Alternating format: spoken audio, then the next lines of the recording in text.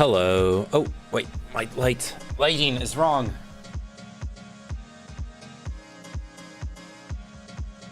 There we go. Much better. Forgot to turn on the front light. My setup is so scuffed. I like it. It works out.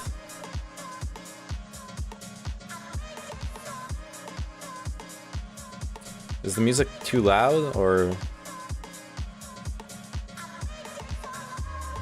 the no light man was chill?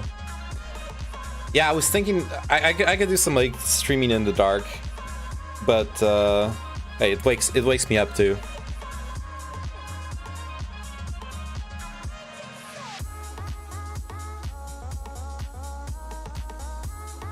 All right, I want to do a quick recap of the of Ukraine news, and then we're just chilling. Yeah, you repeat yourself with Russia stuff. Don't strain your eyes. True. So I figured I was gonna do something I haven't done until now, which was just look at like the live feed from a news agency like CNN. Our houses were shelled and bombed. Civilians are dying. We are in hiding. Kherson resident says. Yeah, Kherson seems to be quickly turning up to be a humanitarian disaster. You can turn the volume a bit down. Okay.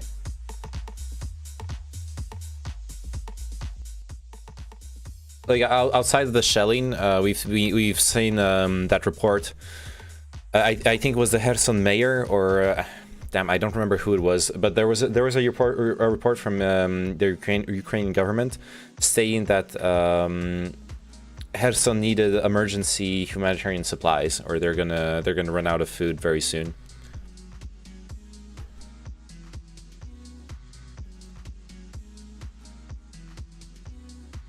The Ukrainian flag is still over Kherson. The city did not surrender to the invaders. The military said not to provoke them, and everyone would stay alive.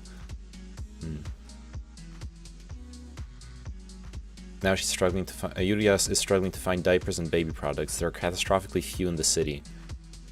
They also have a grandmother with dementia who needs diapers and medicines on an ongoing basis, which are not available in the city.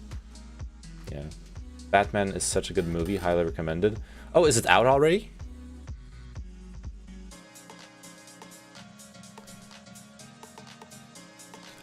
People possibly trapped in rubble of wrecked apartment block in Ukrainian town. Well, yeah, we've seen extensive bombing on the apartment blocks. Oh, sorry, I saw a post in r/justice served how a Ukrainian sniper killed a Russian general. So someone was talking about that yesterday. Apparently, that's been confirmed by the Russian government. Actually, the death of that Russian general. But I didn't check it myself. It was just someone in chat stating that. Yes, watch it in cinema. It deserves a viewing on a big screen. Okay.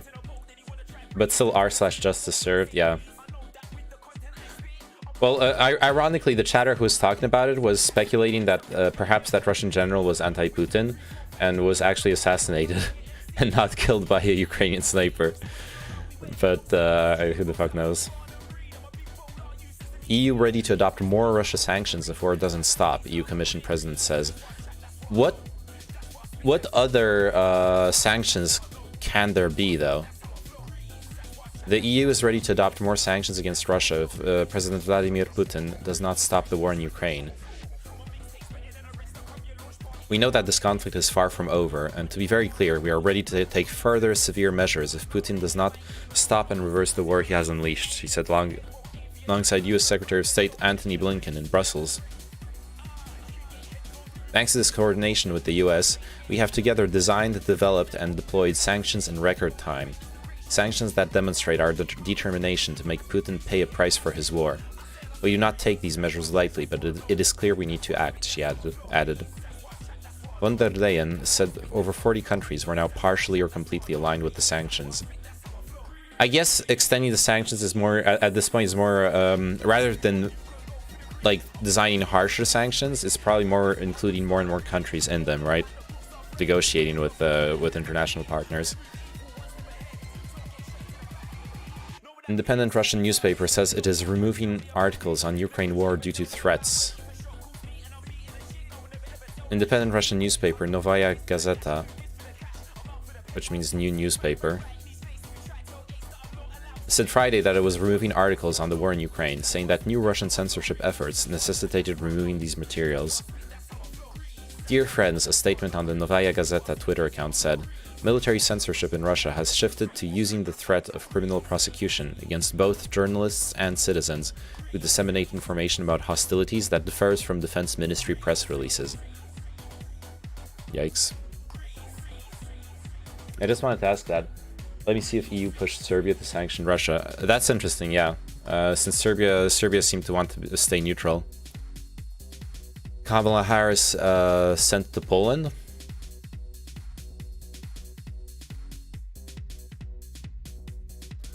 Oh yeah. So I hate to be the person who like repeats the same stuff as the Russian propaganda, but when I read, like, on the one hand, the US ambassador to the UN says, we narrowly averted nuclear catastrophe last night, which I don't disagree. Like, a military operation at a nuclear power plant, for anyone who hasn't followed, yesterday there has been fighting at the Enerhodar, well, it's called the Zaporizhzhia nuclear power plant, but it's in the town of Enerhodar, south of the Zaporizhzhia, and the fighting led to a fire breaking out at the nuclear power plant. The IAEA reports seem to be that everything's safe. However, obviously that's really fucking scary. PBS Newshore interviews the mayor of Kotonop, Artem Semenikin, presenting him as a hero for killing Russian invaders. However, despite his zoom blur effect, you can clearly still see that behind him is a portrait of Nazi leader and Holocaust perpetrator Stepan Bandera. Yeah, I haven't looked into the what is up with the sort of cult of Bandera in Ukraine.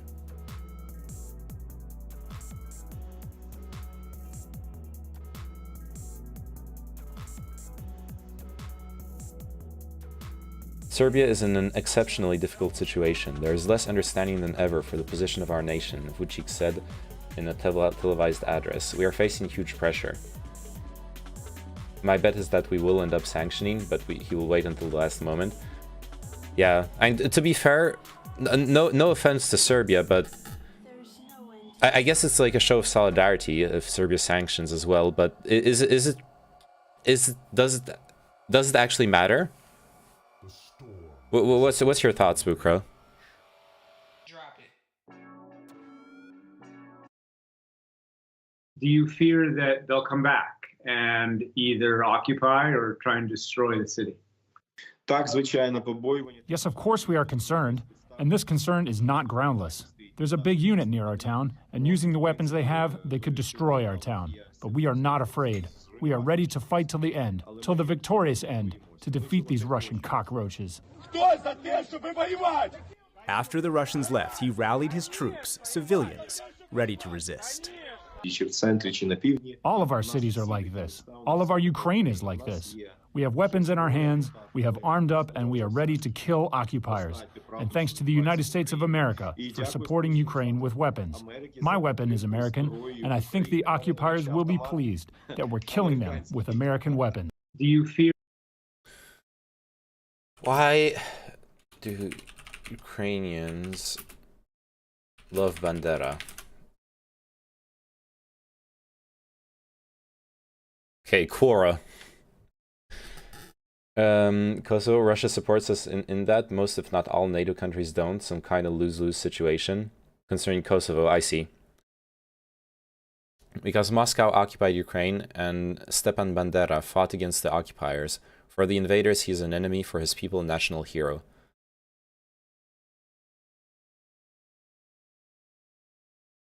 Bandera was a Ukrainian ultranationalist and is a hero for modern Ukrainian ultranationalists only. Bandera and his supporters killed Russians, Jews, Polish, Gypsies, Romani, let's avoid the slur, and all other not enough Ukrainians, prisoners of war, communists, and all who disagreed. They collaborated with Nazis and overperformed their masters in atrocities. Not only Russians call Bandera a bandit, Poles and Israelis do too, and so do many Ukrainians.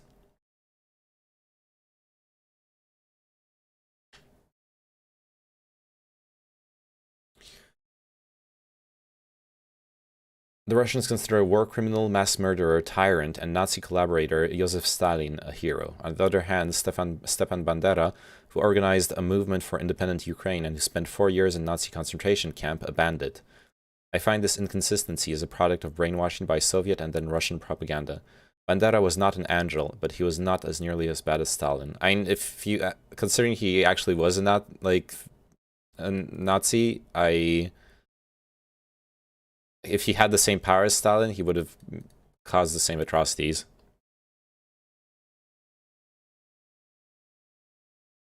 Literal Nazi, yeah, it's pretty clear he's a Nazi. The thing I'm trying to understand, it's like trying to argue that Hitler was just a German nationalist trying to revive the German state. Not cool. Look, next video title: Neyman reads Quora and believes it. Stop. There is. The problem is there is. I can understand a little bit of this. So, like my grandmother, she lived through the. She was a little girl when the Red Army took over Poland from Nazi Germany. And the sad reality is that it was German soldiers. It was not Nazi German soldiers who are risking their lives so she could make it to bunkers when the city was being bombed. And it was Red Army soldiers who she had to be afraid of raping her. Does that make Nazi Germany the good guys? No. But that does make it possible to understand how people may view someone who was a horrible person as a hero simply by fighting against other horrors. Now in 2020, this shouldn't be an excuse. Like, you should be aware of what Bandera represents, but I think I can understand where the sentiment comes from.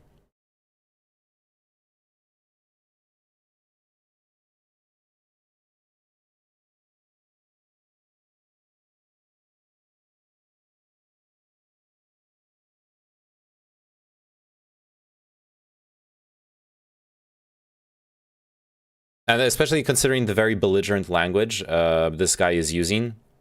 The very belligerent language this guy is using, he probably is a very national, an ultra-nationalist.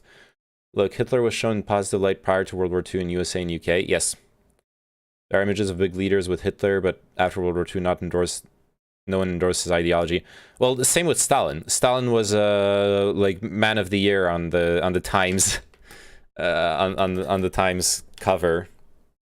And then the Cold War started. Okay, what is this? Nikolai Sarkisov.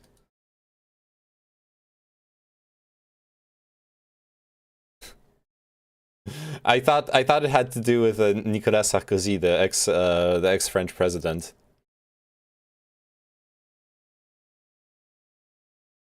But apparently it's an actual Russian oligarch. Nikolai Sarkisov. Oh, no, that's Sarkozy. What the fuck? This is a joke, right? Yeah, okay, no, the other ones are jokes. What does the Man of the Year even represent? Most influencing person? Good person? I don't know, we would have to read the original Times article to see why they put it like that. Even though Osama bin Laden was a hero in the 90s. Yeah. We saw the little article talking about how showing a photo of Osama bin Laden, and the article is saying the brave Mujahideen will rebuild Afghanistan to be a free country, etc., etc. Sarkozy is an oligarch who was one of our finest sleeper agents. Yeah. Iraqi 3 was dedicated to the brave Mujahideen. Yes, it was. Okay, so U.S. ambassador says we narrowly averted nuclear catastrophe last night.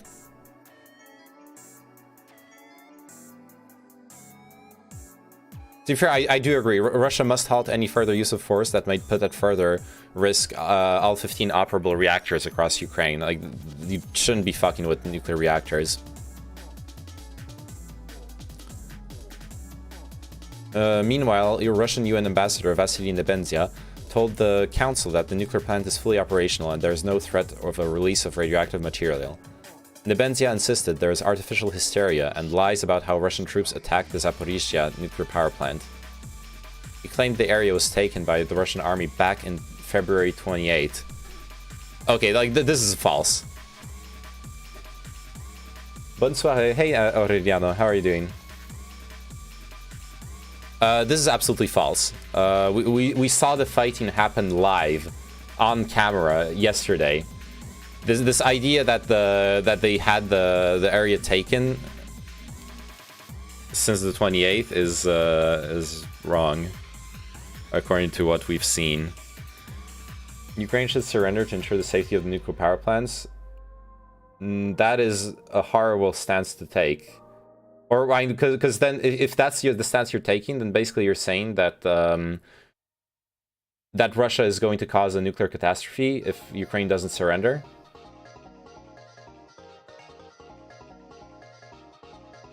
Like, all I'm saying here, I wish Russia would stop the war, but all I'm saying is at least wage the war around the reactors. Now I'm saying the Ukrainians will make one themselves. You're delusional. Saying that Ukrainians like Stepan Bandera is not entirely correct. He is an extremely polarizing figure. People like and dislike him in similar numbers. It's a figure that you won't find many moderate stances on. He had a sort of personality cult around him and flared up again after the fall of the Soviet Union. I think the pro-against Bandera sentiment is also roughly divided into West and East Ukraine, with the pro being more in the west of Ukraine. That was my impression as well, yeah. I think it was you who told me that Zelensky actually criticized Bandera, but only subtly, because he didn't want to fuck over his voter base. West is providing high-tech weapons in Ukraine. I hope it doesn't end up in the hand of independent militia and mafia. Because if that happens, then both Russia and the West are in danger. Yeah. Well, yeah, if it ends up just in the hands of arms dealers, then that's a pretty bad scenario.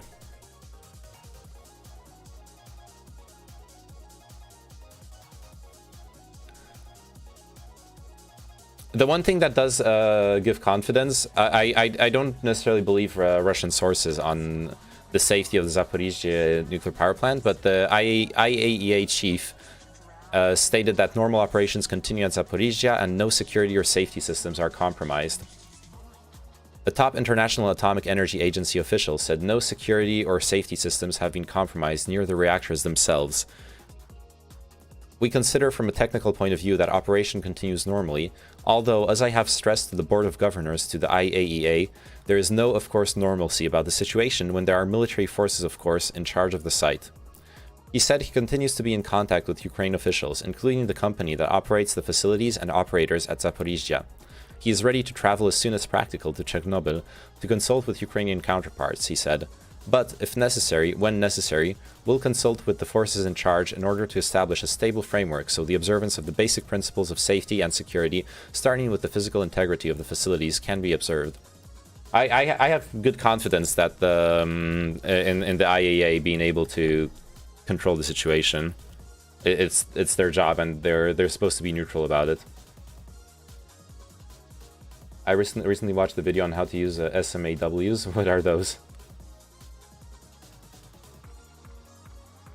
Zelensky has pushed a bit back on having so much stuff named after Bandera, but made sure to phrase it like we should also promote other important Ukrainian figures.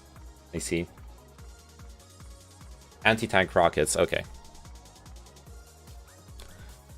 U.S. Labor Secretary predicts some short-term inflation, but says U.S. needs to stand with Ukraine. I'm we're pretty. Are we still like? I'm pretty sure we're still like in the middle of a recession. Stingers, anti-aircraft missile rocket launcher, yeah.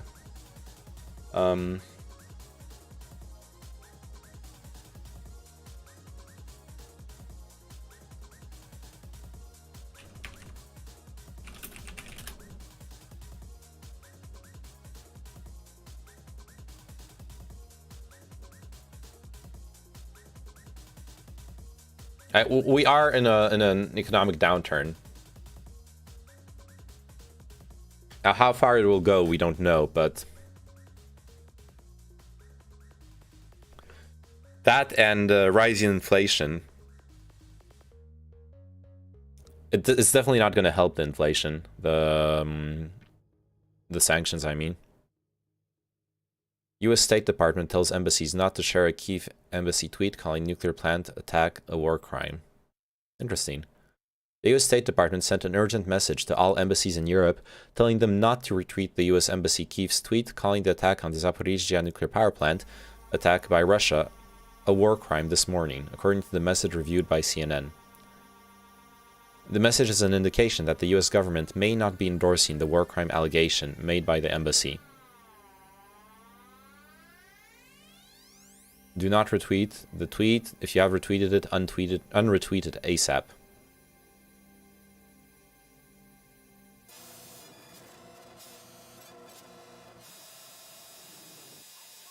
Thus far, the administration of US President Joe Biden has not said that any of Russia's aggressions in Ukraine amount to war crimes. President Biden said they are following Russia's actions closely when asked about the matter on Wednesday. I wonder how much of this is diplomacy, like wanting to give basically wanting to give Russia a way out. Yeah, sorry for the music. Oh, that was a bit much. Did you see the journalist saying that yes, the Americans used thermobaric weapons in Afghanistan, but this is Europe, more mask of journalism? I did not see that. He's right. I am a murderer. Sadly, we have seen I was just an ordinary we have seen people hey KP Fett. remember what we promised. Sadly, we have seen people try to justify the difference in response. Be there for each other. Try to justify the difference in response but for Ukraine or for other countries suffering from those kinds of invasions. I think the only sane response is to bite the bullet and accept that it's hypocritical. Maybe I'm the one who should have a crush on you. But because by accepting that, you can acknowledge that the right response is the response we're having right now for Ukraine, and that other countries deserve this kind of response. Do I play music? Yes, I play electric bass.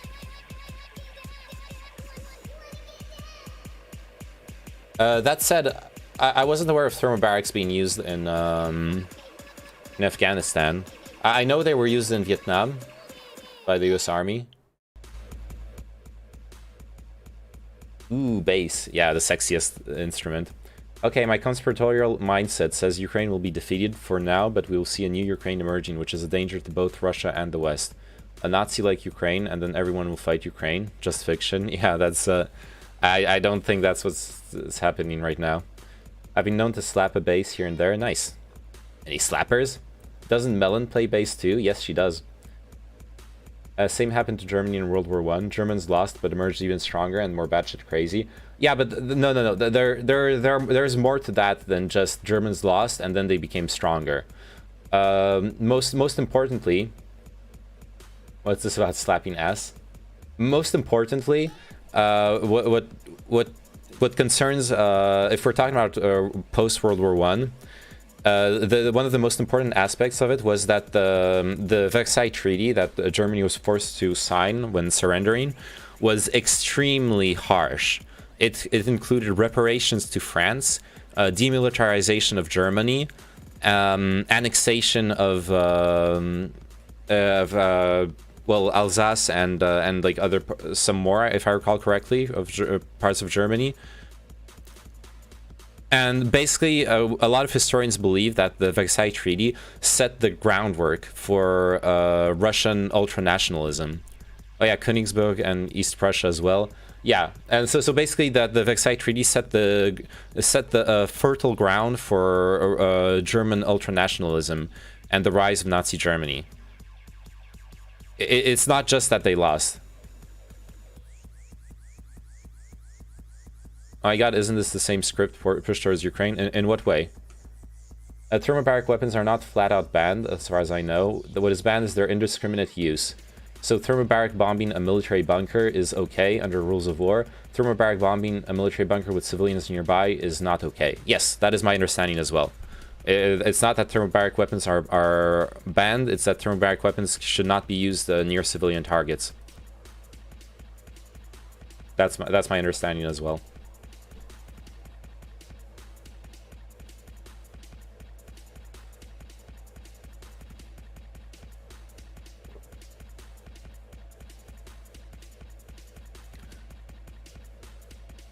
So I find it pretty interesting that the U.S. Doesn't want to tweet out accusing Russia of war crimes. I think it's pretty clear if you've been following the day-to-day news that war crimes have happened. So, and the U.S. State Department has to know about it.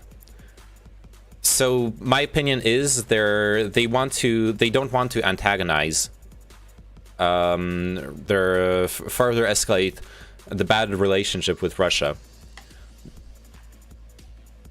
Because if you look at it from an international law perspective, if the U.S. Openly accuses Russia of war crimes, then when a path for peace starts opening up, they would be theoretically obliged to pursue actual legal repercussions for the war crimes, whereas turning a blind eye at them is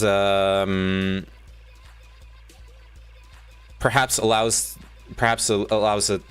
negotiations to proceed without pushing for more concessions on that side. Pot calling the kettle black. Just because some residential buildings have been accidentally hit doesn't prove war crimes. You need to prove intent. There is intent. It's very easy to prove intent.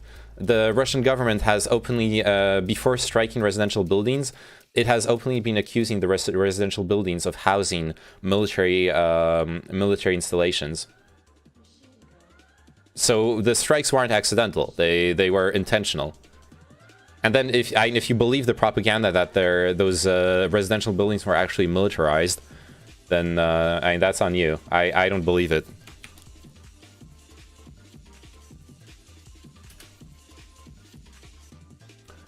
Can you imagine a BBC correspondent publishing a guide for Palestinians on how to effectively attack Israeli armor and kill the soldiers inside? Where to throw a Molotov cocktail? Guide for Ukrainian volunteers. Shows weak spots in Russian armor. Also, I don't think you're required to prove intent for war crimes. That's true as well. Yeah, you don't need to actually prove intent. But yes and no. Like when it comes to bombing, hitting civilian targets, my understanding is there is some level of leniency for like mistakes being made.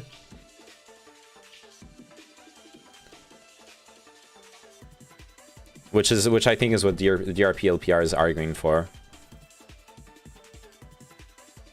All Ukrainian men have been drafted, so yeah, they probably were military installations now. It's a bit more complicated than that. You're oversimplifying the situation.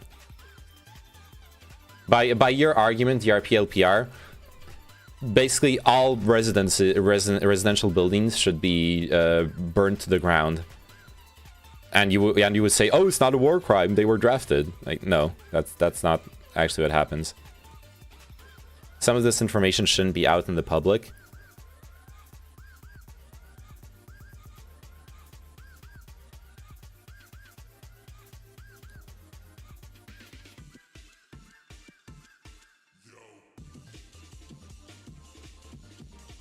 Wouldn't do to start talking about each other's war crimes. That is a gentleman's understanding. Yeah. Zelensky is the one who turned all of Ukraine into a hostage situation. No.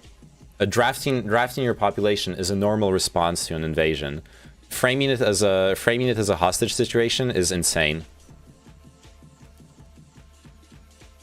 Calling them criminals for defending their country is also insane.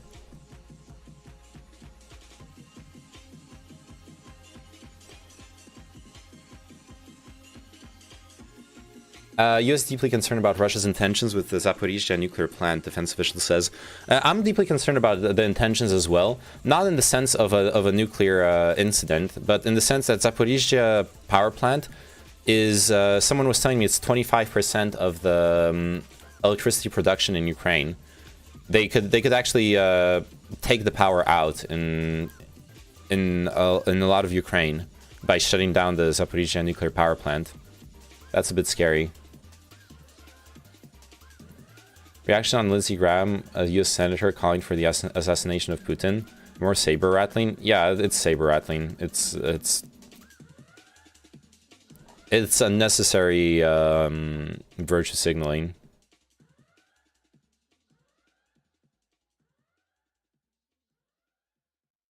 In 2002, the U.S. passed the Hague Invasion Act that says the U.S. can invade the Netherlands if the International Criminal Court tried to charge any American for war crimes. I'm pretty sure that's false. We already have one person spreading fake news in my chat. Anuj, we don't need you as well. Completely random tangent, but it's insane to me how quickly my brain has gotten used to seeing the war damage. A week ago, it was shocking to see shelling near civilians. Now I see blown up tower blocks and it's just, yep, yeah. Okay. Hague Invasion Act.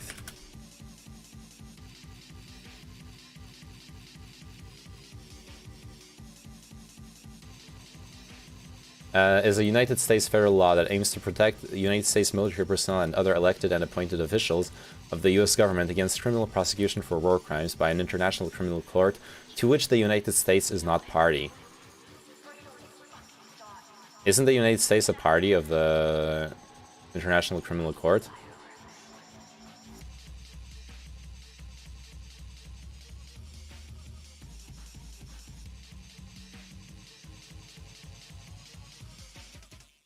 The Act prohibits federal, state, and local governments and agencies, including courts and law enforcement agencies, from assisting the International Criminal Court.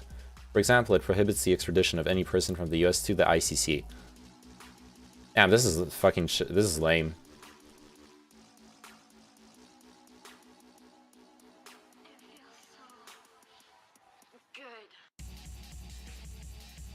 Yeah, the Hague Act is real.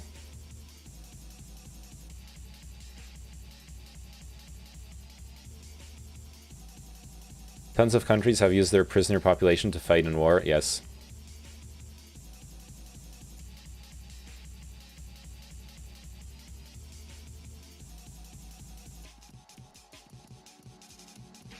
Dude, the USA will fuck the Netherlands up if they ever trial US war criminals and they are in NATO. No, this is not what this means. If the US actually invaded Netherlands, do you actually fucking believe that no one would react to that? I'm not saying this is a good thing, this is fucking insane, but to call it the Hague Invasion Act is fucking insane.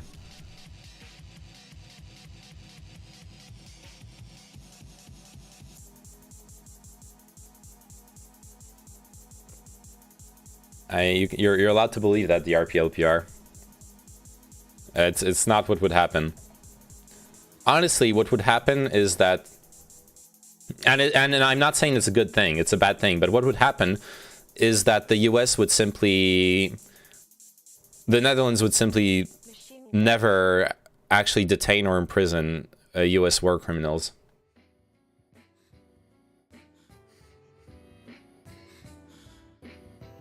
Literally obligated to the president to break out war criminals. No, law, there, okay, this is a clear misunderstanding. Having the law be written and having the law actually be executed are two completely different things. You can choose not to enforce a law. This doesn't obligate the president to declare war on the Netherlands if they have imprisoned a US war criminal. The important part of this is the extradition. Because you can imagine it's not really going to happen that a US war criminal is going to be arrested by the Dutch. That's just not going to happen.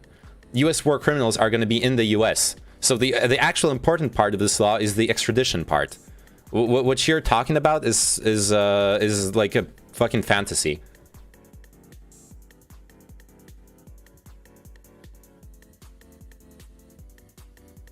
Wait, this act means that if a Dutch citizen was jailed by the ICC, the US could go and grab that citizen? No, it's only for US citizens. It's only for US or allied personnel being detained by... Or I guess allied personnel.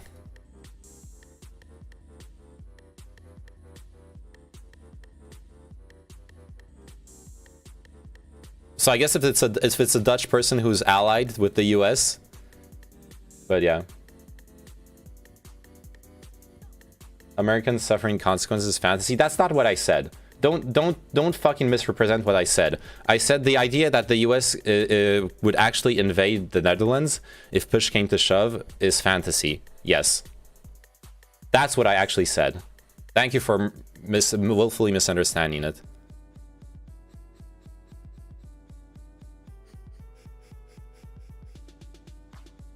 No leakage of radioactive material. Actions of Ukrainians have stalled large Russian military convoy headed towards Kyiv. We have reports that a bridge was blown up that we believe was in the path there. Yeah, I saw the photos about that. Russia bans Facebook in the country. That's not unexpected. Ukraine's UN ambassador calls for urgent discussion on no-fly zone. We talked about that a bit yesterday. I don't think that's actually going to happen.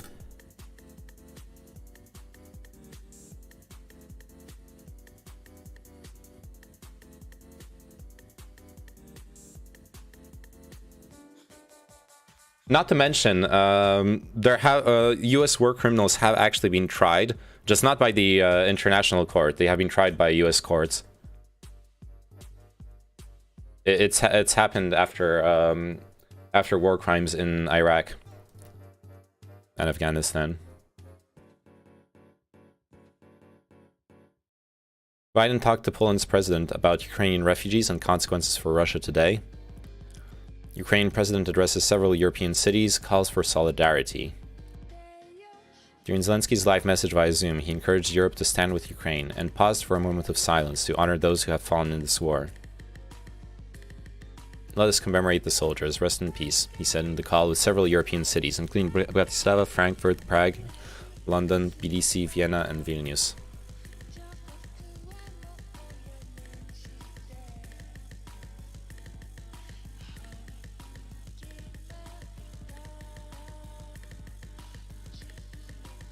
U.S. Energy Secretary calls on Russia to allow Ukrainian nuclear operators to work safely.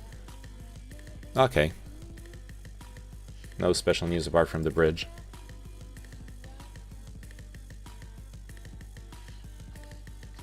Some given pardon. Trump gave pardon to one war criminal. Oh yeah, I remember that. Yeah, fucking Trump, dude. I remember seeing the Trump pardon. It's fucking disgusting.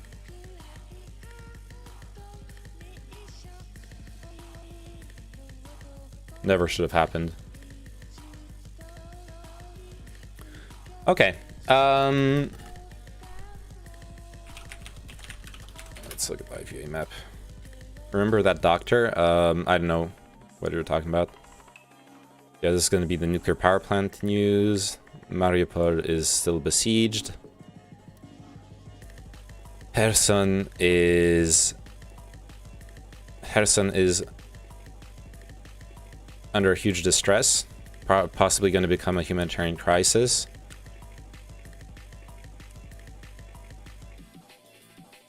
Nikolaev Regional State Administration, Vitaly Kim, reports that according to its sources, the movement of military equipment of the enemy from the direction of Crimea is suspended. If that is true, that would be interesting news.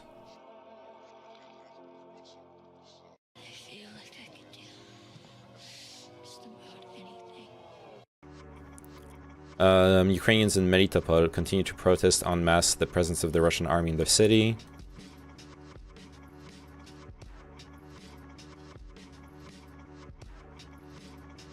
Kharkiv still stands.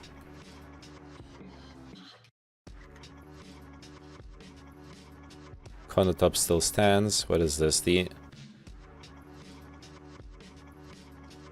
Nothing special. And Kyiv still stands.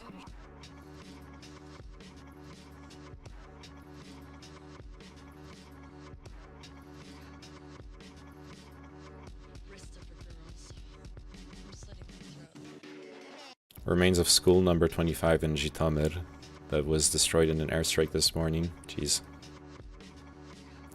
Yeah, we've seen the airstrikes ramping up. Hey, Melon.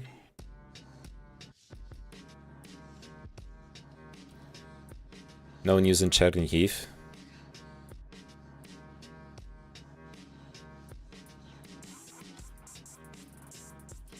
Well, another day of the Ukrainian army resisting.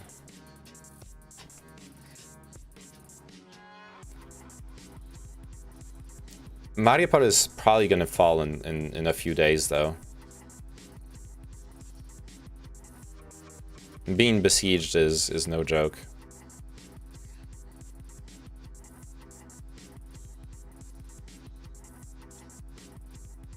Now, I really wonder about this news of this news from Mykolaiv stating that the Crimean offensive the Western Crimean offensive is not getting reinforced. That is very surprising to me.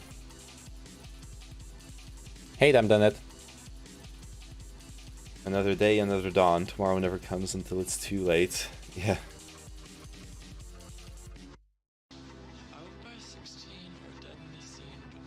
You just woke up, Melon. Nice. You're gonna be all pepped up for the panel. All right. So I just wanted to for those who have been used to me covering Ukrainian news over the past week. I do also, whether Ukraine is getting down to -9 degrees, no power, no heat. Yeah, I have been. I also have this this panel, this sort of podcast that I've been organizing from time to time with my good friend Melon, where we talk about relationships, sex, and all that kind of stuff. And we have one programmed for today in 5 minutes. So that's gonna be what's today's subject is going to be kinks. Oh yeah, I was wondering who this song. Tomorrow never comes until it's too late. Oh, yeah, this is a remix. Okay. People can also join in. Considering we have guests, I don't know if we're gonna have people if we're gonna do like open questions or whatnot. We shall see. I've invited Katarana, and she has a friend of hers who's also gonna come join. Let's see.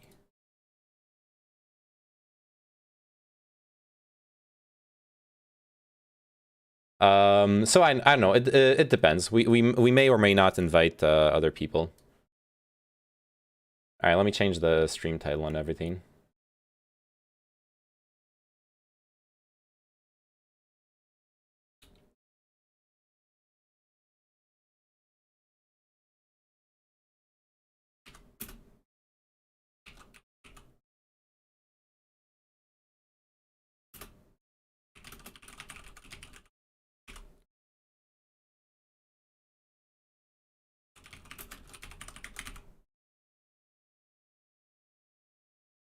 Let me switch over to just chatting.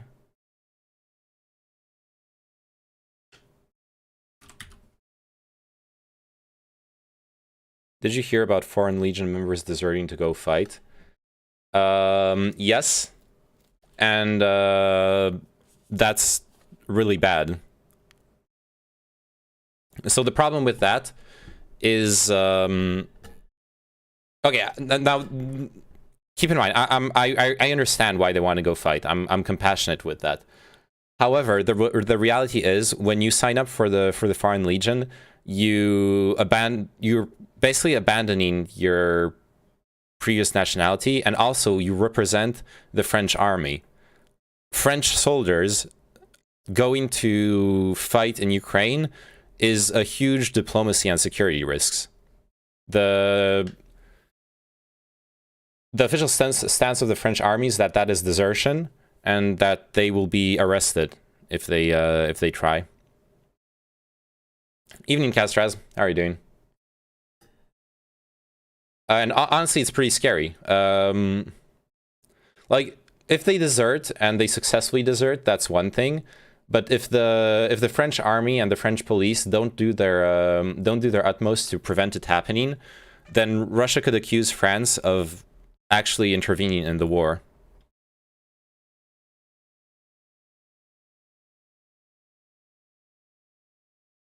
All right, I'm waiting for the people for the panel. Let's see what could we do while waiting. We could like look at some memes or whatever. Oh yeah, someone wanted me to watch this. Let's go with the classics. Food porn. Thank you, War Robots, for sponsoring this video. Before we can actually test salt-based hot fat searing, the first thing we need is fat. And I'm talking about good old beef fat. These are trims from ribeye, so we all know that it is as good as it gets. And the only reason I was able to get this amount of good fat is because of my meat dealer. Am I still seeing that nice French girl? You mean Sophie? Yeah, we're still together. Fat? That is exactly what this is. As the only thing better than real porn, yeah, I agree. Again, that's why it pays off to have a good meat dealer. And if you don't have one, man, you're missing out. Now, as you can tell, you can join me now, Melon. Pieces, and I have to trim them down to manageable sizes so that we can actually sear the steaks with it. So I first started with the lamb ones. My goal was to make 3 inches block. Hopefully this is gonna work great, and I'm looking forward to find out how it's actually gonna taste. And of course, I did the same exact thing for the beef fat. I just cut them all in manageable sizes. Now, one of the important things that I thought that I needed to there's an expression from a French comedy TV show where they say fat is life. Fat really is life, man. They're like this whole like anti-fat propaganda saying that it's bad to eat like fatty foods and everything. It's wrong. It's just objectively wrong. There's been reports of French soldiers overtaking a few Russian-occupied cities. Reports of legionnaires taking scalps of Russian conscripts. What the fuck? That has to be fake news. Oh, you fucking idiot. You fucking idiot. Come on. Oh, no. The butter says it all. I mean, real butter. No one does not like butter, exactly. Yeah, Melon, you can join at any moment. You're welcome. God damn it. Find out was the smoke point of fat, because once you pass that smoke point, everything starts to get a little bitter, and my goal was to render this fat a little bit and get it nice and hot without actually passing the smoke point. So if you go to Google and search up the smoke point for beef, it will tell you that it is 400 degrees Fahrenheit. So that tells me do not pass that temperature, because if I do, it's gonna start getting a little bitter. I did the same thing for lamb, and I found out that usually the smoke point of animal fat is at around pretty good. 425 degrees Dude, Fahrenheit. I'm actually so happy to have this panel and to not like spend another evening just streaming about Ukraine. How many days have you been doing Ukraine stuff? How many weeks? Well, 1 week non-stop, but then yeah, I had also talked about the Ukraine situation in previous months as well. Holy shit! Look at this fat. Are you looking at my stream? Do you see this? Yes. Holy fuck! Yeah. As you can see, my beef fat is getting brown nicely and quick. The lamb one, on the other hand, not so much. Check it out. I kept flipping it to make sure that I did not get any burn bits. The last thing I wanted to do is to ruin my steak. And that's because I'm going to be using this. And as you can see from the label, it is Wagyu. To be a little bit more specific, I want to make this. I want to eat this. Tenderloin. And I mean, yeah, me too. This experiment, let's try it out with one of the most. This is not safe for vegans. Hot Bay does not offer this in this restaurant. I mean, we're gonna go all out. And here's one of the most important. Isn't it like really expensive? Wagyu is really expensive, yeah. Never wash. It's supposed to be like. Always just use a paper towel. It's supposed to be like the best meat beef in the world. This is what it looks like. I want to try this. We can really appreciate the beauty of this beef. But most importantly, you can see that we still have quite a bit of silver skin. So like it's supposed to be special because it's it's like the highest fat content beef in the world. And fat's supposed to be tastier? Yes. That's like what I avoid in meat. Fat is good. Then I went ahead and separated the Like, I hate it when there's like big chunks of fat in my meat. Oh boy. Oh, it's like dispersed within. It's marbled. Because this is a prestige cut and it has plenty of intramuscular fat. Your girl wants to try this in a different way, if you know what I mean. What? What do you mean, peasant? What does he mean? Look at this marbling. What do you That, my mean? friends, is exactly what I was looking for. Care to I mean, come elaborate on take that? a look at this. If that's I not look at like what is. it's not Yeah, like I a chunk cannot of wait to fat. You find see, out it's how it's the like fat is gonna do Oh, marbled yeah. into the beef, and it's supposed to make the beef really soft and yummy. Nice and hot. Which part of the cow is this?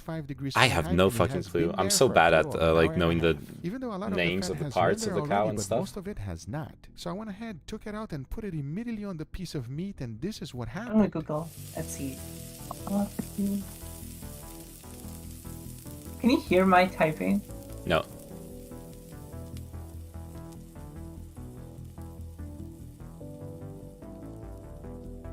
This is the back, like the spine, either side, I think. Oh.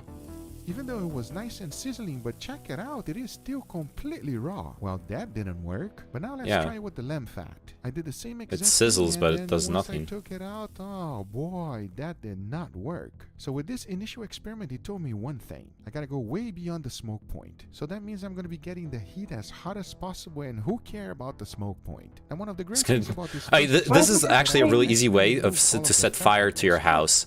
Having a pan full of boiling oil inside an oven deep fry the fat and you will get or like on a Oh. fire is really fucking dangerous. It looks like it's about to overflow. Yeah, well that's the thing. If like enough drops of oil flow out of the pan into the fire, it will like actually make a fire. And oil fires are horrible to put out. This guy's living on the edge.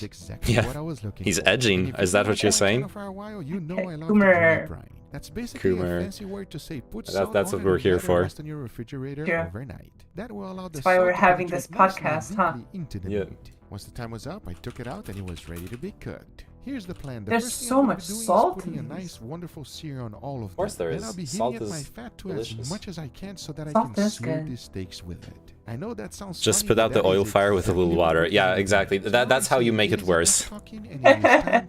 I'll try that next time. Thanks for the advice. Do it.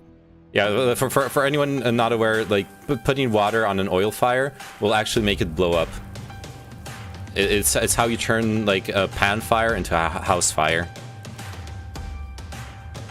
I've seen a lot of videos of that. Yeah, Oh my god, that looks so good. it does. Just put the top on it, and if the fire goes out, well, yeah, that's probably the best way to shut it down.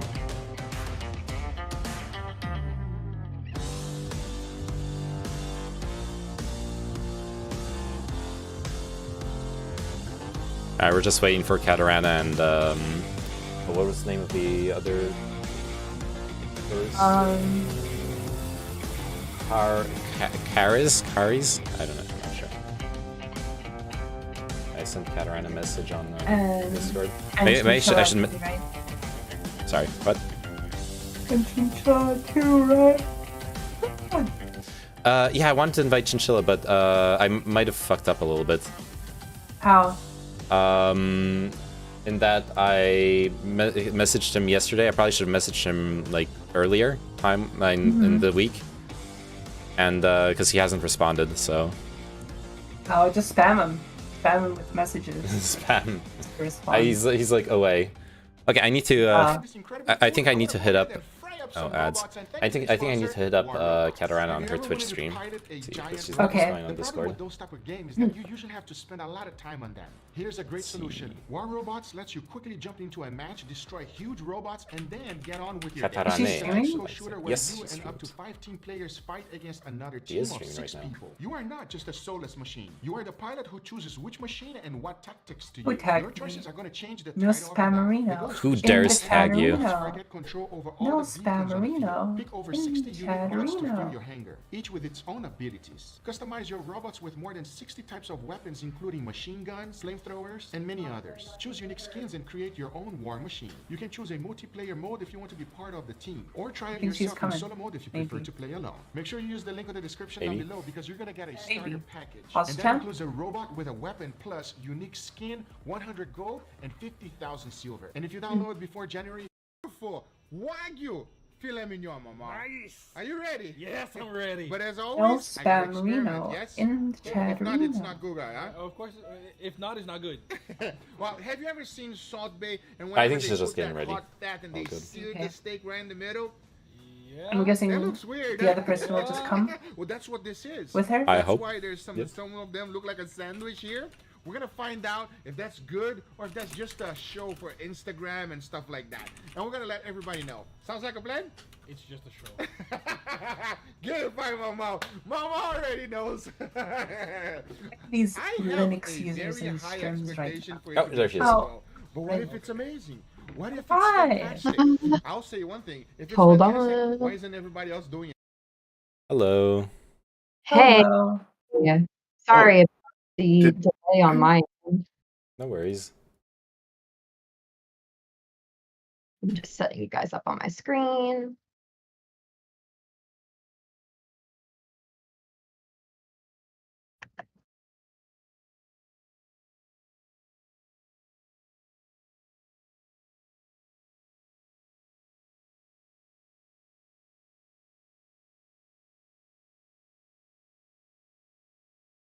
Nice. Hello, Car. Car? Hey, Car? good How, to see you. how should I call you? Car. Car, Like okay. the thing you drive. Yes. Nice. Let me switch my camera. They don't have those in France. Yes. Well, it's more robust transportation to supplement the cars. Cars are secondary. Robust public transit is a good thing. That is true. Well, in big And cities. bicycles.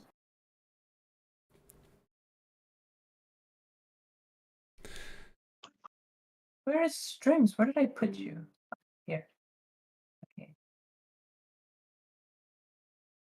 Okay, I'm gonna probably have to switch this keyboard to the back because yeah, like My room's a it's- little bit of a mess, so sorry about that. Hey, oh shit, it's the first time we see you you Yeah, on cam, true. Melon. That's very true. Nice. Hey, what's up? Not I'm much. gonna I'll switch my camera to you guys, but yeah, just give me a second because I'm having an issue with what am I having an issue with today? Could be anything. Yeah, my keyboard's not working. So I just have to move that around. So yeah. All right, no worries. Just give me a moment.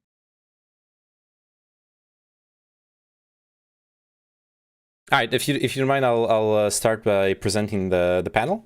So today's subject is kinks. This isn't really like a debate panel. This is more like a chill discussing relationships, sex, and having like a nice comfy space to talk about the problems and the nice parts of all those things.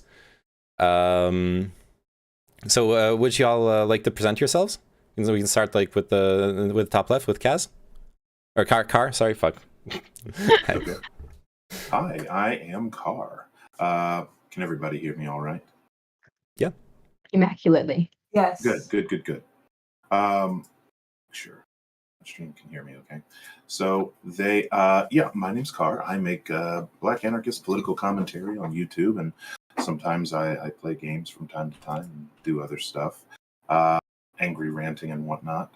But basically he, him pronouns, and I'm in the United States. That's all. Cool. Katarane? You probably want to skip me just for a second so that I can Okay. work on my technical things. Cool. Okay, I'll go then. I'm Melon. I draw. I type in chat. I stream sometimes, enter random panels.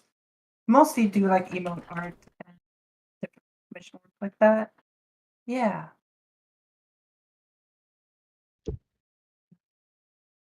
Okay, and I'm like a variety streamer, though recently I'm mostly covering politics and the Ukraine crisis. But I also like chatting about sex, because sex is fun. And that's why we're here, amongst other things.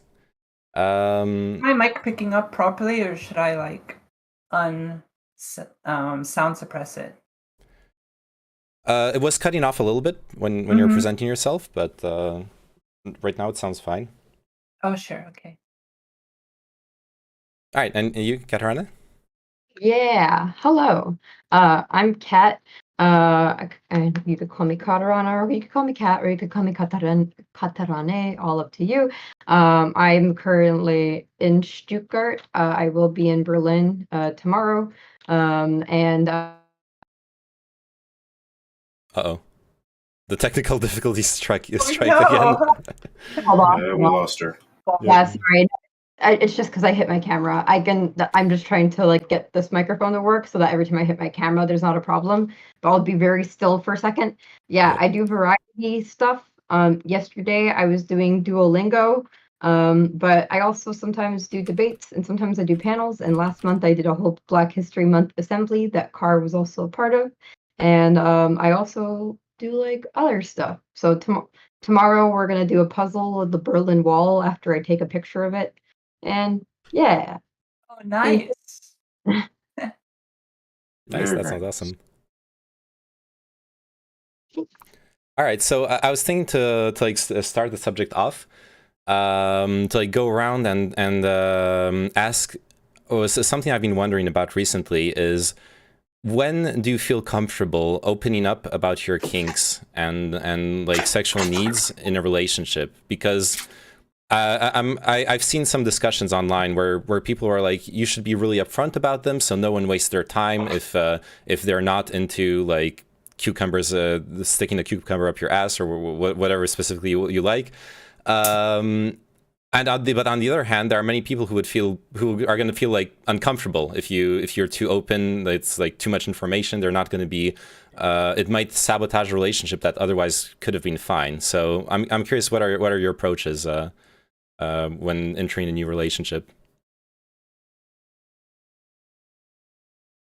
Ooh, I'm very straightforward, I suppose. I guess on my end, I always think that if they have a problem with it, that's their problem. Because like, what's the point of being in like something where you're there for like 6 months and then you're like, oh, I really like this one thing, and like that's something I particularly would need for long term, and they're like, I don't like that. Like, yeah, I guess it just doesn't.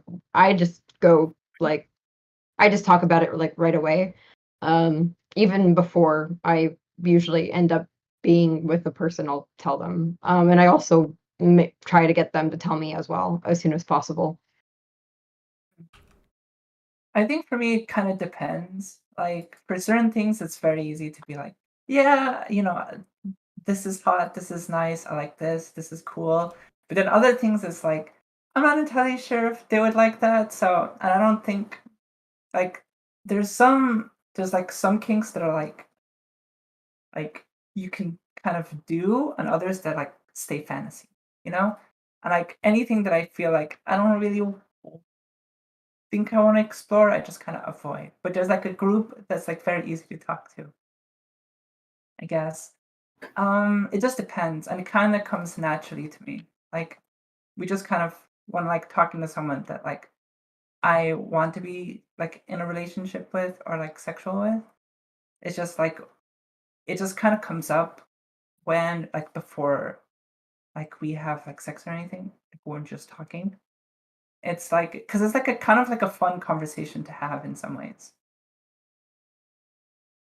Yeah, I'd say that I agree with that. I'm a little bit older and in a established relationship now, so I'm fortunate in that it was kind of sort of a area of where we met to begin with. So the area of different kinks is something that was sort of related to how we met already. So that was an easier conversation to have. But I would say, in dating, it's something that you should be able to naturally bring up early on in the relationship. For many, maybe it's something that they're not comfortable broaching before their first time being intimate. But I think if it's somebody that they see any form of longevity with, then they should be comfortable bringing it up pretty early on, and that's definitely what I would do. Yeah, I think I agree, especially with the something that's happened. When I look back at my own history several times, is like when you're sort of like escalating the intimacy, I've realized that talking about kinks is just really hot. Like you're maybe like cuddling with someone and you kind of know where it's going, and just taking like a little pause to share, like ask like what do they like, maybe share what you like. Not only will it make what happens later on better, because you'll actually know what to do with the other person, but it tends to, in my experience, it tends to heat things up in a pleasant way. Yeah, that's why it's pretty fun. Like, I love discussing it. Plus, have you guys ever done like that? Just like a quiz online or something. It was like BDSM test or something. Yeah. That's like a fun one to do. And like just like sharing it with someone can be, even if you're not going to be like in a sexual relationship with, like just like with friends too, can be really fun. And I feel like I've definitely done that with my partner before. Yeah, it's just like a fun thing to talk about. Like what they like can be surprising. It's like asking them about like their favorite type of foods, you know? Like even it's something that you're not really into, it can be like interesting to hear about. Like, oh god, they like pineapple pizza. Wow, that's crazy. No? That's a red flag, Melon. Come on. Uh-oh. Yeah, I might be freaky, but the pineapple pizza is just a bridge too far. Yeah. Yeah, that's a pure self-report. So probably a little too late to bring up that I'm a huge pineapple pizza fan. Where'd you find this person? They're into some dark stuff if they're into that. Yeah, right. I think that it can be an exciting conversation to have. Mm-hmm. And there's different ways to approach it. You know, it can be something that two people just sort of talk about privately and intimately. They say, hey, you know, what do you think of this? Or what do you think of this? This is something I like. Where do you stand on that? And you know, the most important thing I would say is to gauge people's comfort level at sort of every step of that. And also, because, you know, I'm an anarchist, I always have to preach about anti-colonialism, make sure to shed some of those colonial mindsets of what dating and gender and relationships are all about. And it's a lot more freeing in that regard. And people, I think, can interact a lot more closely then. That makes me wonder. What would you consider to be? What are some like common behaviors that you would consider colonial in relationships? Yeah, I was gonna ask. Well, so when I talk about, you know, getting away from colonial mindsets within gender and dating and sex and intimacy and things like that. So even though we're talking about kink, you want to get away from the idea of a rigid gender role having ownership or having dominance over another gender role and things like that. Because when you are able to sort of break that binary or break that social construct and the connection you have with another person, then you can talk about things like switch, you can talk about things like submission, you can talk about things whatever it might be that you're into, and you'll hear me struggling to keep myself monetization friendly, but basically the part of that is taking off those chains of what is formerly a society established role in relationships with gender and sex. And then that, I think, can open up the conversation even more. And it can come from strange places, like, you know, it's your partner, hey, you like someone who maybe doesn't traditionally wear makeup with however they express, be like, hey, you know, what do you think about wearing makeup? How do you think about wearing clothing? Or how do you think about things like restraint? Or how do you think about things like submission, changing power dynamics in an intimate setting? So these are things that are very rigidly constructed historically. And so I think that those constructs, once you break those away, it becomes a much more comfortable conversation. As a Switch, I 100% relate to what you're talking about. Yeah, definitely. Like to a certain extent, I feel like a lot of fantasies, if not all, always are centered around some form of transgression. And if there's something that's really harmless or perhaps even constructive to transgress, it would be those ingrained social norms. Yeah, and as somebody pointed out here, it's if you take away the assumption of dominance and submission that society has pre-programmed, now it's something you can play with. Now it's something fluid that you can switch around back and forth because it's no longer assumed about however each individual in that relationship presents. Now it's something that has no set standard or no set position in the dynamic. It can be fluid, it can move around, and things like that. So that's why when I say shedding colonial mindsets, I'm saying let's get away from the assumptions of things like gender, get away from the assumptions of dominance and submission, get away from the assumption of roles and intimacy, and then they become something you can play with a lot more in a more fluid manner. If I'm making sense, that is. I tend to ramble, so let me know if I'm not making sense. Do you think like people can like people that are generally like subs or people that are generally doms can be like switches, or like a dom could be like a sub? Do you think, or is it something that you just kind of are? Well, like you can't really, like a dom can't really feel comfortable as a sub, or vice versa. No, I think you could do both. Like, it just kind of depends on like what's your mood for that day. Because, yeah, like I guess I would be considered a switch. It just really depends on the scenario, I suppose.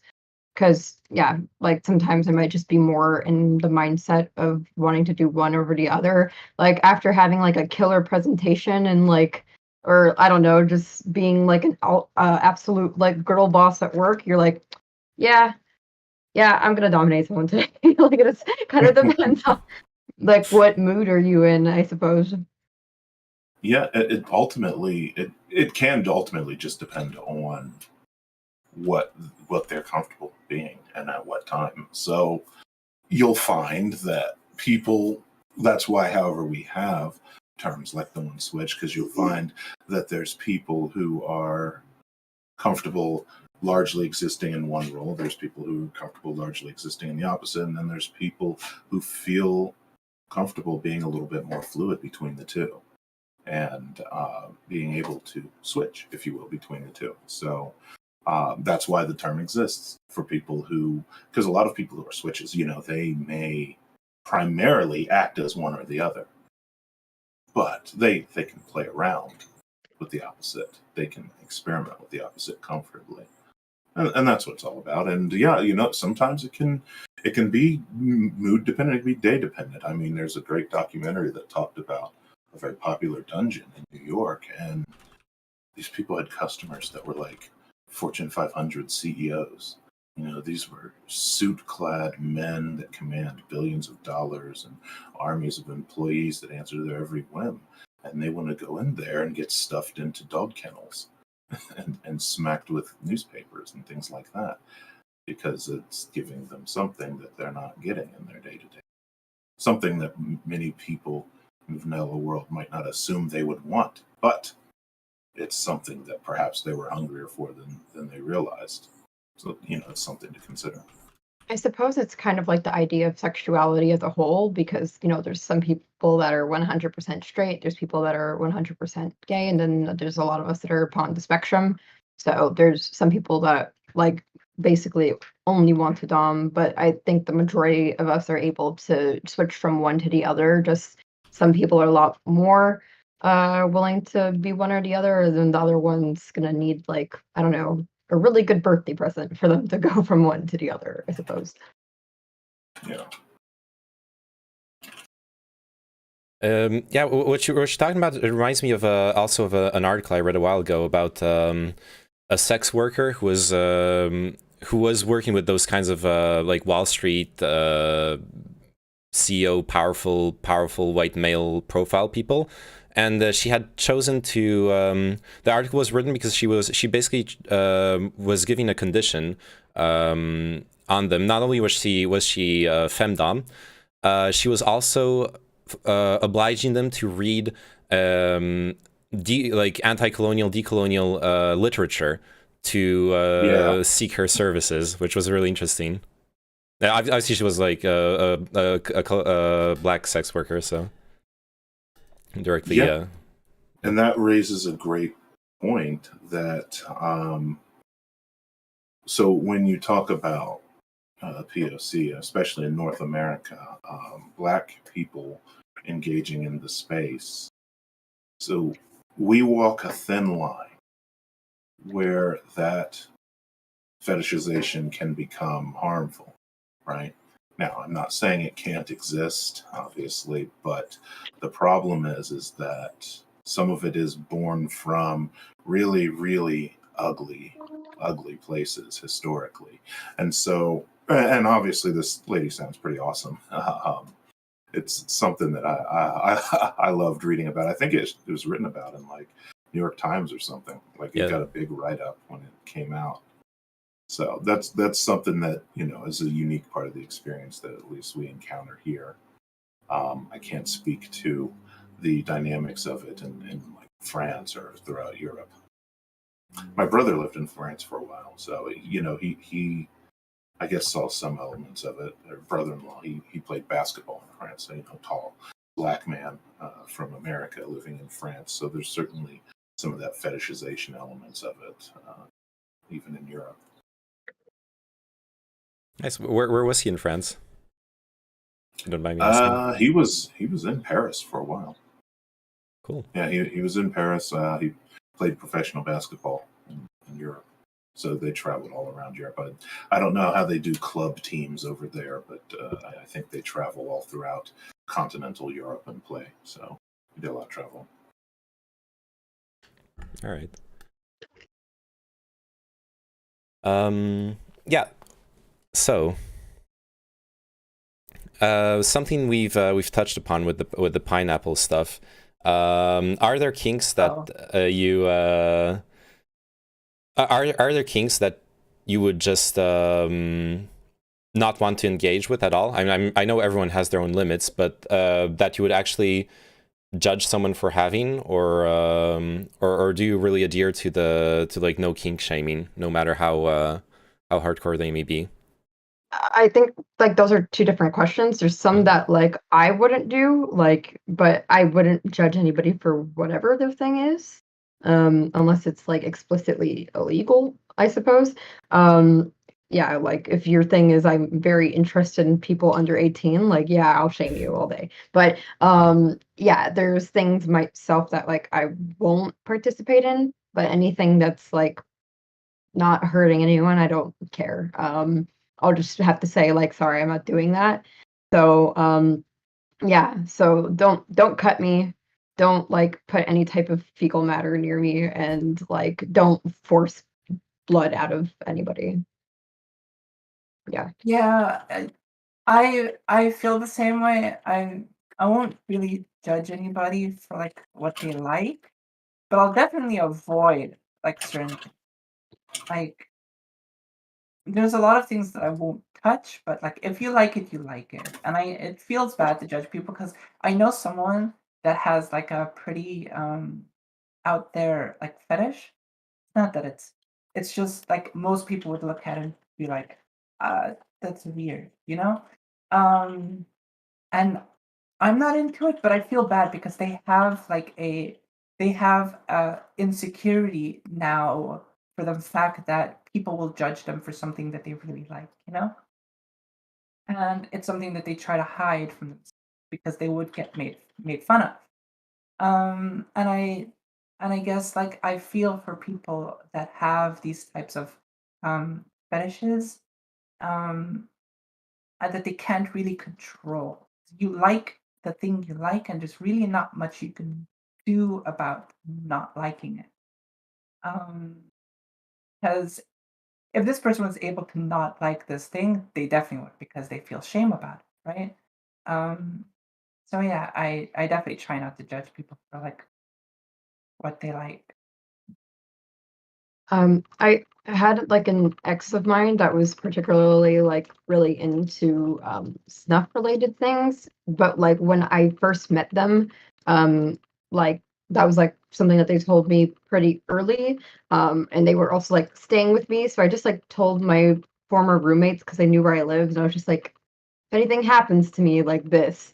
But then like my former roommate, like every time afterwards when she would see him would be like, well, at least we're not into like no one here's into choking. And it wasn't until like maybe the fourth time she like had said it passively that he would like looked at me later. He's like, wait, what did she say? And I was like, oh my gosh, it took you that long for you to realize that? And it was like really Oh. Oh, we lost Kev. Oh, yeah, I'm not allowed to move. Yeah, it was really awkward because I was like, yeah, sorry. Like I told my old roommate, but it was mostly just because you were at my place and I didn't know you that well, so I just like wanted to tell them to make sure I was safe. I guess I kind of did judge that, but it was mostly just because like some of the stuff that they were looking at, I wasn't sure if it was like real or not. So I was like, that's kind of weird. Like, are you actually watching people die? That's not.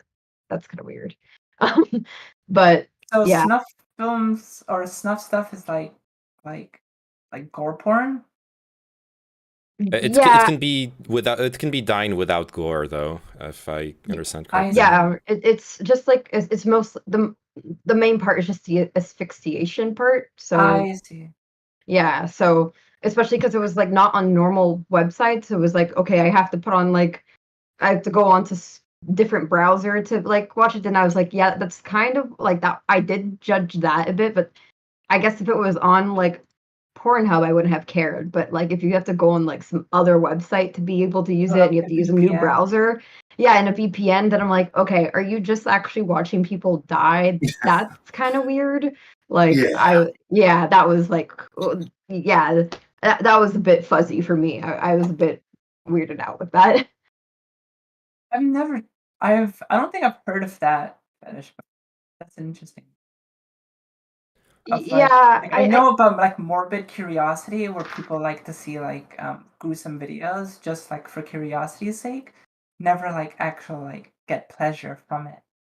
Yeah, no, this was like exclusively what they would watch. So I was just like, and here's what I'll tell you to that. So to an extent, that kind of gets very, very far into some niche corners of it, but you see some of it very much in the mainstream. So think about for a second American Horror movie, right? Think about the TV show American Horror Story. You're guaranteed, no matter what season of that you watch, or no matter what franchise of American horror films you watch, you're guaranteed to get two things.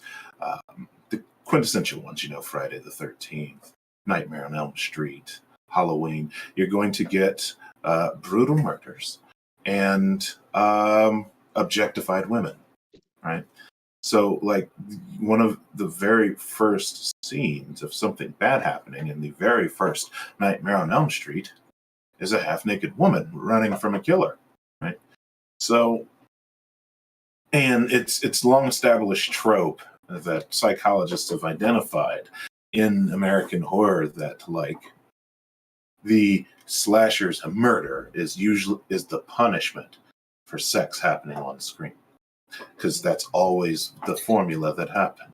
There was a sex scene, the people involved would get horribly murdered, right? And so coupling murder and death with sexuality and things like that, it isn't as far off as people think it is, because you see echoes of it pop up in our media all the time. And maybe I think people like it more than they're willing to let on. But yes, one person in my chat said racks and razors. But I think to answer the original question, I try not to be judgmental. I say to each their own. Some things aren't my cup of tea. consider myself squarely in the dominant camp. So usually it's not so much things that I am being asked to have done to me. It's things I'm being asked to do to people. I guess a personal set of squicks that I have, the things that I kind of don't want any part of, is I tend to despise filth. So too much in the world of bodily functions, I'm not really a big fan of. And well, blood doesn't off-put me too much, but believe it or not, the race play stuff, it's just a little bit off-putting, and that's one that comes up more often than you think. It's one thing if you're just like, your partner is someone of a different race, I have nothing against that. But if your partner of a different race is asking you to do something racially charged to them, like, getting white guys in your DMs saying, hey, can you bring your big black hands and dominate me with your bigger, stronger? They're like, okay, bye. No, thank you. And so it's, again, big fan of both safe, sane, and consensual. And the other sister of that is RAIC, risk accepted informed consent. And I think that's something that people don't talk about, is that, yes, ultimately we want everything to be safe, sane, and consensual, but there also needs to be the conceit that some things you do have a risk of you getting hurt, right? So if somebody's doing bondage suspension, or if somebody is doing striking and wants to be smacked around and things like that, if somebody wants to be choked or beaten with a rattan cane, you accept that some elements of it are inherently unsafe, but that's why it's called risk accepted informed consent. So that's sort of where I am. It sucks that there's a lot of minority groups in general have to face with a lot of fetishization of it. And yeah, they just have to kind of deal with that in their lives, and that kind of, I wish there was some way to like some type of push against that. There's been a lot of good push in media for representation of minority groups in media, but I don't see much push for to stop a lot of fetishizing when it comes to POC Asian people, LGBT people as well.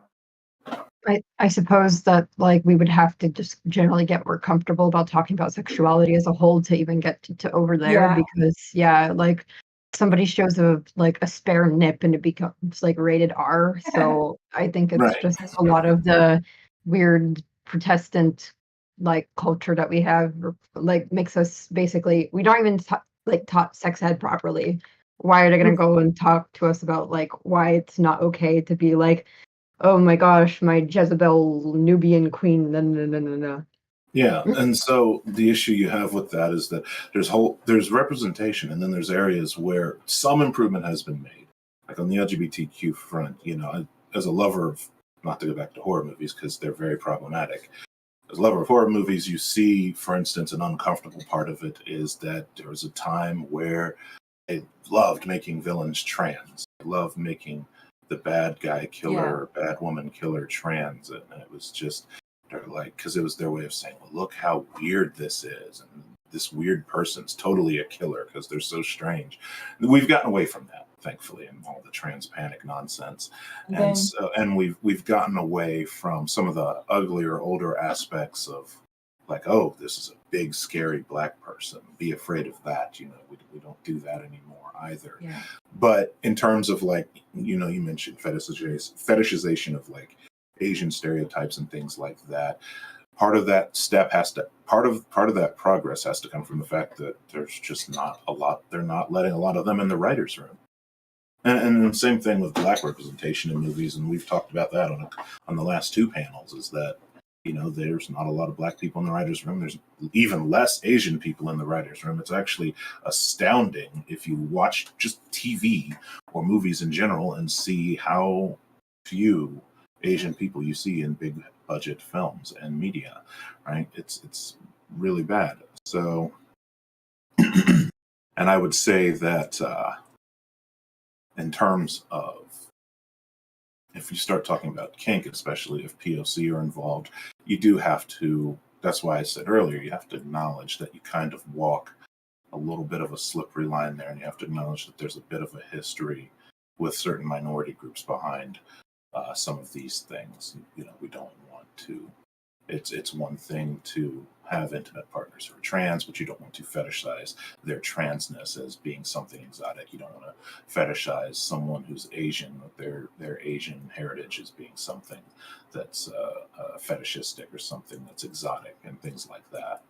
And that should be, a conversation that anyone is comfortable having with someone that they're calling a partner, even if it's a partner just for one intimate session. It's something that they should be able to talk about.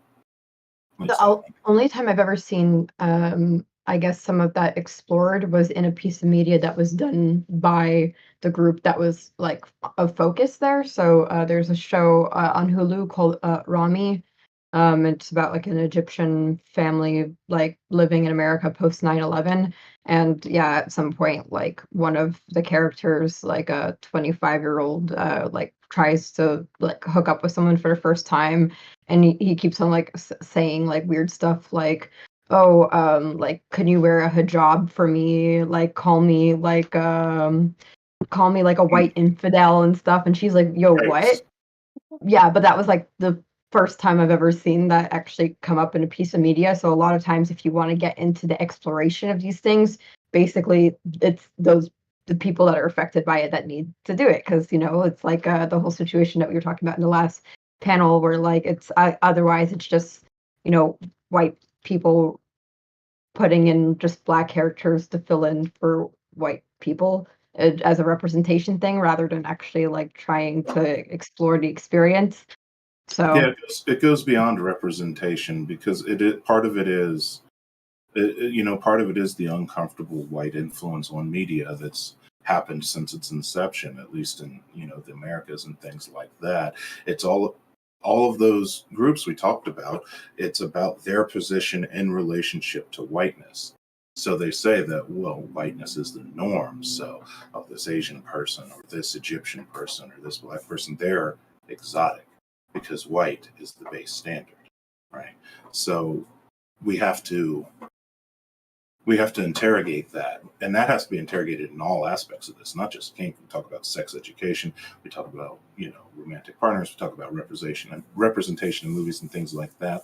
We have to flip the script on what is that default that we used to operate under and how to move away from that, because that's one of the ways that the colonial mindset and white supremacy still represents itself in relationships in film and media.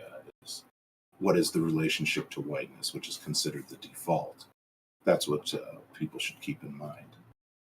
So we've mentioned like in the when it comes to well, I guess we're like talking about porn basically, stigmatization, the inclusion of marginalized people in the in the writing and the design of it, and also representation. But I think there's one aspect too that we haven't discussed yet, is the systemic exploitative nature of mainstream porn, where it seems like to this day, despite some from time to time outrage for calling for regulation and such, a lot of mainstream porn institutions do seem to openly encourage and profit off the exploitation of people.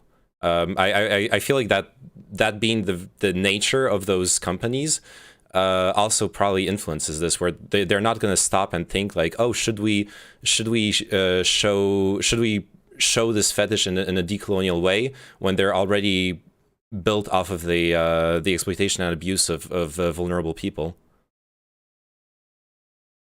Yeah, and when you get into that, that's where you go up against the capitalist profit motive, is that it's hard for someone to find, well, if somebody's, if a studio is producing pornography, if we're talking about porn, major studios, their goal is always going to be leaning towards what's established, even if those stereotypes and that established element is problematic. And yeah, so that even extends to kinks, and I've always maintained that porn can be a very risky area to learn about these things because not a lot of people, not a lot of people are doing these things, showing these things in a manner that I think could actually be learned from.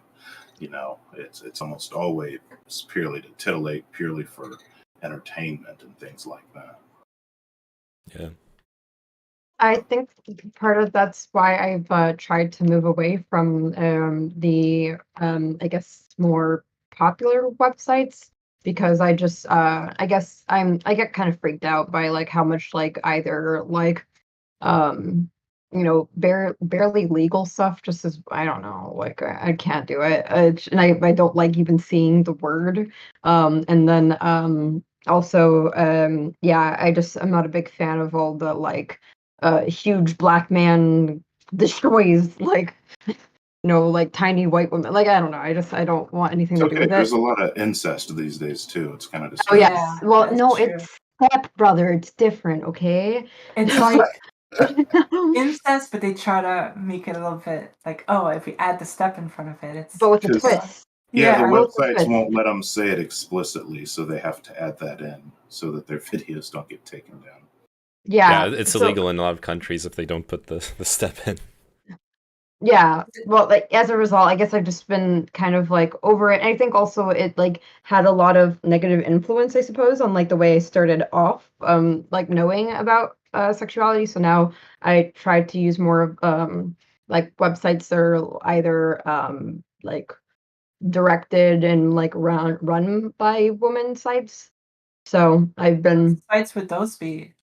I've been using Belissa lately. I paid for it. It's like $3 a month, so I'm like, whatever, sure, I'll do that. And yeah, like I just prefer that overall because I guess I don't know everybody's personal like life in there, but apparently like they allow the people to choose who do they want to partner like with. And I guess it just feels like more ethical, I suppose. Also, everybody that's on there is like very clearly at least older than me, so that's cool, I suppose.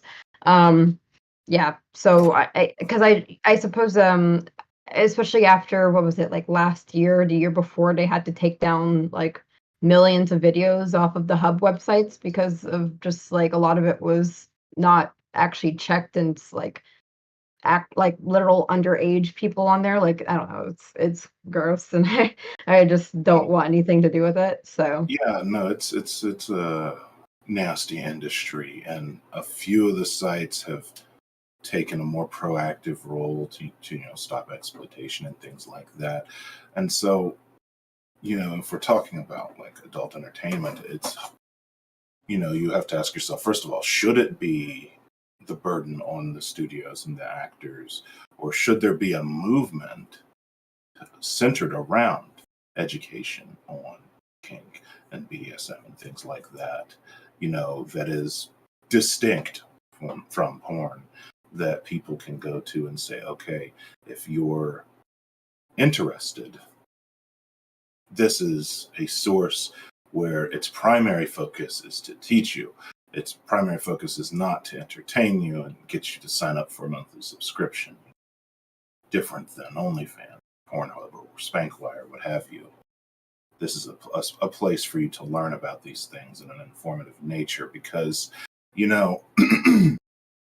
they, unfortunately, even as accepted as a lot of it is, and even as easy as it is to find on these major websites, when you start talking about kink, it's still considered, they still use terms like taboo interchangeably to talk about it. And, they still treat it as that thing that's off in the distance, like, hey, we have it if you want to search for it, but we're not going to present that front and center, but it's here if you want it, right? So it's not something that's even yet part of the main conversation. And honestly, the tide is shifting on that. You trust me, talk to youngsters long enough, and you'll see that they're much freer in upcoming generations than. And I'm an old millennial, so definitely different than I was at their age for sure.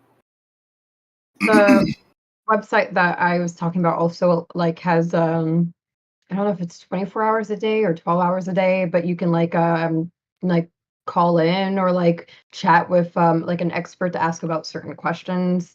And then they also like do like they have like lessons and stuff that are done by like doctors, I think.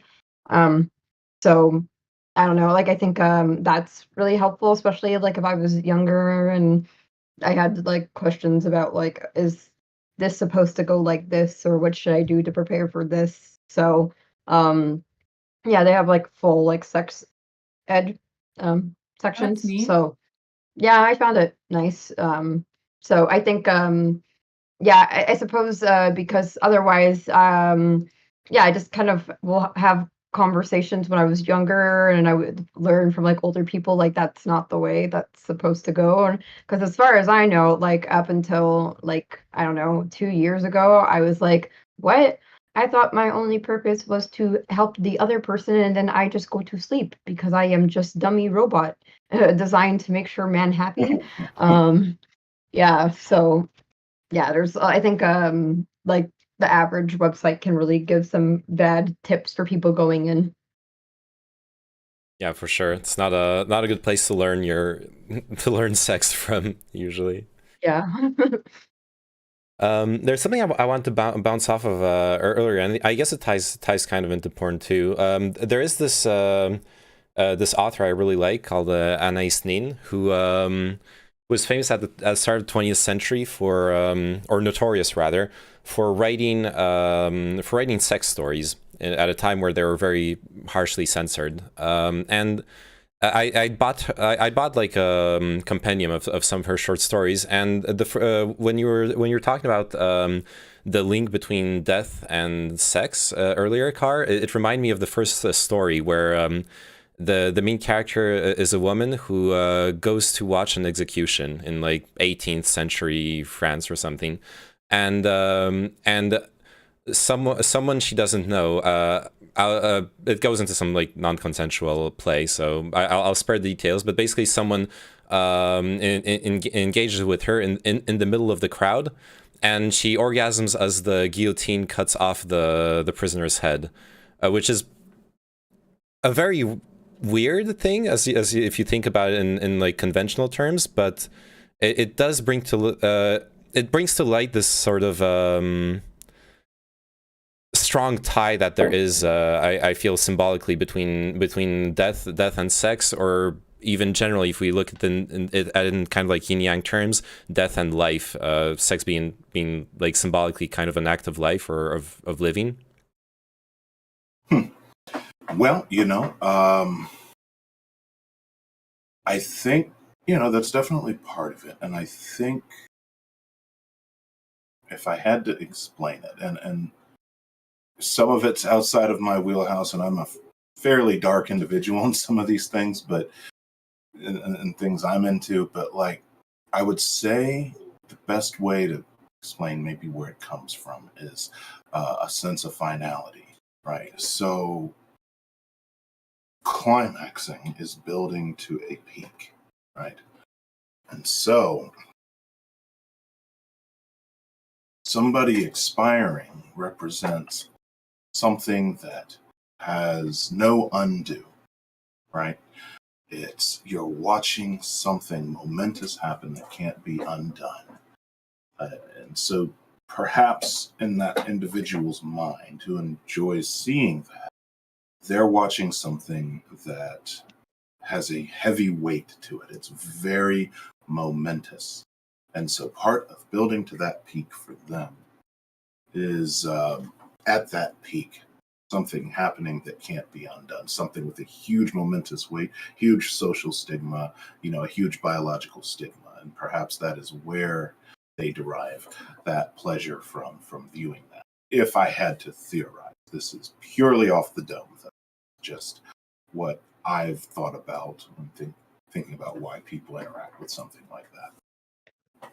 I think it's not an uncommon type of connection. I mean, I've seen like other types of situations like that in art as well. In the movie like Nymphomaniac, the main character's like dad finally like dies of cancer or Alzheimer's or something, and and narratively it's like, and at that moment like what do you call it? I lubricated. I don't know. I think it's something for some reason that people keep on artistically making connections to. And I suppose, yeah, I guess there's something um, poetic, I guess, but about the link between life and death, and that might be the utility, and or people just really like watching people die. It's, well, people we do know love watching people die. So, regardless of if there's any sexual connection to it, we already know for a fact from most of human history that people enjoy watching that for whatever reason. Morbid curiosity, or just watching something that maybe we still don't entirely understand. So I would say that there being a fetishized element of it is not that much of a stretch. And I'd probably say it's more common than people think or are willing to admit. Yeah. That reminds me of a story of back in ancient China, around like early BC, like 2000 BC or something like that. There was an emperor, like a really corrupt emperor and empress that would burn their subjects alive. They did a lot of crazy things like orgies in a lake filled with wine, but they would also like burn their subjects alive and they would find a lot of pleasure from that, like from seeing the people like burn. And that kind of reminds me of that. It's like wild. Yeah, I feel though. Sorry, go ahead. Oh, sorry. I was just going to say I need a moment. My camera's doing this face tracky thing, and it's very distracting. So I'm going to turn that off. Oh yeah, I was going to ask for the what it was, because I saw the like square popping up in front of your face. Oh yeah, my camera does that too. Yeah, but I feel like there's a difference though between like an individual's connection between death and sex, and then the whole power dynamic of like an empress, or like the like typical historical example would be the Marquis de Sade going into almost death cult territory with really gruesome acts. I wonder. Maybe it probably has the same root if I was going to speculate, but I feel like the association of actually wielding power over other people adds a whole other dimension to it. That's true, for sure. Like wanting to like crush something or like hurt something.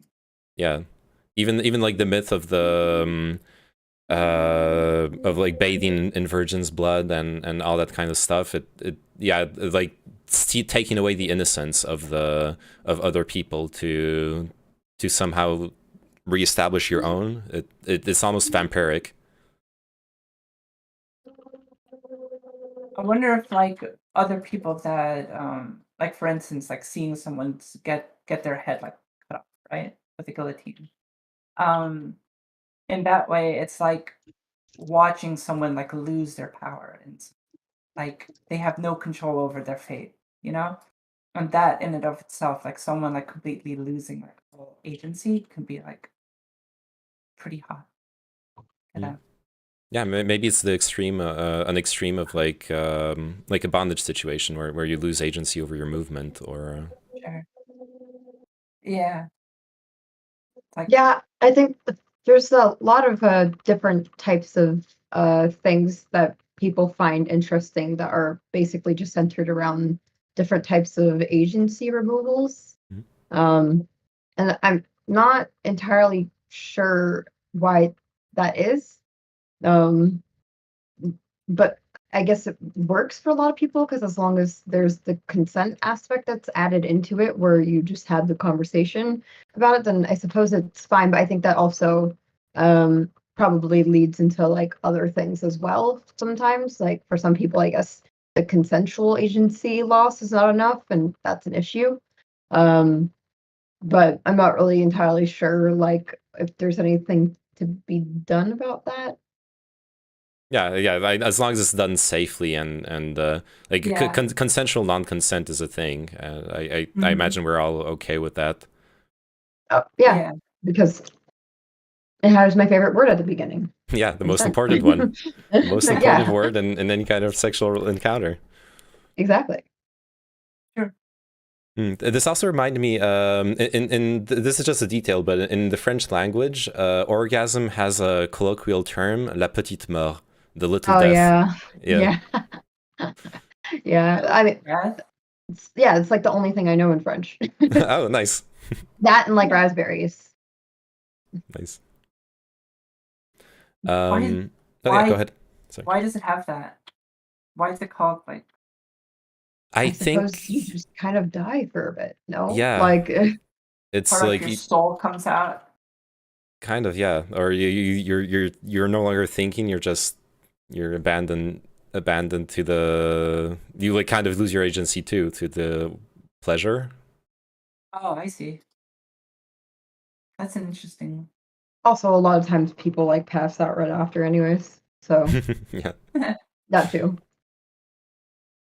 Yeah, the agency thing, I don't know. I don't know if I'm wrong in doing that, but I would kind of do the whole transgression reading of it, where or giving away your agency is like a transgression of your fundamental human condition, where you have agency over your own actions, your own decisions, your own existence, and it's then liberating to say have, for example, a partner tie you up by going in this paradox of transgressing your agency, letting someone else take control over it. Yeah. I also suppose like a lot of that adds to I guess makes the situation intimate. I guess because yeah, it requires like a certain amount of trust for you to do that. I mean, it's okay, like I might be willing to try a couple things with someone that like I'm meeting recently, but I would never. I'm not really one for letting like a random person I'm just meeting be like, yeah, you could tie me up. I trust you to not kill me. Like I don't know. I suppose it. I suppose a lot of what makes things more intimate can be, I guess, the amount of trust it requires between you and this other person. I suppose a lot of times afterwards, like you could feel like a lot closer when you're doing agency taking away moments. Yeah, that's true. That makes sense. Car, you're on mute, by the Yeah, way. I'm not sure if you knew. But yeah. Trusting. Yeah. No, I know. I'm also having microphone issues and coming joined a club. low, so I've been trying to zero it in with my chat here. I'm Okay. listening. Though. I see. Yeah, you sound great to us though. You have a really nice voice. Very I ASMR. know. Thank you. Normally, though, it booms even louder, believe it or not. So I'm trying to figure out why I'm not projecting as much as I normally do. So working on that. All right. Yeah, where were we? I guess bondage, or like agency. Yeah. I also realize like even though for some of us it could seem really, I don't know, normal that like asking another person to participate, and that can be often pretty hard. I think a lot of, especially I guess at least particularly for me, since I, have a female body, a lot of people feel very uncomfortable.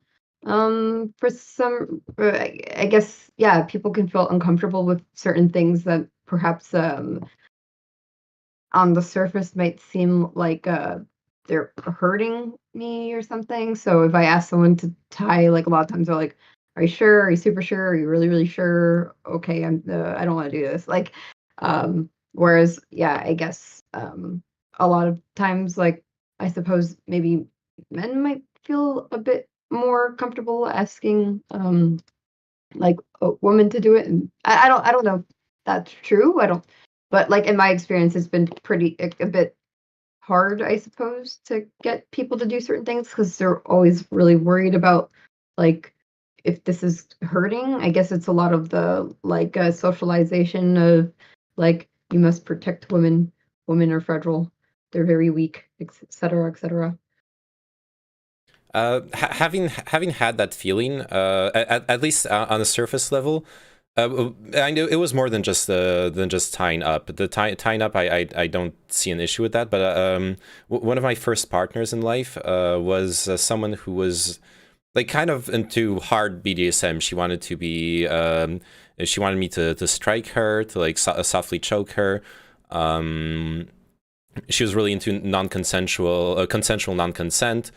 And especially given that it was one of my first partners, those were completely new things to me. And I was pretty much, it was very hard for me. And not from a perspective of she's fragile, but from a perspective of being educated to that violence against a person is bad. Even that I'd never been educated on the existence even of those kinks. It was my first time encountering someone who actually wanted to have those kinds of interactions. So at least the way I experienced that reticence, it was really this. It was really just this idea of the difficulty of going against the education of you shouldn't hurt your partner. At least I didn't feel it as like. Them being a woman making them fragile, more just like them being a human being. I shouldn't be hurting them. Okay. Yeah, I get that. Yeah. Sorry.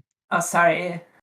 Well, I was just gonna say that I would find it difficult to like slap my partner or something, even if it's like during sex. It would feel like something that like it would go against like a lot of like what I would want to do to them. You know, it feels like I wouldn't want to hurt my partner, and like that idea would like make it a little bit difficult to like do that in like a sexual manner. I suppose it's just like we do a lot of things during that we wouldn't normally do, like things that you would even like say. You wouldn't say that to the person outside. So I just suppose like I guess why one is easier to do than the other. Like I've never had anyone like say like, "You want me to say what to you? Oh no, but you're so adorable." Like I don't know, but then yeah, if I say like, put a like hand on my face, and you're like, no, I don't. Yeah, I guess yeah. I just for me it's like if you could do one, you could do the other, but maybe. Hitting feels a little bit different than like dirty talk, you know, like calling them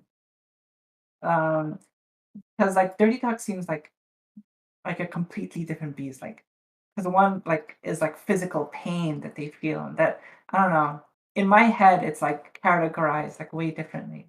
It's like it would be hard I'd to say do. that they're different layers of role play. You know, you don't necessarily, because you know some people like dirty talk that's kind of violent in nature or somewhat offensive outside of that setting. You know, some people like to be called names and denigrated and degraded, or you know, put in a lower place by the things they're saying. So it's just a different level of role play, you know, whereas whereas as opposed to something like striking someone, it's generally that's considered something that a lot of people call taboo or kinky because it's usually regarded as an attack. It's an affront to someone's physical autonomy. So yeah, you know, obviously the things that you say to a partner in quote unquote dirty talk would be offensive to a stranger, and it's something that, you know, does break the social construct, but it's far more in the acceptable range than, you know, physical impact and things like that. How do I sound, by the way? Sound good. Sound fine. Sound good. All right, good. Sorry, leftists have terrible audio. So.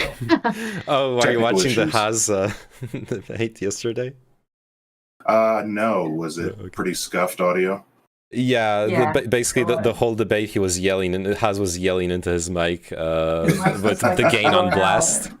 Yeah. The moderator was like just muting him because he was interrupting people constantly, and he was unmuting himself. So it was like, like.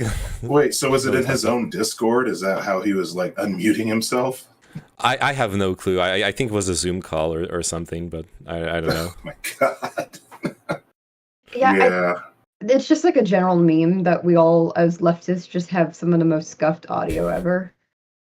Yeah, which, you know, I don't know what's happening to my USB mic, so I had to go and get my condenser powered mic. You guys can hear me just fine, and someone even went over and stream sniped Cat to hear how I sound, and they're like, "You sound great there." No one on my end could hear me. Oh damn! Oh Yeah, no! so I was I wanted to fix that because that's pretty much my only selling point, is my deep voice. So, sorry, we were talking.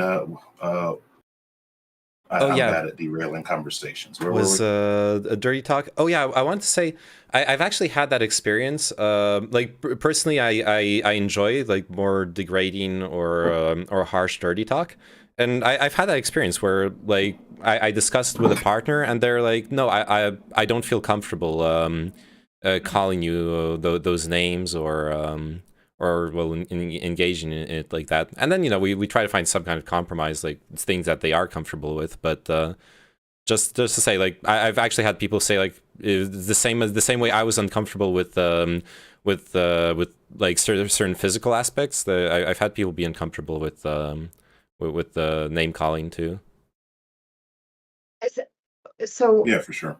Is that ever actually like a straight up deal breaker? I suppose. Like, I guess for me, most of the time, eventually someone would warm up to whatever I'm asking. But is it possible for, that just to eventually be like, I guess I'm not getting all my needs fulfilled, and thus we're gonna have to call this quits?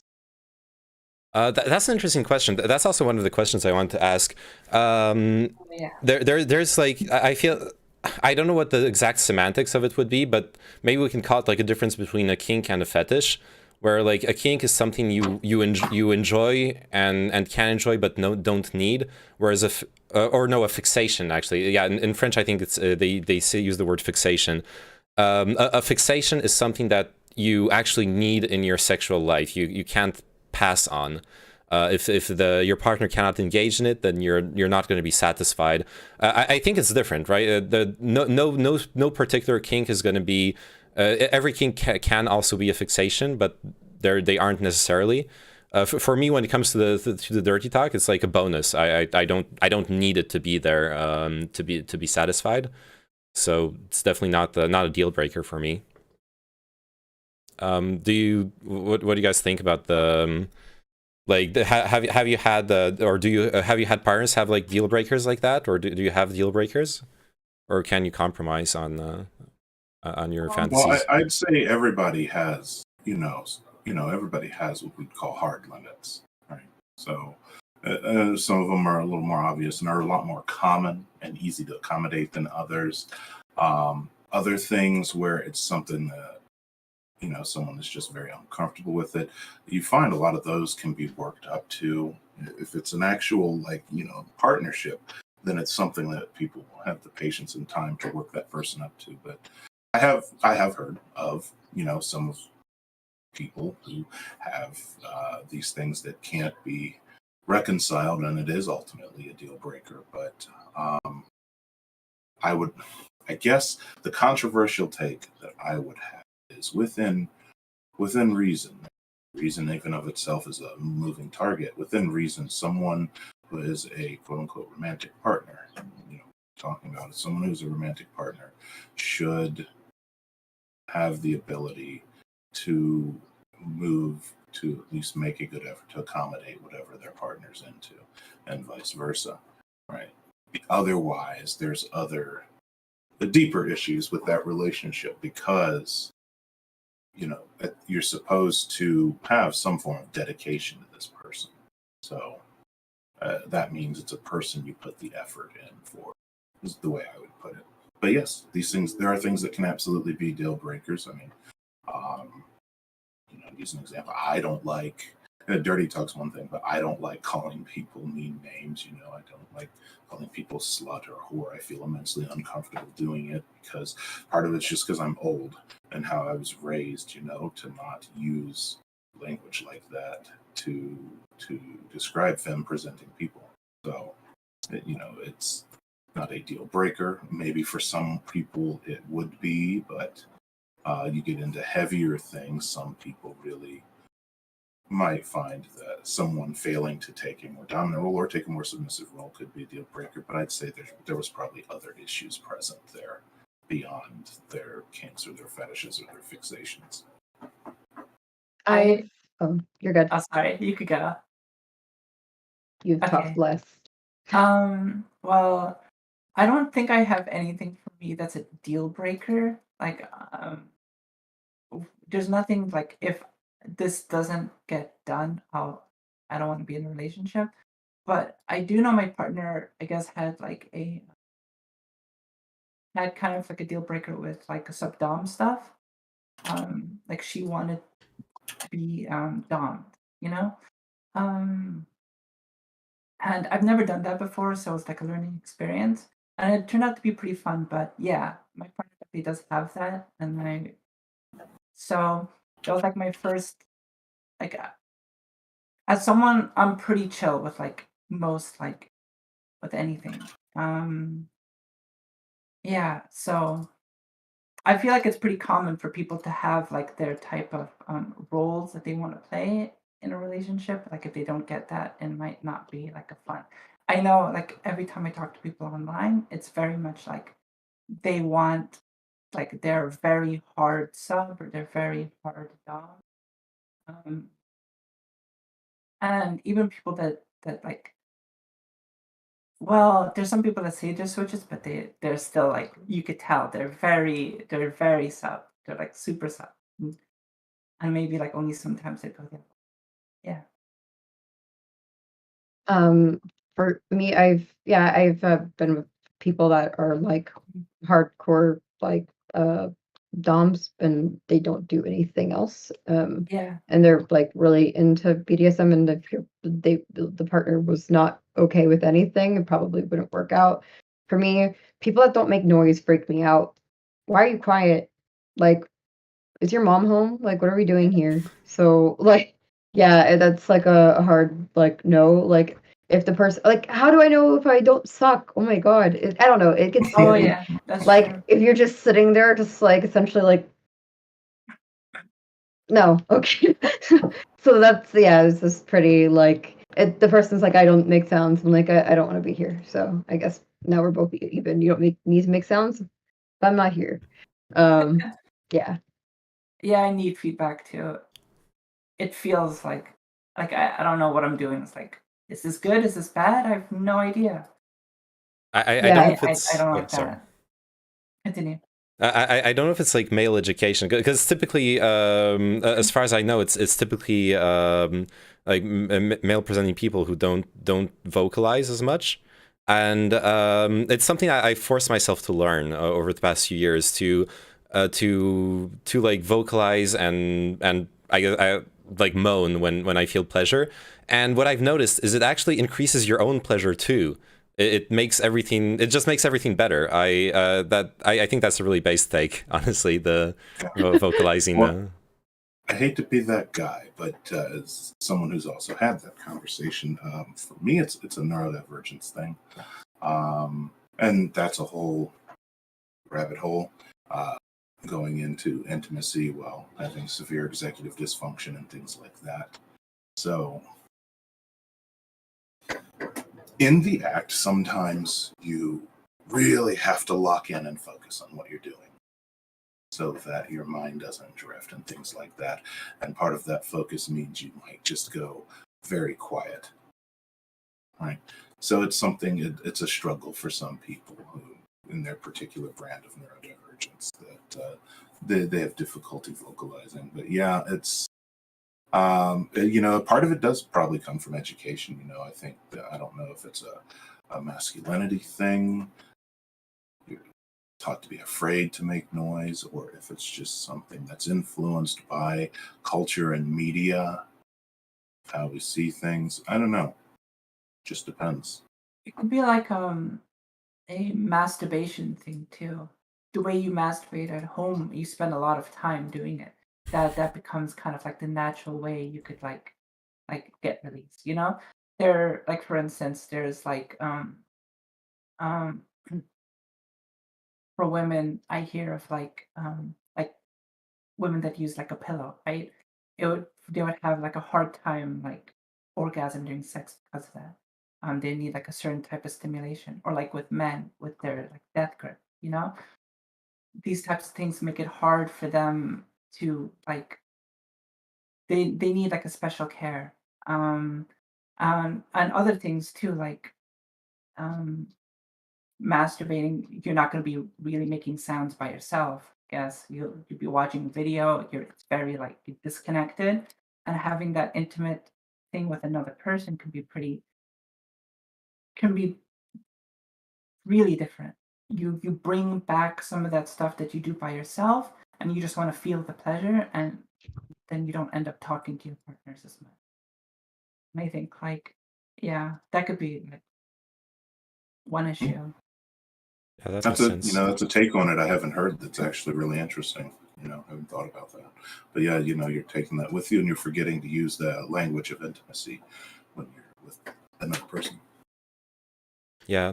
Would also even outside of neurodivergence, one thing I've noticed, for example, is when some parties really like, outside of vocalizing pleasure, also vocalizing like talking about fantasies, or well, dirty talk, like, but dirty talk can more than just like words, but like talking about how you're feeling and such things.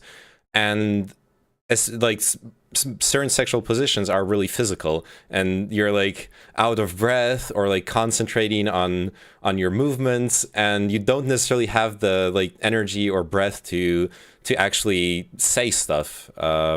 Is something I've noticed it can sometimes be hard to.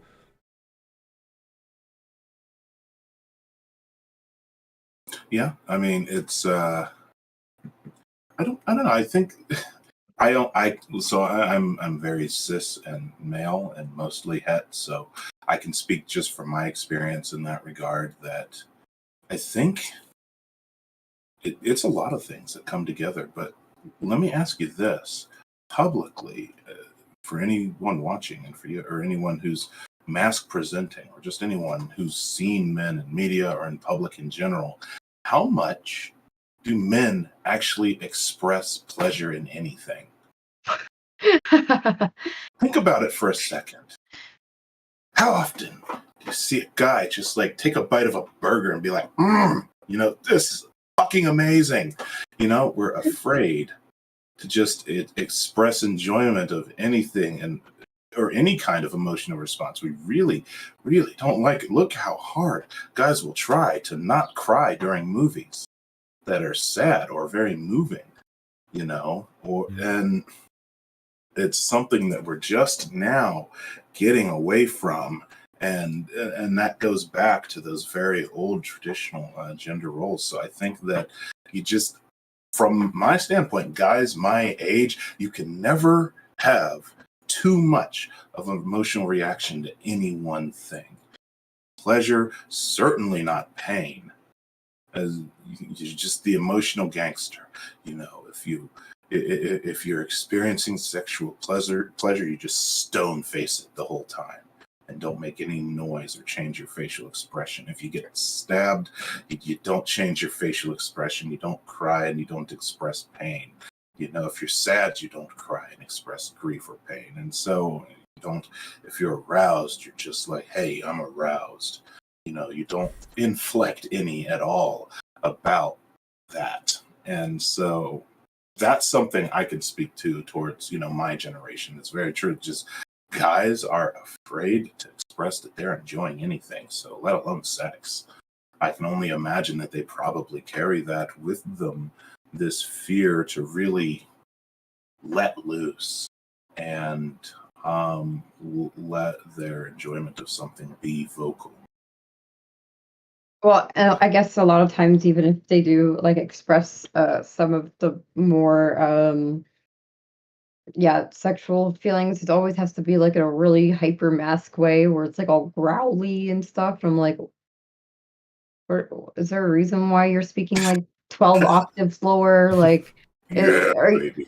Oh yeah, like yeah. what are you like? What is this like an Al Green song? Like, what are we doing? I Well, don't. that's the hyper masculinity. You have to hulk out into hyper masculine mode. Yeah, You got to become that caveman. yeah, like Grub wants puss puss. Like, yeah, I Yeah, don't know. I don't. Yeah, I don't know why that is. it's programmed into us. That gets into those colonial mindsets and that toxic masculinity. It's things that we aren't able to shake, that we've been sort of programmed into, and you see it. All of you are lucky, because I'm gonna go out on a limb and assume all of you are younger than me on this panel. So you're lucky that we're getting away from that. Because for those of us that saw the '90s, it was worse. Let me tell you, it was way, way worse. Yeah, I suppose that like it is nice to at least I haven't even really had the issue too many times where I have to tell someone to be more responsive, and if I do, most of the time it's like, okay, yeah, I could do that, and then the end. But yeah, I don't know what I would do if like I just had to like spend time with a stone wall that's like I feel nothing. I am nothing, and then they basically just finish and they're like, now I sleep. Like that sounds absolutely miserable. Um yeah, I so happy that I was just excreted in the 90s and not participating in the 90s.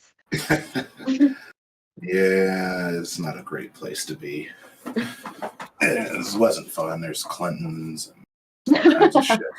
I mean, you would think we'd be a little bit more sexually liberated. The guy literally got a blowy in the White House. And we're still uptight as shit. Yeah. Yeah.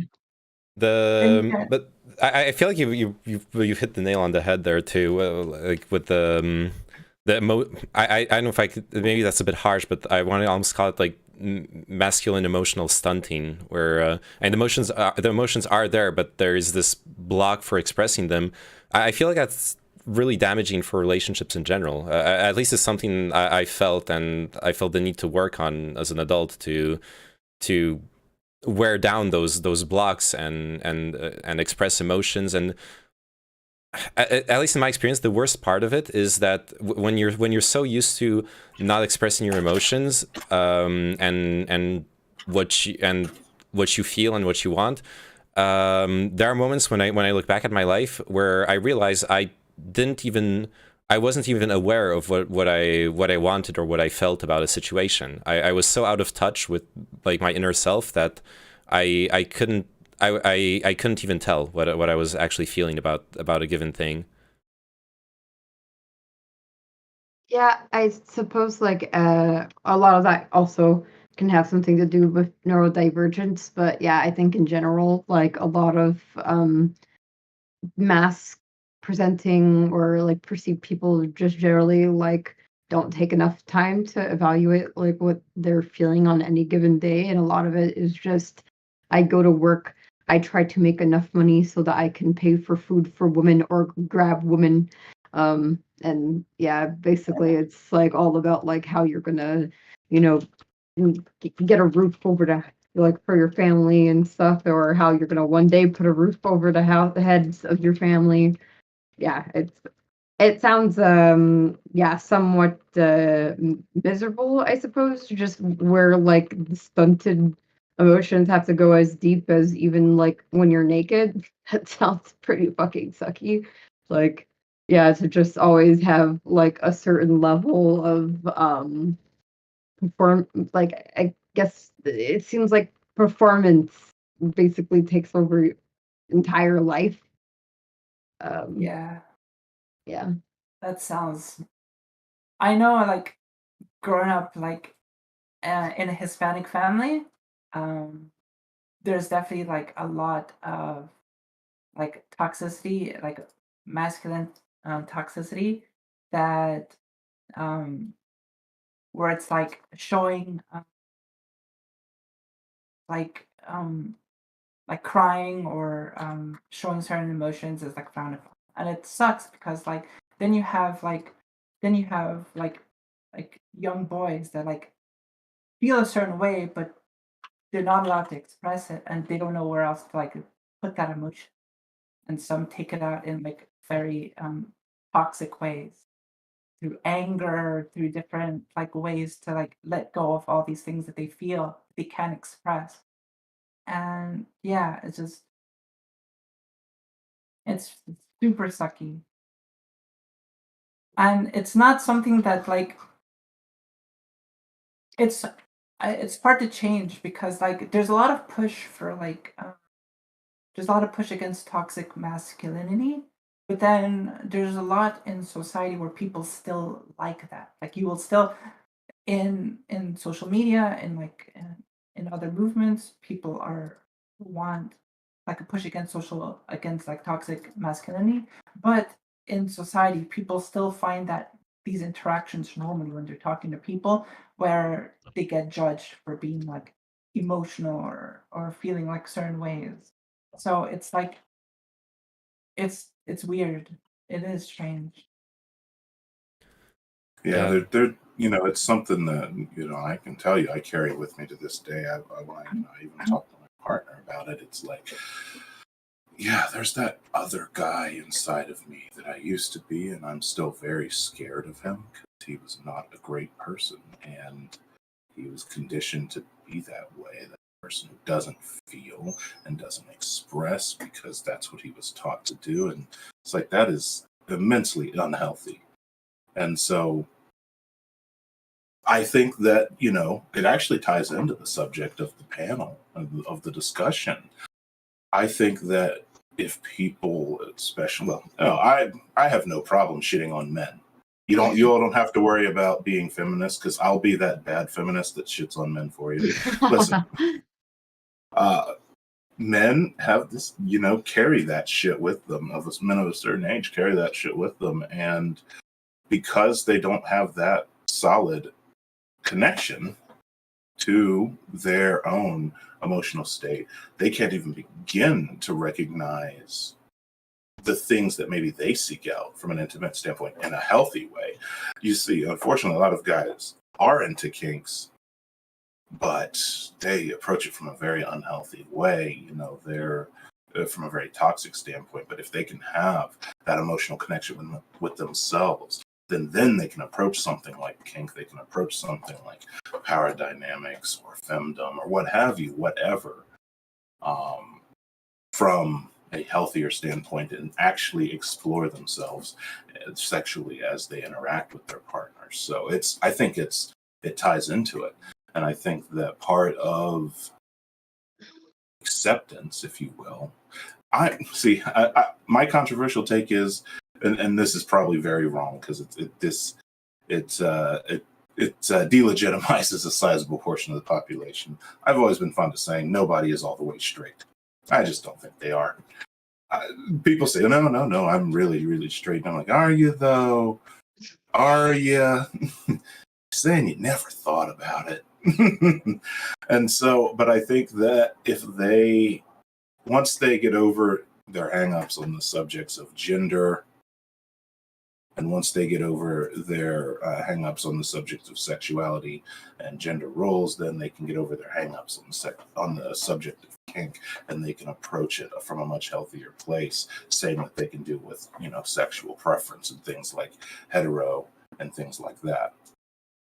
I do think like sexuality is more of like a spectrum than like a rigid like I'm straight, I'm not straight. So there's definitely people that are like mostly straight, but there's a little something else in there too, for sure. I think it's very malleable, and I think it migrates. It can move around. I have been. Here's the best way I can describe it. Right. I live in the hood, so I know the manliest of manly men, all of the machismo and the bravado, just real big, mean, tough guys. But the one thing all of these guys have, they have that one male friend. They have that one guy that they're super close to that person they would die for, that person they jump in front of a car for. And you see when they interact with that one person that they're actually able to drop a lot of that societal performance. They're actually able to drop a lot of that performative machismo and bravado. And so I'm just like, have they ever entertained the thought that they could connect with a man in that fashion? I don't think they have, but I bet you they could. They don't want to acknowledge it themselves, but they have proven that they can have other forms of behavior. Yeah, I that's guess hard. unfortunately a lot of like people like the people of color communities just were not like allowed to, I suppose. Like, I mean, I don't think it would go very well for the very masked guy like living in like certain areas to say like, hey guys, I'm bi, because everybody would be like, oh my god, you gay, what the fuck, you gay, like, so like, we Yeah. just kind of have to keep it up at all times. Yeah, there's unfortunately, and there is work to be done in the community. In a lot of areas, it's kind of sucks because, the Black community on one hand was very pivotal in moving forward and the birth of the Pride movement. But on the other hand, there are a lot of very strictly reinforced sexual and gender norms in the community as well that have to, be progressed on. And there's going to be a lot of downward pressure on somebody to keep them from exploring that, let alone kink. And so, and while maybe someone might be open to the concept of domination and things like that, I think, there could be people who actually would enjoy something like submission or things along those lines and integration, but they have that mental block in there that they can't get past. It's also pretty interesting, like on the subject of traditional roles and toxic masculinity, how the kinks really seem to always express themselves in relation to those those masculine concepts. Like either they go along them, so like the masculine person is the dominator, is the possessor, and etc., or they're almost like reactionary. It's like they build themselves in opposition to those traditional roles.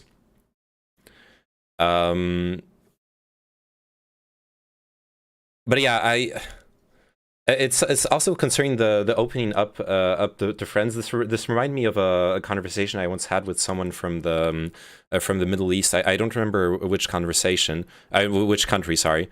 We were discussing how, like for example, my experience in France is that often my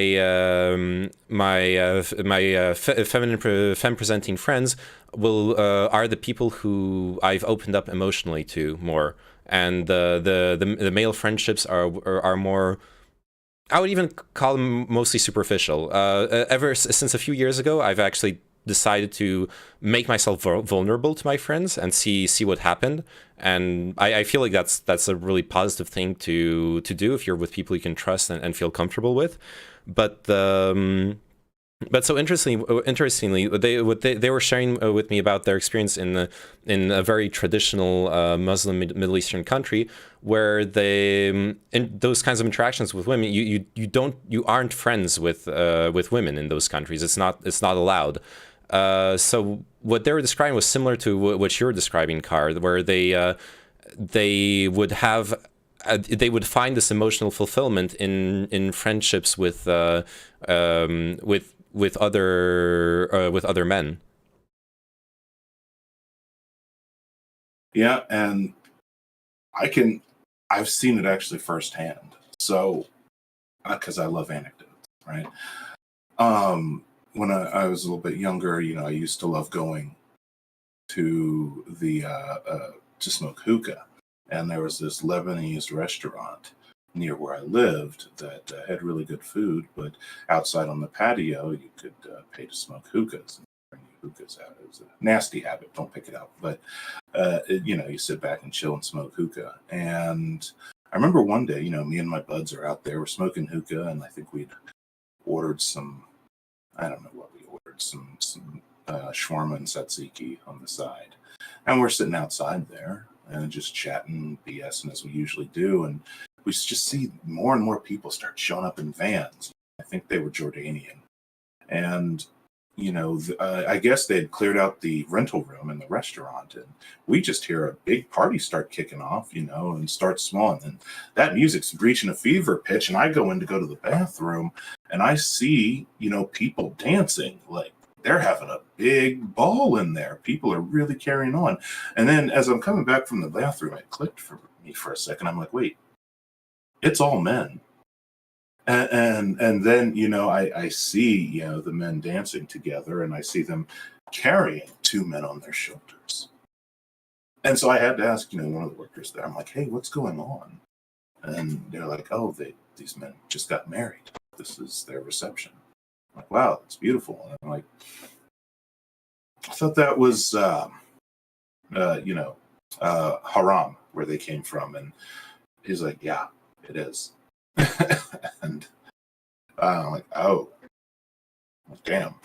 So, and yet the sheer joy I saw on the face of everybody in that room, and we're talking 50 people at least. It was packed in that little room. And I think that was a level of freedom I don't see in too many places, even though these individuals probably, they may not get the warmest welcome back in their home countries or even in the communities where they resided here in the States. And we're talking about Ohio. There's nothing really remarkable about Ohio to begin with. So that was something that occurred to me. And yeah, that's part of that. You carry that masculine mask with you everywhere. And sometimes you carry it into the bedroom. And if you're not engaging with something that's heteronormative, then you've been conditioned instinctually to reject it, and then you apply that to yourself as well. You apply that standard, and so you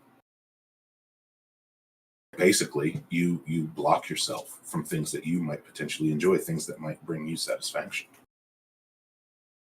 I remember at one point I was on a panel with somebody, and we went around and did introductions, and somebody introduced themselves and said that they were like in a polyamorous relationship, and they were pan, but also at one point they weren't doing either one of these things, and they used to be like quite conservatively Christian.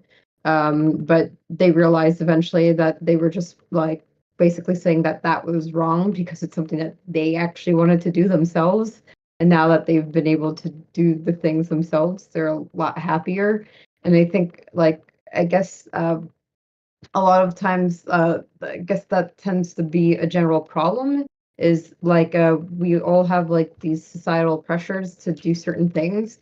Like as someone that has like a female body, I'm basically told that I should save myself for the one and have my one partner and, have sex on my wedding day and, I don't know, be barefoot and pregnant and stuff.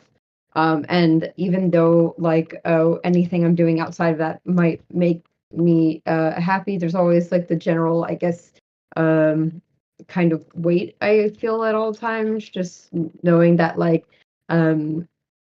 I suppose that if I were to some people would judge for this reason, and I suppose a lot of that just comes from just there's a lot of societal pressure to do things in a certain order for some people, and yeah, other genders can do what they want, but women need to sit there and just shut up and wait, or yeah, you're just supposed to basically do missionary and you should have kids as soon as possible, et cetera, et cetera. Yeah, I don't know. It's just a lot of pressure supposed to be under at all times. Absolutely. Yeah, I mean, because if you were to do it the way that you're supposed to do it, it's not like you'd be particularly happier, but at least you know that no one's judging you except for yourself, I suppose. But I guess there's always the competition between like whose judgment weighs the hardest. Is it like your own judgment or, you know, your local church's judgment? I don't know. Yeah, it's there's all of the environmental factors play into it. What I wanted to say, you know, since we talked about that topic a while, I think if we were going to talk about kink, I think it can't help but address, you know, the question, because I think a lot of people deep down maybe are curious and don't know anything about it. I wanted to ask if it's okay if I can address the panel. What would your thought be if someone's curious and say, okay, I want to learn more, but I have no idea what this is about or where to start?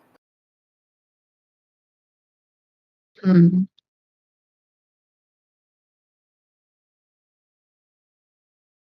So you mean for like a kink that we would be experienced with? Well, what I'm saying is, I guess I'm speaking more generally. If everything someone's ever engaged with was heteronormative, purely vanilla, and they want to go outside of that, you know, what would you say to them to where a good starting point would be for whatever they're kink? Something mainstream or something not mainstream? How would they go about exploring that? How would they go about broaching that to their partner? How would they go about seeking out, if they're single, seeking out partners in that? Things like that. How would they augment their dating life to accommodate that?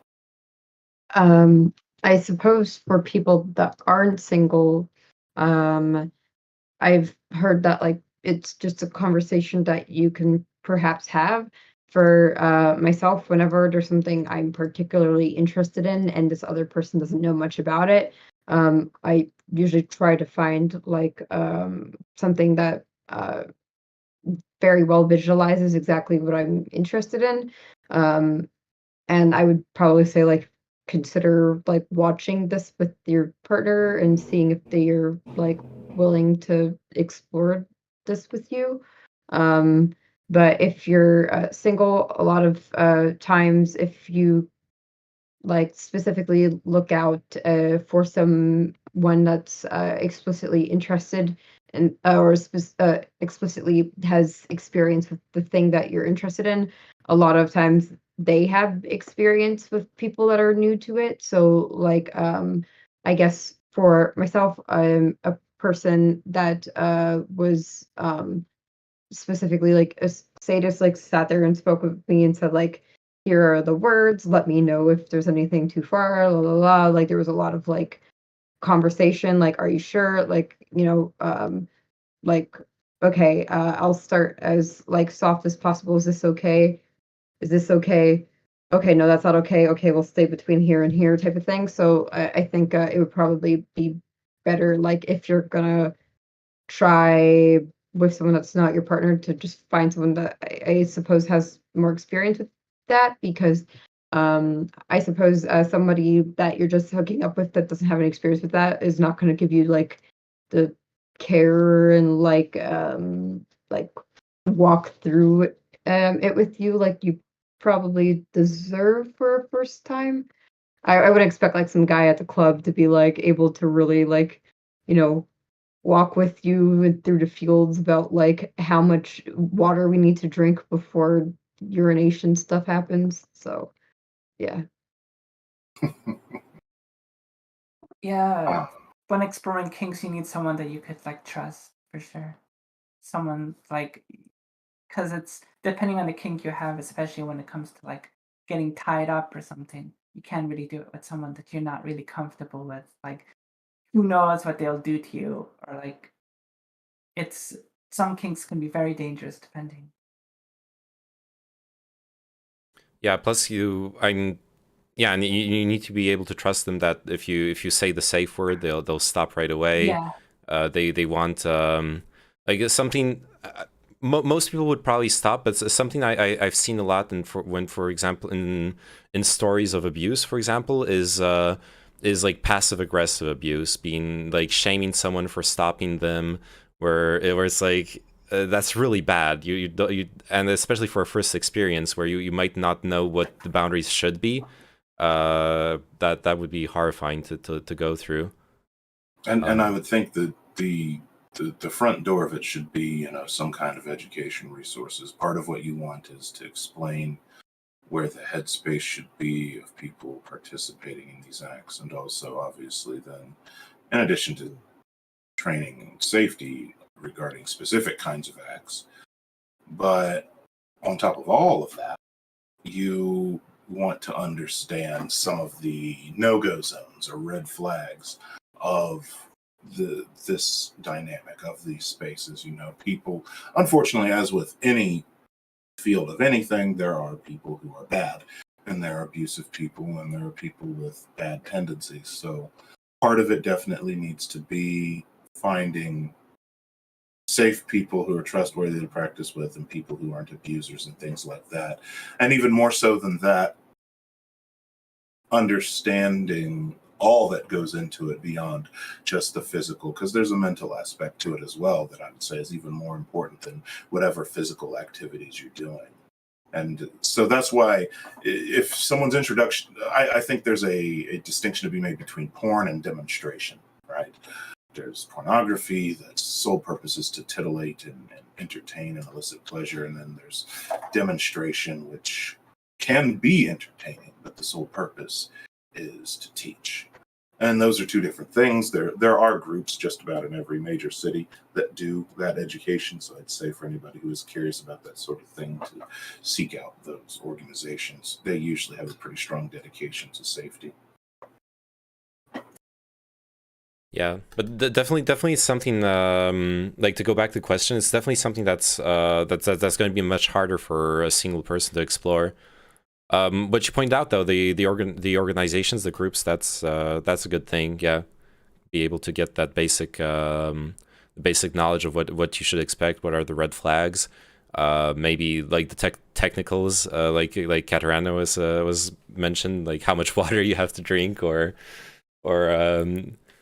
I don't know, for like bondage, how to tie the knots, what kind of safety measures you need to have, like a surgical scissor to be able to free someone right away if there's a problem, stuff like that.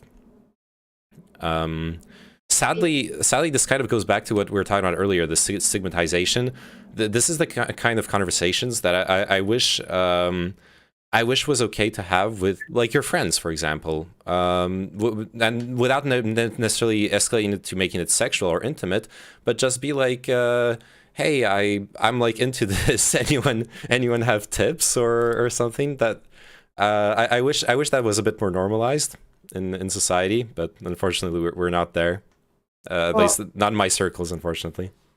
With when I was here last time in Europe, and I was staying with one of my friends from high school, we were like having back and forth conversation about like sex and stuff, and like after I guess the week, they were like, oh, like I've been here like living in Germany for the last, I don't know, like 6 years, and I've never like had conversations with anybody about this kind of thing.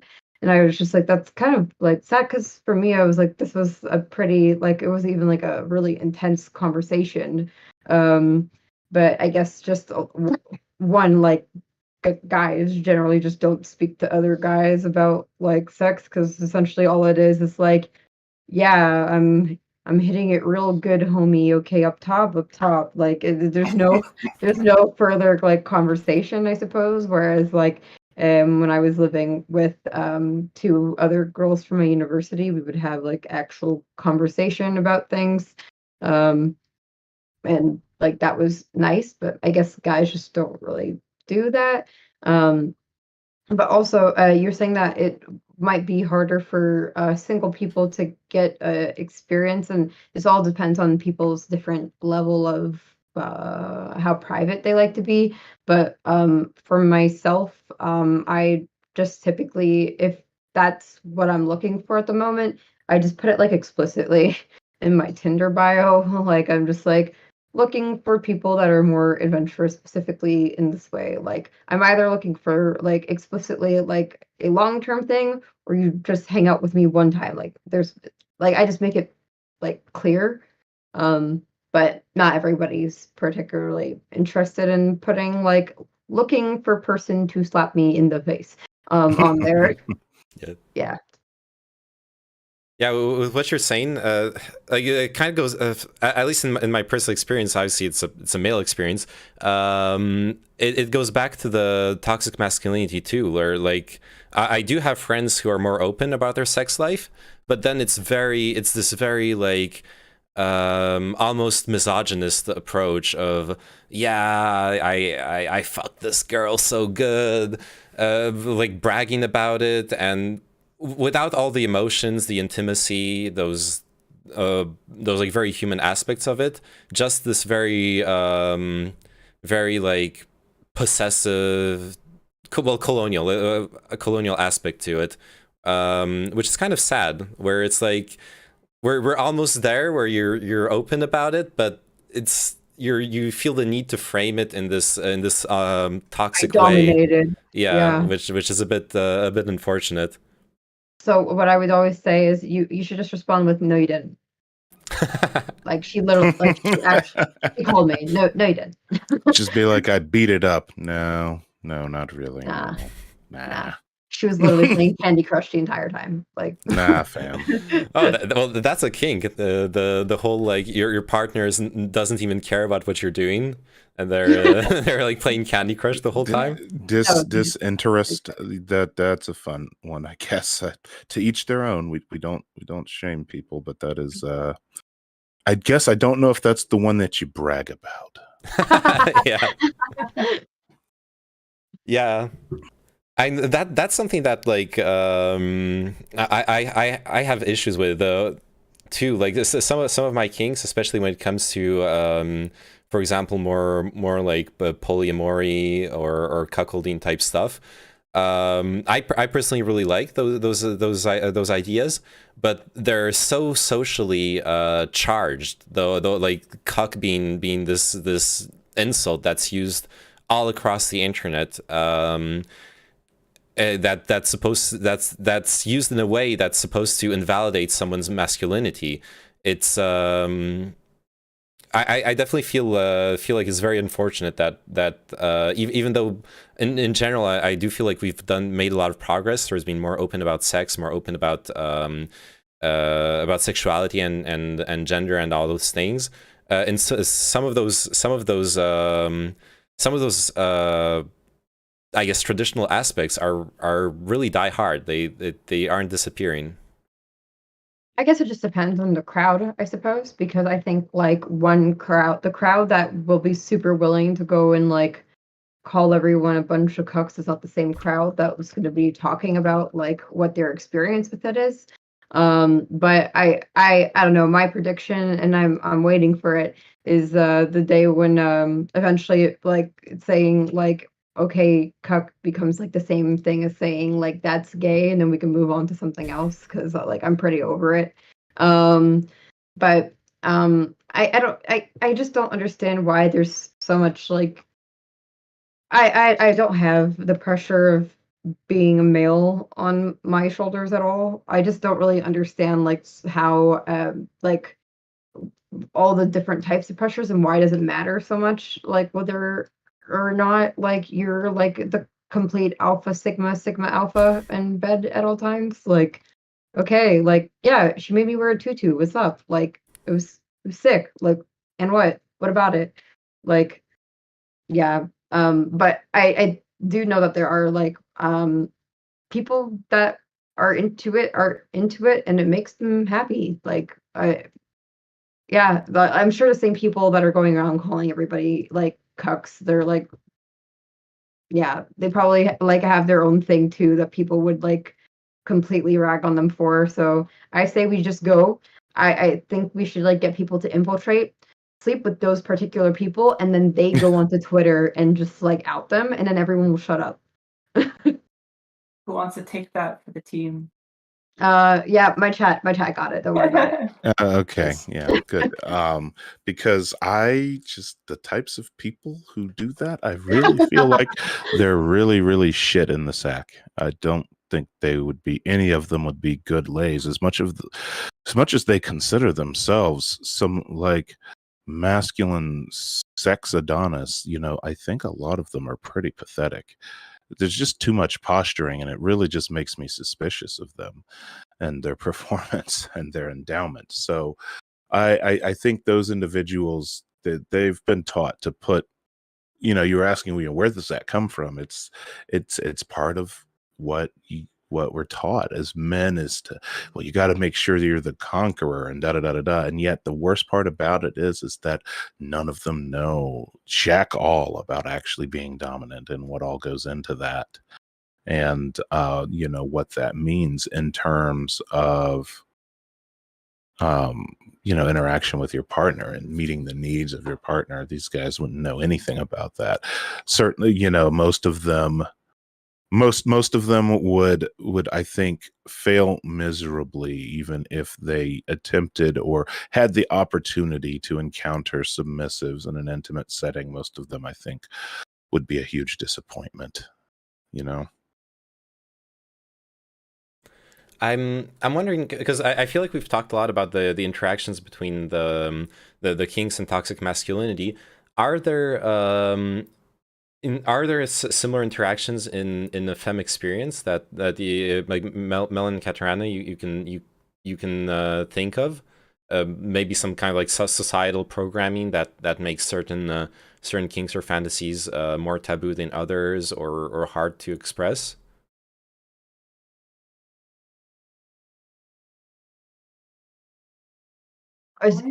Okay, sorry. I wasn't sure if your mic was working.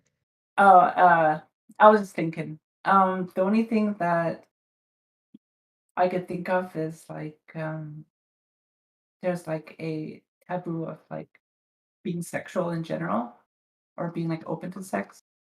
You can be judged pretty harshly for like engaging in sex with a lot of people.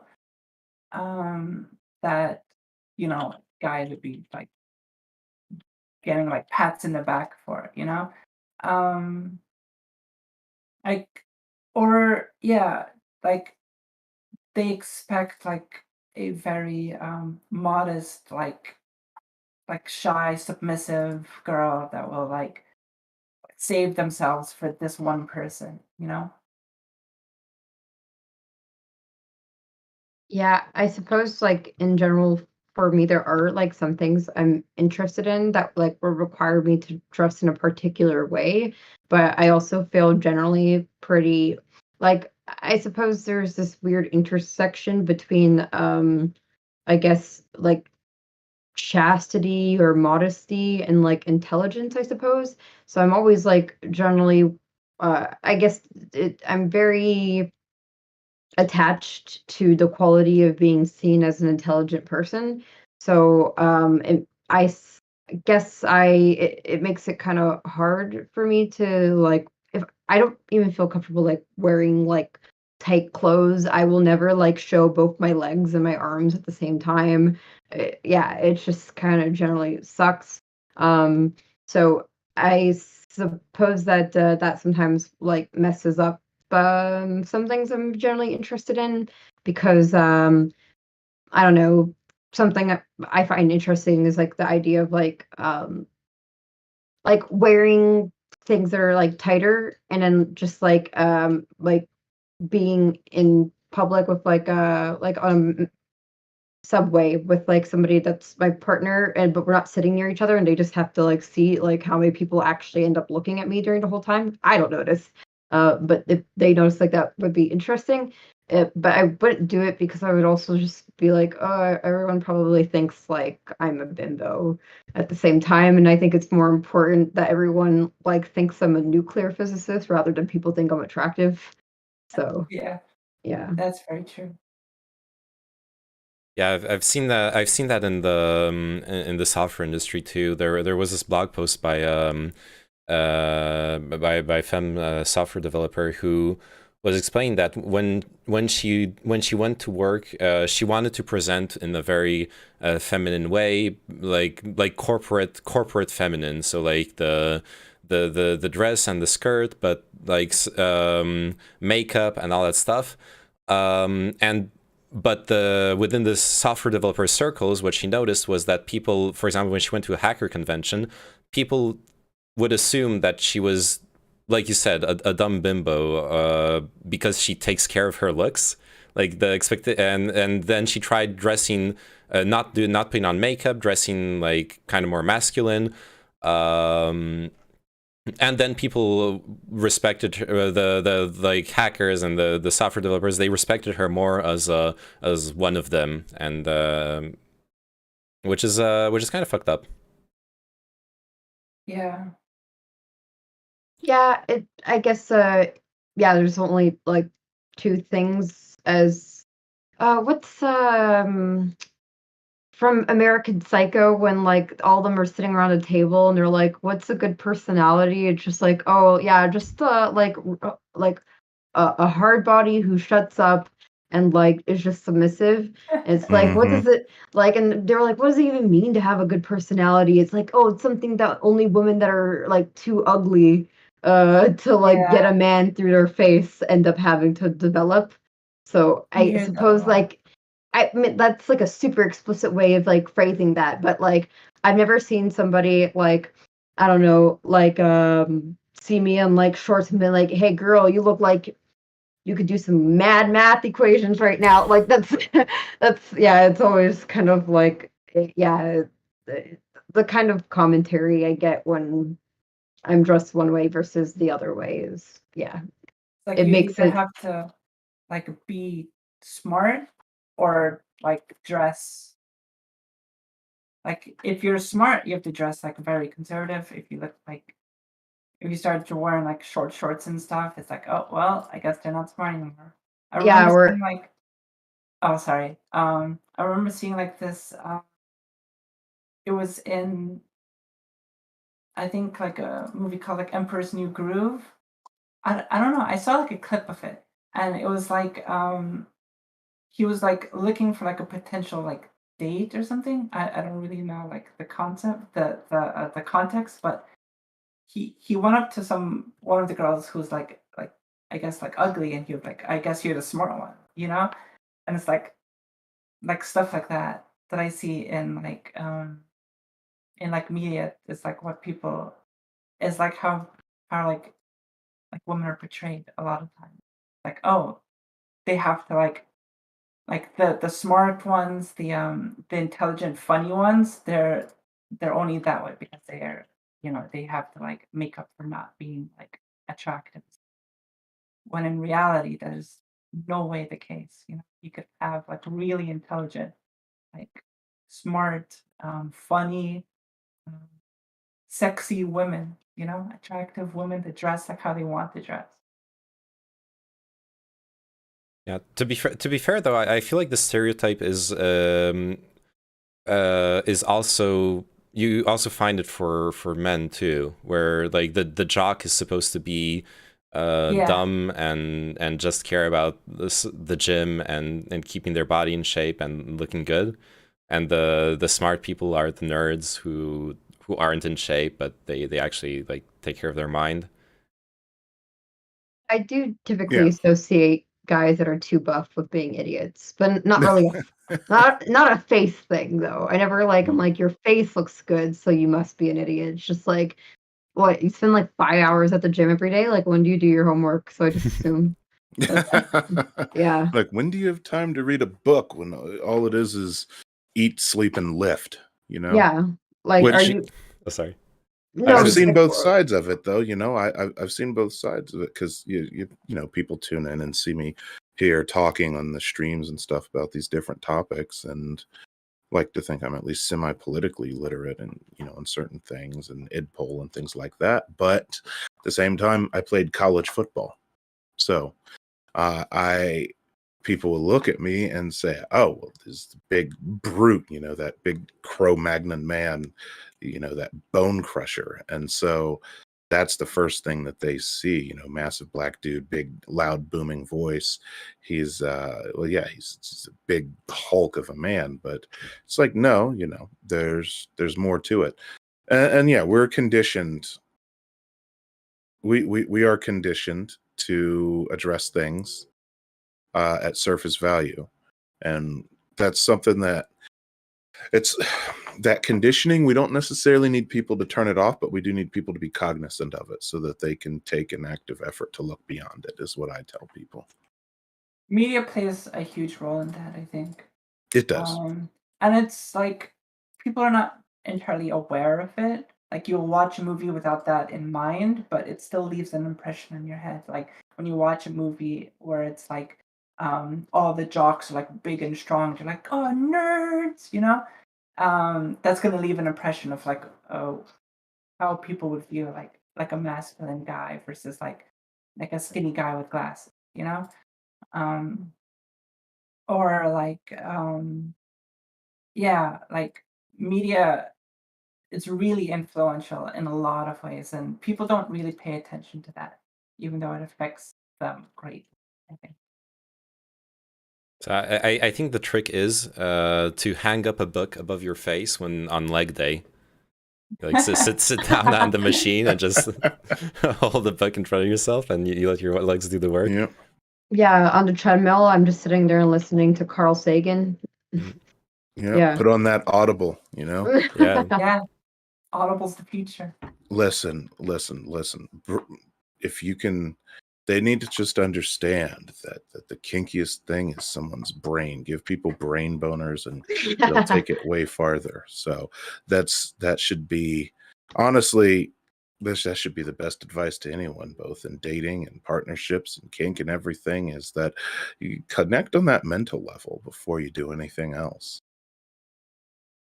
And that is actually so true too. Like even once the connection is there and there's like a basis of attraction, something I've noticed is that being able to express your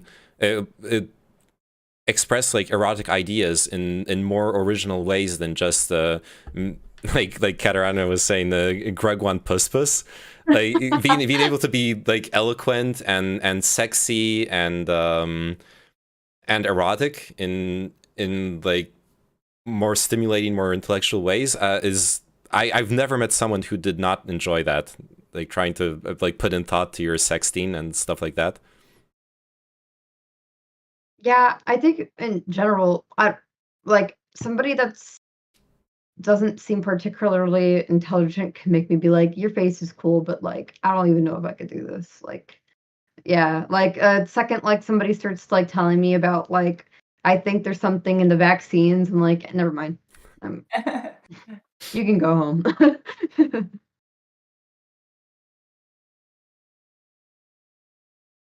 That's actually an interesting one too. Would y'all? I guess that's going off topic though, but I find it an interesting question. Could you date someone who had different political opinions than your own? Depends on how bad these opinions are, really. There's some things you can forgive, right? Like someone with a little bit more conservative economic ideas, or more radical like economic ideas, but like certain social issues, like I don't think I would be okay with that, especially ones that affect me. And depending on who they support can also kind of like give you like an indicator of like what they believe or fall for, you know? Let's say someone that listens to like Rush Limbaugh, right? You know this person is not someone that like can discern between like actual good information and misinformation, and then that can definitely be a problem. But yeah, I think it really just depends, because there's a lot of like things that I don't agree with that I would be okay with being in a relationship with this person. But I used to like date someone that was really like pro Modi, and they were able to they were able to slip past me because like I didn't know enough about them, like what like the Indian political scene was, but essentially like now I know that was like essentially Hindu nationalism. Like if you're Muslim, you don't belong in India and stuff like that. So yeah, I guess if I knew what I knew now, I probably would not have dated that person. And I suppose I think I'm a little bit rigid with it because even like people that are just like establishment Democrats get on my nerves. So I think like yeah, I'm not sure how much like people that are like I don't know. I've spent time around people's family where like their family were like, man, like I'm so tired of all these taxes. Like I don't understand why people can't just pay for their own university. And I'm already like, I don't like it here. Can I go home? So yeah, I don't think I could really date someone too far off of my own political I spectrum. like being able to like argue with someone, you know? Like, having something to disagree with and like have a discussion of it, even if we don't like entirely agree, is fun. The only problem is when it comes to a realm where there's no way that they will ever see any other opinion than they have. And that's when it's like can be boring. But I love like having to like discuss that, and having a partner that has like some disagreements can be pretty fun, I think. Yeah, I think some disagreements can be fun, but there's just like some where I'm like, this isn't fun Yeah, for sure. anymore. Like, Yeah, yeah, like if once they start asking me like, why is it that the blacks are paid less and they don't seem to get out of their neighborhoods? I'm like, I don't like this. Yeah, there's certain things that's I like, don't want to okay. be here. Yeah, I think that, well, it's different for me because I am, a little bit slightly politically misaligned with my partner, and as someone I've been with for 10 years. But what I'll say is two things. First of all, I met them when I was much more apolitical and less politically involved. And B, I would say that, yeah, there's a limit. You absolutely can.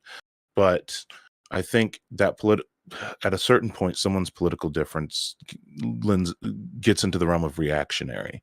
And if someone is reactionary or bigoted, then no, that's something you can't really reconcile with, Yeah, I having a partner is one thing. If someone who's previously supported a Republican candidate at one point, that's not the end of the world. But if it's somebody who believes that Republican candidate's views on, non-cis heteronormativity, or if that's someone who believes in their views on like immigration and things like that, that's where you get that disconnect from. And that's where I would draw the line, is I guess with like outright reactionary stances or outright bigoted stances.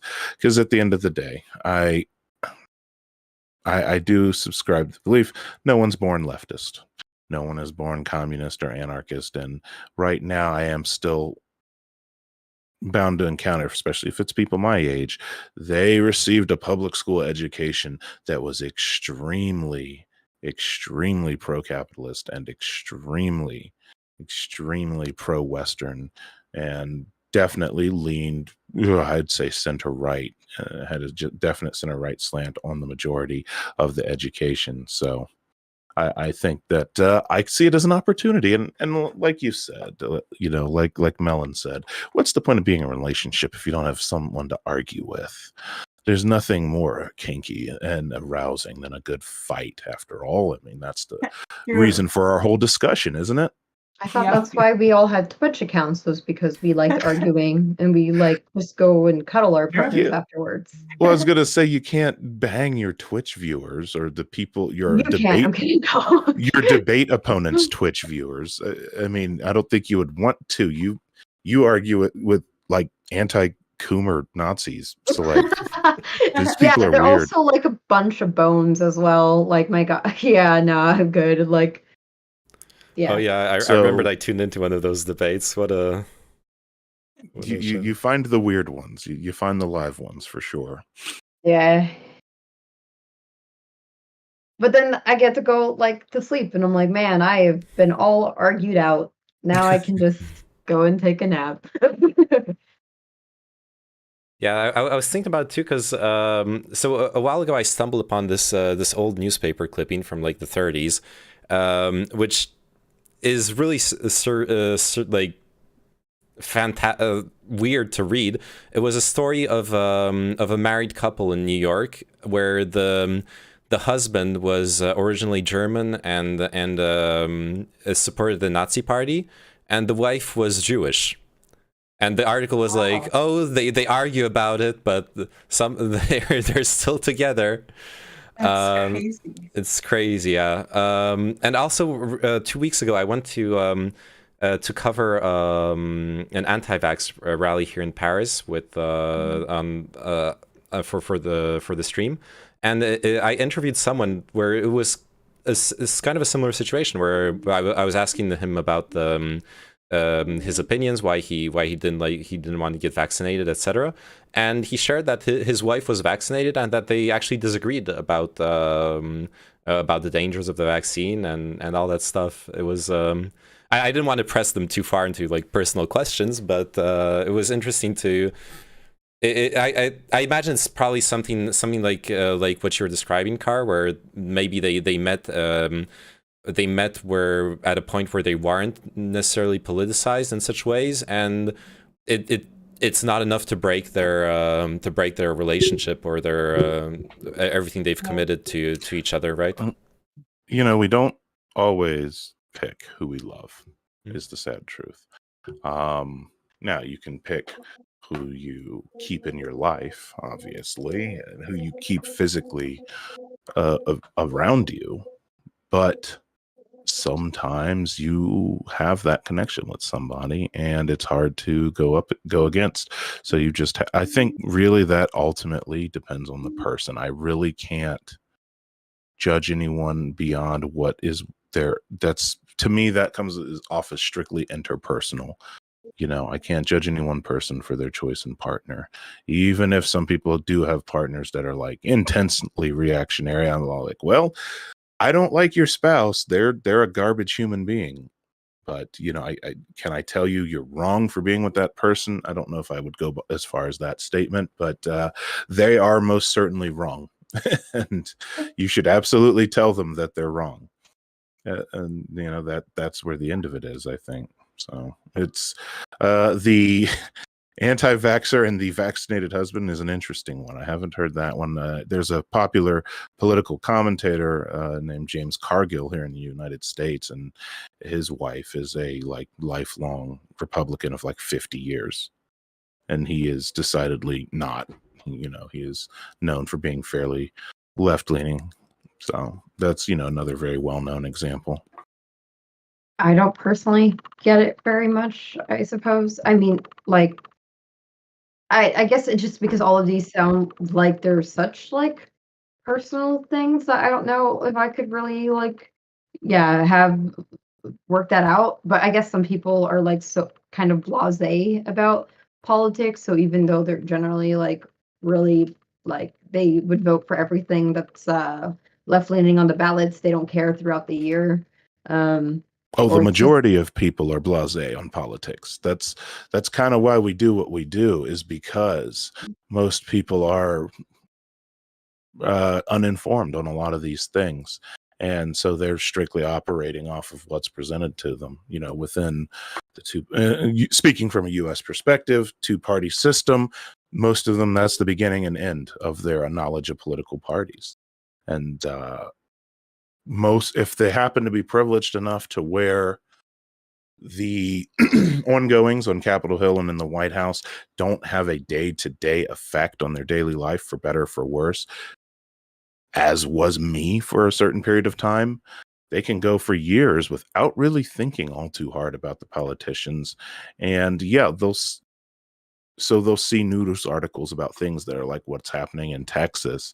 And, you know, if they're not trans, you know, if they're cis hetero, it doesn't really strike a chord with them. It doesn't ring in their head that, hey, I should think about this. So they are, because they're uninvolved and because they're not really connected to it. So I think if you do have somebody who's put that energy into being involved politically, it ultimately becomes a personal line of theirs where they would draw the line on who their romantic partner would be. But that varies person to person, I assume. I just could never like, even let's say for the other situation where it's like somebody that was part of the Nazi party married somebody that was Jewish, like I guess even like if I was able to change their mind, I never want to be like, oh, I hated all of them until I met you, like, and I just don't want to like, I don't know, I don't know if I really am interested in that gross level of vibes. pressure. Yeah, it's like even when I meet people that like have never interacted with like another Black person before me, I always feel like it's a lot of pressure. Like where people are like, "Oh, I only saw you guys on TV, so you're basically like the guinea pig right now." I'm like, Yeah, So- I usually make myself scarce if I hear they're the first Black person I've really hung out with and talked to. Okay, yeah, when's the bus get here? Just that's always been a little odd for me. That's always been a little bit frightening. But yeah, no, I the example of the Jewish woman and the guy in the Nazi party, I'm not really sure how that shook out. That's weird. That is a story I would love to dig into. I want to like research that. If you have like the people's names. No, I think it was like a New York Times clipping from the 30s, like I said. So one thing to keep in mind, it's also before the genocidal aspect of even though like before World War II. So maybe that played a part in like them being able to have a relationship. That being said, yeah, I don't know if I can find it again, but I'll look it up and see if I can send you a link. Okay. I wonder how well that went afterwards. Yeah. Yeah. Awkward. On a vaccine note, my girlfriend's parents are in that situation where the dad is like vaccinated and the mom is like anti-vax. So pretty interesting. It's and their relationship's still strong. It's just like a little like, thing that they have to deal with where they're trying to convince her to get vaccinated. Even though she doesn't like want to. I think they're finally making ground and she might actually do it with like the new Novavax, I think, coming out. Oh, there's a new vaccine. I think I've been so. trying to catch them all, so I got to go get that one too. This one apparently uses moth larvae for their vaccine. They inject the I forgot what it was. They create like the mRNA into like moths, and they create the specific like proteins that the moths try to like fight it. They try to fight this disease, and then the scientists take that from them and inject it into like humans, so that the body could protect itself. It's like the specific, I forgot what it was. Like an antibody? The spike protein. The spike specific spike protein. Goodness, man. Yeah. It incubates inside the cells of the caterpillars, and then they take that and they put it inside of like a human. And I think that's going to be the one that like makes you level up. That sounds like a level up kind of action. Yeah, be honest, Kat. Science is just shenanigans. Isn't it just people just like throwing shit around and just doing whatever? Like the good thing about my science is math. Do they just pretend to know what they're doing? No, I know your science is math. You do astrophysics, or what do you do? You blow stuff up? I do rocket science and semiconductors. Right. So, like, yeah, there's a lot of math to it, but at the end of the day, you got to shove a guy in a rocket and cross your fingers that it works. Well, there's only a 10% failure rate, so exactly. He gets a real good life insurance policy, then there's no problems. Exactly. So it's even with all of the math, if we talk about NASA and things like that, it was they'll tell you they knew what they were doing. No, they're just shooting dudes and strapped to rockets into space. They did a lot of the math to get close and narrow down that failure rate, but it's still there. And yeah. So I did want to say to the assembled panel, or Naminanen, I think I said that right. Hold on. Name, but it's fine. Namimanen. Sorry, it's I should have Nom Nom practiced it. Namimanen. Thank you for having me. I will have to depart here soon. But, All right. Thanks for didn't coming. know if you have had to any go other too. subjects to touch on. It's fine. We've been like almost 2 hours, 2.5 hours. Like that's roughly usually where we ended. Yeah. Yeah, it was a pleasure to have you on. Really nice meeting you. It was fun. Very nice to meet Yeah. everyone. Thanks for coming. Yeah. Appreciate it. Once again, so check out Car's channel. Yes, on Twitch.tv. YouTube. Car on YouTube, KAR. Not the gun channel that reviews Car Arms 98s. Keep going, and you keep scrolling, you'll find me. And I talk about anarchy, political commentary, and most recently I did a video essay on international sporting events and how they're bad for your city, and you should protest them if your city wants to host them. You know, Olympics, World Cup, it's bad stuff. You should check out the video. It's really good. Nice. That's me, though. I am Car. I make music too. Oh, cool. Oh, what do you play? So what do you play? Jinx. I don't play an instrument. My computer's an instrument. I make electronic music. Oh, cool. Trance, dubstep, ambient electronica, things like that. Is it on your YouTube channel?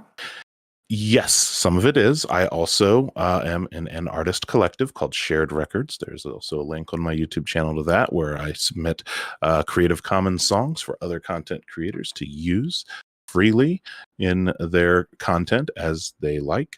And every one of my videos uses a new original music made by myself. If you do / intro on my channel, and you click on the link that's there, it'll lead to his YouTube channel with his music. Thank you. No problem. Quick question: can I like listen to your music on stream? Would you Go allow right me to ahead. check it out? Awesome. Thank you. Yeah, I will. You know what? And we're on Discord, and I have a general rule of thumb to begin with that other content creators, you know, I give them access to the whole greater catalog anyway. So I'll send you some SoundCloud links, and you can have at it. Doesn't bother me at all. Awesome. That's super I'll send nice. it to you on Discord. Thanks. Sounds cool. All right. Well, thank you everybody for having me. I will depart. I appreciate having the chance to speak on these, and I made it 2.5 hours without getting demonetized on YouTube. So we navigated that minefield together. Thank you, everybody. Pat yourselves on the back. All right. Take care. See ya. All right. Let me take off the names. All right. Do you want? You said you were going to leave too, Melon. Do you want to leave now, or do you still have some time? Yeah, I have to go to the pharmacy Okay. before it closes. Cool. Have a. And if I have to hang out with just you, Name, I think I might end my life. So I understand that. Yeah. Thankfully, when we hung out, you had your chat to. Oh yeah, the whole distract you. time. Yeah, the only thing that saved me. True. So then I guess I will bid you adieu. And yeah, thanks for having me on. I never get to talk about any of this stuff because I'm a nerd channel, and I got to make sure that the kiddos in my chat don't say ha ha ha booba. So thanks for giving me 2.5 hours before I go back to my own personal Virgin Veranda power hour. Nice. I appreciate talking with you again. Oh, why, of course. So yeah, I'll bid you adieu, and hopefully we'll be in touch. I still haven't played Phasma with you, so I'm waiting. Oh yeah, we need to play Phasmo. True. Mm-hmm. For sure, we need to set that up. Yeah, exactly. Do you have Phasmo too, Melon? I think I do. Oh. That'd be maybe we fun. can, I've never played that game before. yeah, we gotta get some spooks in. True. Yeah, I get scared very easy, so you get to see me like make a whole bunch of noises. It's gonna be as if like basically watching like a Slender Man gameplay. It's just like every 5 seconds. So I'm really bad with scary games too, so I literally can't play The Witcher like when it's at night or at night mode. I always meditate so that I'm only playing the game during the daytime on the game. Because I'm a baby. Yeah, stop laughing at me, okay? I did the same thing for surprisingly Legend of Zelda Ocarina of Time. I was too scared to like walk in the main area where the skeletons come at night, so I would like rush to get inside before it got nighttime. That sounds like something I would do 100%. Yeah. Yeah, this is my first time hearing someone say Ocarina of Time's a horror game. Well, Nice. skeletons were really scary, okay? Okay, I trust you. So I'll let you guys go. Yep. And see then ya. I'll go bother my chat for a bit. Also, I'm going to Berlin tomorrow morning for being in Berlin, so I have to go pack up my stuff soon. All right, nice. Have a good trip. Thank you. Bye bye. Boy. We need to play some Valorant sometime. Yeah, we need to play Also- Valorant sometime. True. I need to check if I still have my I don't remember if I made a US account or not. I have a US account, so I do Yeah, not but have- I have an EU account, and they can't touch Just move PPs. to the US. Just come here. What are you Yeah, doing? just move for it. Yeah, Yeah, just move I'll just buy like a fucking $1,000 plane ticket just to play a couple games of Valorant. Yes, exactly. All the cash you're earning from streaming. What else are you gonna use it for? True, my non-monetized channel. I'm raking in the rubles. You telling me that Strims.gg is not feeding you cash at this very moment? Strims, what are you up to? Get True. on it. True, I'm sure if I ask JB Pratt and Slugalisk for for money, that'll be an interesting conversation. Oh, for sure. I'm surely that'll go well. Yeah. But yeah, I'll look into it. Last time I tried to make an account, a US account, there was a weird thing where they were like detecting the like geolocalizing my IP. I can't even select. There's no selector to like make a US account. They were fucking requiring me. I need like a VPN to make a US account. Oh crap. Yeah. Well, now is the time to get a sponsor VPN so that you can have it for free.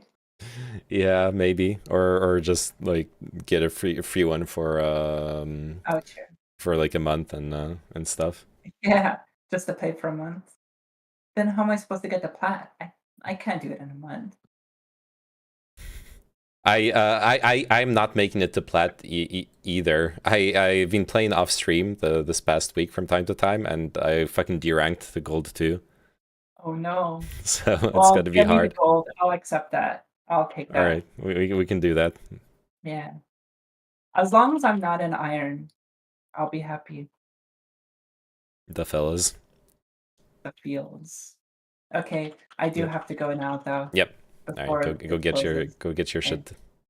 Have fun. Thanks. Bye. Bye. ya. See ya. No one else is here. Ooh. All right, let me close this. All right, I hope y'all enjoyed the talk. I had a lot of fun.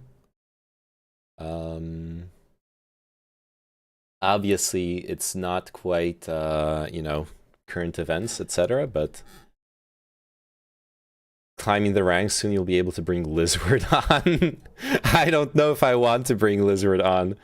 Oh god, very stimulating. I'm glad you enjoyed it.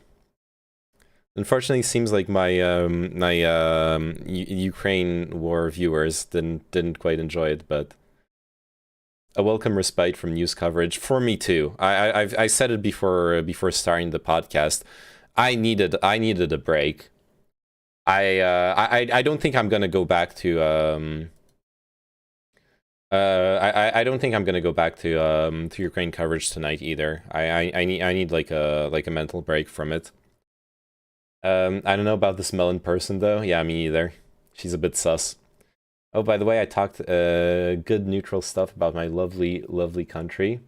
You want to go back to Ukraine news? I'll check this out. This is I'll read this. This is fine. You didn't talk about Putin's fetishes. Maybe we need to learn some more about Putin's fetishes. That nuclear fight was too much last night. I felt pretty burnt out last night while we were reacting to it real time.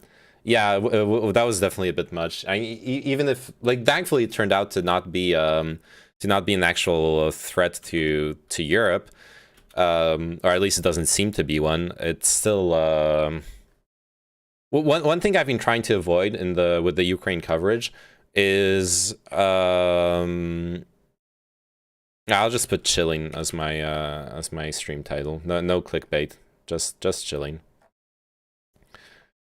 No, I'm not gonna end the stream. No, I think I'm gonna play some video games or something. It's been a while since I played some video games on stream. Yeah, reacting to it real time.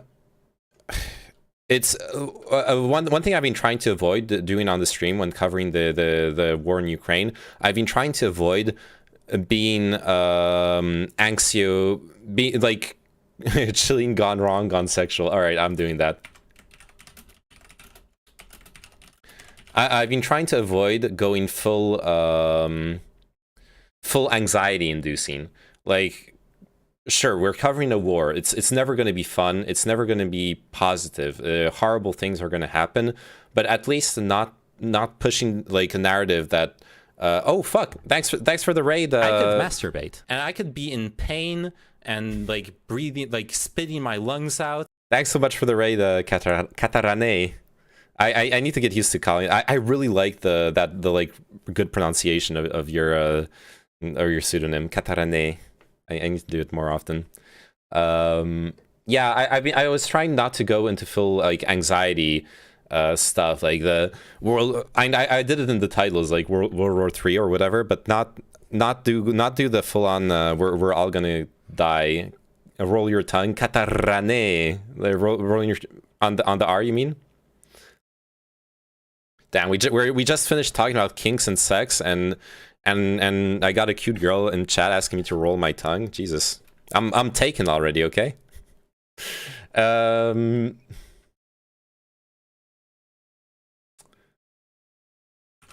let's just go with gaming, whatever.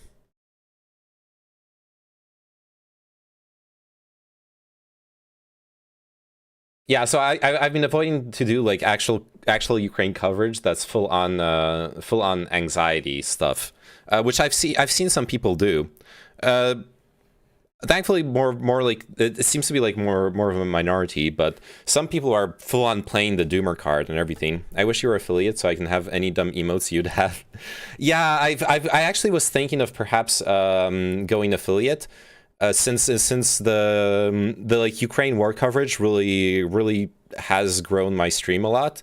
The problem is, on the one hand, I actually had issues with the application. I had to write an email to Twitch support, and we all know how that they're going to answer in like a month or two. So sadly, I don't know if I'll be able to go affiliate. And also, if the viewership goes back down once I stop covering the Ukraine war, or people get bored with it, then there's not much of a point in it. If I go back to like 20 viewers, there's no point in being an affiliate. But speaking of coverage, Twitch support, lol. I know, it's so dumb too. It's some validation problem with the form. I know. I need to try again. I think I've tried pretty much everything I could have tried to get the application working. But yeah. The one thing that bothers me is I don't really want ads on my channel. Like if I'm gonna have like 20 viewers, or even 30 viewers, or even 40 viewers, then playing ads seems counterproductive. Like it'll just drive people away. Is my impression. But on the other hand, it's true. Like having people sub will make them want to come back. Having cool emotes will make them want to hang out and sub. So rally in support of Russia in Belgrade. Protest against the regime. A big crowd gathered in central Belgrade in support of Russia on Friday night and protest against the regime, organized by several extreme rightist organizations. Didn't you have trouble validating your visa? Seems like a pattern here. Who's the real name, Manon? Yeah. It's oh man, this is the thing I've been telling the like Russian shills that show up in my chat. Russia has no moral high ground to claim when arguing that they're denazifying Ukraine, even if it was true, which it isn't. Russia has been supporting far-right organizations all across Europe and in the US for years now. It's completely hypocritical. Anyways. I thought the Z only meant a specific platoon. Yes, so leaked documents from the Russian army showed that the Z, okay, I don't remember it exactly, but Z was not a specific platoon, but it was a specific contingent, a specific area of operations. If I recall correctly, Z was like north and northeast, or no, or maybe like south and southeast. I don't remember exactly. I forgot. But the document was showing like there was Z, V, and a couple other symbols, different depending on the different regions of the offensive. But yeah, everyone knows the Z because those were the Z convoys were the ones that were caught on traffic cams that we actually watched live. The rally started with Russia's and Serbia's national anthems. The crowd blocked traffic for 45 minutes, carried Russian and Serbian flags, and chanted slogans supporting Russian and Serbia-Russian brotherhood. They booed President Aleksandar Vučić for Serbia's yes to the UN condemnation of the Russian invasion of Ukraine, calling him a traitor. Damian Knežević from the Anti-Migrant and Nationalist People's Patrol organization sent a message to CNN, BBC, and the state RTS TV that Russophobia in Serbia is at the level of a statistical error, and that every Russian is a brother to every Serb. A statistical error? Oh, like, that Russophobia is anomalous, but that everyone supports Russia. I think that's what he's trying to say. No matter how much we are pressured, no matter how much they attack us, it's a drop in the ocean for a Slavic soul, Knežević said, adding that there is no Serb who will impose sanctions on Russia and Belarus. The leader of the ultranationalist Obraz, meaning cheek? Oh, because that's funny, because obraz in Polish means picture. Funny that it means cheek in Serbian. Organization Mladen Obradović said that Russia is liberating the world from NATO's threats and that Russian President Vladimir Putin proves to be the strongest and most courageous statesman in the world. They warned the authorities that if Belgrade imposed sanctions on Moscow after April 3rd elections, many more people would rally. After the speeches, the gathered walked to the Russian embassy. Yeah. So like Bukro was telling me earlier, the reason why there is this kind of support for the Russian government is that when it came to the Kosovo conflict, Russia was on the Serbian side. So it's understandable that for the population it's hard to perceive. It's easy to side with their historical ally rather than with NATO, who they fought against. All right, that being said, like I said, I'm gonna chill a bit with the political. Oh, also NATO bombed us out of nowhere. True. Yeah, so Serbia was bombed by NATO in response to Slobodan Milosevic's crimes and war. Which obviously, no matter the reasons, if you're getting bombed, it's still your family, your friends who are dying in the bombings. There's it's not something you're gonna be able to look back on and be like, oh, yeah, NATO's not so bad. No, NATO killed your fellow, your friends and family. Is the harsh reality of that happening. It's like a diminutive of. Oh, picture in Russia is kartinka. It's like a diminutive of karta, map. I don't know, I find it cute. Yeah, that's an interesting etymological root too, because like karta in Polish is card, and that's the same etymology. Card is also that etymology. In French, it's carte. But that doesn't really matter. Loud minority is going to leave a bad taste in people's mouths. Yeah. So yeah, let's chill out. I have a nice, lovely game called Phasmo here. Yeah, I'm not gonna. I was thinking of either playing Elden Ring or Valorant. Honestly, talking about it with Melon kind of made me wanna play some Valorant. But it's true. Like Elden Ring's not necessarily the chilliest of games either.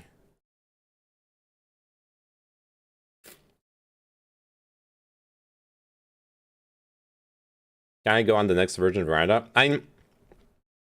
That is something we've talked about with Melon. Oh, Vampire Survivor. Yeah, I actually want to try that out. We want to, and we need to do it more regularly. And that's like my fault. I've been bad with organizing the Virgin Veranda. But we do want to like the stuff we did a couple months ago of having people be able to call in or discuss their own stuff and questions. I do want to continue doing that and do it more. Obviously, when you have guests on the panel, there's a lot more to talk about, and everyone's talking. It's easier to if it's just Melon and me, it's much easier to have people call in. Yeah, I've been wanting to continue Hat in Time as well. That's true. That is true. Yeah, having guests from the chat, the chat would be nice. I really liked it when it happened, even though it was well, when it happened, it was a really heavy subject, but still, that is something I think is really nice. Okay, let's see. Hat in Time, Elden Ring, or Valorant. I'm sorry, but it's gonna be Valorant. It's gonna be Valorant. I've been these past couple nights after I've been done with the stream, I've been playing Valorant off stream when I finish the stream, which is terrible for my sleep schedule as well. Very, very bad. Oh, nice. Car sent me the SoundCloud. I need to make a SoundCloud account. That's something I've been missing out on. Get help, you monster. I know. Let me move the camera to its rightful position. There we go. Can make it a bit bigger. Yeah, I don't know what's wrong with me. I've talked about it yesterday. I have issues, okay? I might present as someone who's got his shit together. It's just not the case, okay? I'm going through some heavy shit. Like, look at this. Look at this match history. Look at all those losses. And feel... I want you to understand my pain. I want you to understand that I'm not okay when you see that.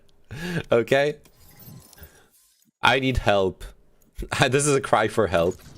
May as well keep playing, yeah.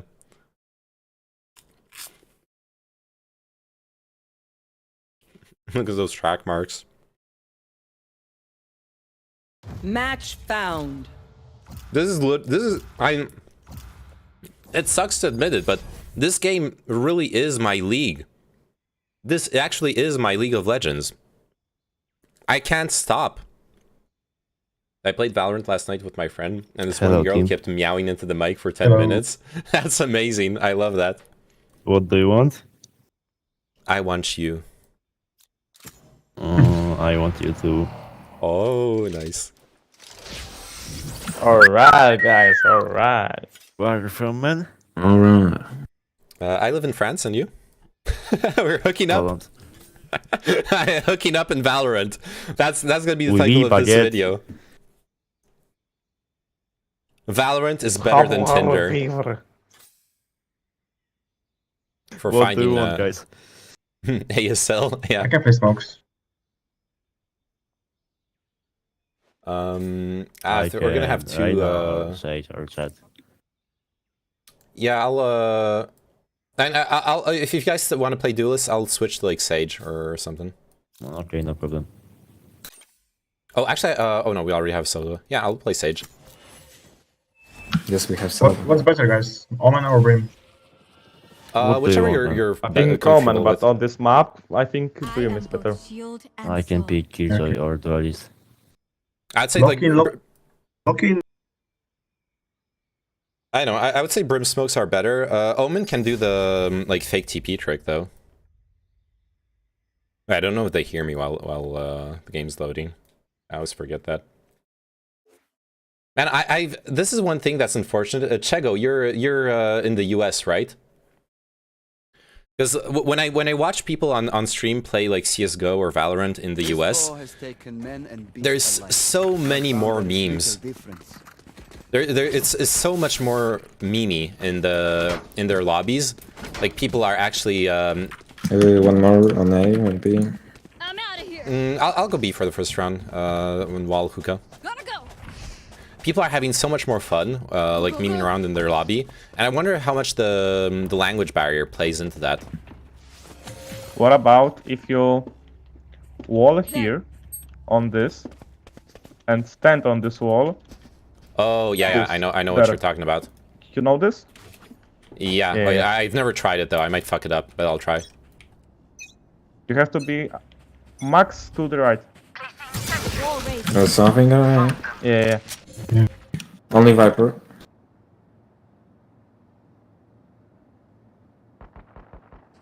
You want to rotate, Neon? I'll I will rotate, there's yeah. one hookah. Steps hookah. Rotating. Okay. Oh, they are out on a 2 hookah, 2 B. I'm sorry. Enemy B. I'm only level 19 and just playing raided with friends. Where's your crosshair? Put it on the corner. Oh, Last player standing. Spike down. I'm only level B. 19 and just playing raided with friends, but people seem to meme and be really social in this game. Nice. That's a really positive experience.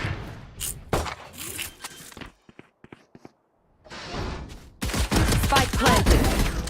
Alright, not too bad. Winnable. Very winnable. Got one.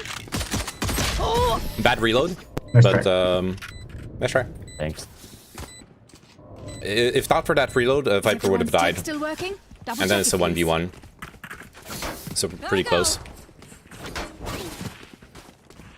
Want to do all 5 together, like an A push or something? For the eco round? We can. Placing swarm grenade. Let's play full eco and rush A. Yeah. For example. Turret out. Don't overthink it. That's my job. One push. Yeah. Revealing area. I think right side. I heard step. Yeah. Oh.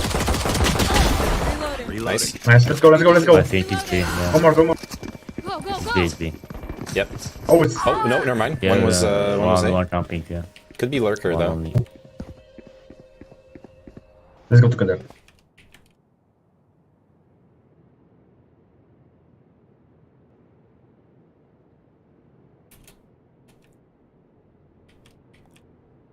Nothing on A side. TP. Maybe let's go TP. Nothing on B.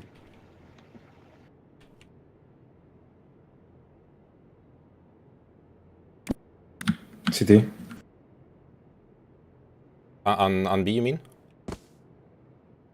I don't know. Now. Oh, CT. Up, Okay, up, up, heaven, one, yeah. Oh yeah, one short A.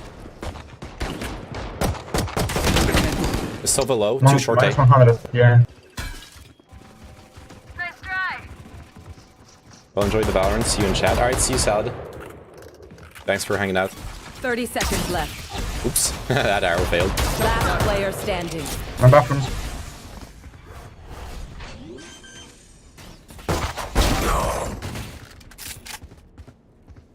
So winnable. One enemy remaining. 10 seconds. Ah, nice try. Nice try. Really good eco. Yeah. Even with numbers, Yeah, their economy's anything fucked now. can still happen. Remember that. I can go B right now. Okay, I'll go A then. I'm out of here. Canada is going to stop recognizing Russia and Belarus as countries, but most people don't recognize Canada. Is that real? I don't think that's pretty abnormal. At your command, Brimstone. I'll look it up after the game. That's really surprising. Barrier created.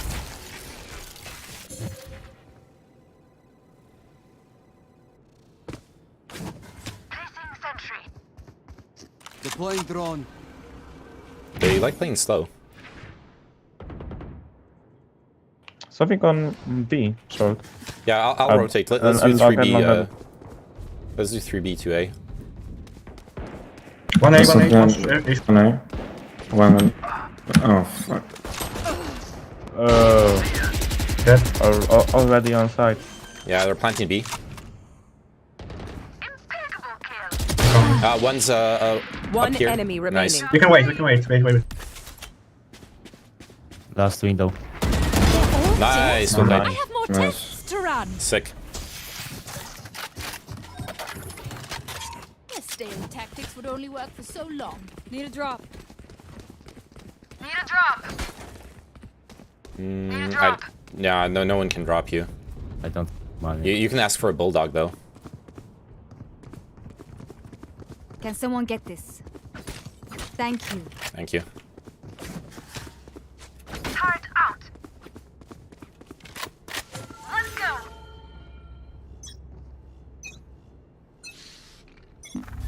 Wall raised. Oh fuck. Nice. Nice. Okay. I'm gonna rotate. Can I? Two Can I get a guys heal, please? on long B. Healing. One TP on A. Could they be elbow already? Also toilet.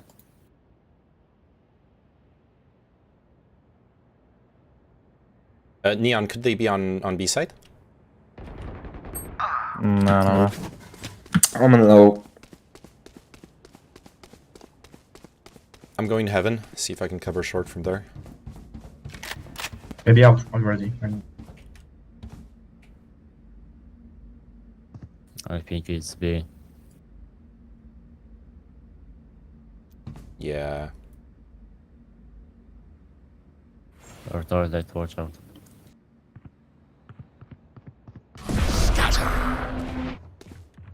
Yeah, it's B. No, it's A. 30 seconds never left. mind. Okay, coming back. It's A. Yeah. Spike planted.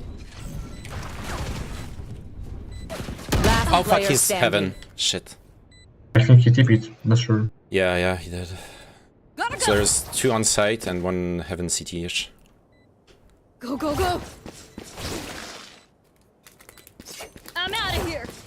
This is gonna be a tough clutch. Up. Nice try. Remember, bullets hurt. You go.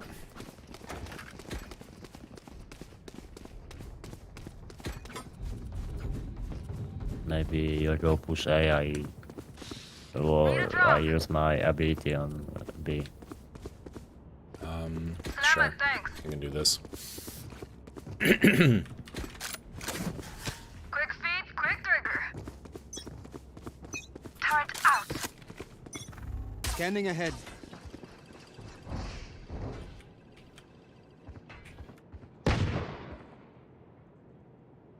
I have good position. Take flight. Enemy. One on B. Smoke, I Viper try to B. find them. Still somewhere. Oh, one smoke B. I think I should rotate. Dead on B. Oh yeah, can you have rotate your ult. that Never side. mind. Also here. A clear. Go, go, Long. go.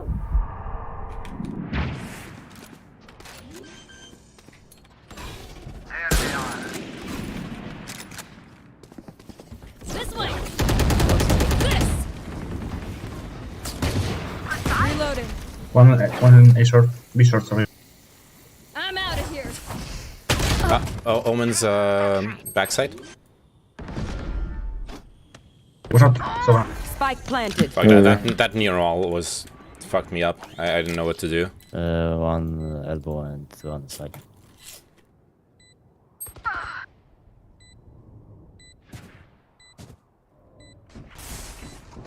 Last player standing. Aw. Gonna sleep almost midnight in here and stuff tomorrow. Alright, see you then, Bennett. Thanks for watching. Shoot the bad guys. How's that for a plan?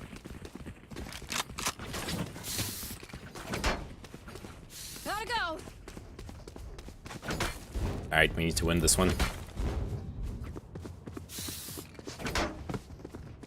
Kinda wanna... Need a drop. Ammo. Thanks. Repel them. Gonna put this wall up and just... Barrier created. one short. Revealing area. One long. Actually, two short. It was Omen and Sova. Nowhere to run. Shot down. I am the hunter. Nice. Take flight. Healing. One going B. There. Meet. Okay, I'm rotating. Oh, we have the bomb, actually. Spike, spike, spike. Yeah. One meet. Stim beacon down. Fuck. Many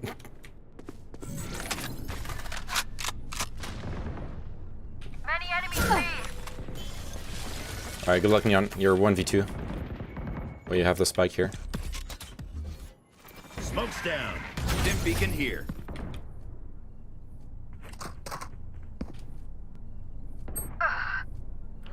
I can't. Yeah, sorry. But I hold them for yeah. so long. Looks like they'll be going CT, probably. Considering they pushed you 30 to seconds CT. left. I think so. Okay, I'm leaving you alone, Okay. bro. I'll peek short. Okay, okay.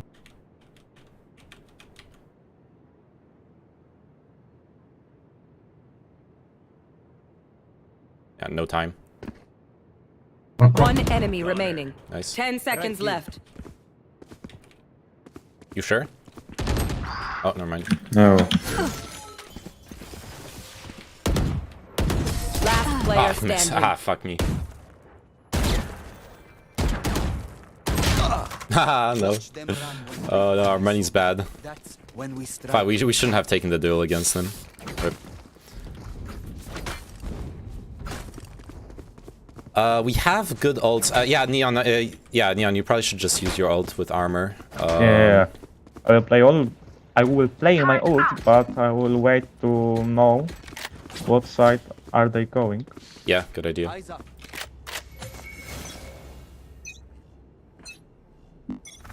Barrier created. Revealing area.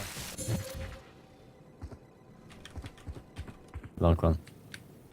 Stopping on B. Deploying drone. I'll rotate. Here we go.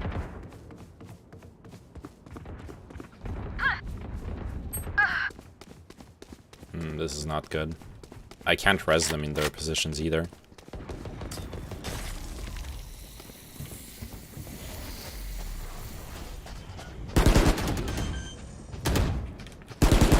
Fuck. Spike planted. Last Should player wallbang standing. the planter Unlucky. instead of peeking the omen.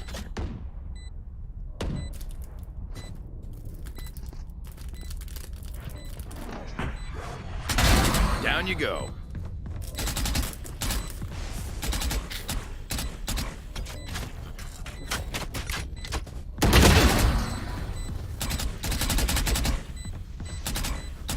Honestly, worth saving. Oh, never mind.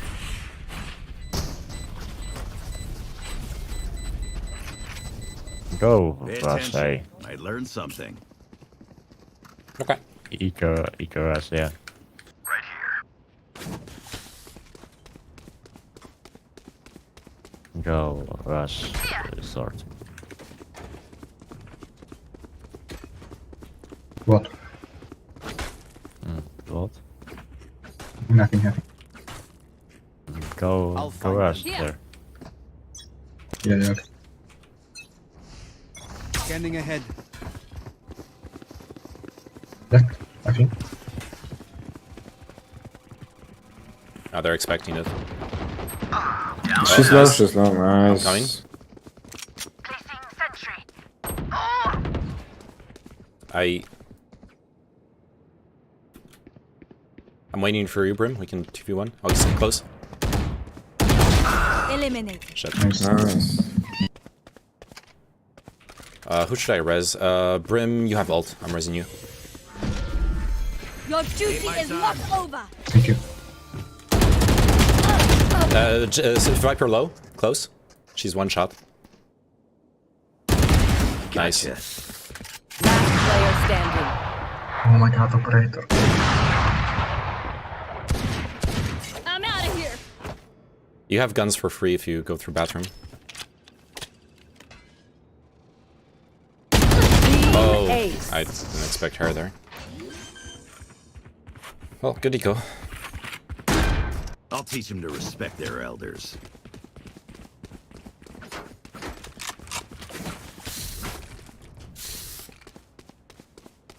I want to go B this round. I feel like doing 3B2A is going to be better. Okay. Where I'm going, A or B? I don't know. You can be. Okay. We haven't been able to retake a single time, so... Wall raised. Viper wall A. So one Viper on A. Oh yeah, I'm rotating. I will stay for a while. Okay. I'm back home.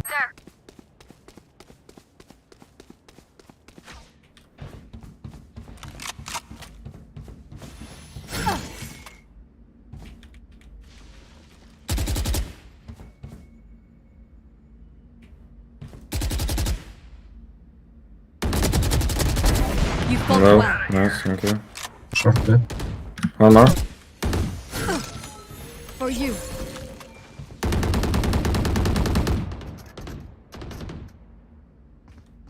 Scanning ahead.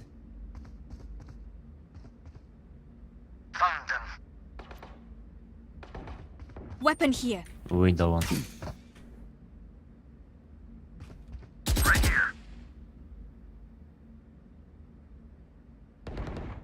Nice. 30 seconds left. Okay, we can just play safe. We can... I think one was here. T-pick, elbow outside. Okay. One enemy remaining. Nice. Spike down B. Spike B.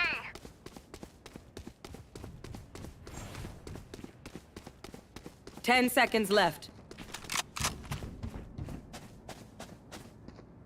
Hi! I'm pissed!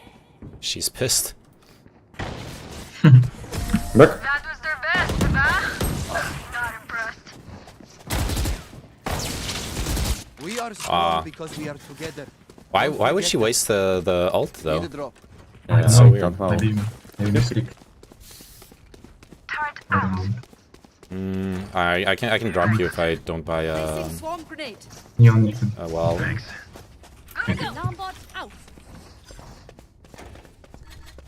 Actually, I think I prefer having a wall. Yeah, I think I prefer having a wall than no slow orbs. Wall raised.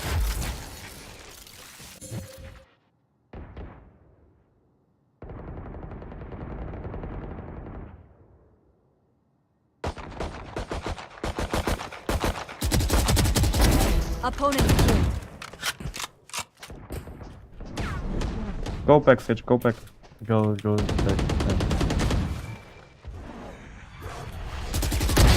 Return to dust. Vapor wall from Belong. On large. I have both. Okay.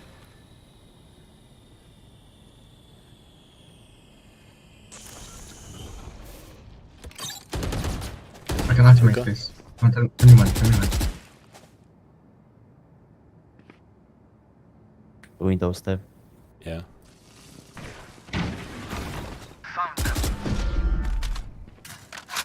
There's two mid. Nice with my bot. 30 seconds Ah, left. fuck. One hookah. One site. enemy remaining. Nice. He was on Down A. Oh, B. nice. Can you push? Oh, Nice. Let's go. Yeah. 3 kills, 1 assist. What will it be this time? Have any patterns round. emerged yet? thanks, thanks. Can someone get this? Thank you. Thank you. Go, go, go! Placing swarm grenade. Placing swarm grenade. Alarm bot out. Turret out. I'm out of here. Come into the unknown. Go, go, go! Get out of my way! One down. Nice. Down here. I think there's someone mid. I'm out of here. Pushing, pushing. Show me the back, show me the back.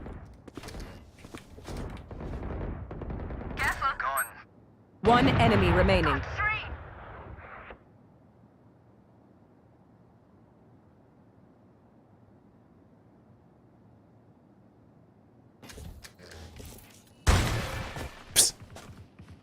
Fucking wall. Flawless. Well played. Nice. Amazing. I am honored. Last round before the switch. Nice, and we have Killjoy ult for last round, and oh, there's Sova gets his ult in 1 kill though, Placing so he might be sentry. able to counter your Killjoy ult. Placing swarm grenade. Gotta go. Placing swarm grenade. I have a stupid strat. What? I was saying the enemy Sova gets his ult in one kill or 1 orb, and he might counter our Killjoy ult with that. Okay, okay. Wall raised. Nothing mid. Enemy spotted B. Oh. Enemy marked. Wait. I'm gonna flank. I think it's A. There's many A. Welcome to my world. At ease, soldier. 1 short. Jet grounded. Nice. Got her. For you. I heard Omen. Nice, nice, very nice.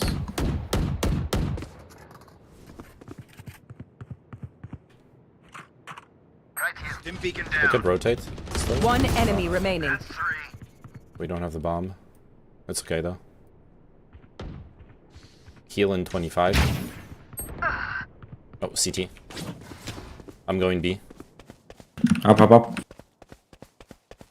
Robot smoke, but Oh, you got it. Nice. Well played.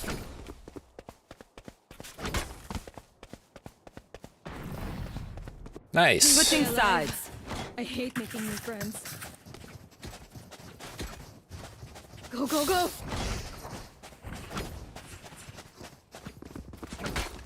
I kind of want to... I really like having full utility on Sage for pistol round. But it just feels kind of weak if I'm gonna... Go, go, go! just feels kind of weak if I'm not gonna... if I'm gonna have to fight. I don't have that much trust in my team, honestly. let's shoot, guys. Gotta go! Keep Like here, for example, no one's peeking long, so I kind of have to. Shift, please.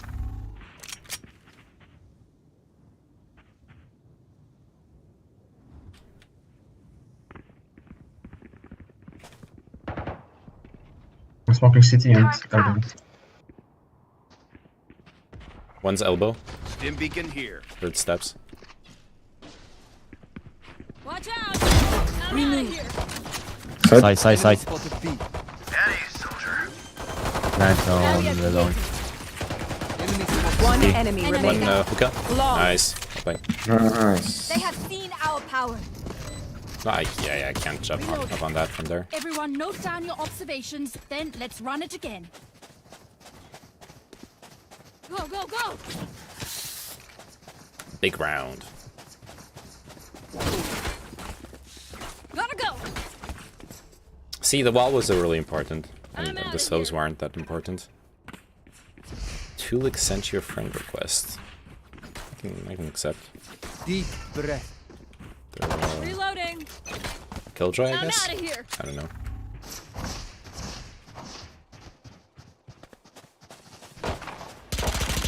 Enemy healing. Back up. Nice. Take this. Reveal the area. Go, go. Stim beacon down. We, oh, come. No, right. No, from Spike side. down B. No one hookah. Reloading. I got the spike. Launching smoke.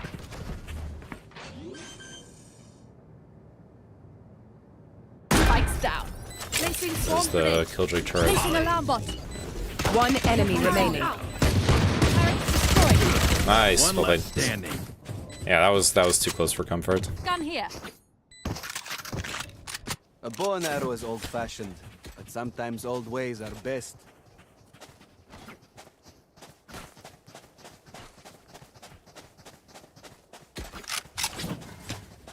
Bitchus, I think you can maybe ask for a drop. You can get full armor or something. Yeah. Need a drop. Safety's off. Also, Silva arrows here every round. Like up here.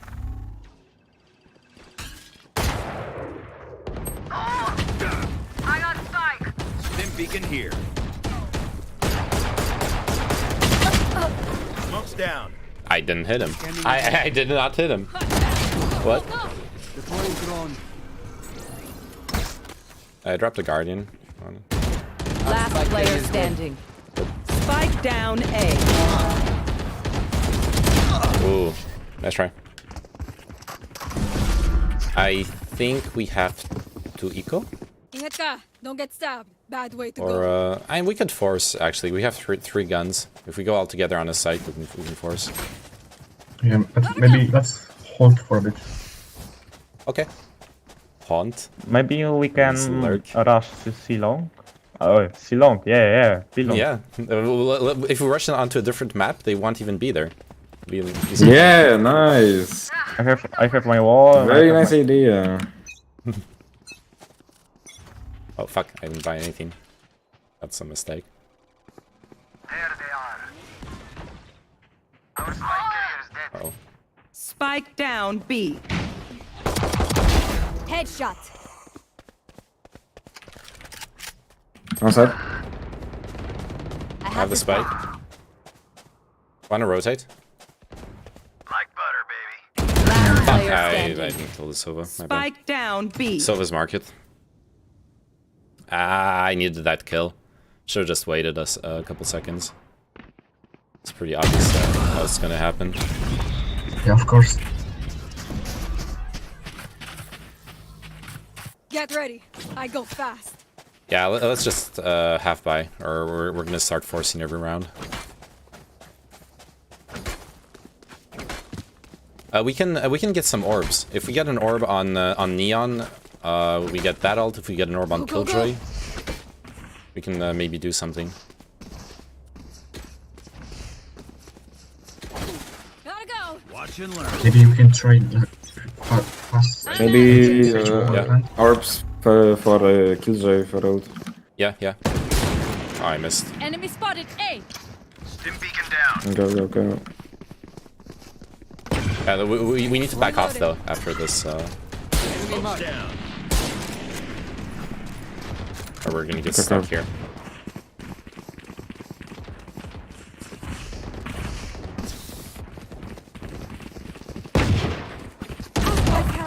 Spike down A.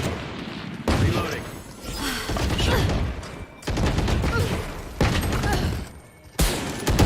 Last player standing. I have the spike. Everyone.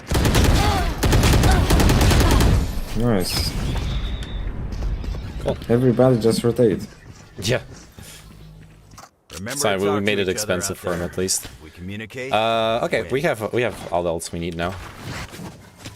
We should just hold for a bit. Yeah, sounds good. They keep pushing just. Need a drop. Then two people take hookah, Here. but without dying. One can lurk Here. long, one lurks short, one lurks Here. bath. Okay. Yeah. Let us hunt. That's not quite what we're doing here, but... Neon, trade me! Oh, come on. Oh. Okay. Yeah, somebody's too good.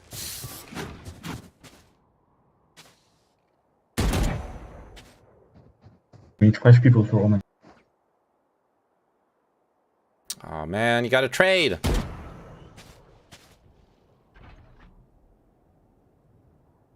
Placing swarm grenade.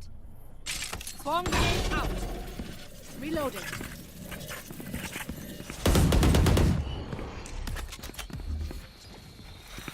Launching smoke. Placing sentry. Revealing Molly. That's killers down. Stim beacon here. Spike down B. Wallbang! Oh my god, the triple peak. 3 people popping out.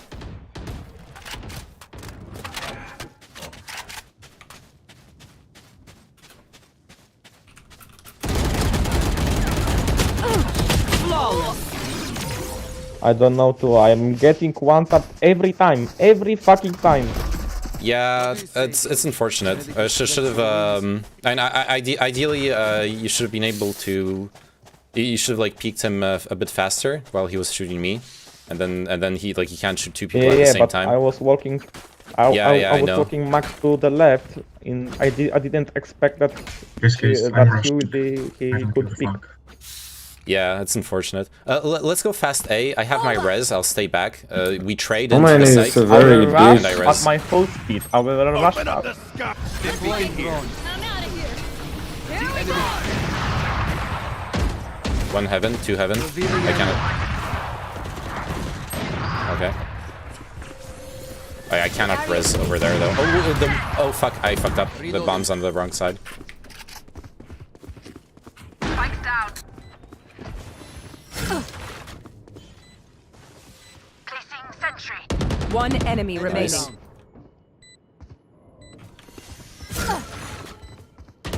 No more to oppose For you. Okay, we still have ults. That's good. Once more into battle. I'm not tired. Are you? Yeah, I saw you. I saw the lamp ult. Yeah. The Viper did not expect that. Yeah. Hey, it's me, Mario. Let's do that again. They're never gonna expect it.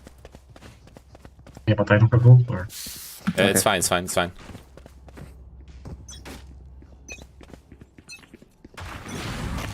Stim beacon down. Just shot the arrow. Enemy. Nowhere to run. Scanning ahead. Launching smoke. Stim beacon down. Found them. Oh, behind us. Hot shot. No chance. Omen, come back. Ah. Heaven. Spike planted.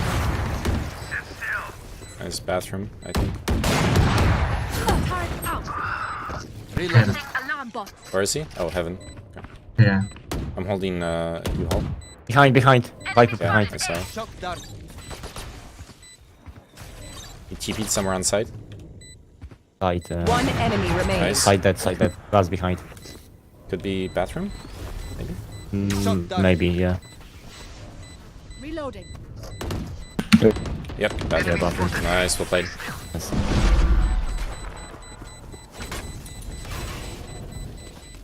I know what must be done. I can drop. We can try do it again. Alright, guess what we're doing? We're doing the same again. Yeah, I think it's a good idea. We finally found something that works. Yeah.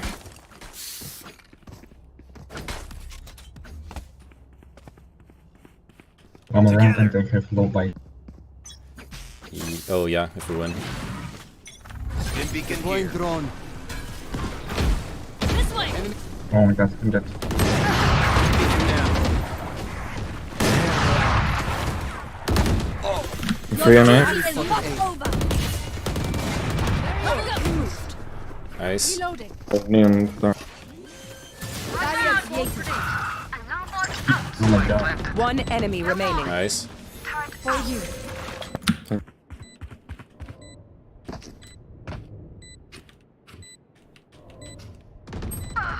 CT. CT with Odin. We need money, guys. Don't die. Go Check, to check lamps, check lamps. side. Yeah, I'm lamps. I look, Fuck, behind side. I'm looking on my map. come. Team A. Do you want the I'm Odin? staying. I'm not I'm taking delighted. it. Charge and shoot. Easy enough. I can drop again. I think. Oh, we never mind. want to We don't. expect for the 4th time. Yeah, they'll I know. never expect it. Need a drop. Hey guys, I have ultimate again. I can. Oh yeah, ult nice. lamps. Yeah, good. Yeah, you can ult heaven.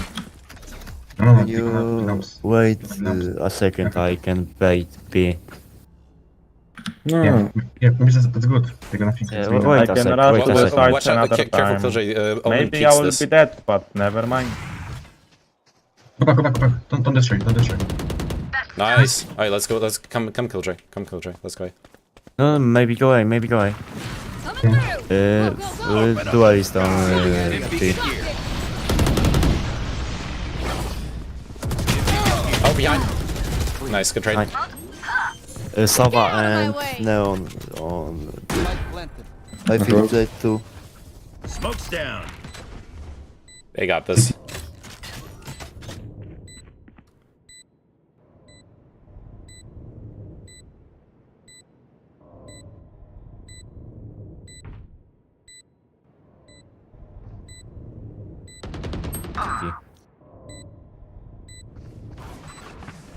Right? Down you go. One enemy Nice. remaining. Last player standing. Nice, good trades. Very nice. I was a bit worried. I panic. B Match right now, point. go B. She didn't saw me. Okay, I have an idea now. Wait. Neon, and you do the wall like here, and like make steps and noise and stuff, and we sneak into B. We like lurk and Alright. then we like fake A Drop and me go with B. Oh yeah. Go, Salama, thanks. watch Thank out you. on like Neon, Neon. I will fake A so badly. Maybe I throw the some arrows guys, please. to better fake. Okay. I have the spike.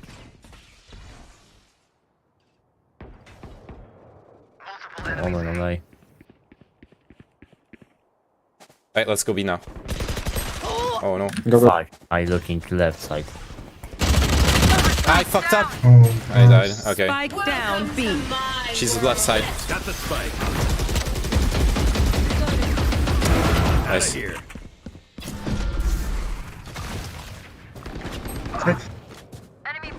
The Omen is really low. 20 HP. That was a sick flick from the Brim. Y'all saw Player that? Cubby standing. on B. One enemy remaining. On site. You can wallbang. Take this. Hi, I'm pissed. Oh, nice try. my god, so unlucky. Should have hidden. That's okay. Alright, last round. If you're not a good shot today, don't worry. There are other ways to be useful. Go maybe right now or B long call. Let's just go A again. Fuck it. It's worth. We can wait for some abilities. Sure. Yeah, Yeah. Then I will make my wall there, and I will just rush. I will stun Guys, hide behind. arms and stun side. Guys, watch out. I can send my jump. Watch out. Don't destroy. Shift. Wait. From, let's go. Done. Oh my god, he's standing on the... Last Behind player from standing. bathroom. Spike down A. They played us so hard. Yeah. Someone. Oh, yeah. We needed someone to lurk bathroom. Switching sides. Overtime. I have so many questions. They are playing Come on, so push fucking... B. now. I don't know what they are doing. Placing sentry. Placing swarm grenade. Well, they knew we were like five go, people. there you go. They knew we were like 5 people short. But Placing yeah. swarm grenade. Placing alarm bot. Okay, let's do the aggressive peek here. Can you go ISOs? Which if you put on the, will see someone, just go back. Go away. Oh, what? Sorry, I didn't understand what either of you were If saying. you will see wall, someone, go just away. go back to site. Yeah, of course. Yeah.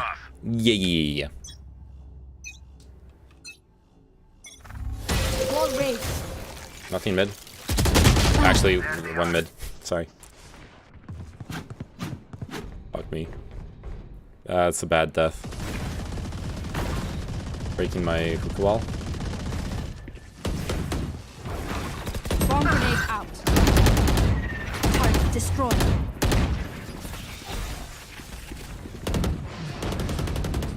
Found them. Swarm grenade out. This is all on the killjoy. Spike down B.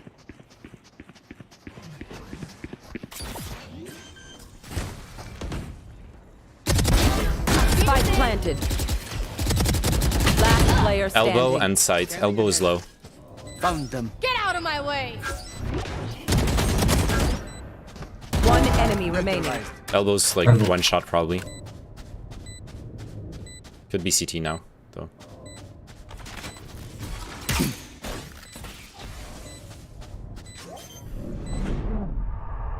Nice, well played. Nice. Back to work. Enjoy your MVP of this match. Yeah, that hiding in the smoke there, you pulled it off. Good job. Never give up. Switching sides. No matter Match point. There. Maybe I think some of you can free go A. I can wait for Omen here, and someone go check toilet. Okay. So just drop them. And can you do? I'll go look toilets. Yeah.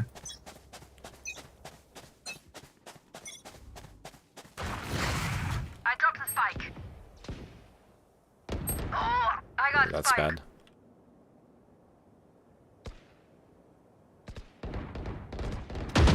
What is this? Got the pit Nice. toilets.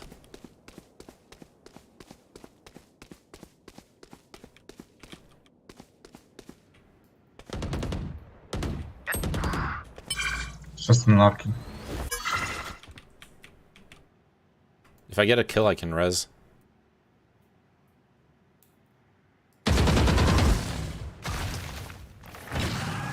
Watch out for a flank. They could be flanking as well.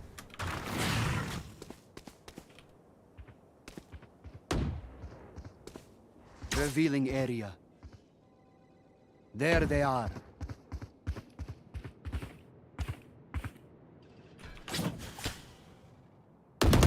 Nice. Go, go. Our spike is down. My ultimate is ready. Spike down A. It's not over. Alright, let's go together. This is winnable. Maybe 30 go back to seconds A. left. I'm out of here. I don't know, it's too late now. 20 seconds. Drop. Okay. Coming through. 2 versus 2. Go, Let's go, go, man. go. You have wall. Wall raised. I'm out of here. Don't peek, chill on the side. Watch a hookah. Nobody watching. One enemy remaining. Nice, last guy. I think last on not spawn. It's a clear. Please guys. You got it. Hookah. Hookah. Okay, Yes. don't peek, don't peek. Don't peek, chill. I'm bait if he jumps out. Nice, well played. Nice, thanks you. Nice comeback, guys. Attackers win. Nice GG. Ooh, yeah, nice comeback. Oh, this game was hard, but good. Good comms. No one lost their mind. Like we were on some really rough round loss streaks, losing like 4 rounds in a row, and everyone was just solid. I like playing with those kinds of teams. It's really nice. Chupatintas. Churro. Okay. Nice. Hey, they're in queue together. Oh, they queued already right away. Agent select. No. All right, let's get back to gold 3. I'll play another one. Let's play some music.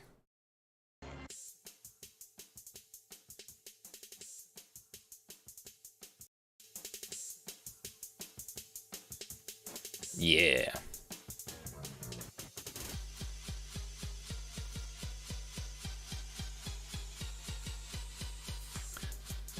Match found.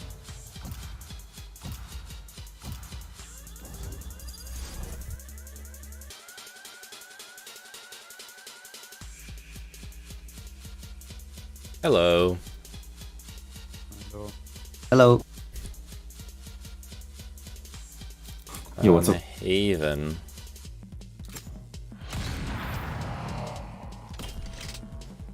Lock in the chamber. Finally getting my chamber game in.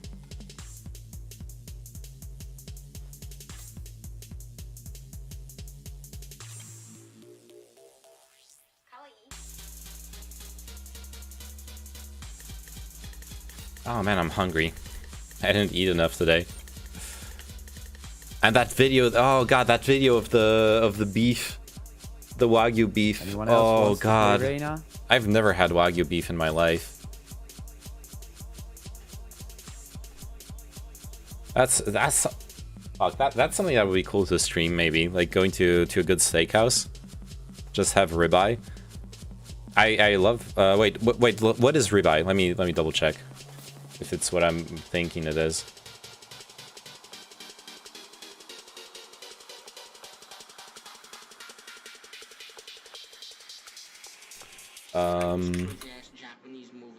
Cheaper and super juicy. Oh yeah, is that it's in French they call it entrecôte. Oh no, it's boneless. Yeah, it's entrecôte. In Turkish they call it entrecôte. It's a well-marbled steak, not that I've had in a long time. Yeah, I haven't had. Oh, I've had one a couple weeks ago when I was on a date with Sophie. We met with a good friend of hers, and then when her friend had to go, we decided to like eat out. And I had a ribeye. Oh, it was so good, dude.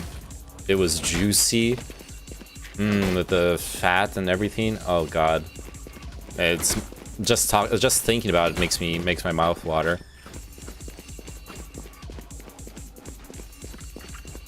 I've had prime rib for Valentine's Day. Nice. Where do we want to go?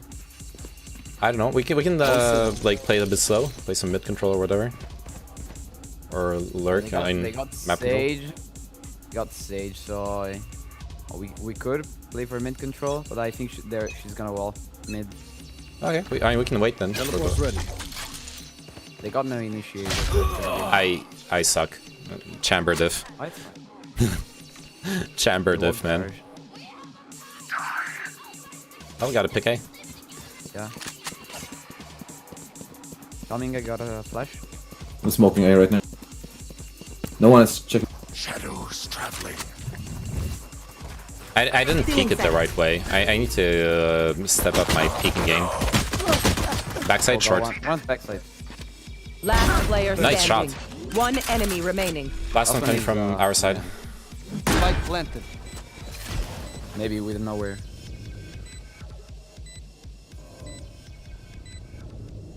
Prime rib, onion rings, horseradish, Yorkshire pudding, some greens too, and a creme brulee with a leaf of mint. Damn, that's really nice.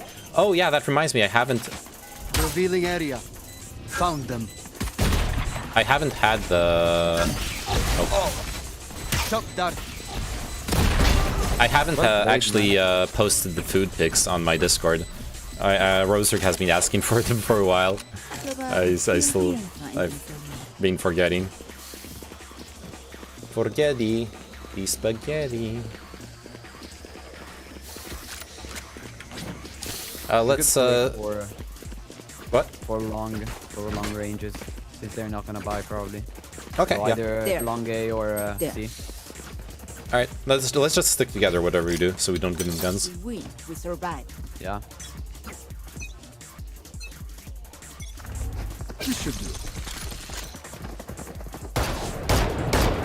Enemy spotted. C. Found them. Can you flash us out? Reloading. Cutting their vision. Feeling safe. Right here. Reloading. One backside. Oh my, Enemy spotted. C. Oh god, one is log. Last player standing. I fucked up. Thrifty. I went to TP out of there. I fucked up so bad. That was terrible. Act on my intel. Don't give them time to reposition. Well, Eco, I guess. Fuck, I fucked up that round, I'm sorry. I guess I got the jet, but damn.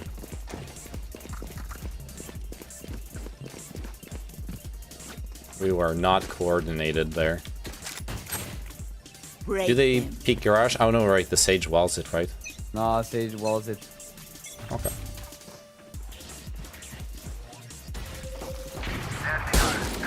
Enemy spotted. C.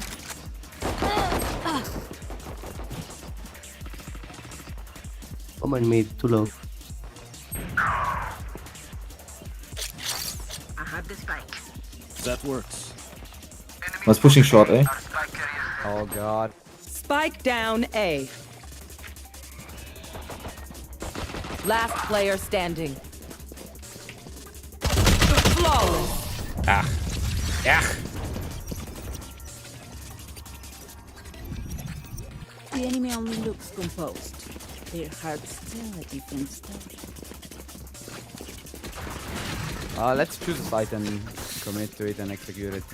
Because if we split up, we see that we're not capable of 1v1 fights. Yeah, we're not fair enough. creating our players, so Okay. just getting in advantage. We can just blow up the Sage wall if we're all here. I'll find them. Yeah, okay. A gift. Here.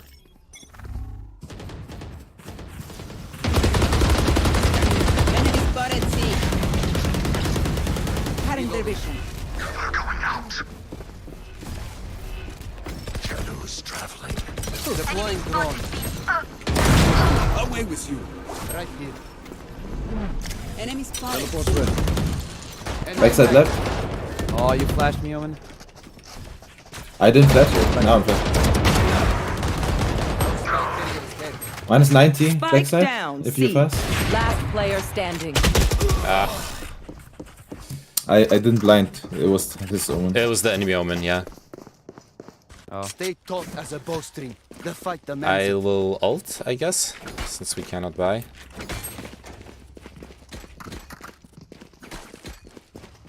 Do they peek like sewers? So dead. They do. Okay. Sometimes they. Usually they peek long first and then one guy helps. Okay, Sure. I'll peek long then.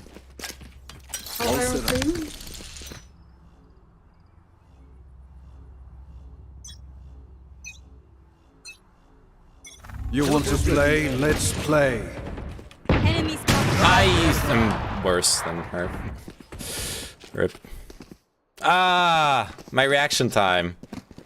Where is it? Being shot, healing. Spike down A. Last player standing. Ay, ay, ay, ay, ay. Too slow.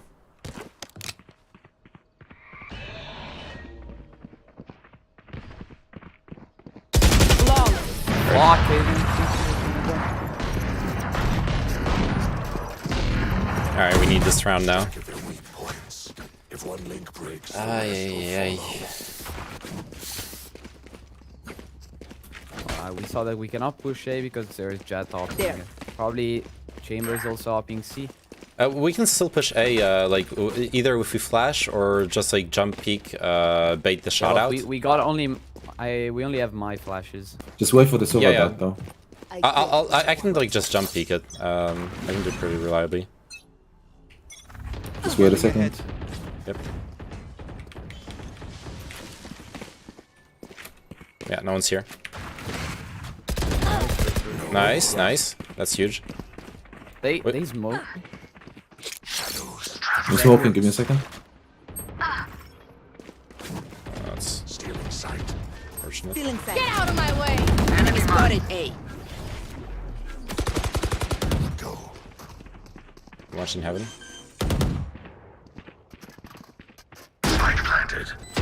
One enemy remaining. Nice. Okay. I am not I'll play everyone. this up. Reloading. Watch them run when lit by my sonar. That's when I can we drop strike. you. Yeah, I can. I can drop someone else as well. Can someone get this? Thank you. Thank you, guys. No problem. Yeah, that was good. We could push B. We could push B Oh. since Sage walls garage. Yeah, let's leave the wall up, and it'll be harder for them to push. Yeah. A gift.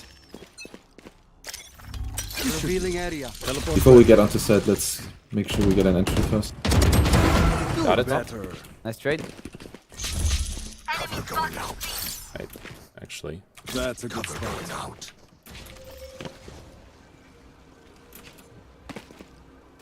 Place the smokes a bit deeper next time. I'm covering right side. One flanking. There they are. Spike planted. Enemy spotted A. 2 in ceiling. One flanking. Watch out from mid. Last player standing. Window. One enemy remaining. You have ult, by the way. Scanning ahead. Found them.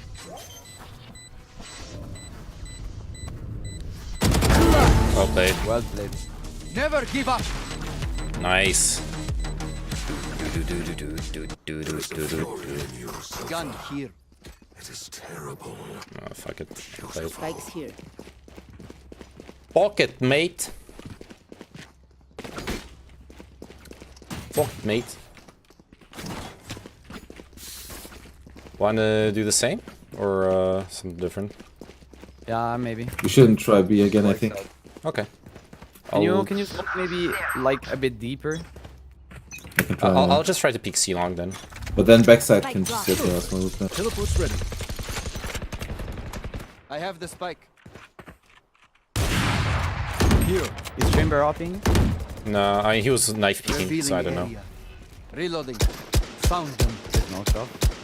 Reloading. They smoked. They wasted the 2 omen smokes. We can rotate.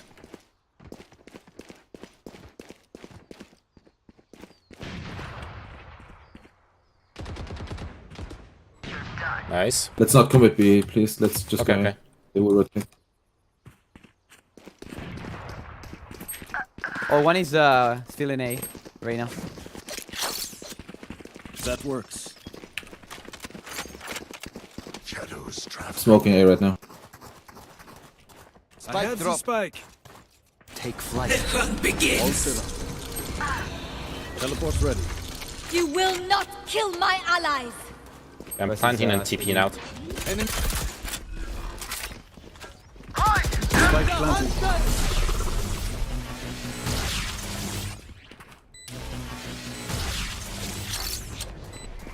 A gift. Scanning ahead. One's close on side. Can you ping spike? One window. Cover going out. 100 on the Sage in window. Last player standing.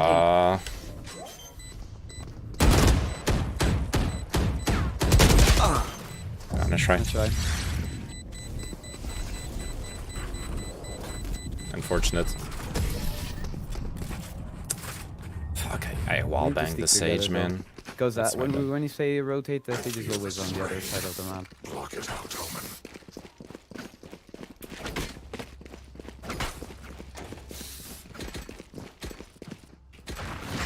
What did he say? Something when you say rotate something? I didn't hear it.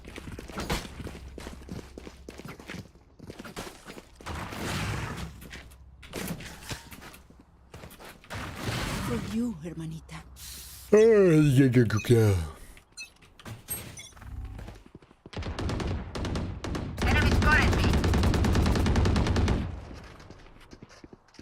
I have the spike. Spike drop. No one's peeking it.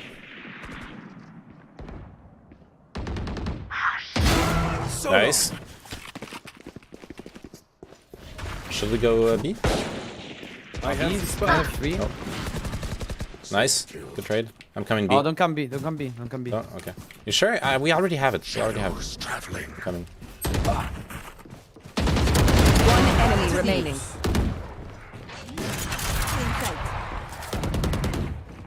Spike planted. Not pushing her even though Yeah, let's leave her. Let her have the op.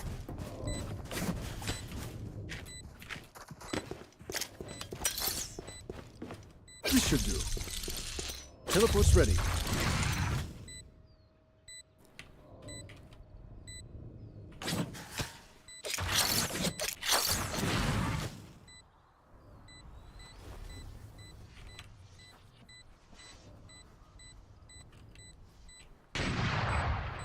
What the fuck?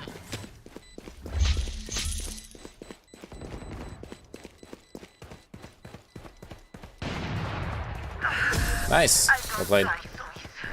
I'm gonna give you the up. Okay. So we don't lose it. If you're not a good shot today, don't worry. There are other ways to be useful. You can drop usage. Fortunately, I jumped and she hit my foot, so Nice. I didn't got one shot it. All right, let's try to peek the. Thank you. Perfect. You're welcome. In we go. Teleport's ready. Let's try to peek a long here. You want to play? Let's play.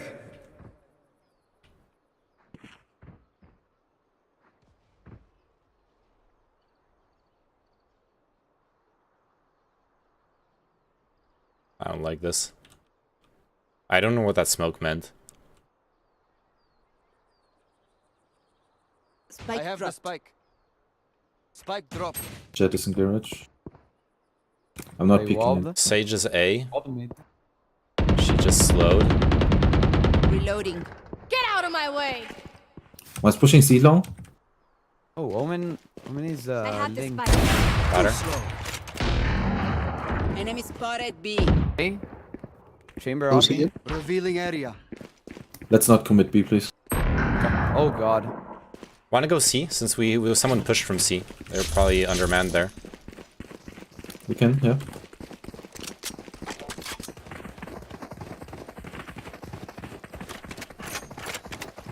Yeah, rotations. That's not ready. 30 seconds left. Backside. Chamber with the result. Enemy down. Maybe you can rest someone after you plant. CT pushing. Spike planted. And one mid, I think. Wall raised. Blinding. Last player standing. Oh, that's so unfortunate. Shock dart.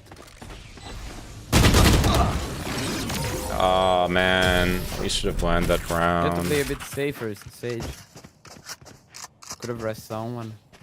Their backs will be towards at least one. I don't know about the res because the res was probably impossible because Yeah, they maybe were the in wall. backside. You could have placed the wall maybe somewhere else. Maybe But by the wall peak was risky, yeah. But I don't see how she could have rezzed. I can drop you, Jakario. I have my ult anyways. I need to thank you. I'll just play my ult.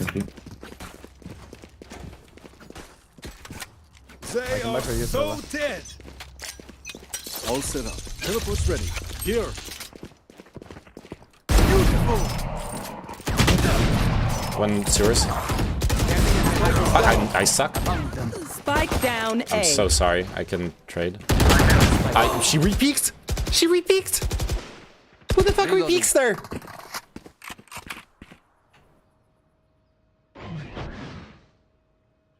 Last player standing. Cross replacement.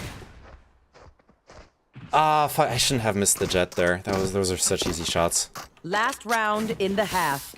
Don't be scared. Oh well. Spend it all before it's gone. The scoreline's not too bad. If we win this round, we're in an okay position.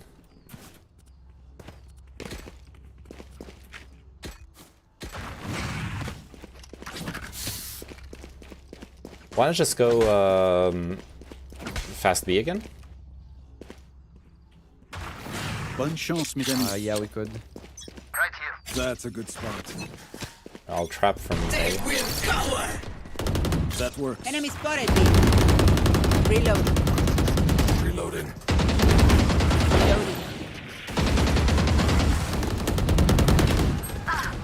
Reloading. Mid push, careful. I mean, garage. Nice. Reloading. 192. Got him. I have them. We can rotate. Did you Let's go kill see. him? Let's go see. Come moment. Let's go see. Reina's lurking. One enemy remaining. Nice. Sage is playing A, I think. One old CT. Planted. Nice, well played. That's huge. In the last round. Switching sides. I could have used the ult before, a few rounds before. Yeah, that's fine. Omen ult is hard to use. No, I mean Reina. So Oh, Reina, sorry. Yeah. I okay. could have used it before, but I wasn't sure. Fair enough. Perfect.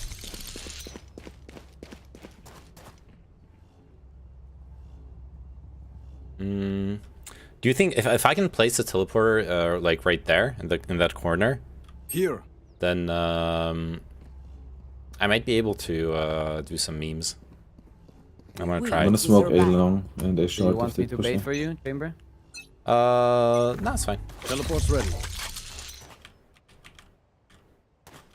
Mid steps. One mid.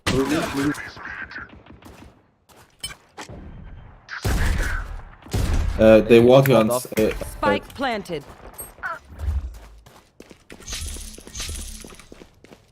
One enemy remaining. Reina's you can defuse. Reina's A.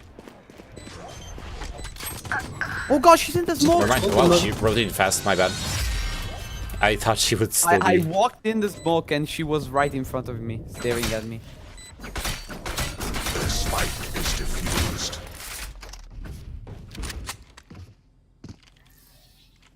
These new friends of ours are not too friendly.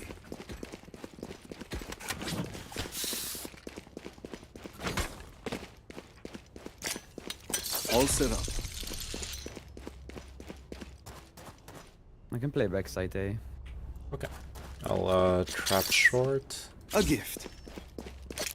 Here as That's well. a good spot. Forward.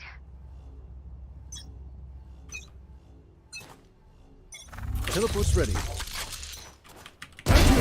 One more long. Ah, fuck! I got. He got me. Chamber A long. He's gonna have a Spectre. You have a gun? Cutting their vision. One enemy remaining. Spike Last, down A. Sewers. It will barely worth the effort.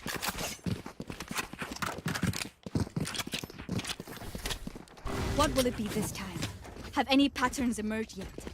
We should play bonus round. If someone can like I buy can drop me. sheriff. No. Yeah, I could buy you, I could buy you. Sheriff is fine. Yeah, thanks. I can drop you the sheriff I saved. There's no need to buy it. Yeah, that's what I got. Someone dropped me one. Oh, okay. Focus now. Eyes off me. That works. A gift. Oh no, TP. That's B? No? Yeah, looks like C. Enemy spotted C. Neutralized. Nice. Multiple enemies C. Do you have heal? One is minus 90. Spike planted. Heal, please. Heal. Here. Right here. 2 on side, 1 backside. Omen tagged 50 backside. Last player standing.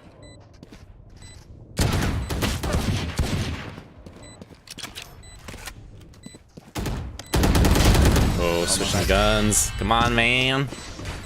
You know better than to do that. Alright, it's okay, that was bonus. Killed only one. Yeah, it could have been better, but it's okay. This should do. That's a good spot. That works. Embarrass them. Teleport's ready.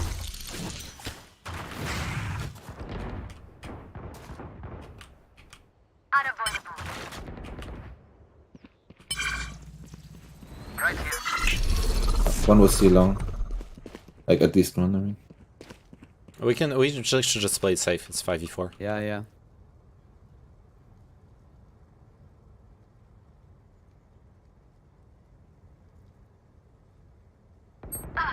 The smoking B. Enemy spotted me. Many enemies now. Spike here. Spike down B. Oh god, one is top, one on top. Enemy remaining. Last one on top. Nice. Differences. Nice, nice, nice. Time to stock back up. I can drop. I can also drop. Yeah, Sage is gonna need your drop. Sage, you can just request. A gift. Gonna ult in case they come That's a in. good spot. Okay.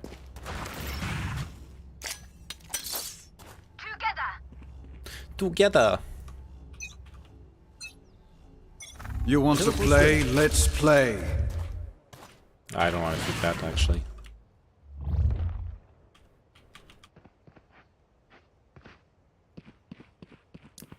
I think multiple ones in front of the hearing. One is mid. One is inside. One is already in. Thanks. Spike Yeah, I'm low down HP. B. Can you hear me, Sage? Thank you. One is on side B at least. I think 2. Backed off. Cutting their vision. They backed off. Reloading. We have bomb. Oh, we have the spike spray. Cubby. Chamber with his ult. Yeah, let me smoke, let me smoke, let me smoke. Yeah, don't throw this.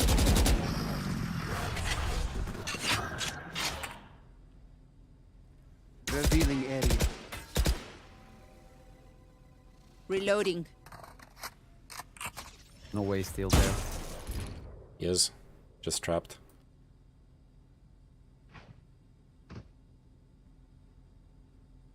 One enemy remaining. Do you got another smoke? 30 seconds left. Yeah, yeah. Shadows traveling.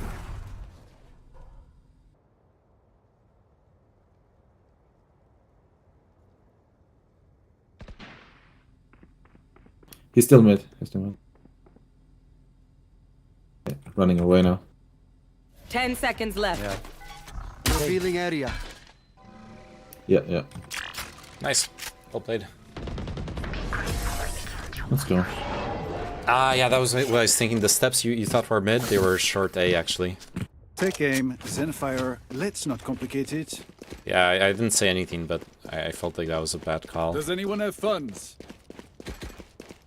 Oh, I cannot buy it. Thank you. That works. A gift. All set up. They eco this round, so play it safe, don't give them guns. Yeah, okay. They have one gun. They might be faster. They're gonna hold this thing in case they see Teleport's them. ready.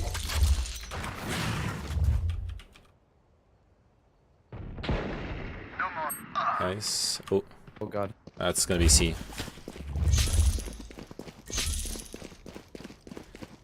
OML, why do you They always have the play the weapon worst cover. ride games game? Oh yeah, because League is such a good Spike game. planted. Get out of my way! Sure, buddy. I failed. Oh, close. Nice. She didn't die. Inside. Last player standing. They will cower. Oh, nice my try. bad. Oh, you're gonna type "Oh my god," not OML. Home. I get it We now. are Valorant. We are fighting. Because fuck you, man.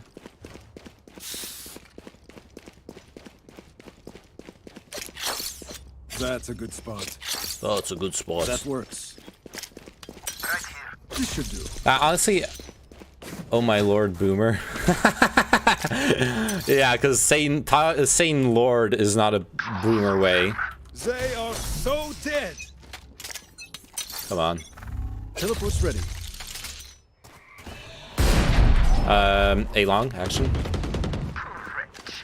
I fell back.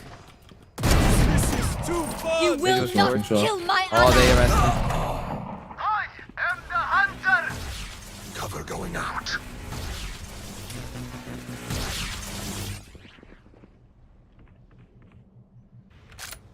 They're not pushing yet. Your duty That is was not unpleasant. One is mid. Mid. Yeah, there's long C. 2 at least. We Oh, need fuck, to put that's the- not what I wanted to do. Yeah, I need a gun. Shot down. Enemy spotted. Oops, no, that's One enemy remaining. Nice. God, Spike one is mid, last down, one mid, C. last one mid. I don't know where he is actually. I just died.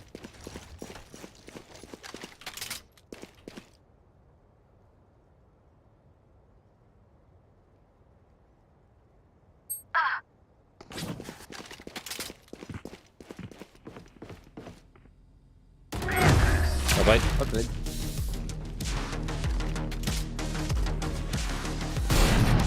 Wait until I blind them to strike. Okay. Like, Good point. okay, be real about it. Thank you. Would you actually watch me if I was playing League? Need a drop. A gift. Never mind. Considering That's I've a good barely ever played League in my life. Thank you.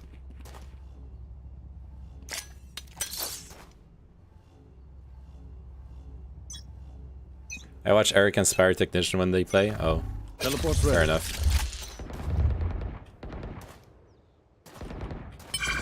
I For me, I'm alert. I'm alert. Jet is mid somewhere. Very nice well.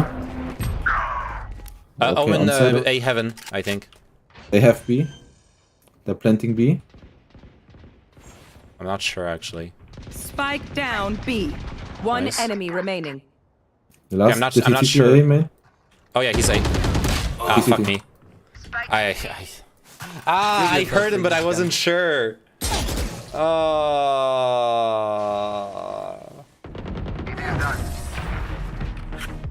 Oh no. It's also the wow, only time I why watched that wasn't Destiny. mentioned, But I'll take it.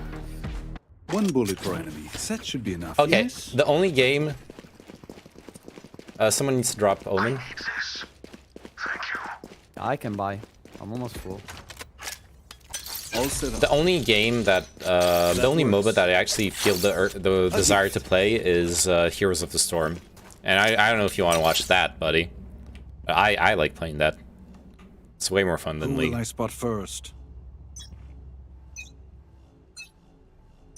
Teleport's ready. Let's see. One more A longs. Not your Falling back. best. Reloading. Yeah, falling back myself. I'm gonna hold A long. I'm smoking shot.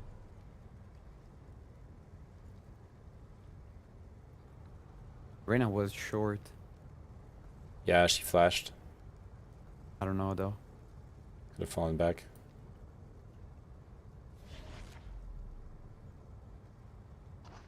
One enemy remaining. I'm down. Nice. Flawless. I messed up. I misclicked. Well played, everyone. Match point. Put them to sleep. Match point. Who hit Reyna? This should do. What do you mean? That's a good spot. Oh yeah, I got an assist on her. That Because works.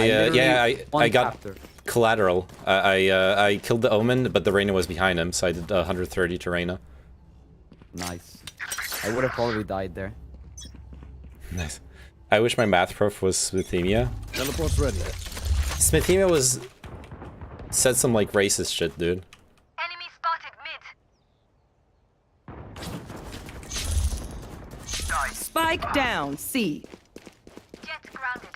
One enemy remaining. Alright, then. On C side? CT. Yeah. Nice, well played. GG. Well played. Defenders win. Thanks for the game, everyone. GG. Have a nice day.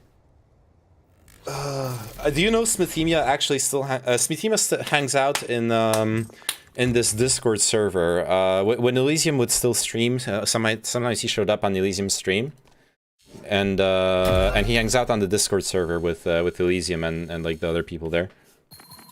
I saw them play some like something else. Jansoon's Discord and Elysium community. Yeah, exactly. I'm not on Jansoon's Discord, so I didn't know about that. I saw him on Elysium's Discord a couple times.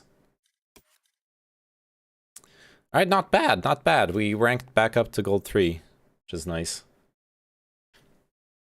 Okay, you want to see me play League, dude? Oh god. The last time I tried playing League, one of the main problems was... one of the main problems was that I don't actually have... Let's see. I don't actually have, like, the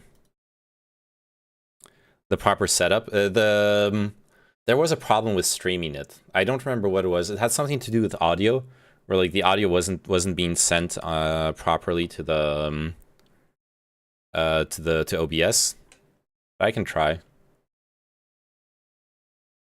I'll try just for you, Derek. Okay. This special League session just for you. Better fucking watch.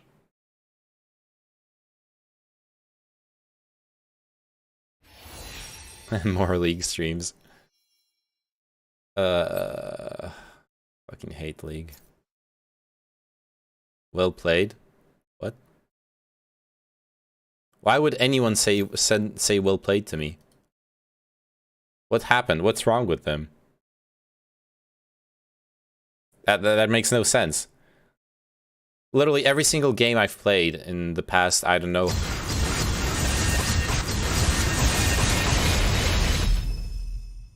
I've fed, like, hardcore.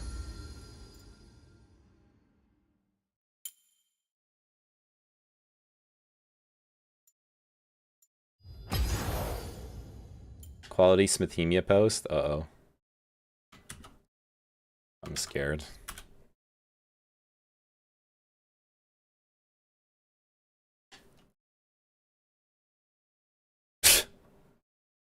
Yeah, no. That's not happening.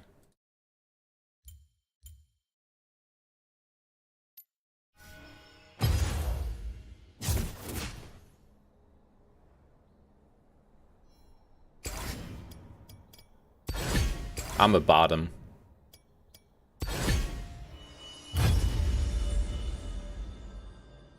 It's a 5-10 at best, yeah. Oh, that was a weak meme. Alright, I don't know if this is gonna work properly.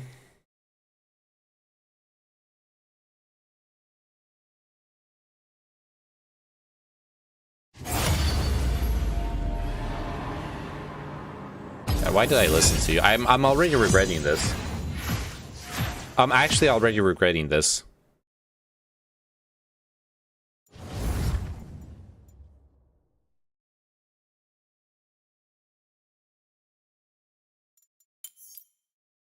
I always play Tristana because she's the US, yeah. She's the only champion that I have a nice skin on. Who the fuck do I ban? I don't fucking know.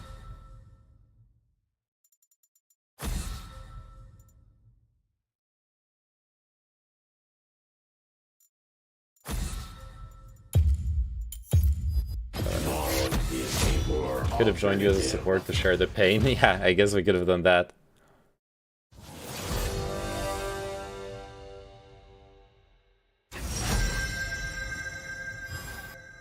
yeah, I guess I'm playing Tristana.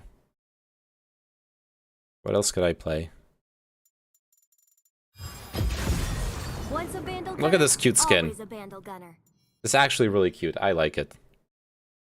Oh yeah, I need to do the. What's my bullshit here? Lethal tempo is attack speed, so that's good. Takedowns restore health. That's a good one, right? Grant permanent attack speed. Deal more damage to low health enemy champions. That seems good. Omnivamp. Bonus true damage to enemy champions with impaired movement or actions. Sure. Yeah. Yeah.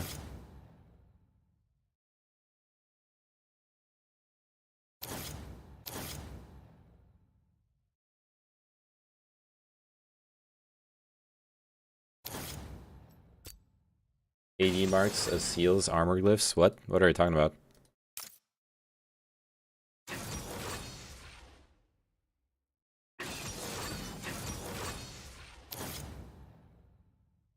I could go armor.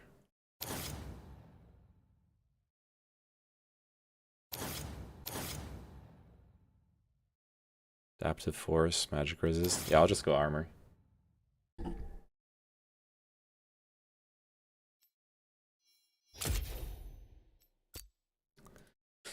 Yeah, the armor makes sense. Alright, God, if you have the audio of the game properly, right?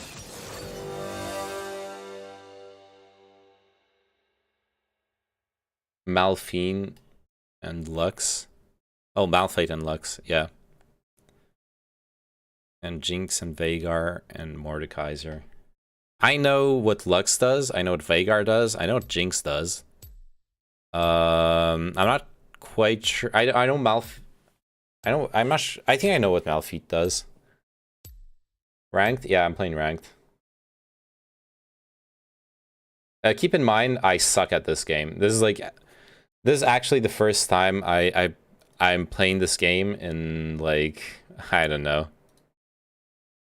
I don't play League. I've never played a lot of League. Thought you said you didn't play. Well, I didn't, but now I am. Now I play. Where should I put my camera? Why isn't it capturing the game? Why are you guys watching me play this game? What's wrong with you? Do you really want to watch me hurt myself? You realize self-harm is a bannable offense on Twitch, and this is what you're encouraging me to do. Unfortunately, I've played a lot. My condolences, jokes though. Valorant and then League. Yeah, of all things I could be playing. Just going deeper and deeper into down the rabbit hole. I'm telling you, today's stream is a cry for help. No one's gonna stream snipe me anyways. I might as well do this.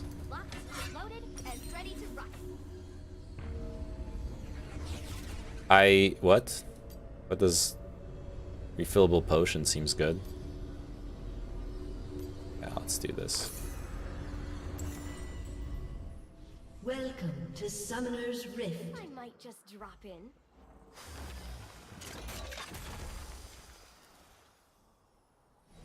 Oh, is the jungle gonna... Yeah, the jungle's gonna do this shit.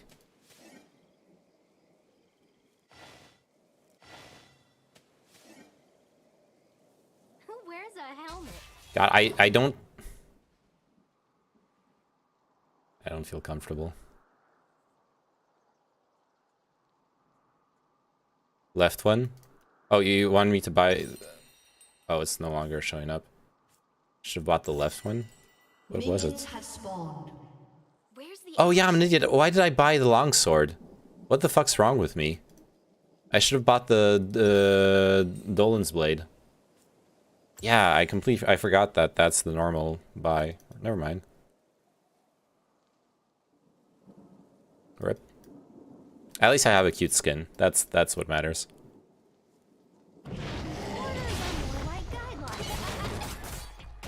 is a bit risky, but it's gonna help. Alright, okay, let's go. Orders are more like guidelines. No big deal, have a good game, thanks. Hopefully. Let's see. Ooh, oh, yeah, I missed the CS. Rip. When you find the right gun, you only need one. When you find the right gun. Nice harass, Lux. Good job. Fucking nerd.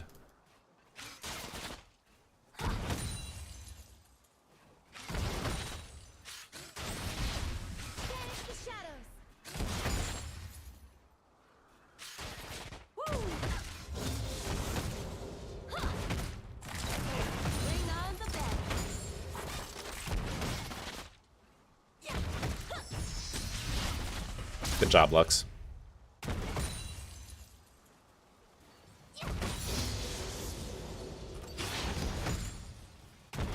Ah!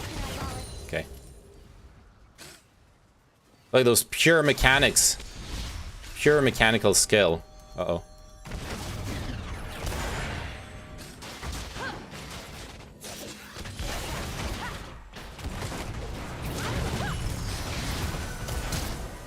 Nice. Fuck it, I'm... Nah! Okay, got him. No! Missed more CS. They joined the wrong army.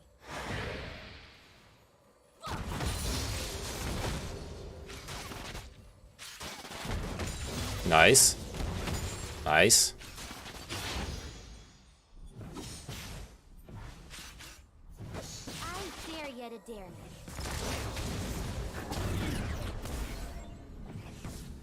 Yeah, get fucked, Jinx. I don't want to go off the ward. Oh.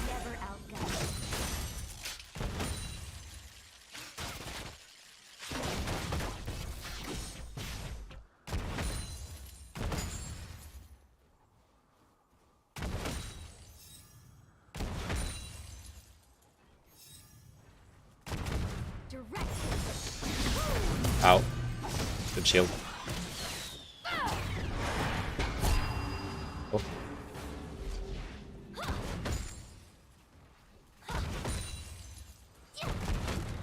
Shit. Okay, I'm gonna just... Ah! Rip.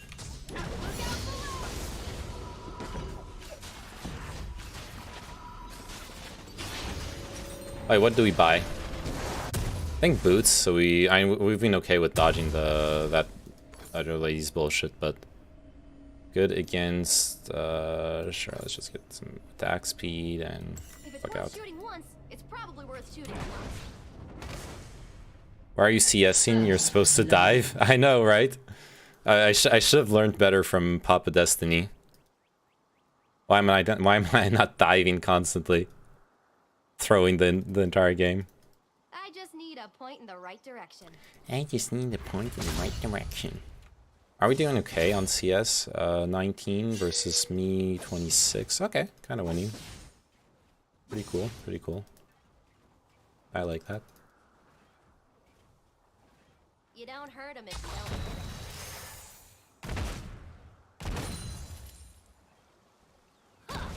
Oh, no, never mind. An enemy has been slain. Ah. Leave it to me.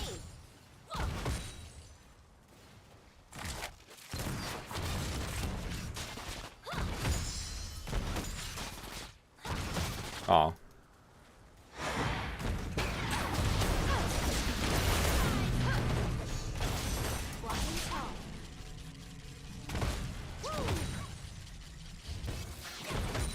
Nice.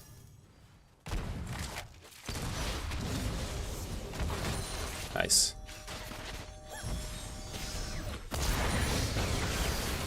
Uh-oh.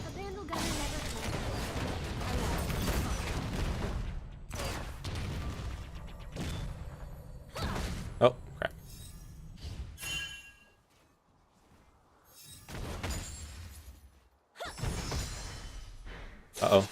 Lady. You're dead. An ally has been slain. Where are you? Never mind.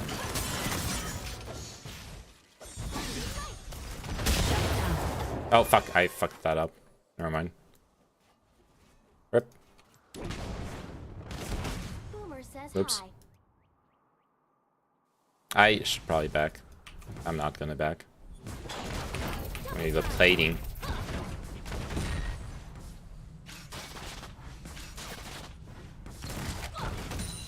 Ha! Almost got her there.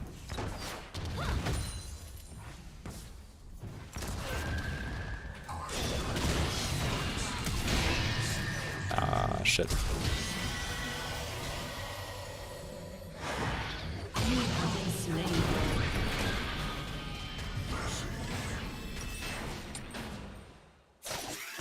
I didn't dive, but I overstayed. Multifunctional son of a gun, Valorant, Discord, LOL, politics, what else? I suck at at this game though. Like I'm really bad. Wait, no, can I undo? Undo. Oh, there you go. Buy this. How's it going? It's going pretty good. How are you doing? Uh-oh. Ooh, made it out. Nice. How are you doing, Tico Meister? Let's get this party started. I'm like really bad at this game. Let's be honest.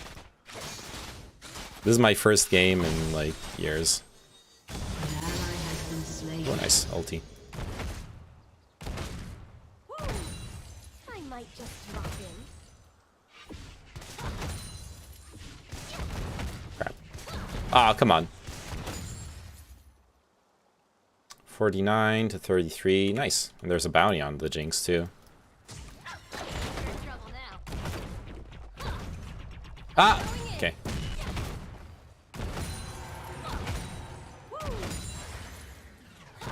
Oh, rip. That was bad.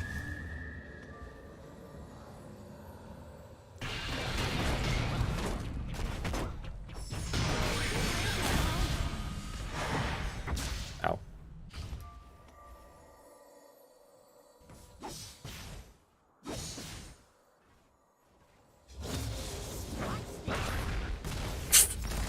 Good one, Jinx. No, how did that hit me? Okay, I think I'll just back here. Hey, oh, what am I doing? Oh yeah, going pretty smooth here as well. Nice, good to hear that. What does this do? Dash in a direction. Do I really care about that? I guess I do. And it's mobility.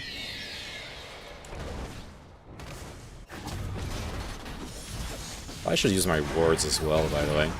Ooh, nice. Good job. That's huge. Oh, she got the plating.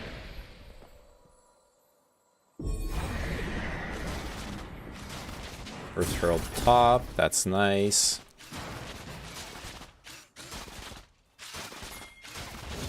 An ally has been slain. Your team has destroyed a turret. That's okay. Flash down. I was gonna ult her if she didn't flash. Check the kick on this sucker. Oh, crap, should have got that CS.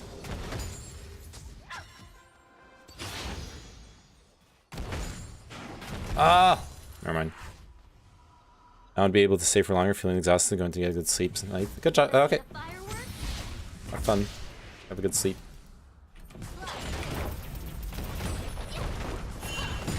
Ow. That hurt.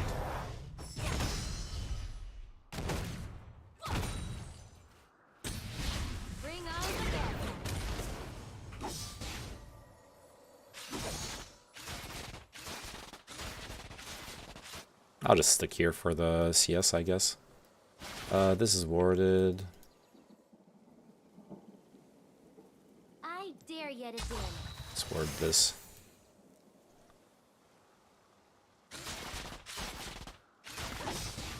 What the fuck, man? Playing League of Legs? Yeah, I don't know what's wrong with me.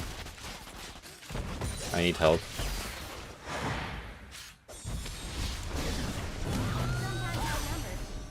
Good job, buddy. An ally has been slain. Okay, I'll get... Ah! Picked up.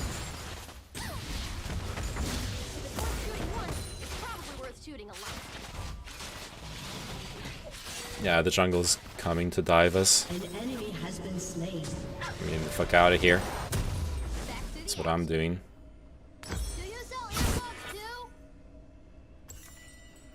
I just need a point in the right direction. Playing League of Legs. Finally copying Papa Destiny.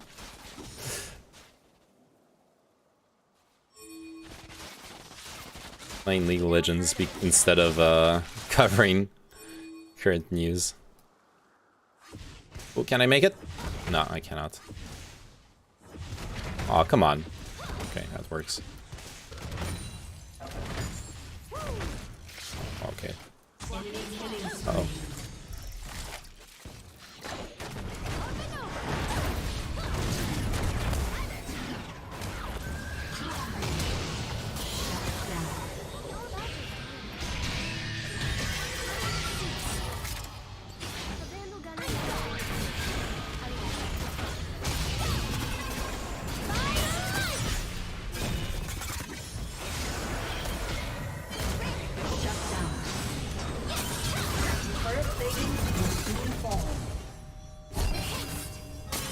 Ah!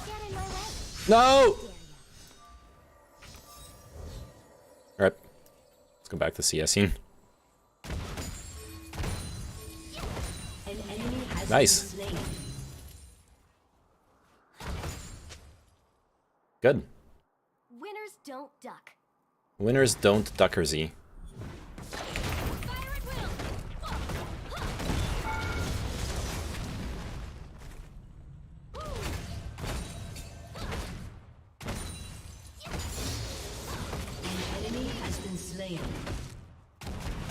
Fuck. Nice. Let's ward this. The Hex Gates act. Oh, what the fuck are the Hex Gates? I have no. What are Hex Gates? Let's get this party started. What does that mean?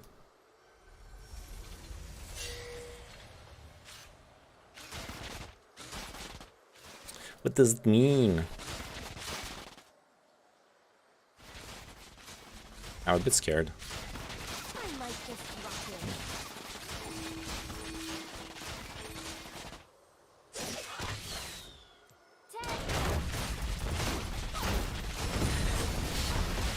What? That roots me? What? I can't jump over the mines? What?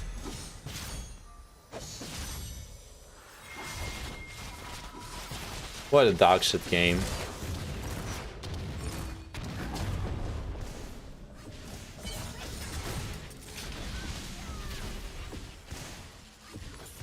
Actual trash. Who wears a helmet? By the way, I got into not the mines, but Lux Q. No, it was the mines that stopped me, I think. I could be wrong. Maybe it was Lux Q, yeah. I got into class action lawsuit as a plaintiff. They said the potential payout was in the thousands. Nice. Good luck.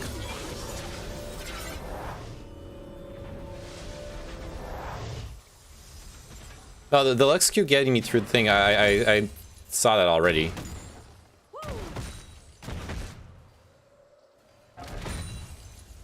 Your turret has been destroyed. Really? Oh.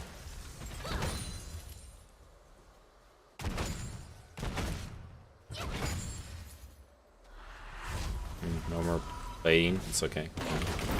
Some more damage. Uh-oh.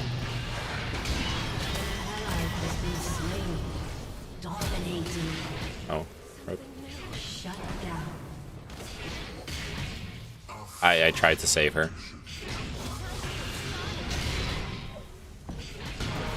Yeah, no, the middle mine triggered. I literally saw it. I swear. Where are boots? Your turret has been destroyed. Your turret has been destroyed. Aw. That sucks. Wonder if they tax it? I don't fucking know. Like US tax code? Oh.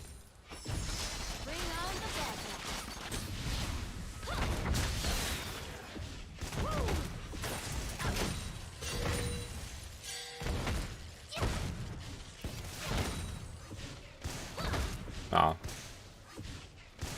Aw. I dare you to dare me. Aw. Fuck on me. Godlike. And we're winning still. Shut down.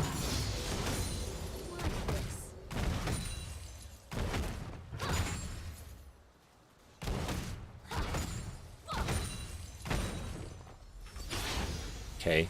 Do I keep pushing this? Probably not. This is suicidal. I could take it out. Oh no, okay, I'm breeding. I can take the tower out.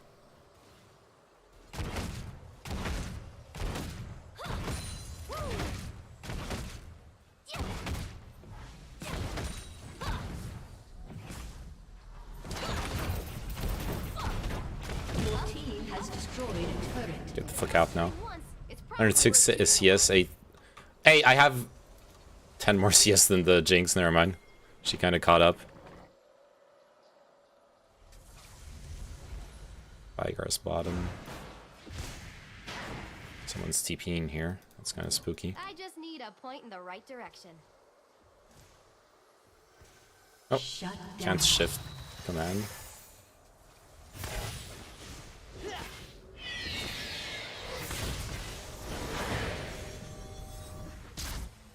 Ban? Wait, ban for what? An enemy has been slain.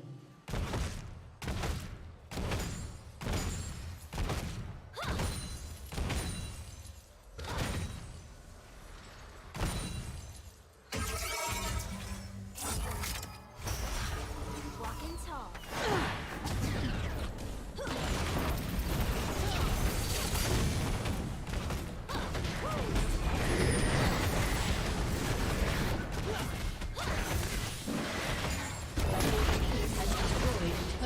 Kind of wasted the Herald. Like, we were gonna get the tower anyways.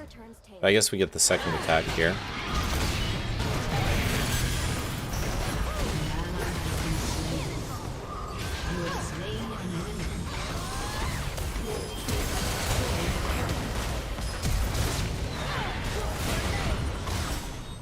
Get in my way. I falling back. They don't see me. Go Kim. I made it. I made it. That was so stupid of me. I did it though. What I want to? I want to do this and this. There we go. Oh, and also this. Can't wait to try this out. Oh, wasn't someone talking shit about your bad CS? My CS is impeccable. It's not impeccable, but like considering the level I'm playing at, this is a wood tier MMR. Come on.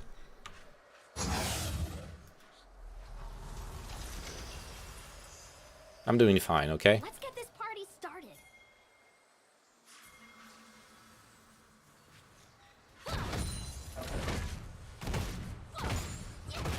Oh, come on.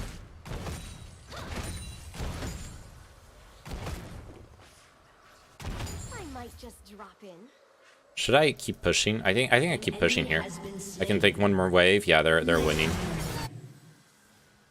An ally has been slain. Yeah, I'm fine here.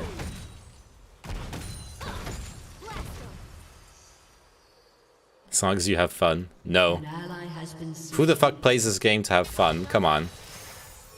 Who are you kidding? I also probably should use the active on my thingy.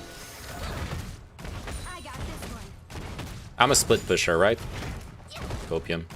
Shut down.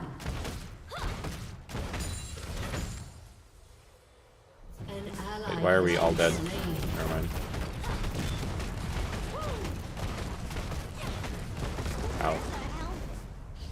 should probably get out. Back to base. No fun in League. Exactly. So, yeah, this builds... I want Infinity Edge. Infinity Edge is the coolest fucking item in the game. Like, what's the point of playing AD if you're not building Infinity Edge, like, second item at the latest?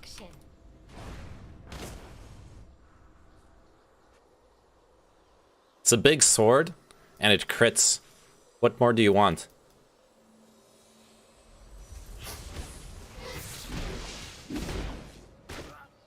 Orders are more like guidelines, really. Alright.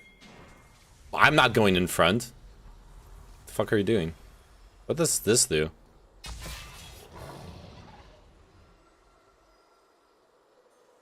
Oh. Question mark? Let me get in there.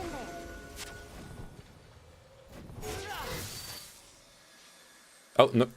Top. Topu! Never mind. Actually.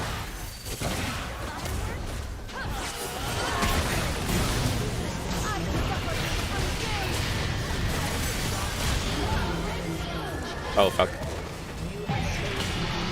Ow. Ow.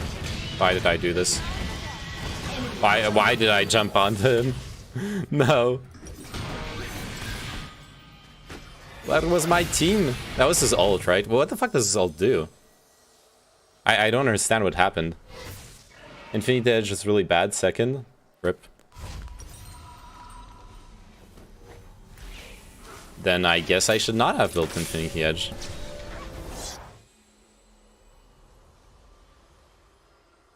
Oh, I still had this too. Your turret has been destroyed.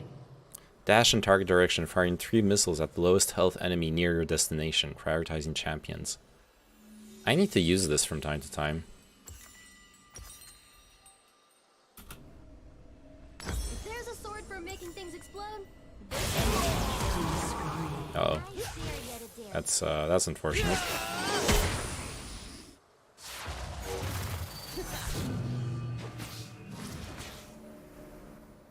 That is very unfortunate.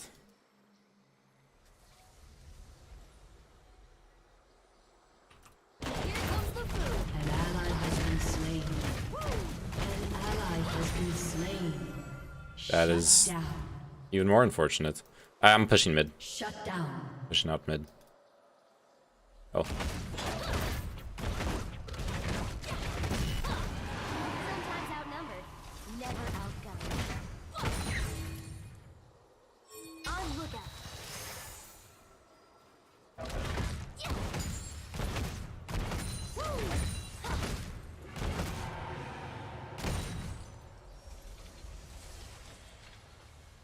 If it's worth shooting once, it's Not much I probably can worth do about shooting a lot.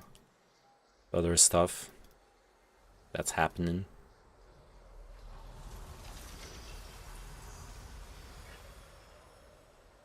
I'll push in top lane and get the fuck out, since they're reacting to the mid stuff. I just need a point in the right direction.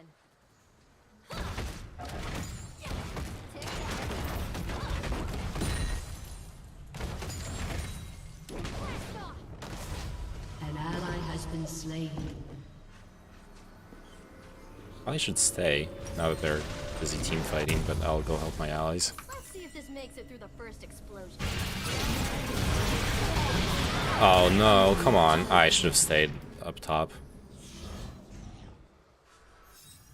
Oh man. We're like fighting over nothing too. There's no objective up there. I already got the Drake. War stories don't write themselves.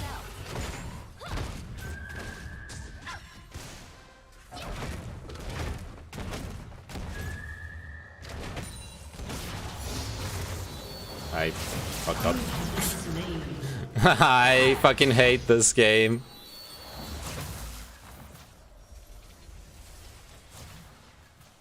Grievous wounds is necessary if they heal, right? Do they have healing?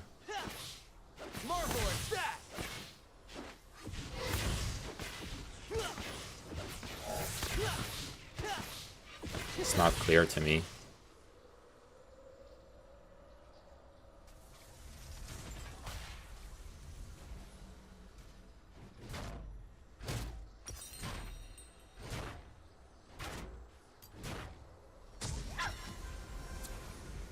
Poke or attack speed.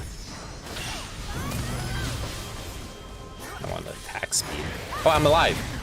Oops.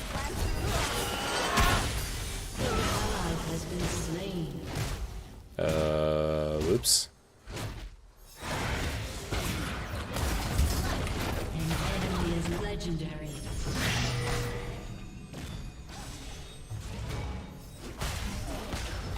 A Vandal gunner never turns tail.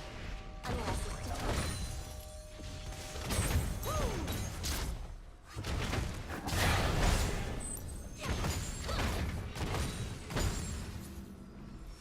An ally has been slain.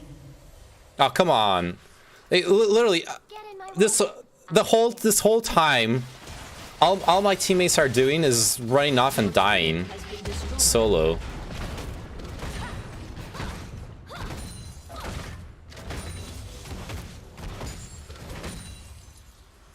Like, what the fuck? The game was pretty balanced. Why are we losing?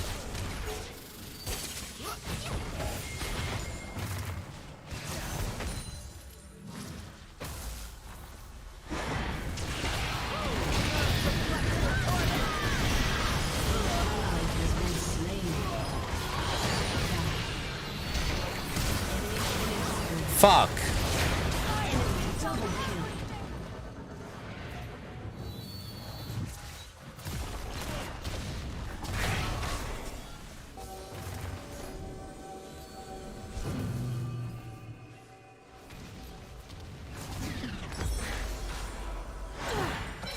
League, why are we losing?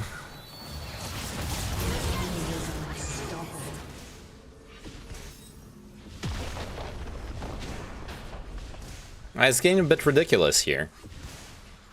This guy has a fucking Your turret has been destroyed. 700 gold bounty. Should have been a bit more careful though. I should have jumped on the Lux. I should have like jumped on the Lux. I should have flashed away and ulted actually. Fuck. Oh, we lost. It's fine. Get me out of here. Someone voted no. Oh. Yeah, let me fix my oh, let's just do this. Perfect. Wait, no, you don't see people dead or alive. Just do this.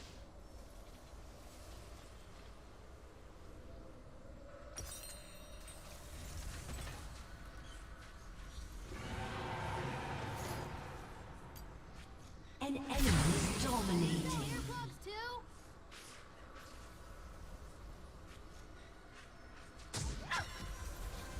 Who wears a helmet?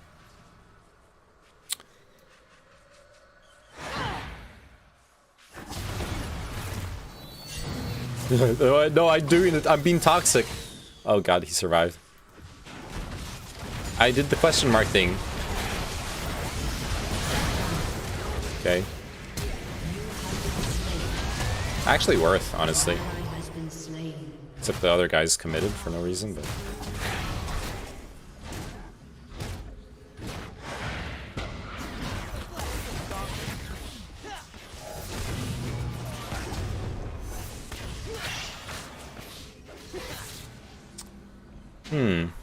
Is this game supposed to be played in black and white?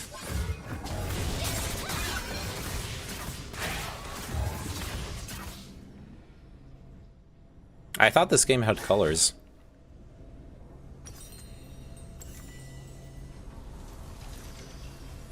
I guess it's maybe there's some video options I've missed or something. Where's the action? What is this?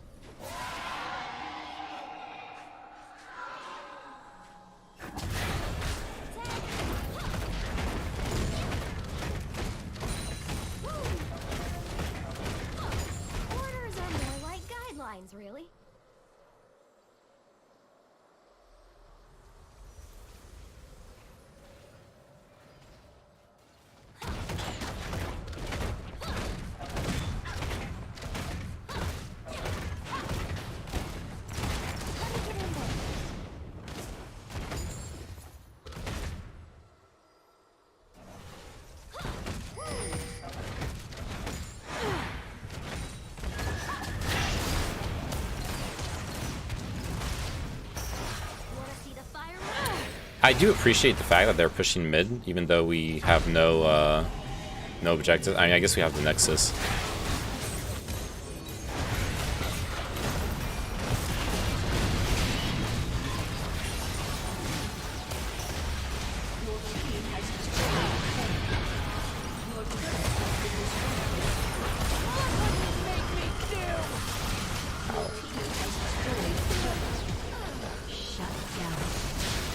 We're actually gonna lose here.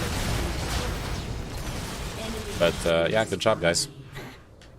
Why, we could have just surrendered instead of playing like 3 more minutes of this. Could have just surrendered.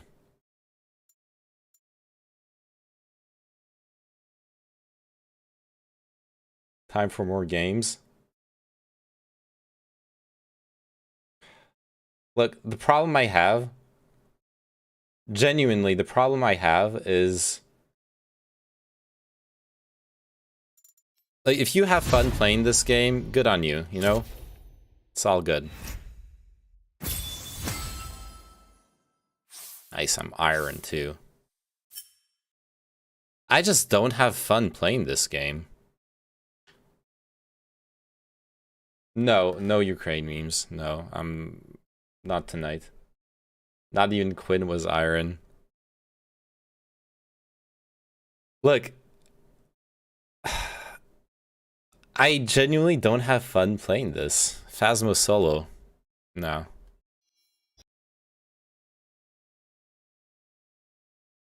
Nah, not Vampire Survivors. I'm gonna show you the superior MOBA. The MOBA with actual fun gameplay, for me at least.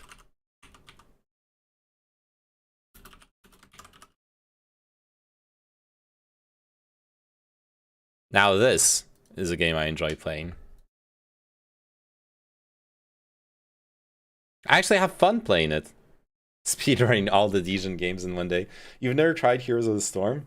It's fun. Heroes of Newerth was peak MOBA. It's just Heroes of Newerth is just Dota with it's literally just Dota. Come on.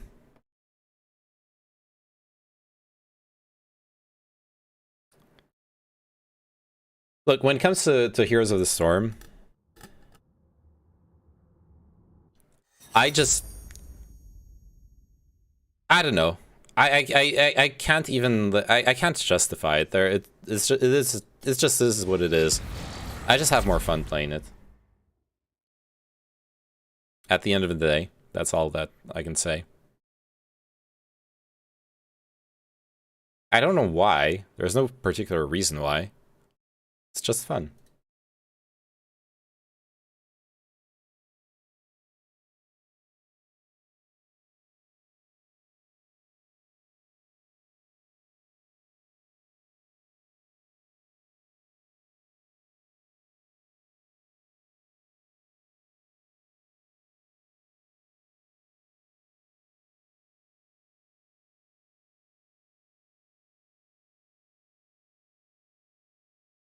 Supporting a company of sexual abusers, huh? Shaking my head, Blizzard Gamer.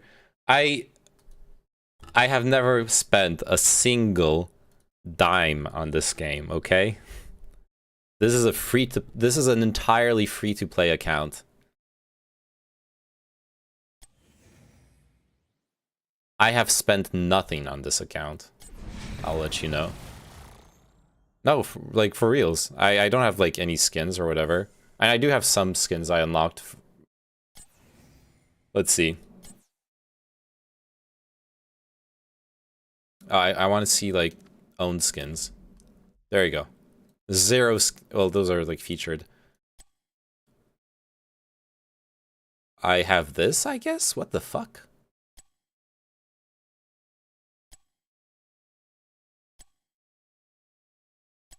Damn, I didn't know I had those skins. I've seen your skins. On Valorant, I have spent money, yes. That is true. But Valorant is not a Blizzard game. I hope you realize that. Oh, nice. I got I got Cheerleader Kerrigan. Perfect. Amazing. Oh, nice. I got the meme Li Ming skin.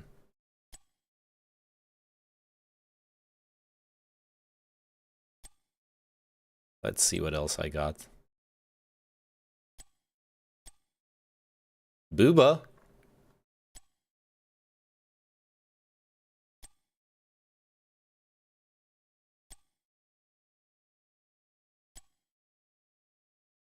Careful, don't want to get cancelled for playing a Blizzard game. I'm pretty sure that's not something you get cancelled for. That would be a bit weird. TBH. I could unlock. Oh no, never mind. 6,000 is not enough. I could unlock something though, like a hero. My 6,000 coins, perhaps. I know there's like cheaper heroes. Oh, there you go. Thrall. Thrall, Kerrigan, Zebo, Uther. Yeah, I don't care about either of them. The minigames inside Heroes of the Storm are about harassing your female colleagues. Jesus Christ. Oh no. Look at how live this game is. Look at how live this game is. We're almost 5 minutes in to find a silver game lobby. Nice. Nice. So many people are playing this game. It's so much fun. Matchmaking in here. I'm hungry. I want to eat something. Ooh. Let's play some music. Oh, when I play MOBAs, I can play music. It's not like Valorant. You could play an AoE 4 game in that amount of time? No. What's a French dish I can cook in the US that is good? If you're gonna make a French dish, I would like to see you do raclette. What the fuck breaks? You're playing D&B? Yeah. You woke up today and decided to fully kill the stream. Absolutely.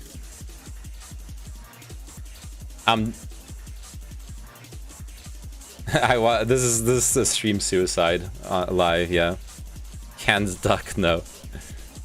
Nah, raclette is really nice, but you kind of need a setup for it. People here usually have the machine à raclette. Let me show you.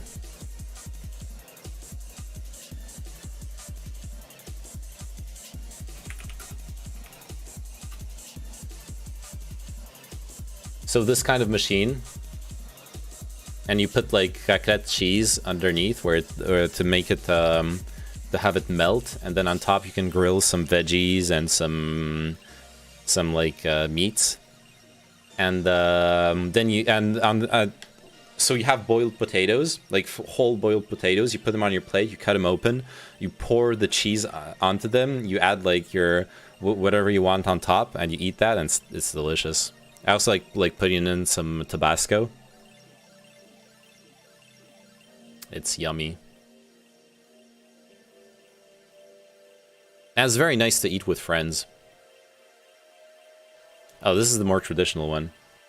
What the fuck? Something other than melted cheese, please? You asked for a French dish. How many dishes in France do you think don't have cheese? So Korean barbecue? Not really, but sure. Look. It's not French, it's Korean. Ortarakpas. So, one thing you can do...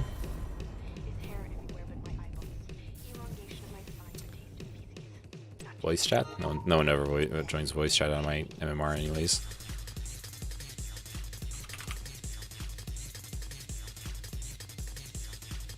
Hearthstone Battlegrounds next? No. Look, I got to Legendary in Hearthstone, and then I basically never played again. God, that was a painful month of my life. I was playing hours every day. Anyways, a French dish.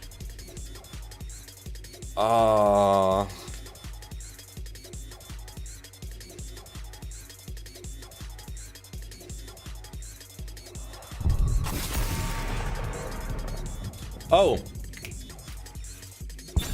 You can do some ratatouille with some fish, but the real ratatouille. So there's a problem. The thing that people think is a ratatouille in the US is not a ratatouille. It's a tian. Let me show you. No, ratatouille is a dish.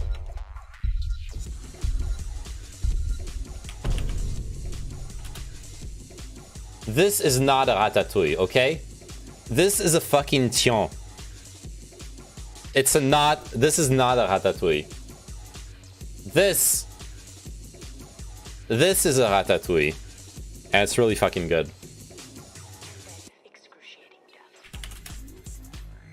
This is a tian. That's the thing they showcase in the movie.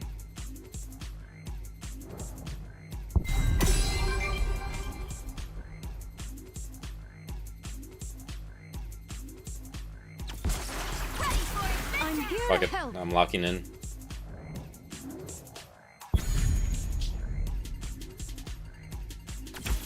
Logical decision. He's mad at a cartoon. I am. I am mad because people now don't know what a ratatouille actually is. It's a poorly researched movie. Okay?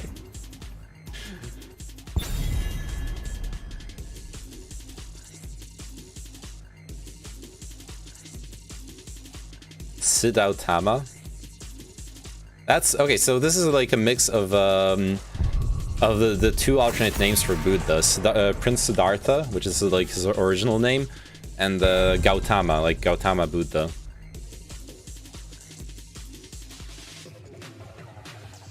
Raclette de Ratatouille, that is the real one. That does not exist. But in my opinion, Ratatouille works really well with fish. I really like it with some some salmon or some cod. I think it works really well. Finally.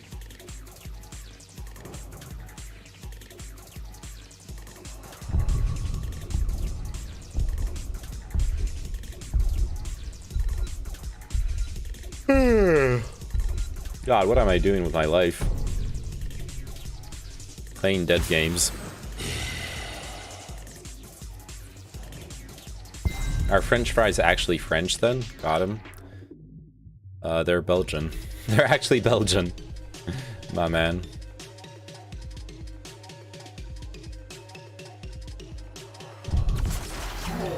To the horde.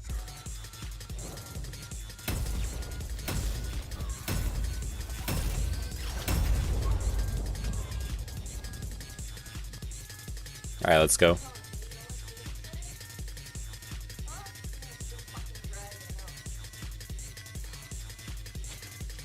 Is Thrall a frontliner? I don't remember. I know Muradin is a frontliner.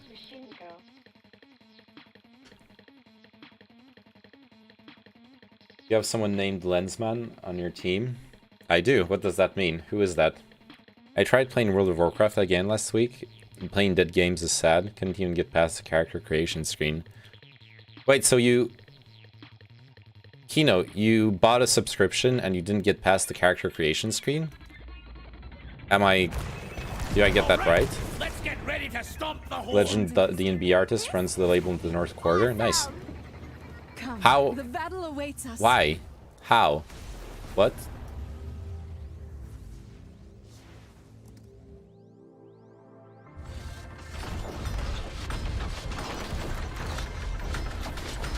The battle starts in 10 seconds. You wasted your money then, right? Also, was it WoW Classic or retail? 3, 2. There were pandas and goblins. It was retail then. Battle begin. Help me if you can. Someone needs to go down. Time is of the essence. Get down, get down. Dee-dee-dee.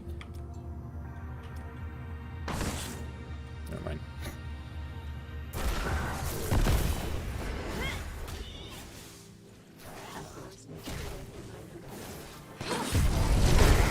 Ow.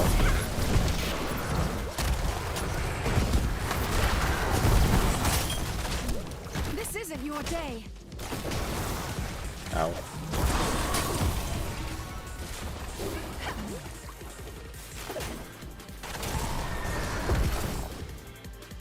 right with me. Yes, I wasted my money retail. Oh shit.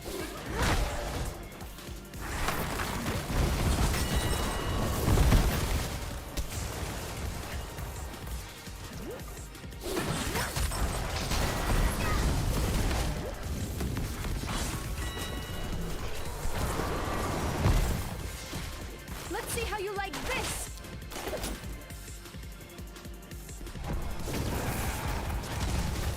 Good job, buddy.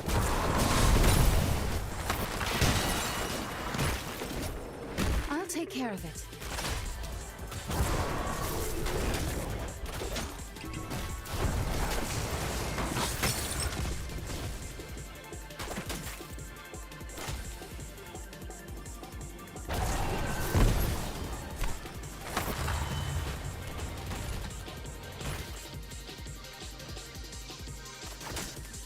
This isn't your day. Why am I alone here?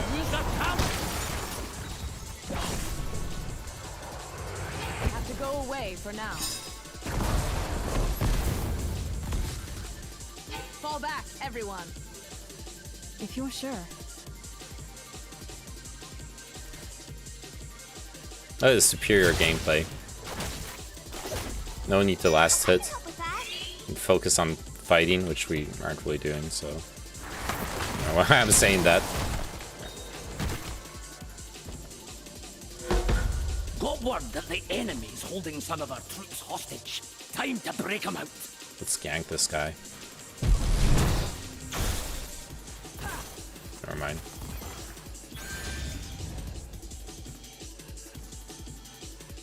Never mind. Oh, wait. I do mind. Oh, shit, he spotted me. I fucked up. Should've just stayed here. Rip. We found our Okay, this time he's gonna rotate. Never mind. Capture the horde, Oh, fuck! But make sure they don't capture us.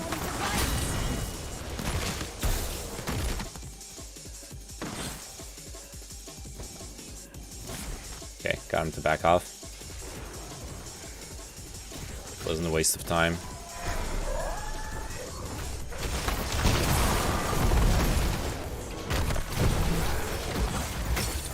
Sounds good.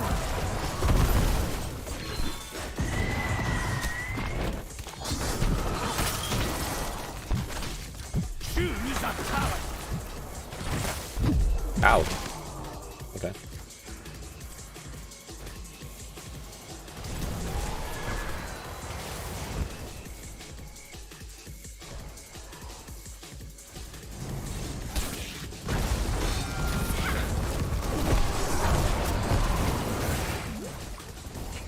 Okay, we have a talent I didn't advantage. start this, but I'll finish it.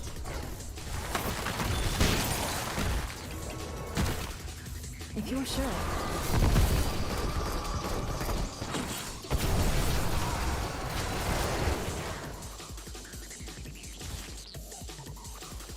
Voice. We need to guard the cage until the lock is open. Don't let the horde near it.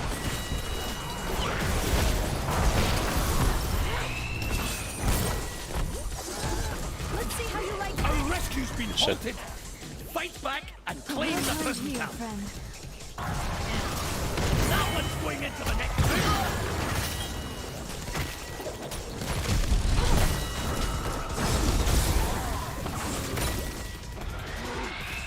Bring this hero down.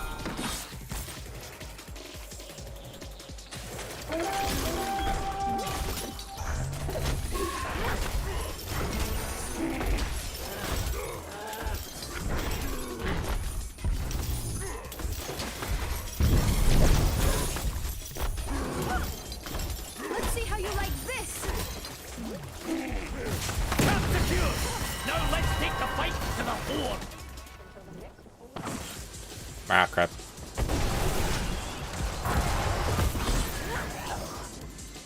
Okay, I need mana. Time is of the essence.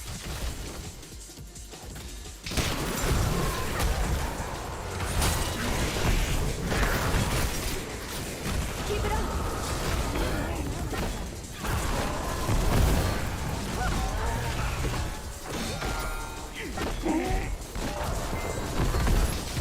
the best the horse can Fat. do. You will not suffer your kind, demon.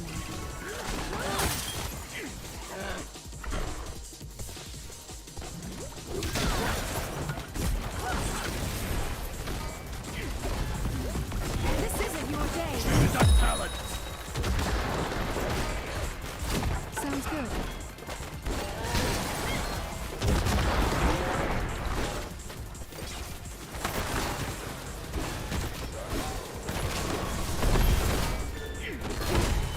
Ow. That sucks. It took that many hordes to stop our cavalry. Ha! So much for that, Forte! I hit the back. A retreat is in order. Destroy this wretched fort. Oh, nice. Sick. Oh, we got the fort. Nice. Sounds interesting.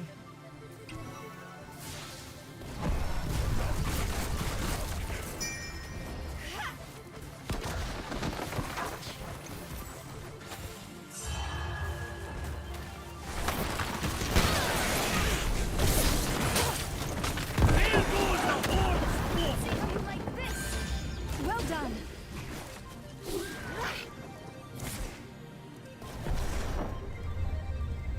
Seize this mercenary camp. Okay, defend this spot. All right with me. GG. Hey, Peasant like. How are you doing?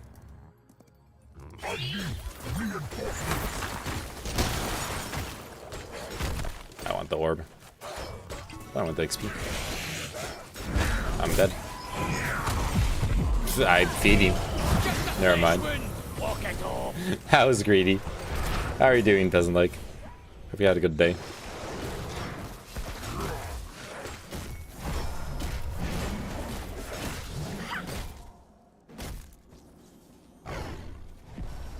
Should one buy the RSX ETF?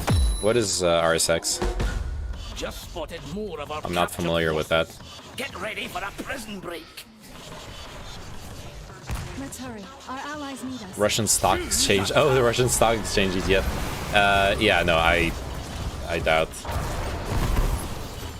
I doubt that's a good idea. Maybe it'll go back up. But the problem with the ETF is like if you're buying it on a Western exchange, it's kind of problematic. Yeah, it will recover, but it will recover in its own market.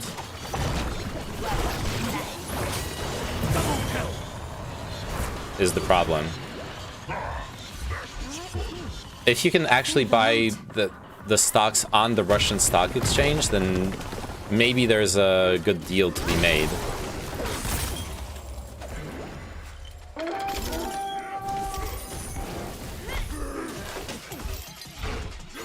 Maybe.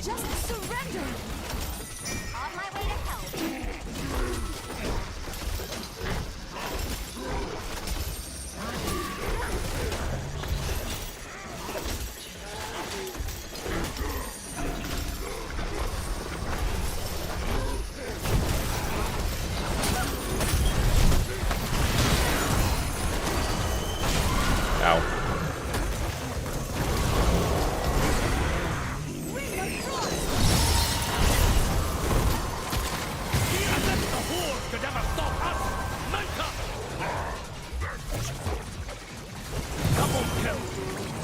Nice. Keep it up. Our lanes aren't pushed out though, this sucks.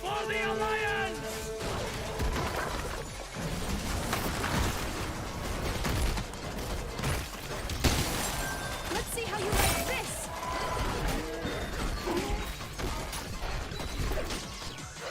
Time is of the essence.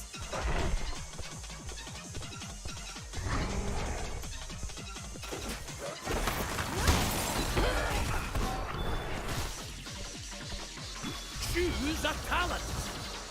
Kind of scary to stay here. Increased blizzard damage, come with cold, lowers armor. Let's go with this.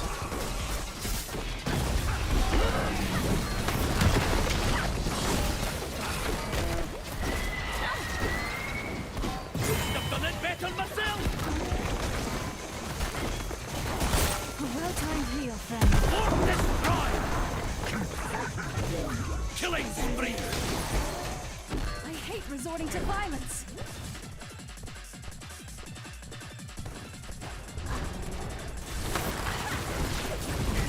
Taking out our cavalry won't win you the war, Vector.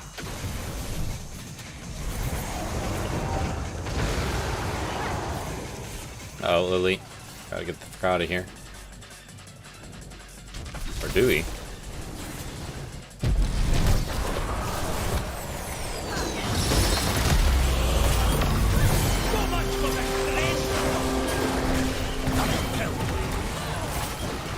Keep it up. Excellent.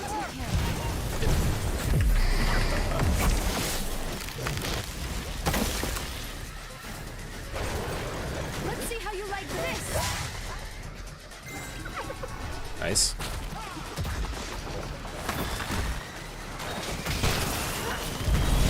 Ow. Okay, I'm fine. Like shooting orcs, and it looks like we're gonna have another prison camp to knock down.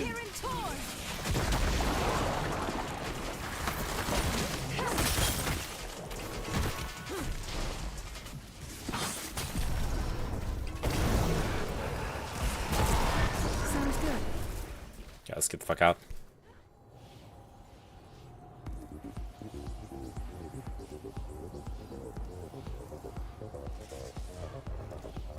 Free our soldiers and show the Horde what the Stormpike Guard can do.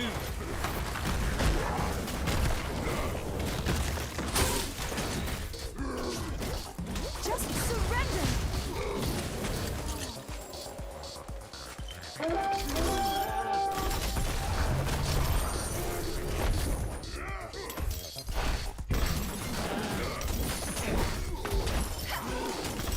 Sounds good. Okay, we need to push the lanes out in the meantime.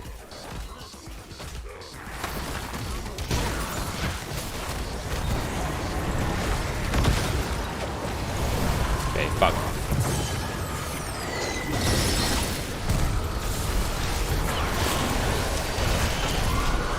Ah, fuck.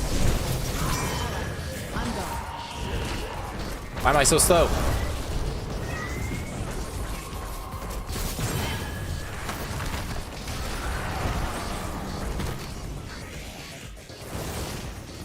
Oh, fuck.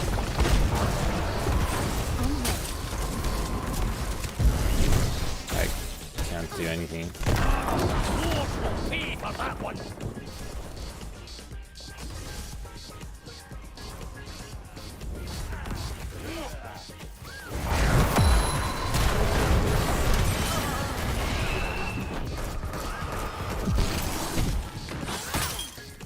Heading your way. Choose a talent.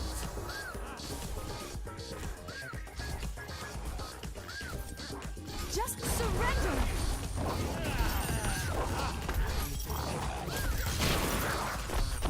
Time is of the essence.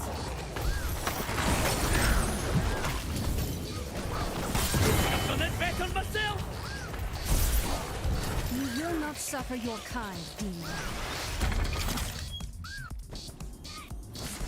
Nice. Be there in a jiff. Be there in the jiff.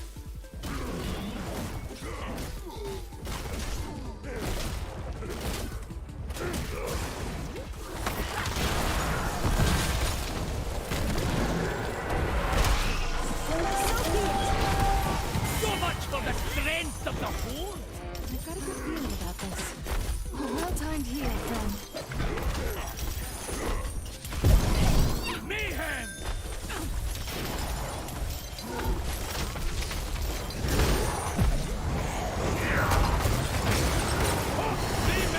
Well timed here, friend.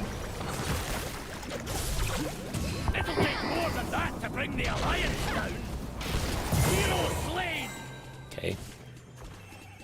That should win us some time. Ultimate will be yours! Uh-oh. I'll take care of it. Let's see how you like this.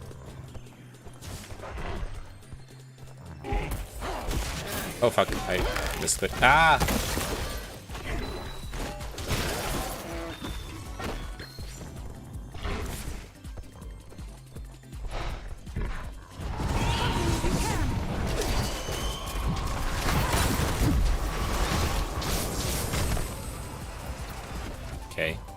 sucked.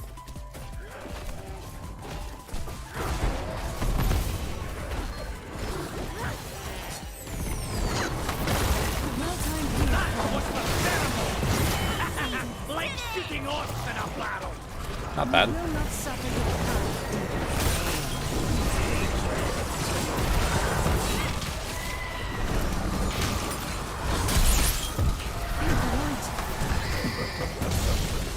Nothing compared to a dwarven conquer.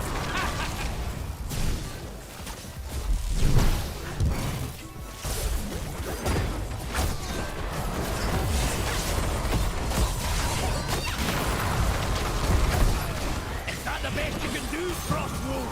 It won't be enough. I'll take care of it.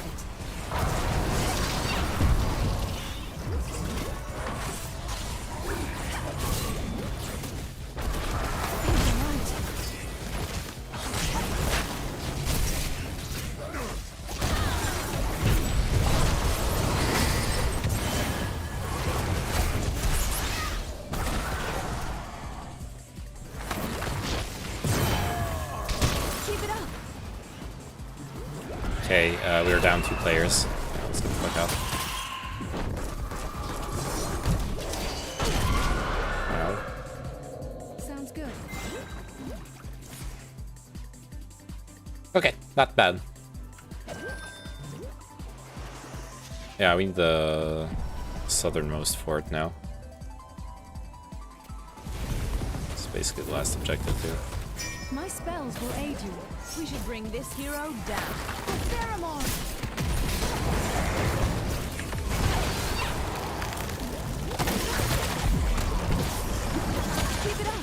Why did I go to the stun? That's okay. Well, it won't be left standing for long.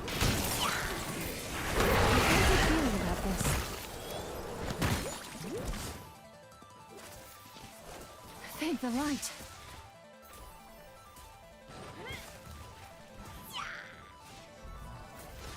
Do we do this? No. Get out of here. It calls for retreat. I've got eyes on our forces. Move in, get them out of there.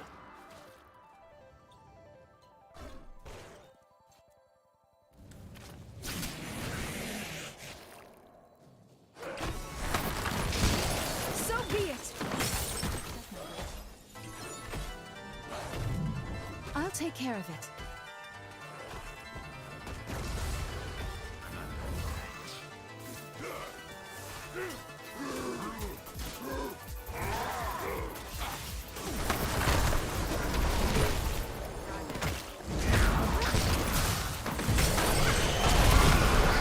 I'm silenced. Fuck. Is that the best the Horde can do? Double kill, triple kill. Nice. Kill. Okay. GG. So be it. Time is of the essence. Untouchable.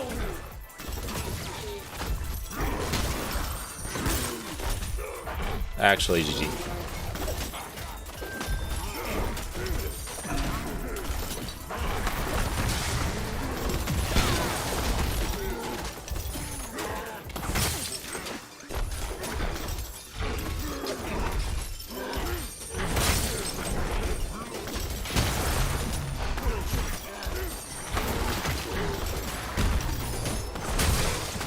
I hate resorting to violence. Time is of the essence.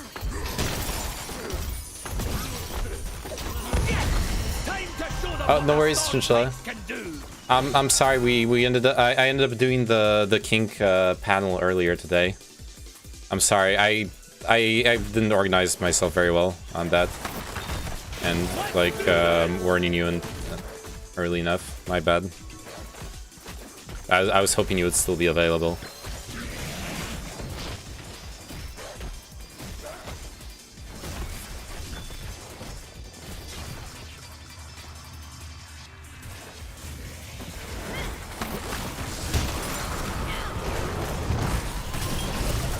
Sounds good. A well-timed heal, friend. next time.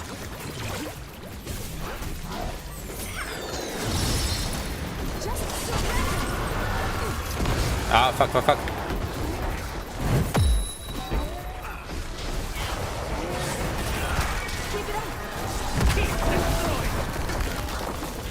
I gotta dodge. Ow.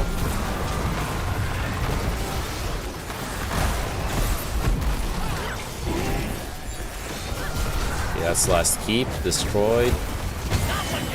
Got him.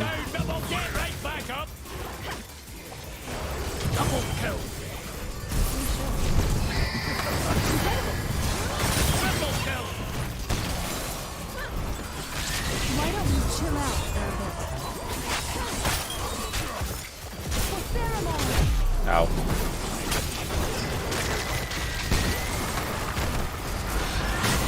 GG. Yeah, Star sent me his message at 3 AM as well to talk about Ukraine. That's streamer planning. Yeah. Oh yeah, did you end up having the panel with Stardust about Ukraine? Or like the discussion? MVP. Nice, I'm MVP. Augers. Best in team hero damage and a bunch of siege damage too. Okay, next game is Heroes of Might and Magic 3. Oh, yeah, unironically, when I was playing Heroes of Might and Magic 3, I had much better viewership than what I have now. Let's be fair. But yeah, if we're doing like all the random games, we need to go back to Heroes of Might and Magic. I agree.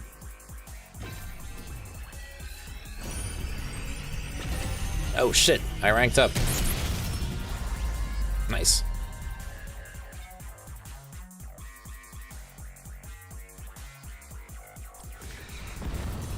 Man, I like Heroes of the Storm. It's a fun game.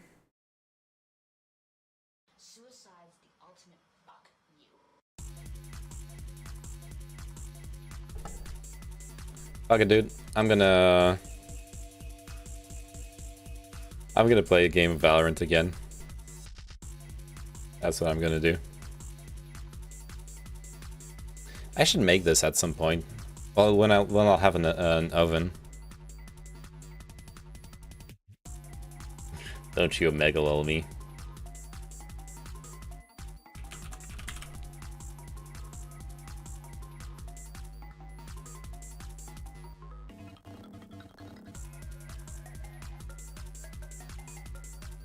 I needed this, okay?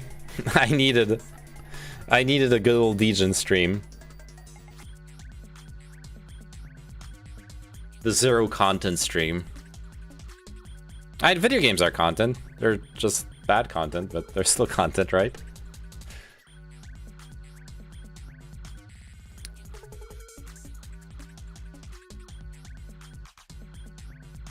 Why isn't Valorant starting? Come on, dude. Oh, Magic the Gathering too. If we're gonna like cycle through all the games, there's Magic the Gathering as well. I completely forgot about it. AoE 4 and play as Russ. Oh. Yeah. Yeah, what's up with the Valorant?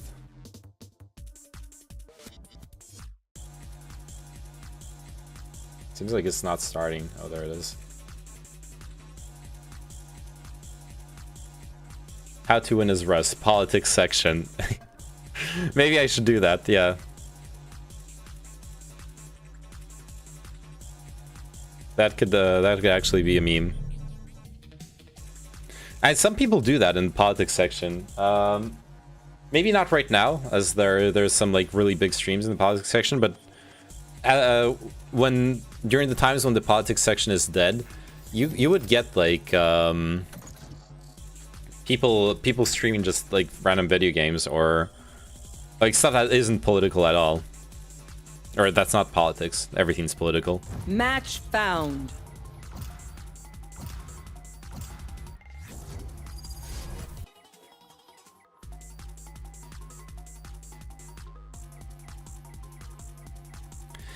Hello, team. Instalock. Instalock. Wait, hello. Why don't I see your message in the multi-stream? I saw a message, but then it's is it like in? Oh yeah, it's in the YouTube chat. Why don't I see it in the multi-stream? Had to switch to YouTube, Twitch auto settings and shit. Go full Mr. Geek, just smoke joints and stuff. Yeah. Oh, am I actually gonna play Chamber? Am I really? Also, I'm on the wrong view. There we go. Ignoring me. Ooh. No, I don't know why. Normally the chat messages show up in OBS. I don't like need to read two different chats normally, but right now I do. On Haven, fuck it, I'm playing Chamber. Taste, my friend.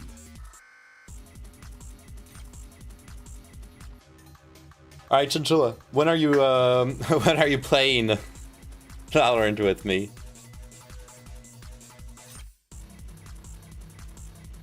I know the answer to that question already. Don't worry about it.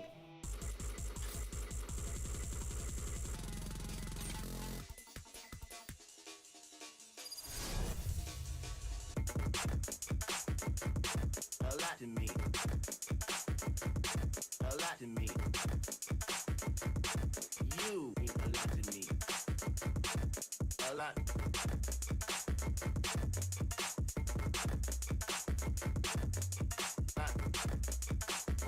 Please, Brimstone. Oh boy, another game from a company of sexual abusers. You should at least pretend to like Says the guy who wanted me to play League.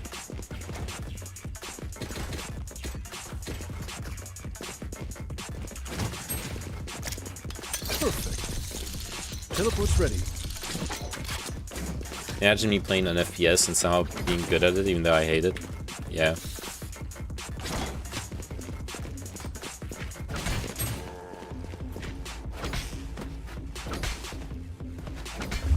Oh, that's the one nice thing with playing a MOBA, Among-Us, is that I don't need to switch the music off.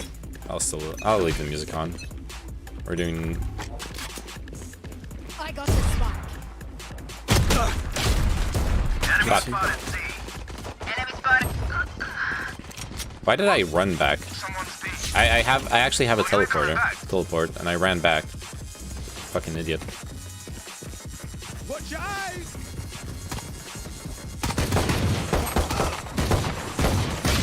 Behind? One behind you. Reloading. Window one. Last player standing. Good one. Run to C.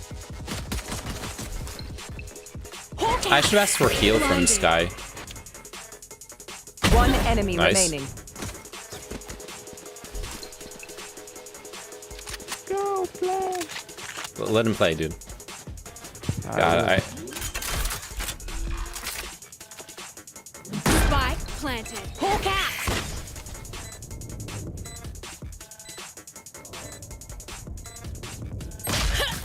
Let's try. Nice try. Yeah, we heard him teleport, but we didn't know where the Yoru teleported.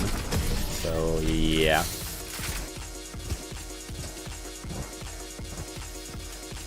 The MVP is mine. Let's do this. Hey, Rollin.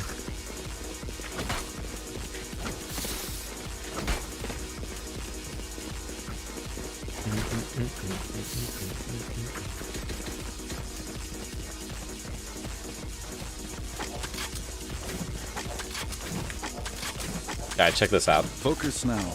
Eyes off me. Oh, Chinchilla left already. Yep.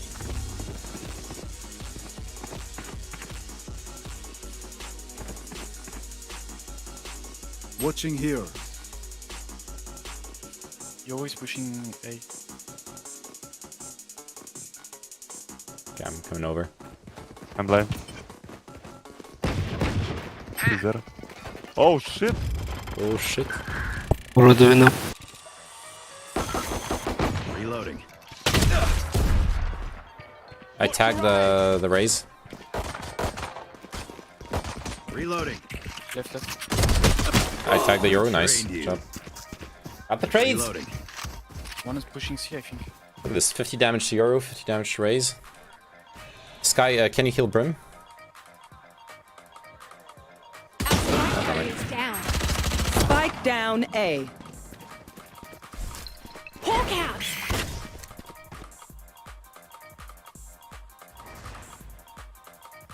No way the Jet's Raze still actually here. went back. Unbelievable. Last player standing. 30 seconds left. Unbelievable. No one's left.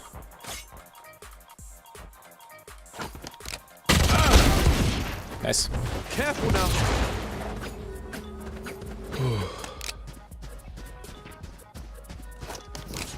10 seconds left. Why would you throw the...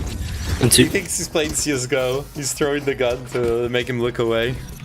The fuck? Feel something over That's there. okay. Can't place it. Like Can't us. place it. I can't place it. This should do. Ooh. Teleport's ready. Can't place it. Ooh. That works. We don't have many things to slow us down. That's a good spot. I can flash for you. Who's next?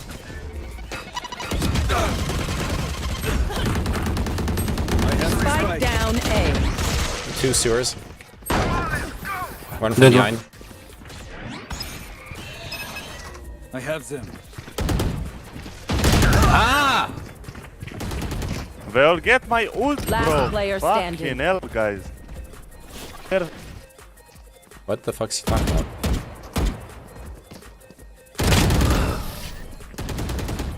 I don't understand. How can you get fucking killed? I have blocked. Let's ruin their day. What's he talking about? Anyone understands what he's talking about?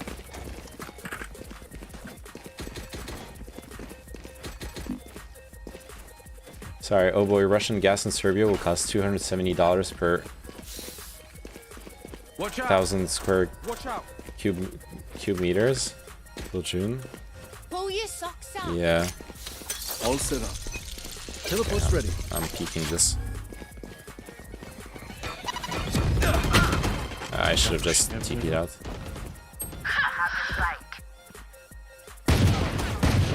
Enemy spotted A. Our carrier's down. Last player standing. Spike down. Attacker spawn. Flawless. Should have CP'd out. I Kill would that have Reyna. kept my Our HP. team's got soul. Holding the I angle wanna too keep close. it that way. I didn't have a choice in that They're situation. pushing, they have told them. But they'll not push this round, I think. Let's go, let's go. A gift. Perfect. That's a sweaty play. Teleport's ready.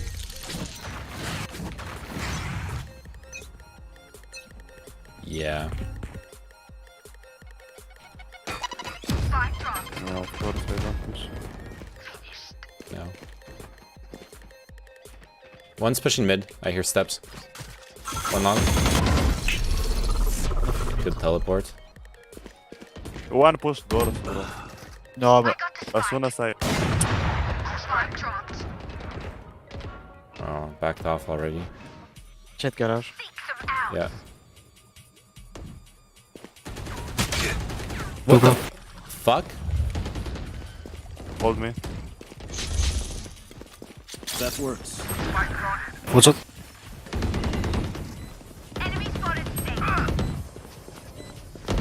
Last player standing. Fuck me. Ah! Maybe propaganda. I can't find other articles about it. Maybe a rumor. We'll wait till tomorrow. Yep. Okay. We're losing this game, by the way.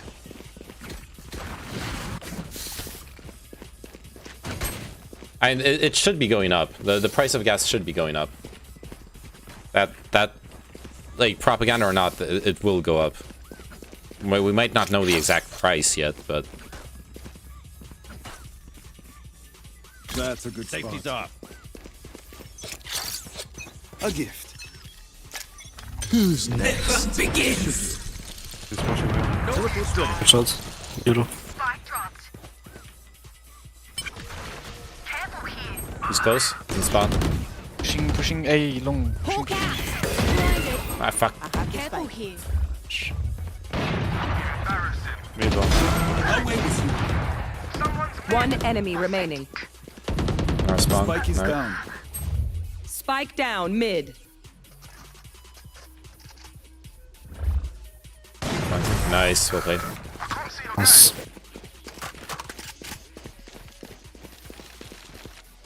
Those fools just wasted their advantage. I can drop someone. Need a drop. Thank you. Thanks. No problem.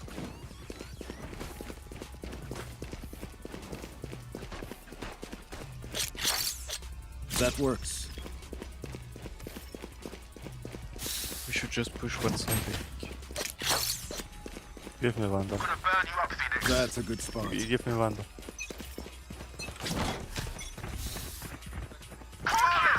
Also, teleport ready. Fake.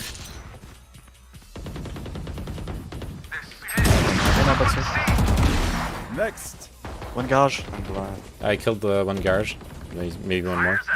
One enemy remaining. Raises mid, I'm B. In the smoke, in the smoke. Nice, well played. Nice. We need the op now, we don't need another one. Who am I kidding? My hands are gonna kill after this. Reyna, can you drop Brim?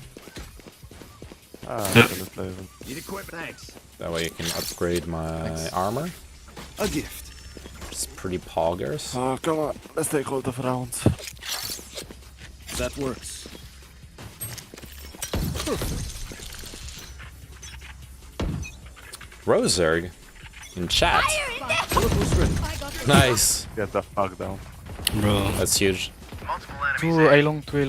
Ole. I'm coming. Flashed. Pushing short. He's speaking now. Wanna One see enemy remaining. Nice. Spike down Let's see A. the red. Okay. Oh, that's a French accent. I'm playing with French player. Reloading. Oh, not good. Here's up. Steps from B. He's gun. Yeah. No one flanking. Careful now. Oh. Close on site. I don't know why you get traded. Why you fucking hide behind the site instead of... Out of charges. Open up the sky!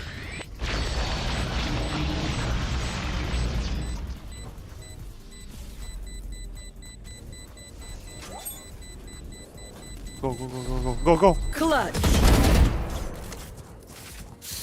The fuck, dude?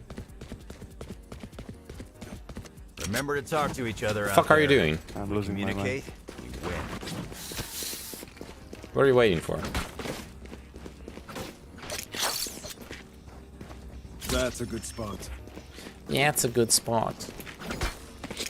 How do we lose that round?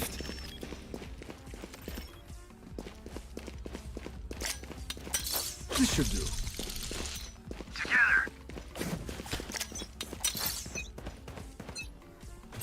Joke's over! You're dead!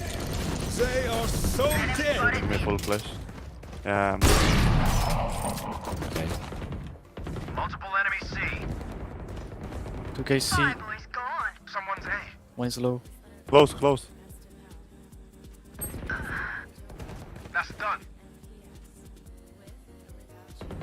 Here.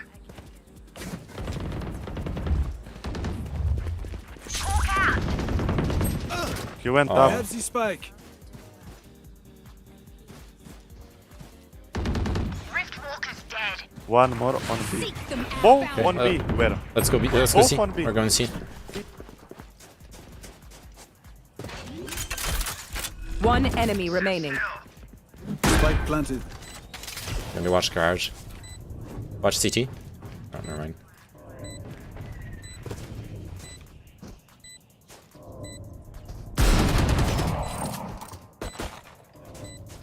Stim beacon down. He'll come from your left, I think. Yeah, I know. Just play safe. Brim is low. Last player standing. Came from garage. I at least fucking hold an angle, dude. Go. Hope I... Bro.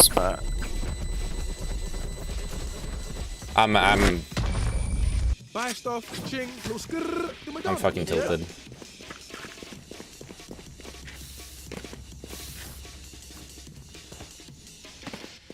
Does anyone have Brim, funds? can you drop, please? Merci.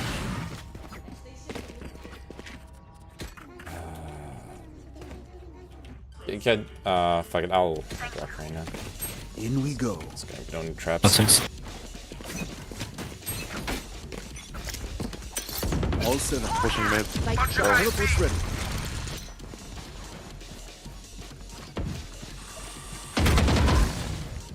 Flash. Reloaded. You lose. Oh, what? Okay, one on B, Phoenix. We have A side. The Sky's on A side. Take A side, bro. Why you go back?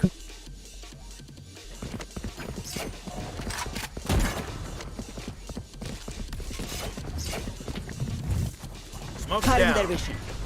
Short. I think. Check short. Time to hunt.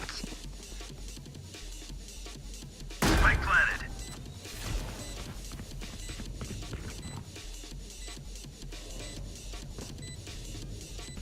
Could be flanking.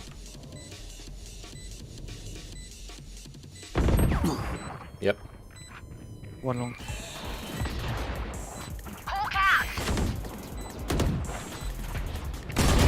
Last player standing. That hero illusion power is really strong, honestly. In those kinds of situations. I need to try it out, see how it works. Take aim, Zenfire. Let's not complicate it.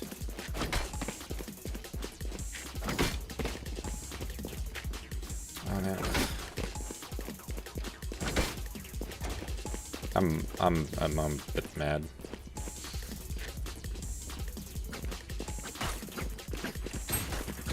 Fuck it. Goes here again. Bonne chance, mes amis. Push C. That works. Who's next? Launching smoke. He's close to us.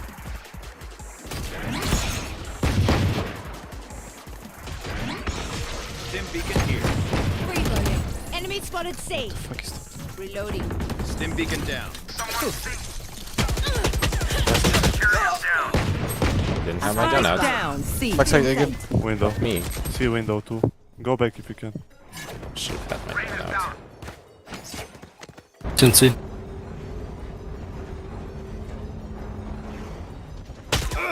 Last player standing. One mid cubby, to your left. You're nothing. This guy -74. Winnable.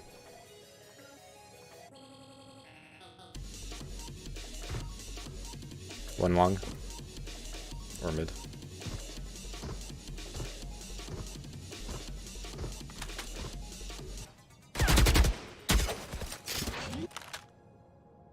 Oh, 30 seconds left. don't have that much time. I actually have some time. Red planet. I would ult, honestly. One enemy remaining. Wow, Oh no. wait until the heal finishes, dude. Nice try. Literally, Reyna would have won that trade.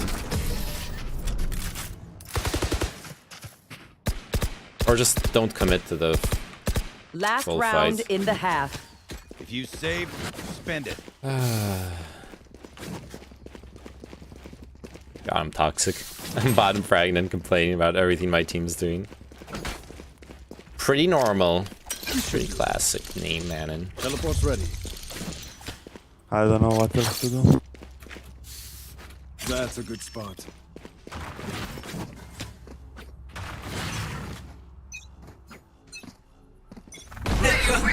It's over! You're dead! Get out of my way! Watch out. Nice. Smoke. Put down! Yes.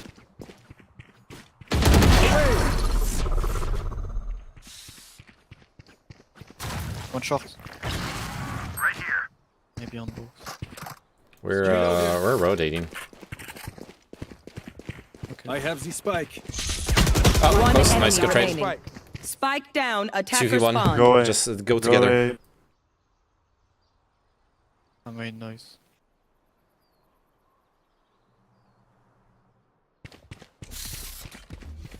Smoke's down. Come on, let's go!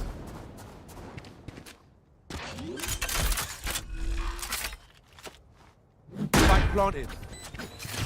Out. She's out on site. From CT. Here.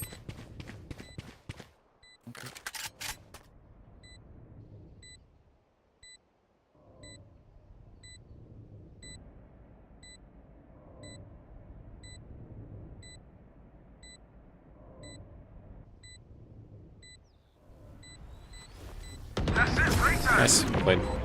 Timing. Alright. Nice. At least we got this. Switching sides. Let's take the pistol round, please.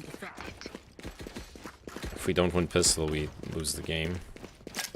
Pretty much. All set up.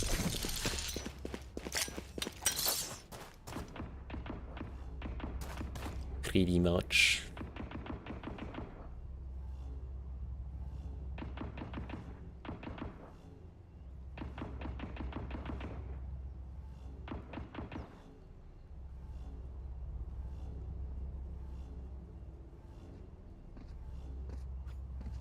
Teleport's ready. We gotta get our land back. I'm gonna peek this.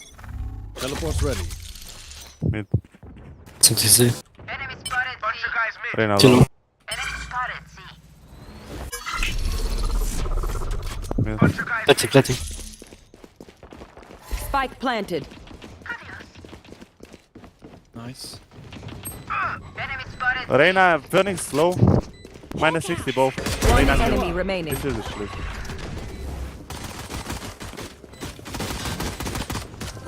Yeah, go for the knife. You fucking retarded animal. Jesus Christ, dude. I wasn't gonna spray it with my Q anyways.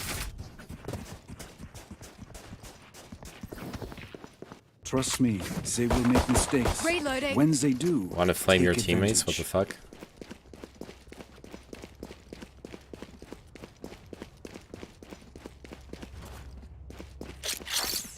A gift. Perfect. That works.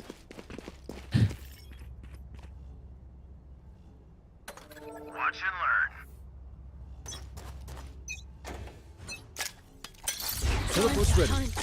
Mid. Two long A. Hawk out. Teleport's gone.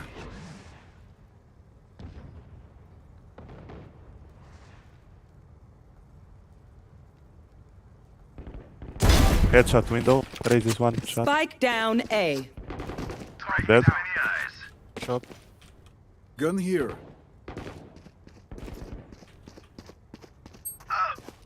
Hawk out. Pushing C. Window. One enemy remaining. Nice. Spike Spike is down A. Headshot. On HP. We have spike. Teleport's ready. Reloading. Nice, well played. Hawk out. My smokes can block the enemy's line of sight. Once they're blind, we move. They forced last round, so they don't have money now. Yeah, they'll have money now. This should do. That's a good spot. A gift. I need a drop. Cheers. Don't give them ground. Teleport's ready. Time to hunt. Enemy spotted Jet is mid. headshot. Spike down mid. They are pushing mid towards C.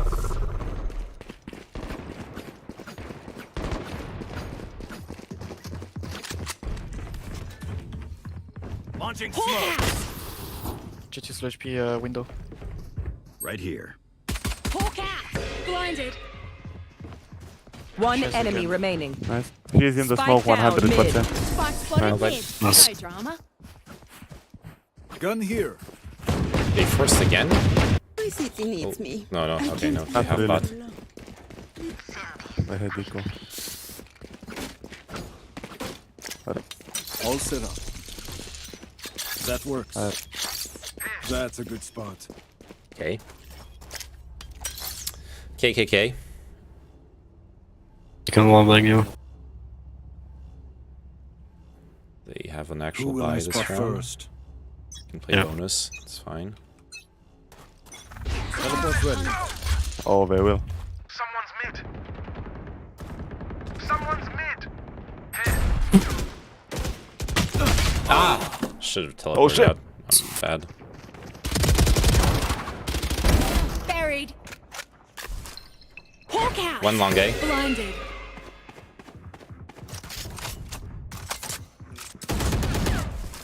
Hawk out!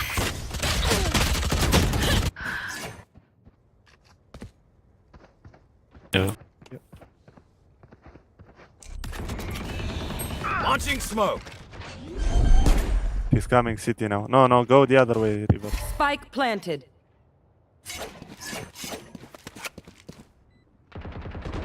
Last player standing.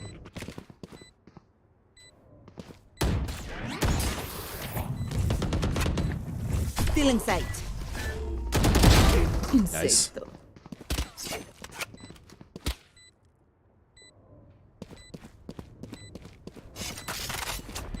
One enemy remaining.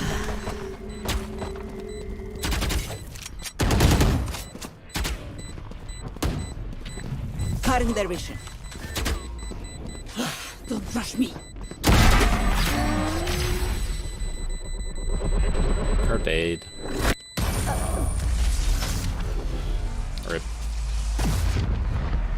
Okay, that's fine. Their lives are so meaningless. That was within, how do we put it? We crushed their economy, so good bonus. True. True, true, true. We got the kills we needed. Perfect.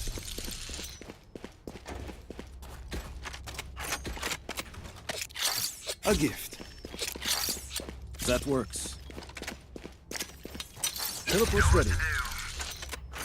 Time for this.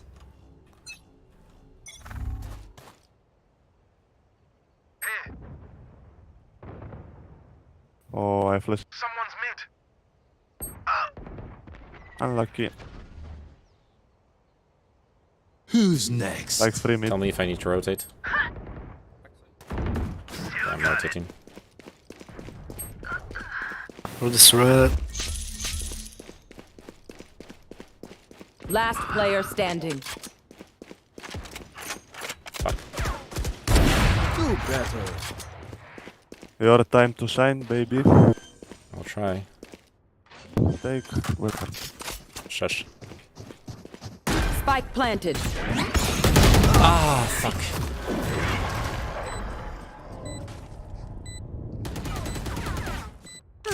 The symphony of worked out. death.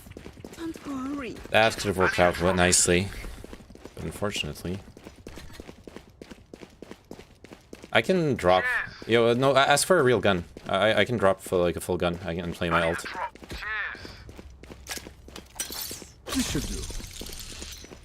Teleport's ready. They are so dead.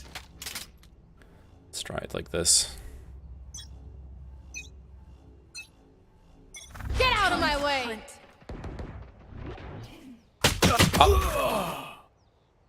Should have expected it. I forgot about that strat.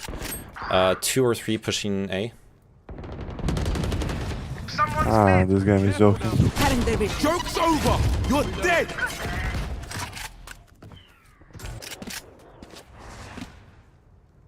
Church. She should have ulted, Someone's mid.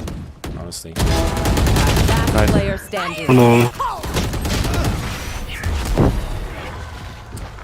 We are Hey, playing Razor, so how are you doing? fucking shit. Pay attention. Fruits is so fucking mad.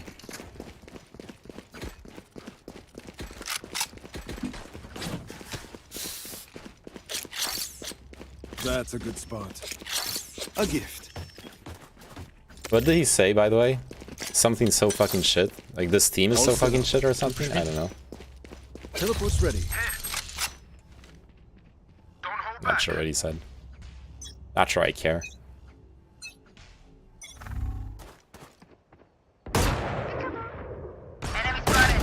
Oh, come on.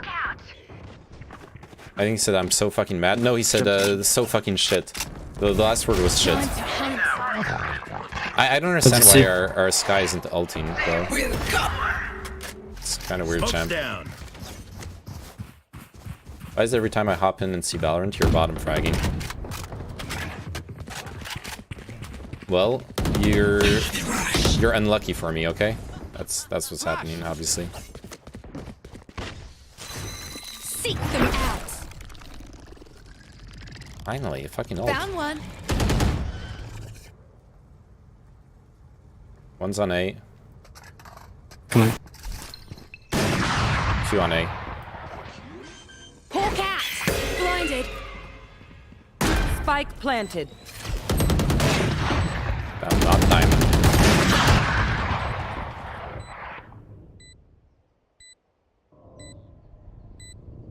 And honestly, Stim beacon here. Last this ain't player looking standing. good. One enemy remaining. Nice. Play fucking safer, guys. We are 4v2. How you die so fast? Clutch. He's so fucking That's mad. going on a highlight reel for sure. Look, don't start resting. Still work to do. Literal paper mental, dude. Okay, I know what we're doing this round. Perfect. Boom, put up our traps. That works. We are That's a good peeking spot. from sewers, that's what we're doing. I'm gold 3 right now.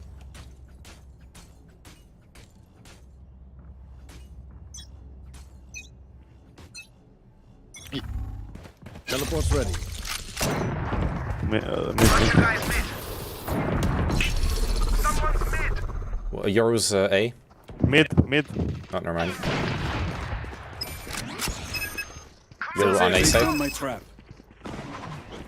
Just Jet on A side. You're 60. Who's next?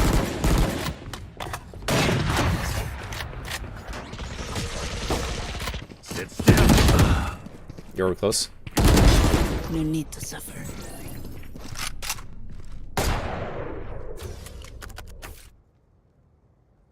One enemy remaining. Nice. He was also playing mid. Last player Yeah, standing. he's in ski, 2A.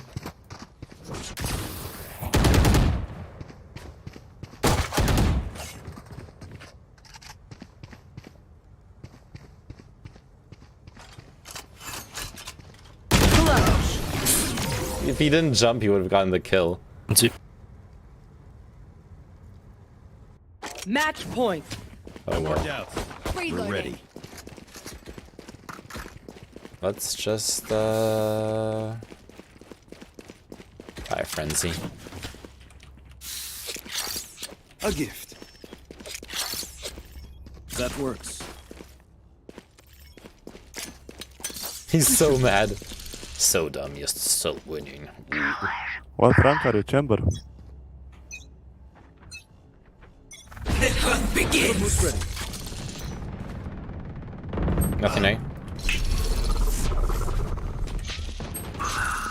Wow. Let's see.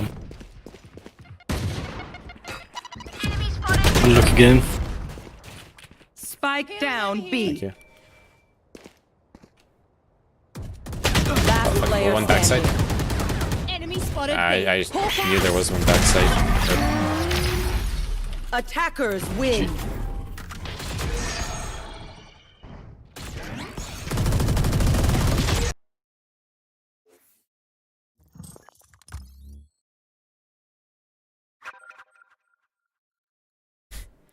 Twitch CJ Yates. Who asked me to join party. Diamond 1. We can't queue together, dude. I can't queue with a diamond. My rank's too bad.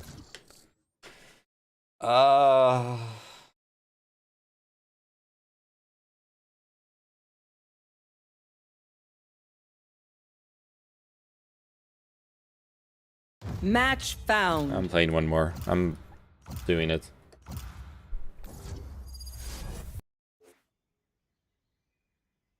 "24-hour Valorant." Yeah. Hello. Hello.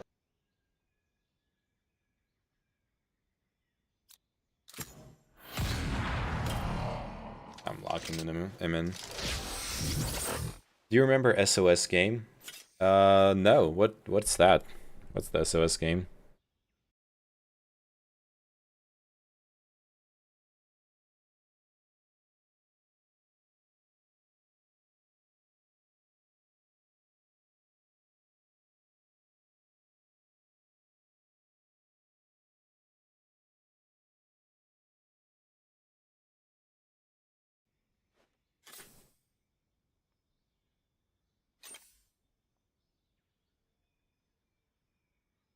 "16 people stuck on an island survive.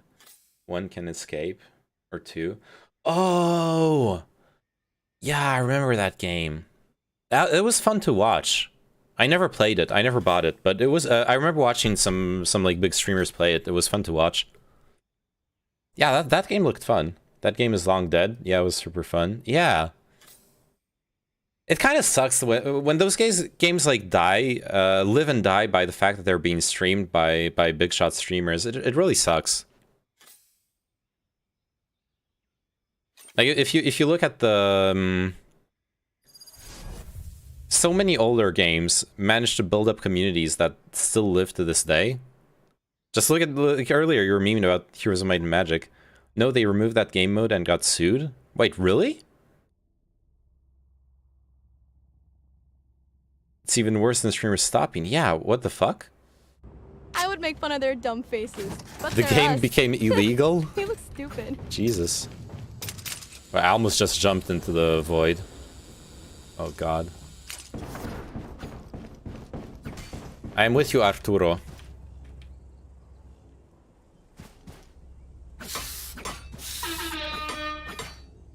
I think that game mode was copyrighted. Let me seriously?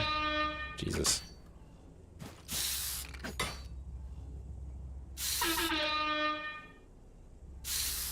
I'm having fun. It's all that matters. I like you already, Jet. Perfect.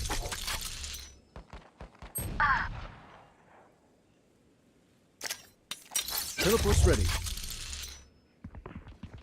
Yeah, rotating. They're rotating, yeah.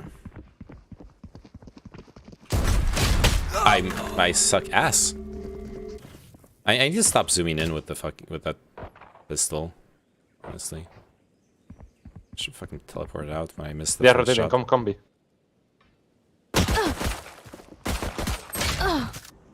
2 on B, 3 on A. We lost.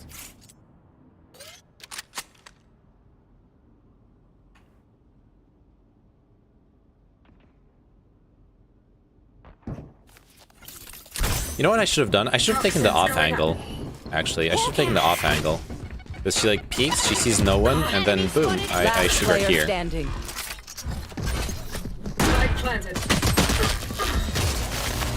Oh, got the plant at least. That's not too bad. Flawless.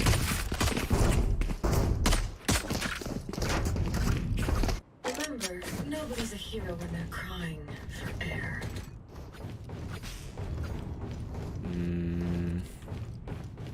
Okay, they turned it into a 32-player battle royale and forced people to play it. What?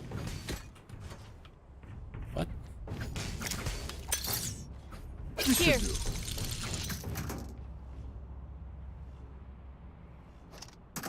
Here. And they died. That's even worse.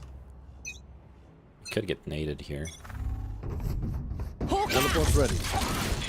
Enemy spotted A. 78. 78 on the Down shot. A. Got her.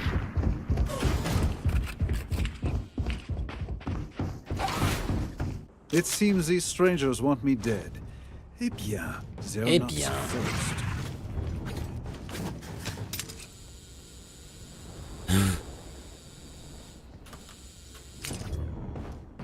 Had to land one shot at least.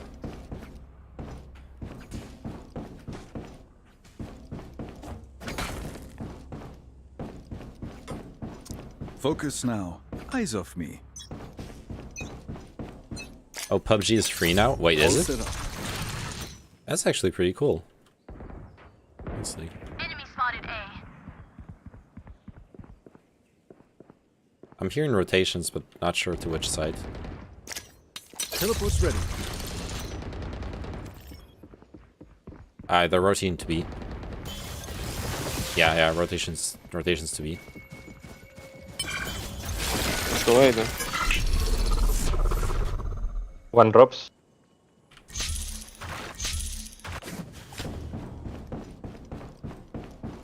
Here. That works. Careful. They're rotating back to A now. Watch out. Blinded. I have the spike. Spike down A. Fuck! Should've just gone on site and planted. Now we don't have the bomb. And same for Sky. Oh no. Reloading. Oh, the bomb's stuck on dish. Come with me, someone. 30 seconds left. Reloading. Careful. That's still winnable. One enemy remaining. Drops. Here, with my Vandal. I have the spike. Last player standing. Viper, what the fuck, man? I told you. Shh. Spike planted. No puedo venir para atrás, a ver. Oh. I actually like PUBG. Clutch. Good game plus hackers equals great game. Player unknown hackers. Nice reviews. Oh no. Oh yeah, if it's free, that makes sadly a lot of sense. We need to half buy. So, what's the plan? Makes a lot of sense that it would have hackers, yeah. That sucks. Okay, let's play it like this. Perfect. Here. See if we can pick off Reyna if she peeks. Let's crack them open. I could actually ult. Teleport's ready. Enemy spotted B. I win again.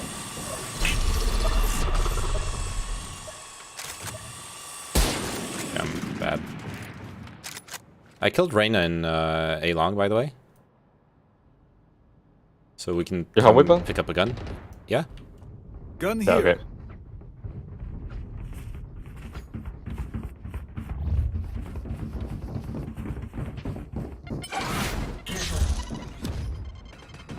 I'm gonna dash my... They are so dead.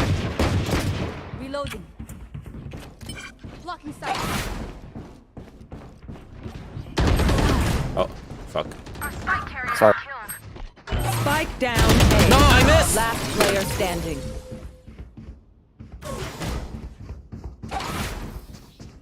Now I know how annoying my healing can be. That should have been a kill. Ah, that should have been a kill.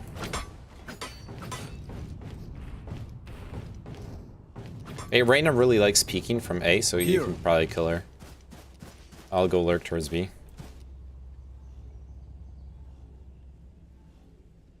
Let's choke them. Let's choke them. Choke me, daddy. We should do.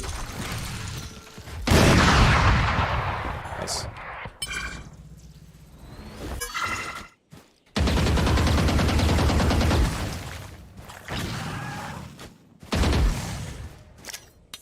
Teleport's ready.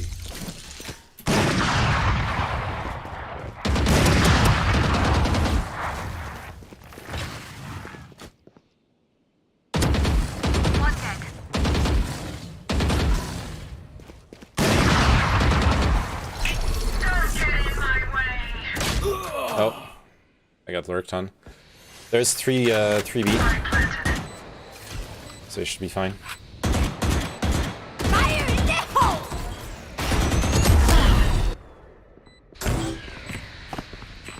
Careful.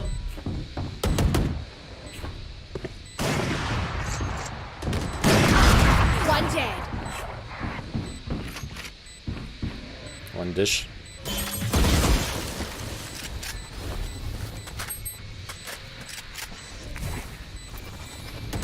Time to hunt. Doggo. They are saving out.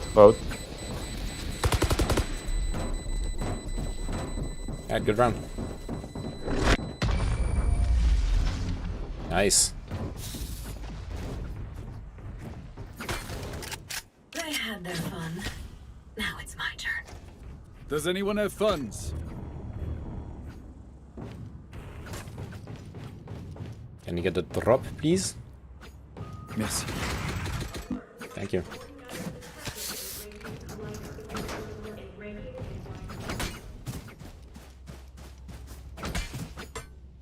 Sage, come with us, please. You have fuel. And buy armor. Take one weapon when we kill.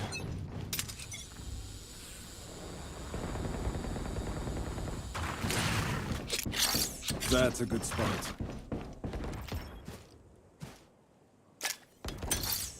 All set up. Enemy spotted. Teleport's ready. One's rotating already.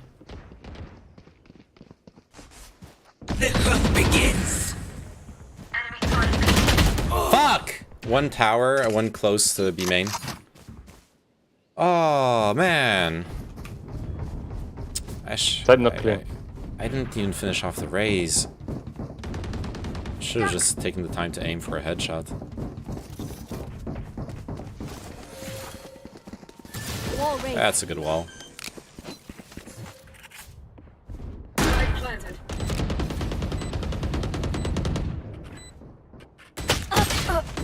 That's Blinded. Knocked one from ropes. Watch out. Headshot.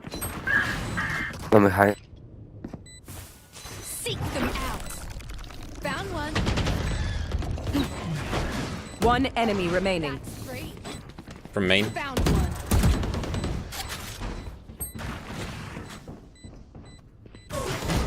Last player standing.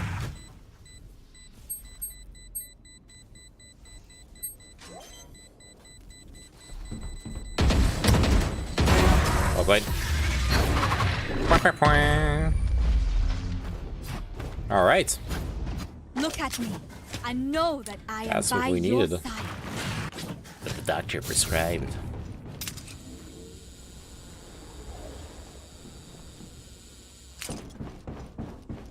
Okay. Can someone get this? Someone get this? Let's Thank you.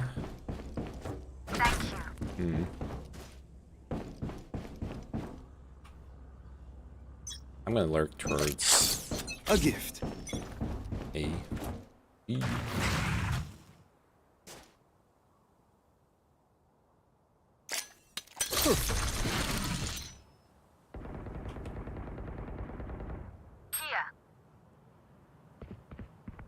Yeah, rotating. Yep.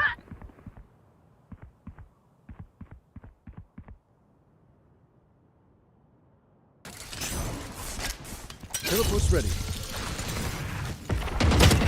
Plant the spike. Raises. Prepare for hellfire.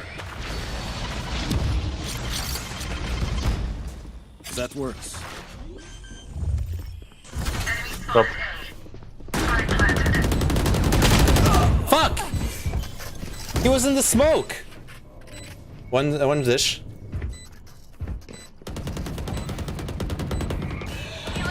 Last player standing. This reaction time, Jesus. Poison orb emitting.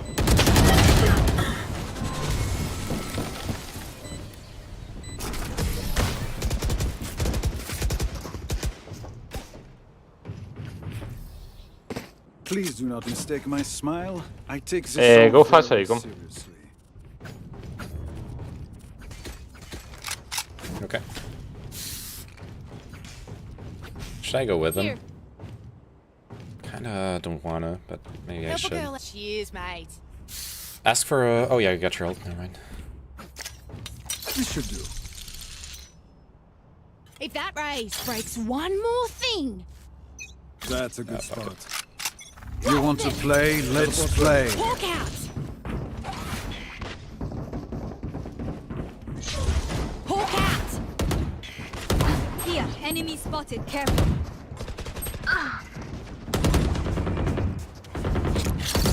One less. Look at that. You can rest me. Time to hunt.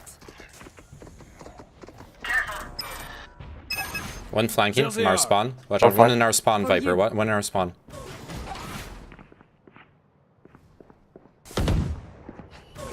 One CT. One drop, I think. Your duty is not over. One drop. Careful. Enemy spotted. That's reloading. Reloading. Go away through spawn. Go away through spawn. Go away through Yeah, spawn. yeah, There's shh. one drop. Yeah, let's do.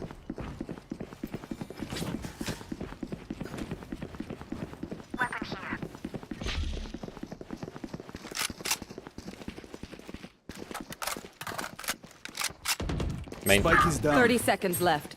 Spike down B. One enemy remaining. Spike planted.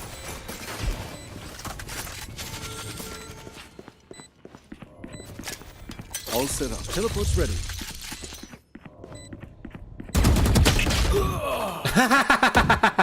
I fucking hate when this happens. Tagged 100. I dropped a Vandal for if you can pick it up. Nice. Oh my god. Just let them try to catch me. Does anyone have funds? Hey Roser, are you still watching? Because I'm still bottom fragging.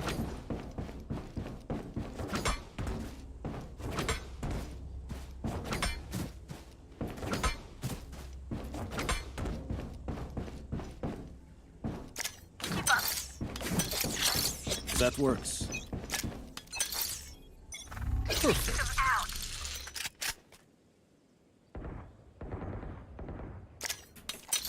Teleport's ready. The hunt begins. They're rotating off B. I'll flank. There's one on site. 1 HP, One Brim. on site. 1 One on HP. site.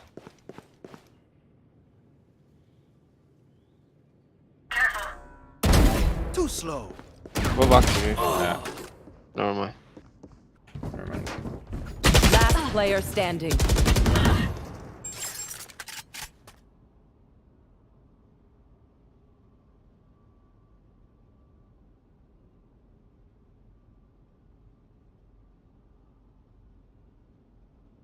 Toxins going up.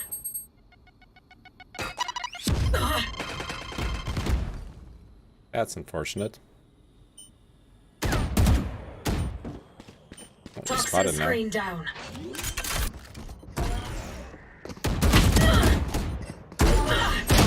Oh, nice try. Ay ay ay ay ay. Let us see what they have planned for us. I can this drop time. you, Viper. I'll play my ult. Need a drop. Or Jet, I guess. They are so dead. Nice. This should do. Do they still peek A? What? No, no one pick. They play off didn't hunger pick, I think. here and go back. Bonne chance, mes Okay. amis. Yeah, I'll peek it anyways, but... Teleport's ready. He's speaking.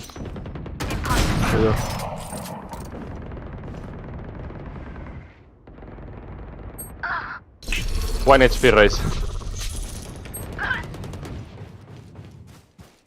He's white peeking and you didn't cover shit, bro. I don't get it for real. I don't know what you're doing. Reloading. Bring is race is 1 HP.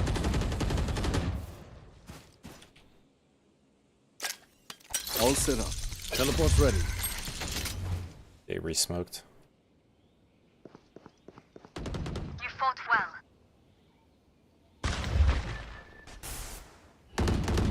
Enemy down. One tower, I think? Or no, that was you. Healing. One CT, you saw him. One CT, you saw him. 2 CT. Planted.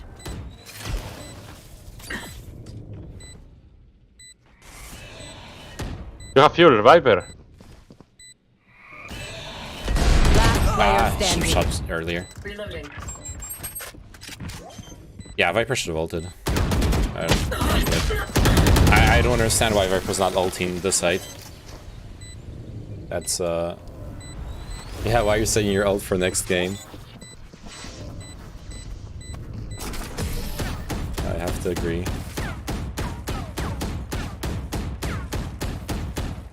Wind, show me where to go.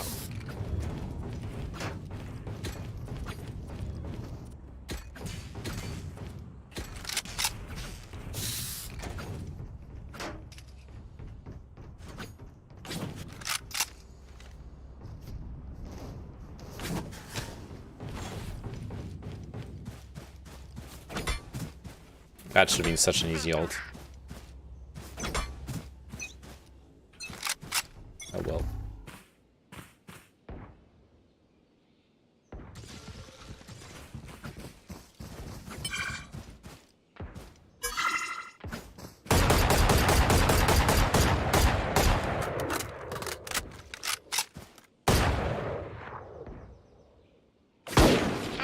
Nice.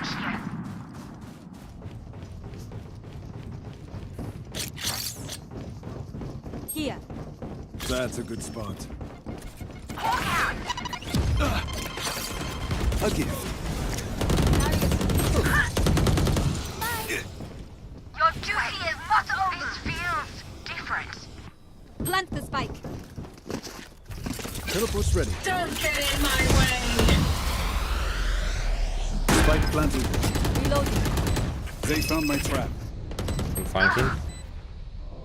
Hawk out. Taken out. One main. You undrop. Trap destroyed.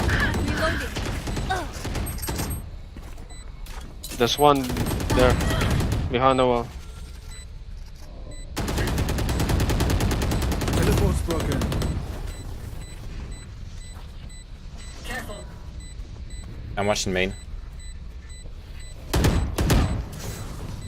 He's above. One on top side.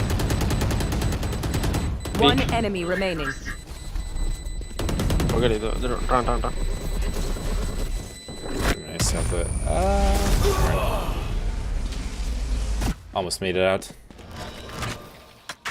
Last round before the switch. We cannot keep our goods after them. Spend all.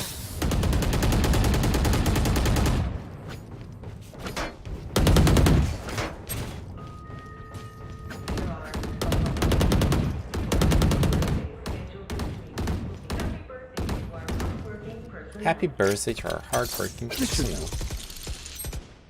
Who will I spot first? Teleport's ready.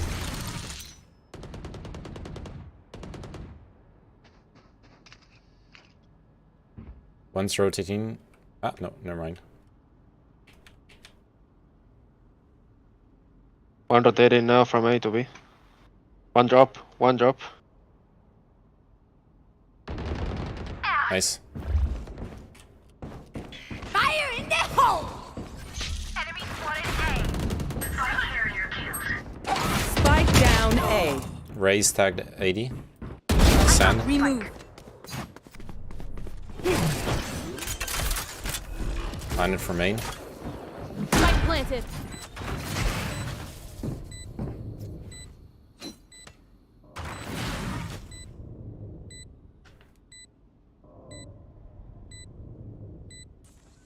Seems winnable to me. Should be both city, I think. I don't know. Yep. They're on a spec on drop, don't pick Sage.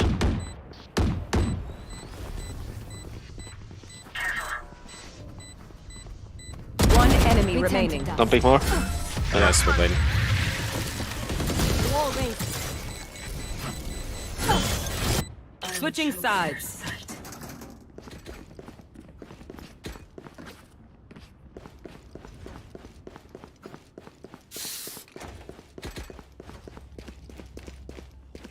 I have an idea.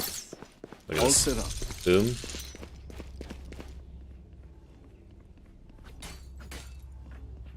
And then put up a teleporter here. Hold arcade. World drop, maybe Sage? Or main? No, main no.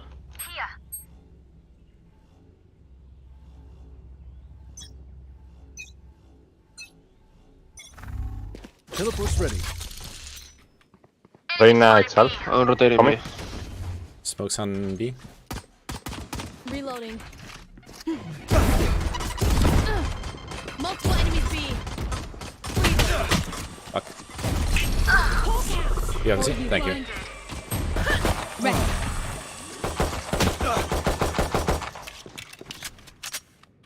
Spike planted. Here. Oh, there. Okay. She walled herself off. Enemy removed. Fuck. One default. Default. Last player standing. 1 HP. One One enemy less. remaining. Where's the last? Tower, I think. Could be tower. Could be tower and... yeah. Fucking dead. I'm sorry. Nothing I can do against the fucking wall. That was Weapon fucked. choice. It is so personal, no? You pick a gun and it tells me who you are.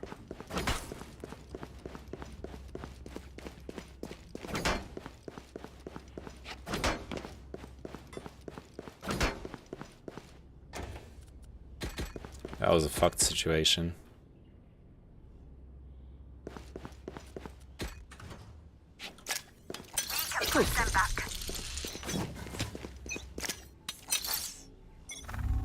Teleport's ready. Chamber 1 HP. Can you help me, Sage?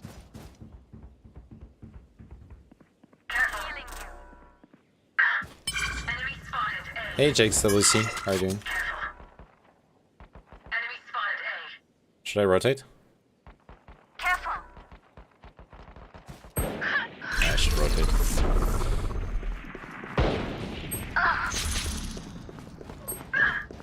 Uh-oh. Last player standing. God damn it.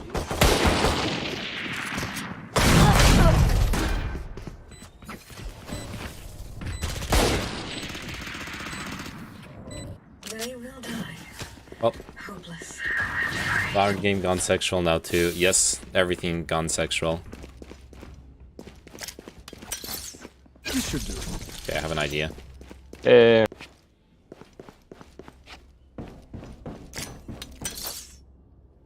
Teleport's ready.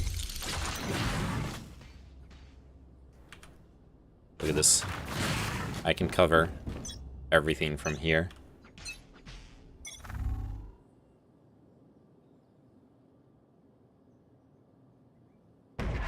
Smokes on B.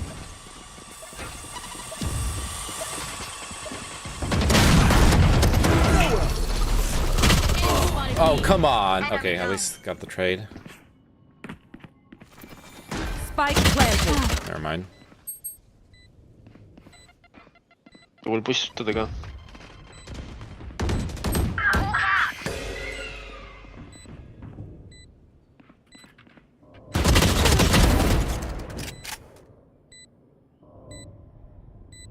She has a dog too.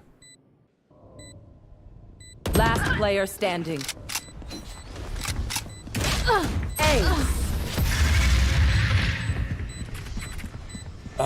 We can't allow the plant there, man. These new friends of ours are not too friendly. Also, I got so fucked by my teleport placement. Like I should have put it down here. All set up. Chilling as well, don't feel good though. Damn, what's going on? Are you just sick? Gonna armor up, I guess. Buy those, buy this. Buy teleporter. Yeah. They are so dead. Spy down on A. Okay. They're coming A. The spy down A.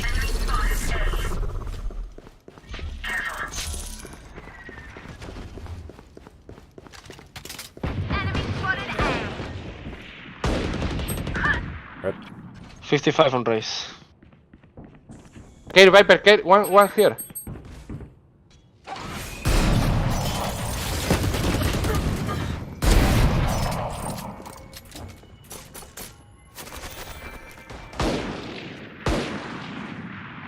Spike down A. Spike spotted A.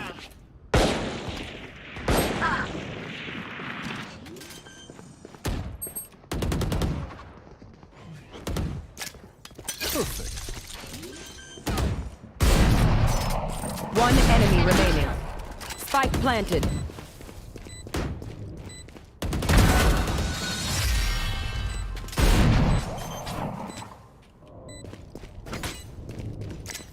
Teleport's ready. Sore throat, maybe a cold, I don't know. Shit, that sucks. Get some good rest, man. Race it to the spike site. Hopefully, hope it's not COVID. This COVID sucks. That works. Oh, I have an idea. That's a good spot. Let's put it here. Teleport's ready. Together. You know. We are too many on B. You want to Only play? one on Let's A. They will come B. play. They will come B. The hunt begins. Oh yeah, There, they're breaking there, wall. Yep. Good call.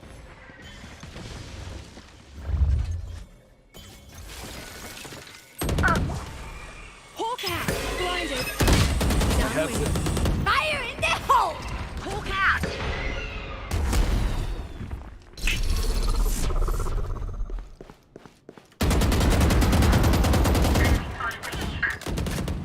Nice. One more. Yeah. Oh my One more, god. main. Prepare for hell. I did some errands, came back. One enemy remaining. Bomb down. Spike down B. Main two, main two. Careful.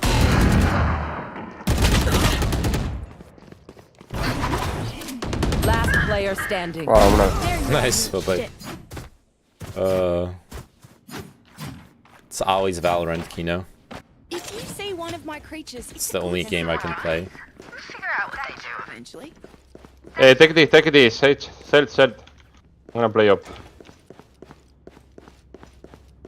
Thank you. Okay. Is everything okay? No. All set up. Don't wall up, Viper, I'm gonna pick. Ukraine has broken me. Okay. You watch tower? Yeah. Teleport's ready. Okay. Enemy spotted A. Well done. You will not kill my allies. Yeah, Where's well. the team? Ah! There you go. Oh my! You die and you don't say anything. I don't know. COVID sucks though, yeah. I had COVID before. Yeah, COVID sucks. I had COVID too. Spike planted. You have ulti, Sky. You want to use it? seek them out. Found Hawk out. Blinded. Headshot. Last player standing. What happened? No, I'm just joking about the like covering Ukraine for a week Let's go. has I got things to been do. really like heavy to do. So I'm just joking that I'm broken now. I'm fine. It's just a meme. All right, my turn to play op. That's where ecoing. Yeah, this is dumb. Bad idea. Don't give them ground. Teleport's ready. Nothing. Oh, never mind. I got people on B. Go come. Yeah, one. I forgot to put my traps up. Never mind, it was just lurk. I wave. Hang on. It was not just lurk. Oh, what? What happened? So still fine for other countries? Yeah. The war is just in Ukraine for now. Flawless. I don't think the no-fly zone is gonna happen, honestly. I could be wrong, but I feel like the no-fly zone is a breach of NATO policy. And we need to win 5 rounds in a row here. This should do. It's a lot. That's a good spot. A gift. It's a lot of rounds to win. What is a no-fly zone? It's a zone where, well, planes, or specifically military planes, are not allowed to fly.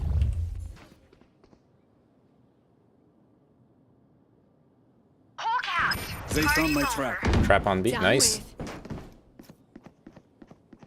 Okay. Multiple enemies A. One enemy remaining.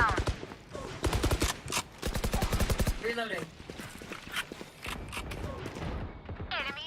Here ropes. On spawn. Ropes to spawn.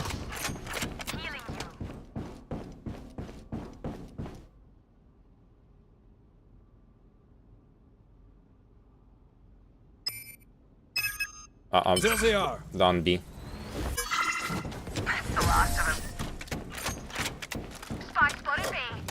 So the problem I have is how do you enforce the no-fly zone? Zenfire. You want the op, Jet? Yes, please. How do you enforce the no-fly zone? If you, former Vice President Mike Pence, no room in Republican Party for Putin apologists. All set up. I don't know, man. It's That just fucking virtue signaling. That's a good spot. It would be political suicide to come out as a politician now and support Putin in the West. That is. You just cannot do it. It's not possible. People there. Nice ult. With shotgun. Push inside. Well, didn't matter. Spike planted.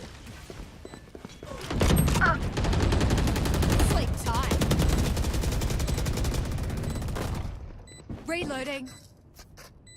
Seek them out. Found one. Hawk out. Oh my! No. Trump did it before the war, okay? I'm saying now. Now it's impossible.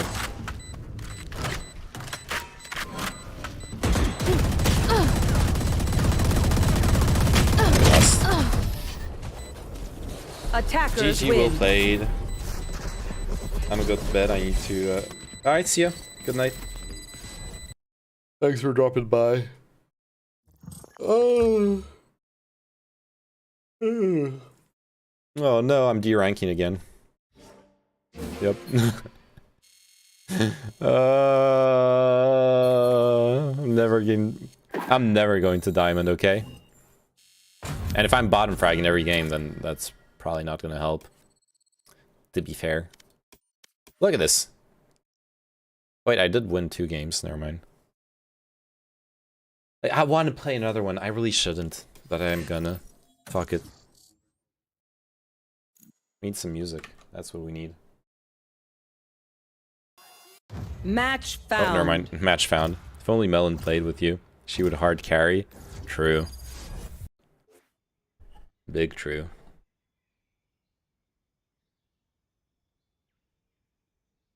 Hello. Hello, F12. Okay, what How do are you we today? play?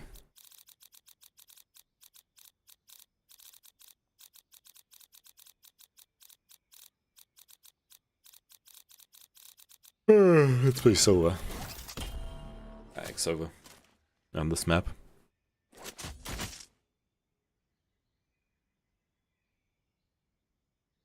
I wish he didn't pick Chamber. But he's gonna pick Chamber. See, this is a problem with the classification of the agents. Chamber should be classified as a duelist. But people are like, oh, he's a sentinel. Oh. Doesn't make sense.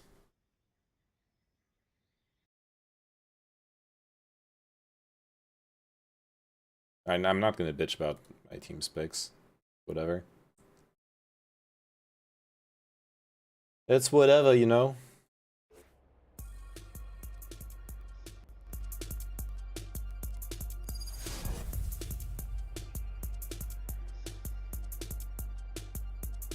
Careful of the edges.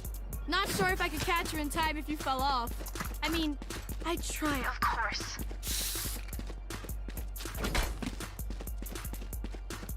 Does anyone have funds?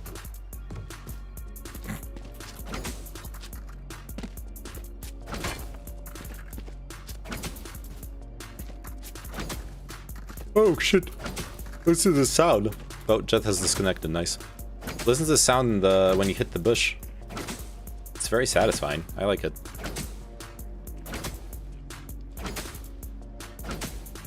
Okay, why the fuck?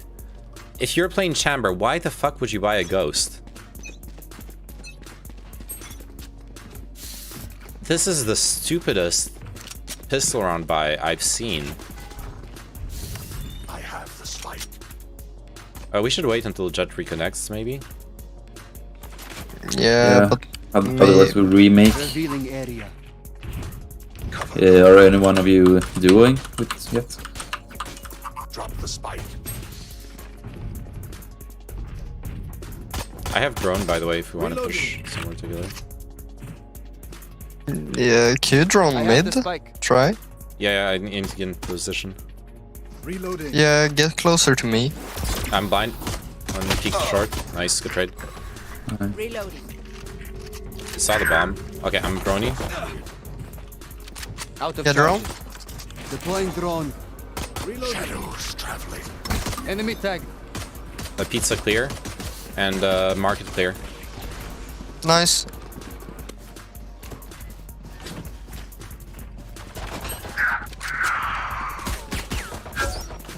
Reyna in spawn. 30 seconds left. One cat. Reloading. Try to get plant. Yeah, I'm 62 on 60 on Jet and 43 on Sova. It's 2v4, just say it's okay. Planted. Revealing area.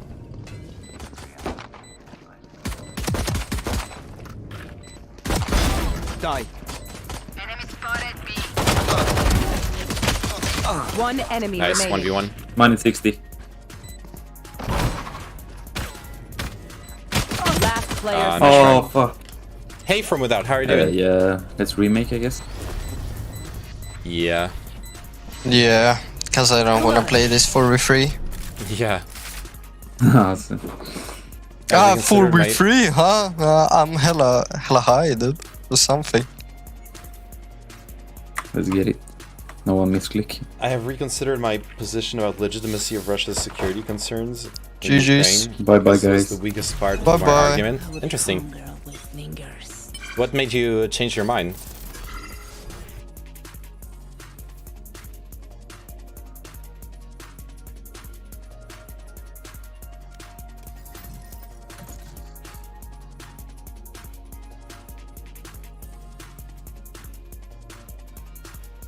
I'm curious if you don't mind sharing.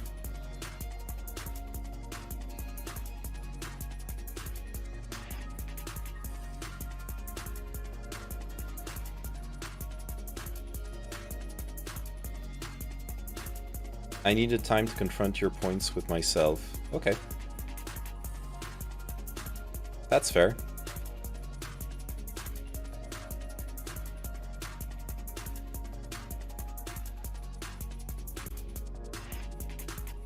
I do that too. I always need to I always need to like think about things on my own time as well. And some more stronger claims after Destiny's stream.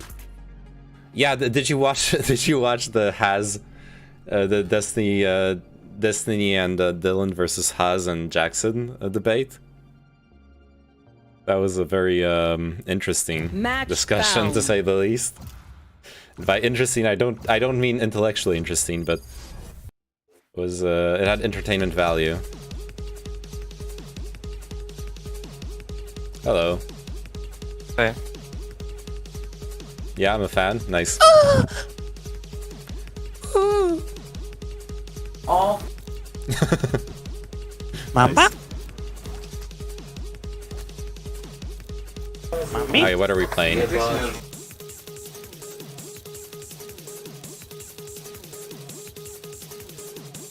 I did not agree with any of Haz's point from the very start of his coverage. Yeah.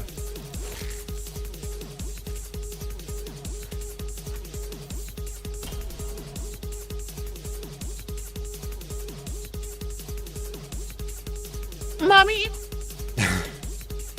Yes. Hello.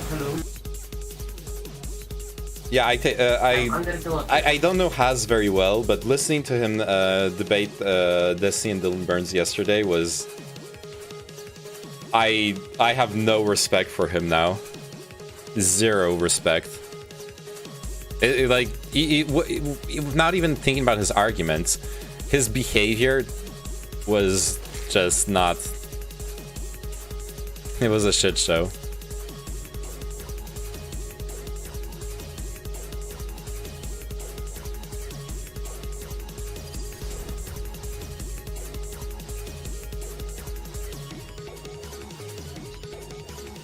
That said, that made me want to research more about the Maidan Revolution, though.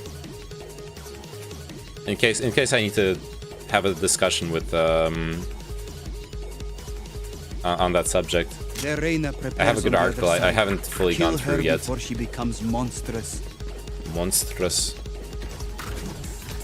Community, I do not participate, only in frequent chat and DGG, but I did watch Adrian's StarCraft 2 Wings of Liberty era. Damn! Dude, we probably were watching Destiny together then. I was watching him in back then too. Don't watch him much since anymore. Haven't watched Destiny much in like a couple of years, honestly.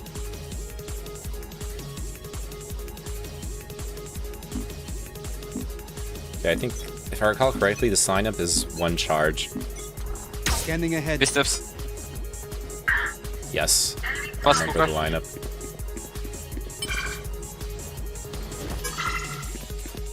At least 2. I remember that every fucking Zerg was doing his 3. unbeatable build. Yeah. Hold on. Alright, gonna push now. Can you heal? Enemy spotted. One enemy remaining. That was a bad arrow. Reloading. Oh, let's hook up. Right. Okay. Oh, mommy, where's my mommy? Who am I playing with? What's going on in this game? Mama.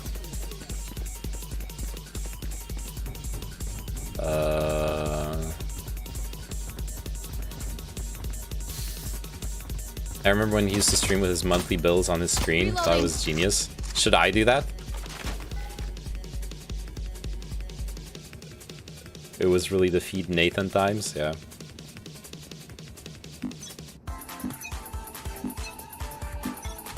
Revealing area. Found them.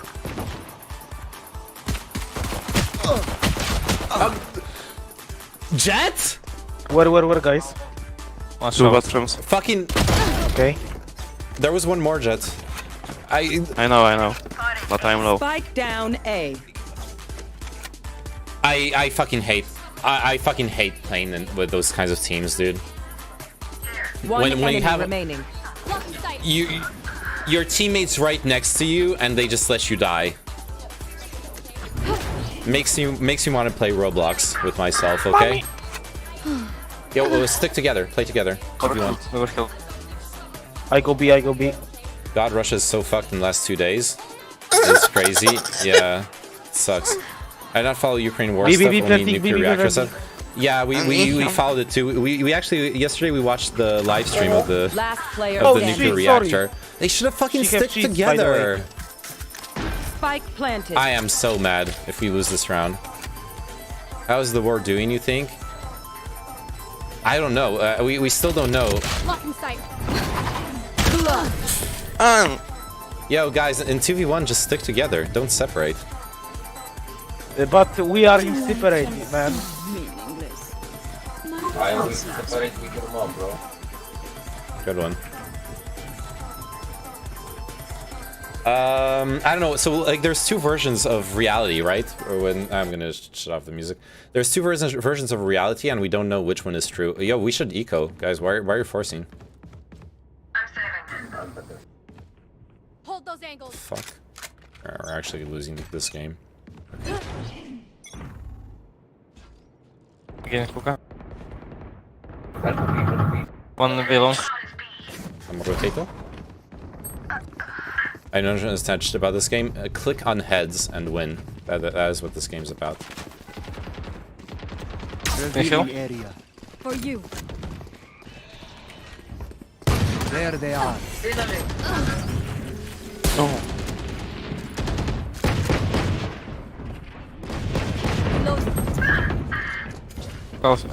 My 60 shot.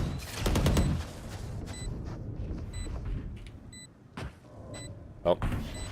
There's a wall.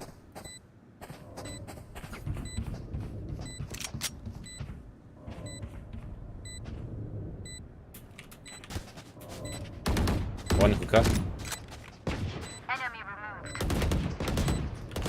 Hookah 5 HP. Push on city smoke. Last player standing. Yeah, one close to you. I guess you're talking about something interested in what happened, but I think that no side actually wants fucking nuclear design. Oh yeah, no, I don't think it was done on. I don't think anyone wanted to fuck up the Zaporizhzhia nuclear power plant. No. Yeah, while we were watching the video feed from the power plants, some people in chat were like, "Oh, the Russians wanna blow up the power plants to fuck up Ukraine, or the Ukrainians." Like the DPR LPR was like, the Ukrainians are sabotaging their own power plant to blame the Russians. I was like, no, you guys are fucking insane. Scanning ahead. Yeah, short. Yeah, one short. Hey. Enemy spotted. This fucking kurwa bled. Kurwa bled. Spike down A. On A side.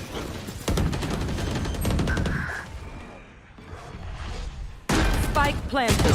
Last player standing. Yeah, conspiracy shit is dumb. Well, it's just like complete fucking misunderstanding. How like bad shit can happen. So when I watched the 2v2 debate, I woke up my girlfriend like 3 times over she was mad. Oh no. Oh no. Someone's gonna sleep on the couch, dude. Gotta be careful. Gotta watch out. Can't be doing that. Okay, how are we playing this? This is like, this game's not going well.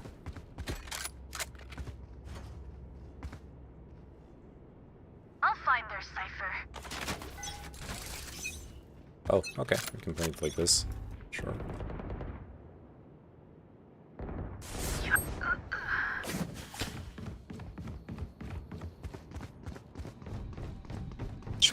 But yeah, we were watching. Oh no, we were watching the live feed from the reactor. Scanning ahead. Enemy spotted B. Short.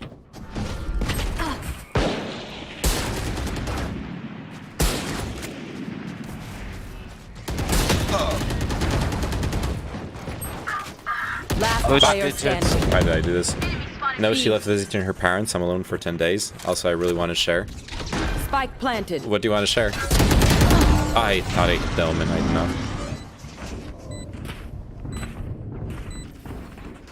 A bow and arrow is old-fashioned, but sometimes old ways are best.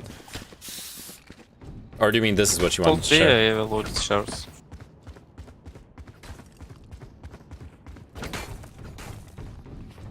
feel like we should be playing 3B. 3B 2A, not 3A 2B.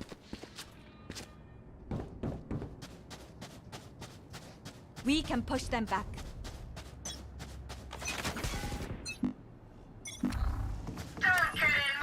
Revealing area. Smoke, eh?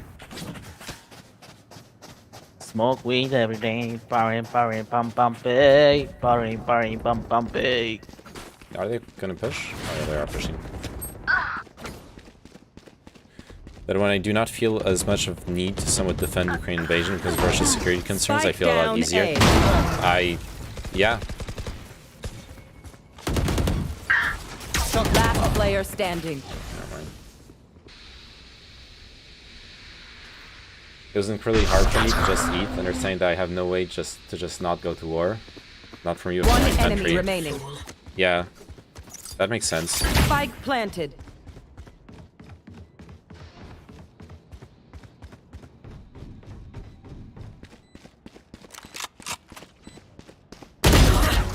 Sheesh.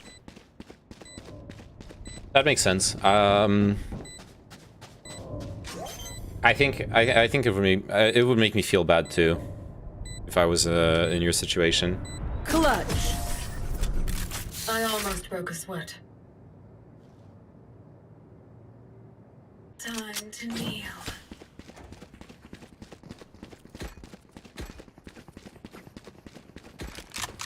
And it was like 8 out of 10 clinical depression times, now it's 6 out of 10. That's still not very good, my man. What's going on? Oh shit, you went to the asylum twice. Okay. At least you get you're getting treatment, but yeah.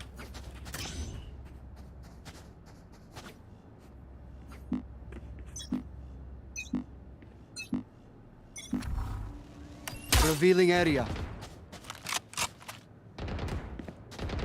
One is short. Rotating. 3 short. On A. Yep.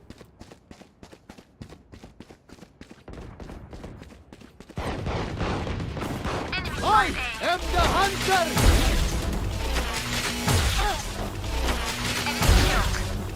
Nice. Healing you. Here. Enemy spotted. A. Box. One enemy remaining. One lamps, last lamps. Lamps. Spike spotted. A.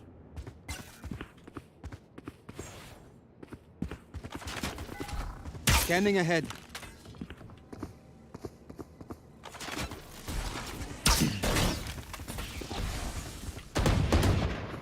Enemy spotted A.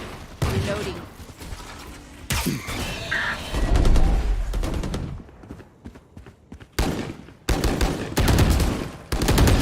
Nice, well played.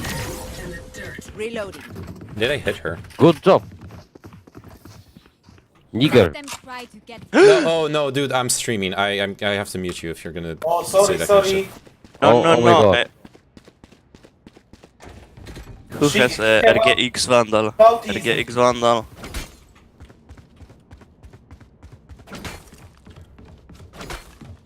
I did treat Or myself enemy like has 10 RGX years Vandal. ago, but maybe well, maybe 5. It was just to try to curse you my assessment. I understand.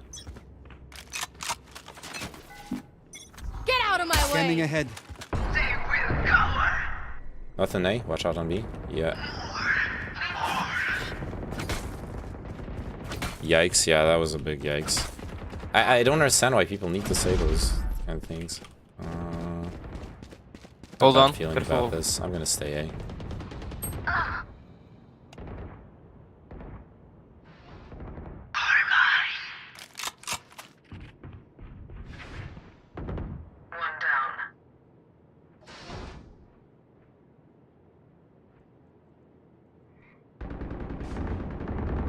One enemy remaining. Good.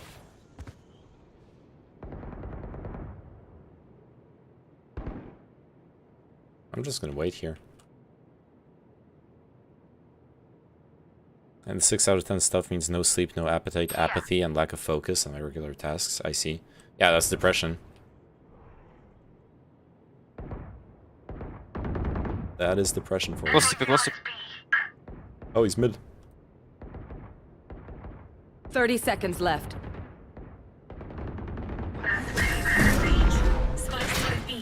I can't get out of here. They're just batteries. Ukraine's truck is destroying some people's mental in Russia. I imagine. It's not an easy situation. If you want, you can request op. Need a drop. Thanks. Thank you.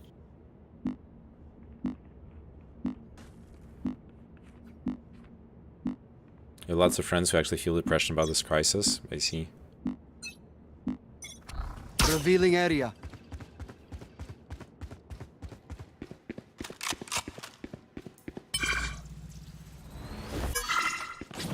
Yeah, and especially with what Biceps. we're talking about. The Close I'm hookah. gonna do something stupid. Smoke down.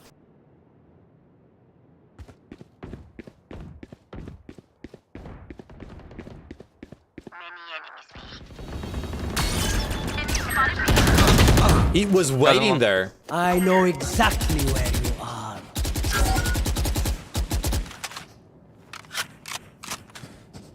Yeah, with the sanctions and everything, Okay. Reloading. it's not like the Russian Gun people here. aren't gonna suffer too. Gun here.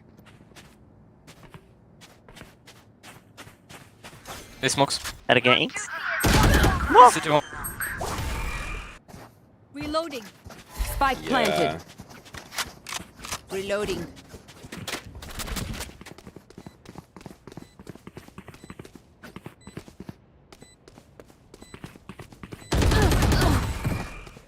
Last player standing. We lost. To city.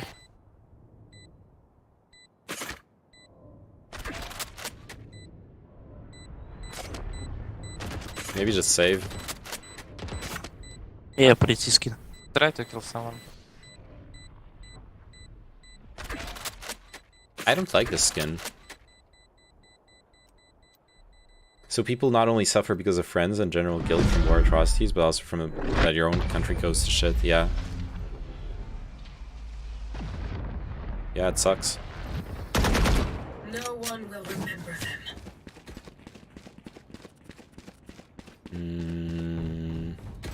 I want to play an op. Operator.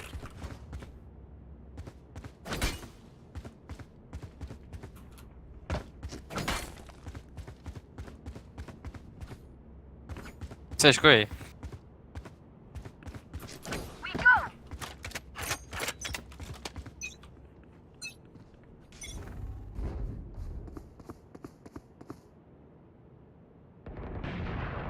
Go back, go back, go back. Jet, you're alone.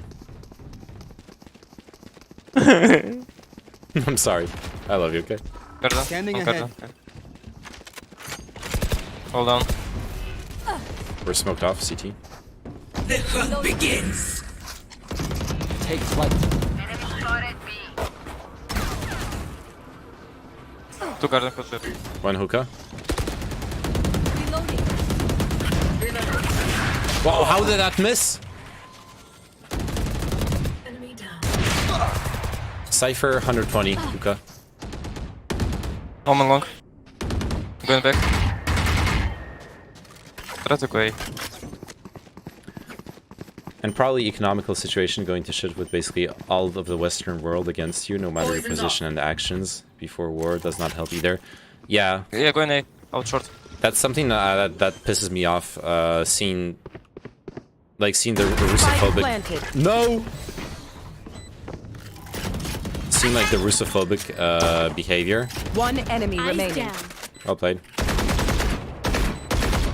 Oh, With his. still Omen Last player from standing. Bath.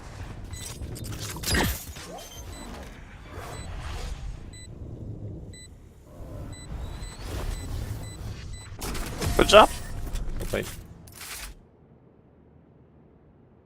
Also, those 1 to 10 graphs is for 1 is just Okay, feeling we sad. know the 10 drill. I go to actual design Secure myself. roles I and see. We'll crush it.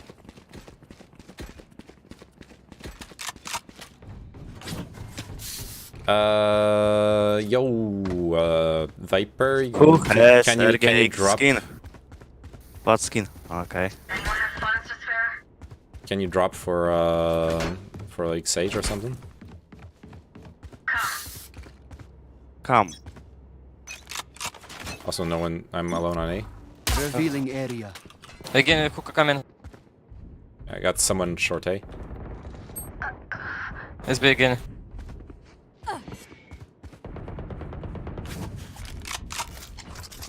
Deploying drone. Enemy.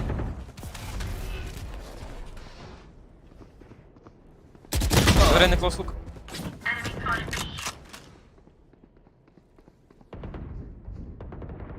Nice. Sage, do you have heal? Healing. Thank you.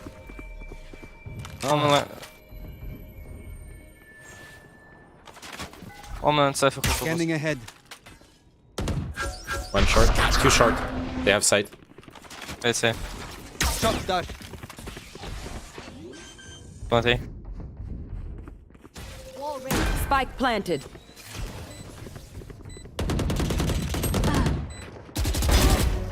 One enemy remaining. Where's Omen? Oh, Short. Last player Fuck. I standing. tagged him for 30. Nice, good trade.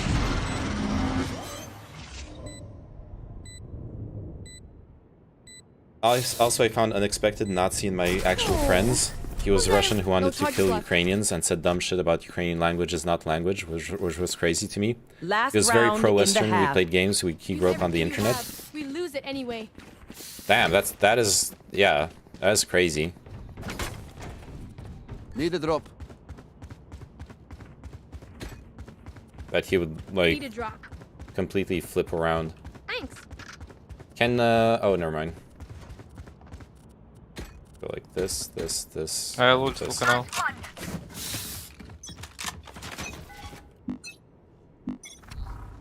Revealing area.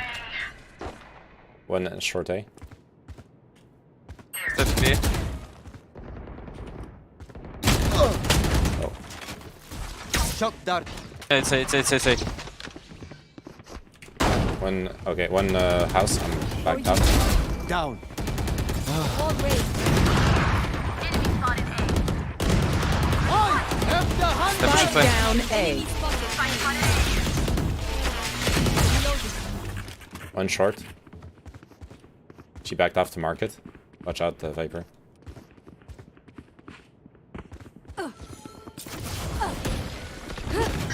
Nice. One more short. She's close right. Reloading. I'm ass. Don't push. Short and short. Should have had that kill. Last player Oh standing. no. I threw. One enemy remaining. 30 seconds left.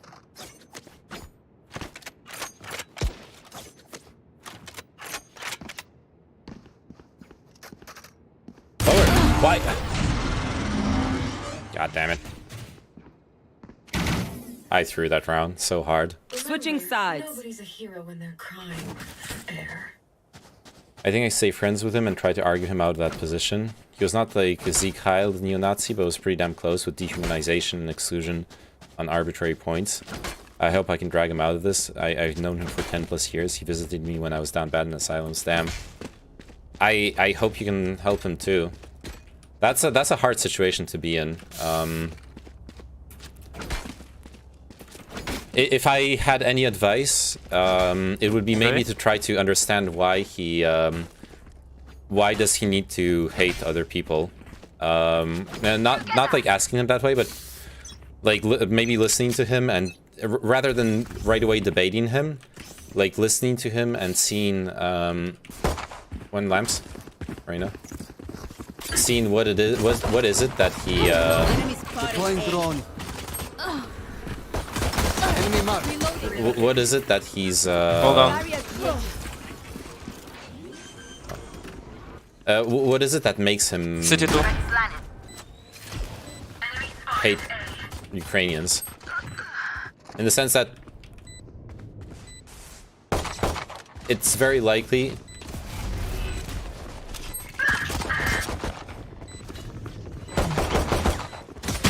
Ah, fuck. Player standing. It's so I have a friend who kind of did that. He basically became super racist and or like racist, anti-Semitic and all that stuff. And when I talked, I at first I really was trying to debate him, and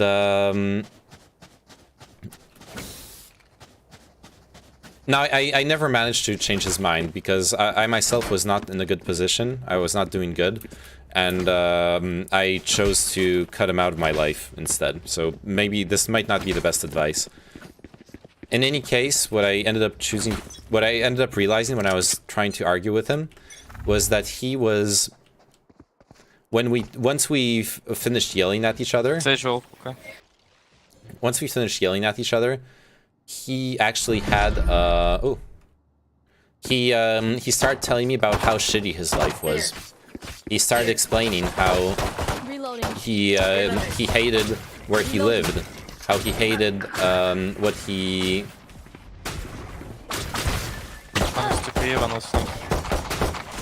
hated what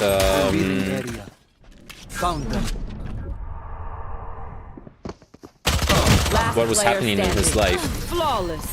And I think that the way forward was to listen to the pain he was going through in his life and try to build something off of that.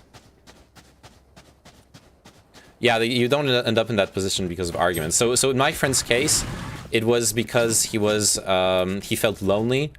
He felt lonely and abandoned in his life, and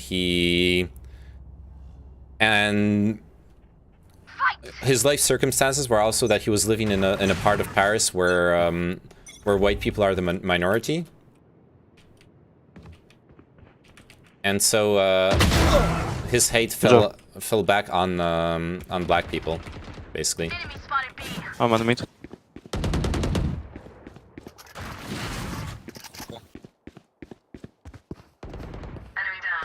I can wait for me. I'll drone. Cover me and go behind the drone, okay? Take flight. I'll check with my drone. Oh yeah, she's on top of the nice. It's safe. One enemy remaining.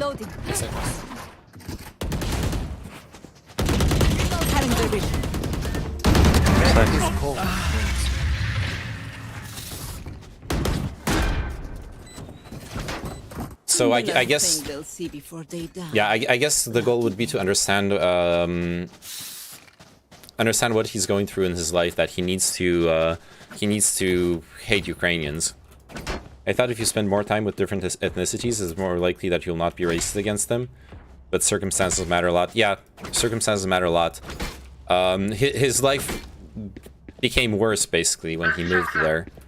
It was far away from his friends. He hated his roommates. Jet with an op on A side. He hated his roommates. I want to keep this. I don't know if I should, but I will. Oh, this is bad. Let's see if I can flank her. I'll see if I can flank Reyna. Oh no, she backed off. Yeah, she took her gun and backed off. Enemy down. Up, firebox. Multiple enemies in. I should have droned. Last player standing. It's my bad.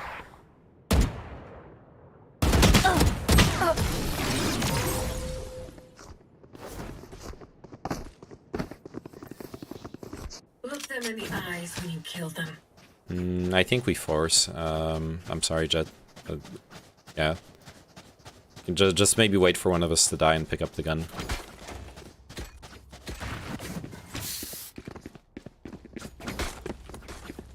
Yeah, there can be other reasons for becoming racist as well, other than just generally being lonely. Another thing, if Valorant has better reg than CSGO. What? Ah! Fuck! I'm peeking the wrong way. I know there's an op there, and I peek like an idiot. I should be like jump shoulder peeking instead of doing this. So fucking stupid of me. I'll definitely try to listen to his emotional answers or questions. Yeah. The hard part will be listening to the hate speech. But yeah, try to get to the real reason behind the hate speech, if possible.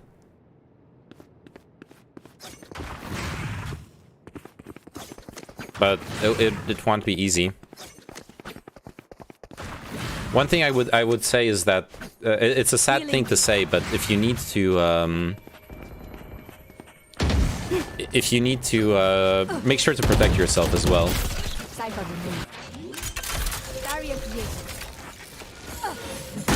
What I mean by protecting yourself is that as much as it hurts, choosing to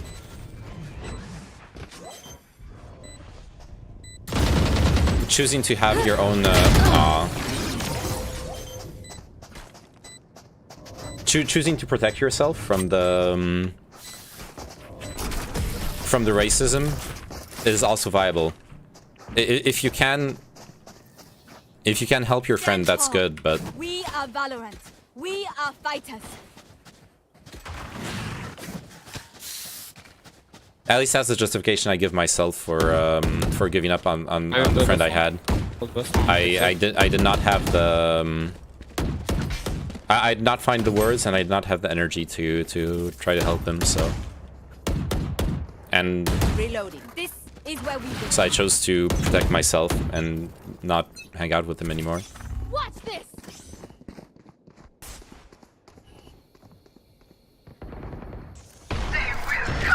Take flight. 2 and okay, jet backed off. Scanning ahead.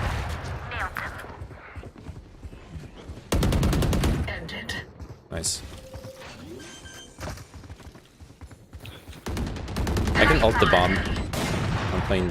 I'm playing ult for the bomb. Moments from CT. Where's Jet? You Where's will Sage? not kill my allies. Evan. I'll come on city.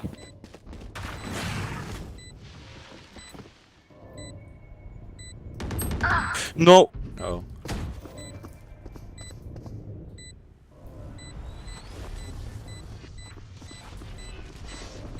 Last player standing. I am the hunter.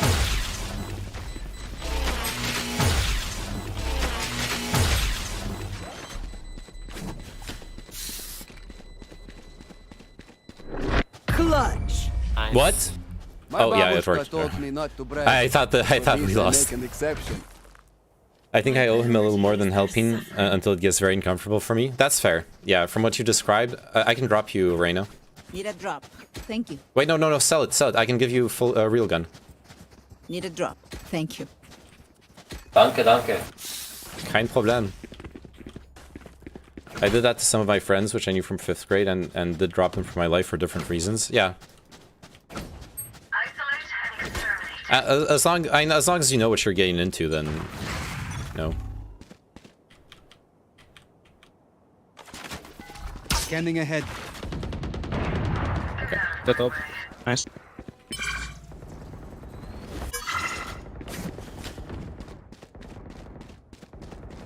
Let's group. We can win 5v4. Silence. Nice. God, that Reyna sucks. I have the spike.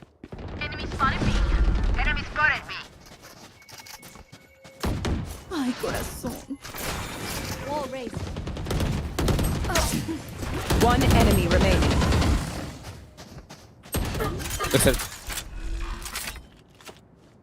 Spike planted. Revealing area.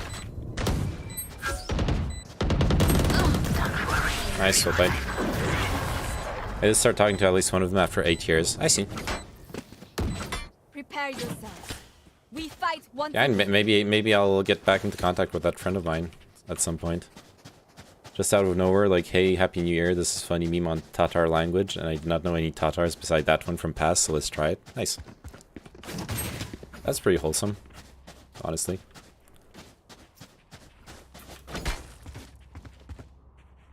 Now we're talking 2 months, I think it was a good decision. Yeah, that sounds really positive. Revealing area. And no one's peeking out of here. Nice. Let's go A. I have I'm on the long. B. City. Is site clear? Can I plant? I don't sure. Don't know.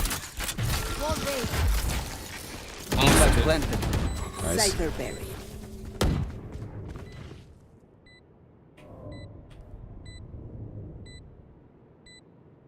City. Step.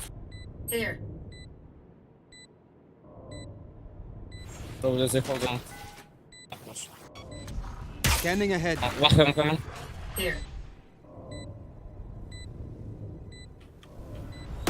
One enemy remaining.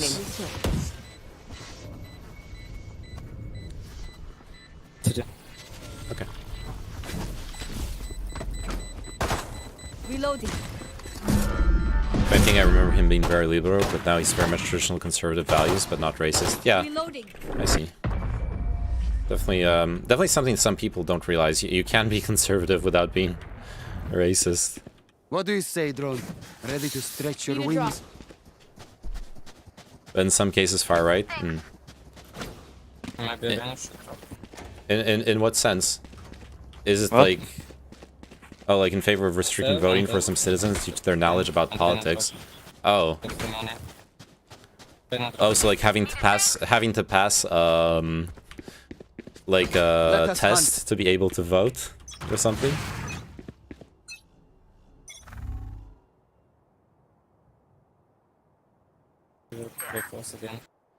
Naturalization, but he drew a very strong line that he's against any oppression on land. I see. I'll drone. Okay. Okay. Deploying drone. Check close. Yeah, no one close. Enemy. Blocking sight. Shock dart. Revealing area. There they are. Spike down A. Let's. Cypher CT. Last player standing. I should have just gone to plant. I fucked up. Oh, and we have Viper ult. Yeah, I fucked up. Yeah, exam to be able to vote so we don't vote bumfucks. Toxins going up. I'm not a big fan of that one, but it's kind of bizarre to me. I cannot argue with him on that point right from the get-go. 30 seconds left. And I had not talked to him for like almost 10 years until we had a political disagreement and laugh. Yeah. Nice try. I'm sorry, I threw. I should have gone back for the bomb and planted. I could have defended Viper ult or something. If any of you die, I lose a bet with Brimstone, so don't embarrass me like that, please.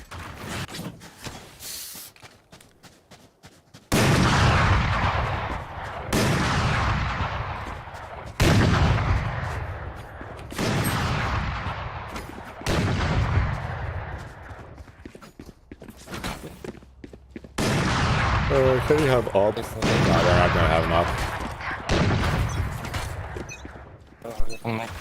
Does everyone on EU server speak English? Not necessarily, no. I've dropped the spike. I have the spike.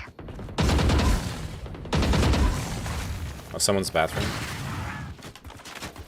Revealing area. One lamps. Got her. I'm going bathroom. Nice.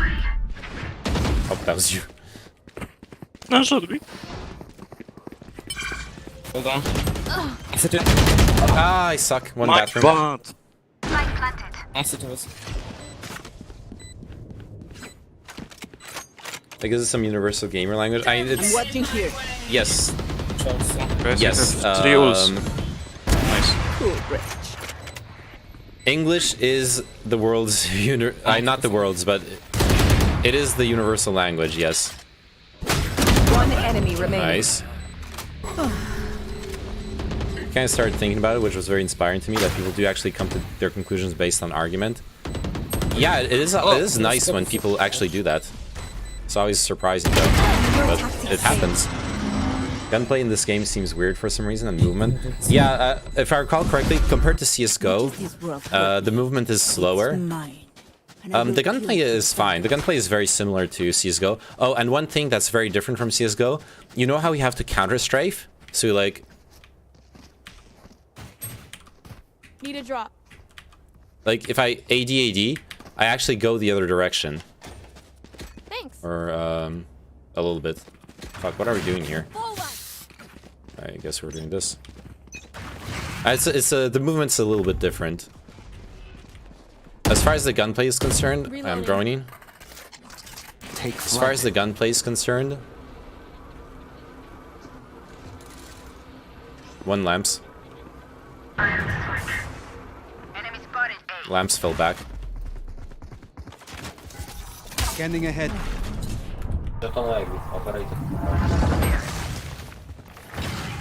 We can rotate right now. They're probably all on site. Blocking sight. Here you go. Yeah, let's go. Go fast, fast, fast. I got the spike. Spike dropped. I have the spike.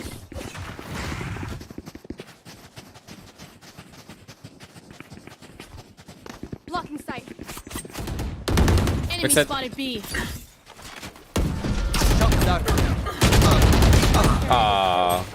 Spike down B. What? Last player standing. Alright, Jet threw that one. But I did not play Hitmark shooters for a long time, like Squad and Tarkov like games. Match point. I've been told to play Tarkov, but... Oh fuck, that was our... Shit, we should have just gone A. This is bad. With at least ballistics and 2-kilometer maps, yeah. I see what you mean.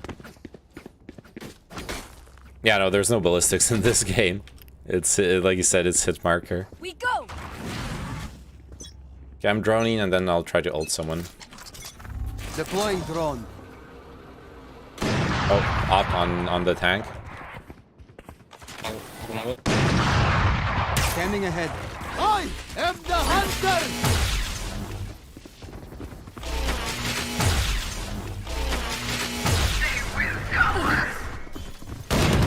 Nice. Over that. Begins. Our spike carrier is dead. Oh, where? Oh, on site. Spike Nice. down A. I have the spike. Watch our back. If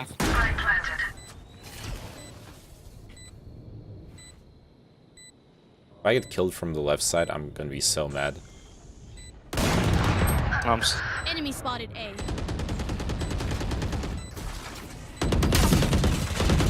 One enemy remaining. I'm on an slow. Nice. Nice. I tried PUBG. Yeah, I like Apex. I think Apex is my favorite battle royale. I played PUBG quite a bit, but I did not like the... I did not like the way...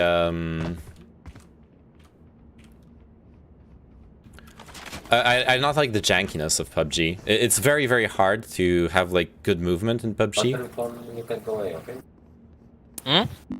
You can go A. Okay. No, do 3B, do 3B. I like 3B.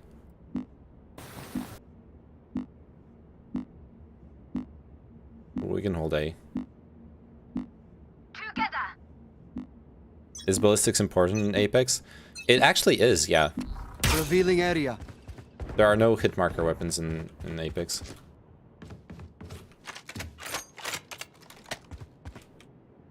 Nothing A, watch out.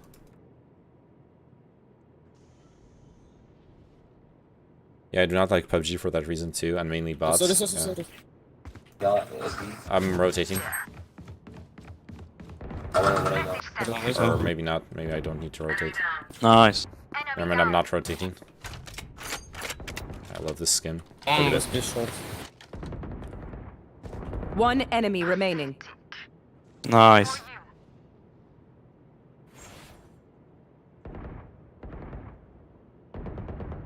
Flawless. Nice, well played. They have seen our power. No, I mean, how heavy is the bullet drop? Switching sides. And how hard it is to actually shoot Match past point. 200 meters. Oh, I see.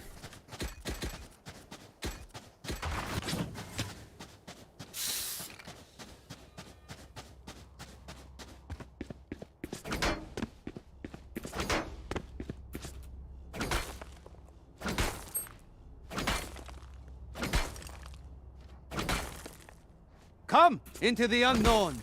Ah! Take flight. Close right, clear. Enemy One lamps, tagged her. No, yeah. Omen lamps too.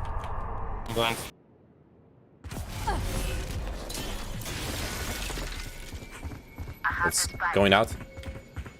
Sight is clear. One heaven. Revealing edge. Shock the fountain. One still in the house, and this he's slowed.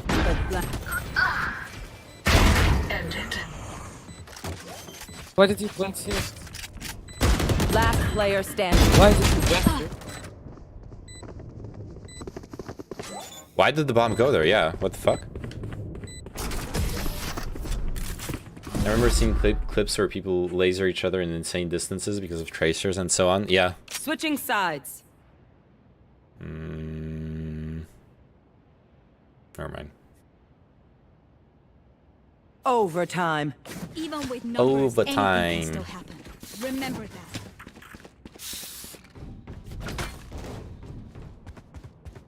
Oh yeah, I was gonna say one of the biggest differences between CS:GO and this game is the spray control. In CS:GO, you can learn the spray control of each gun by heart, and it's always the same pattern.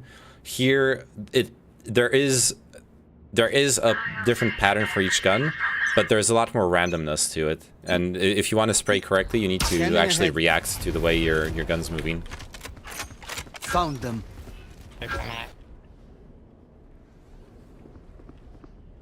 Steps A. Steps A, yeah. Out of charges.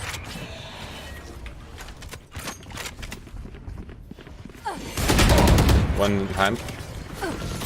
Healing you. Thank you. Died.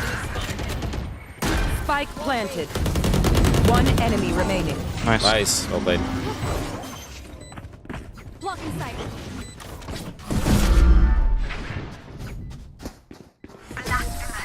Alright, this is winnable.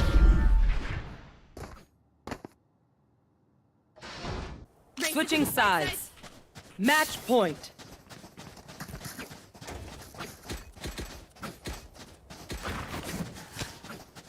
Going B.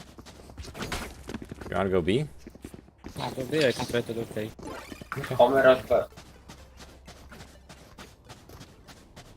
Stangielki. Yeah, I wonder if Stangielki is Polish or something. It's like a Eastern European name.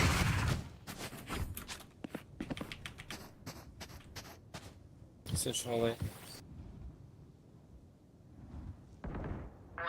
Nice. That's 2 kills on. Fuck! How? For you. Y'all should go A, honestly. Reloading.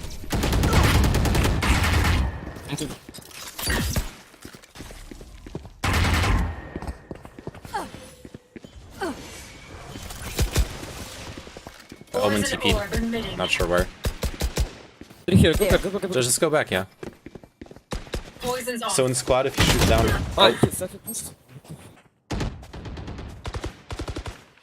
Oh no, this is really bad.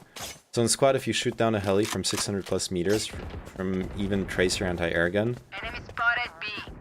And I caught myself thinking that I understand why those Ukrainian soldiers scream like crazy when they shoot helis in such distance. Yeah. What is this plant position? Oh no. Last player standing. Oh no, we fucking lost. Still in sight. That's because bullet drop is crazy IRL. Yeah, that's true.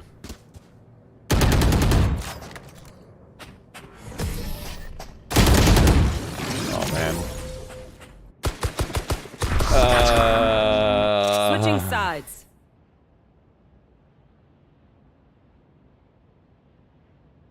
Oh. I can draw this. Fuck it, let's continue. Overtime. Time to stock back up.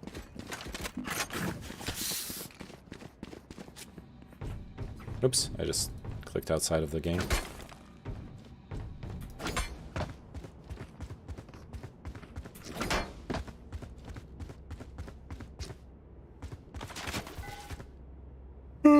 Fuck.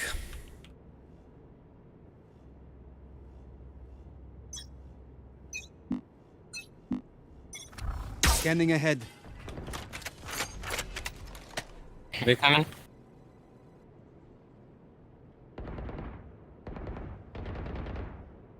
One down wolf. Stay B, Sage. Stay B. One hookah. Rena hookah.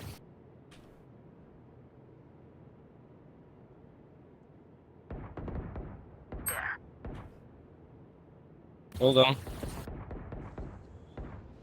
Smoke B. I'm rotating. Two steps. Actually, do I need to rotate? Doesn't one. Oh, it's my smoke. Listen, I do enjoy your stream. Thank you. As you can see, people don't really enjoy watching me play video games as much as the politics discussions. But I enjoy playing video games too. 30 seconds left. Spike is B. Oh, Spike is B. Okay. That is something. 2 ATP, 2 ATP, 2 ATP. 10 Wait, they seconds TP'd A? left. Yeah. Don't A. I could have stayed A. Spike planted. I TP'd right when they got to Stay A. slow. One enemy 100. remaining. Oh no. Nice. My ultimate is ready. Oh, I remember now. Remember. Thank The 5th of September. Don't get in my way.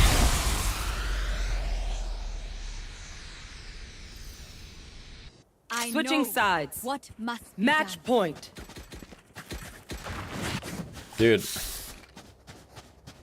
I did browse VK today, and the amount of angry Russian nationalists and maybe straight up Nazis is so insane to me. Jeez. And to be fair, we could probably find the same bullshit on social media as well. I got into an argument with a political streamer who really should know better than to say those kinds of things. Who was talking about glassing Moscow. One house. One bathroom. Revealing area. Big side, big side, big side. Wall raised. There. Like I think it's horrible to say those kinds of to be saying those kinds of things. Ah! One lamps. Nice. Going up. Reloading. Jet above you, Sage. Aw. Last player standing. No. Can I threw it. I fucking threw it. It's actually insane to me how much there is. No, it is insane. It's just so crazy you'll not believe. Well, I do not agree that you should blast Moscow for obvious reasons. I don't agree either. It's a horrible thing to say. Like, if you claim to be like a political streamer, a pundit, it's a fucking horrible thing to say.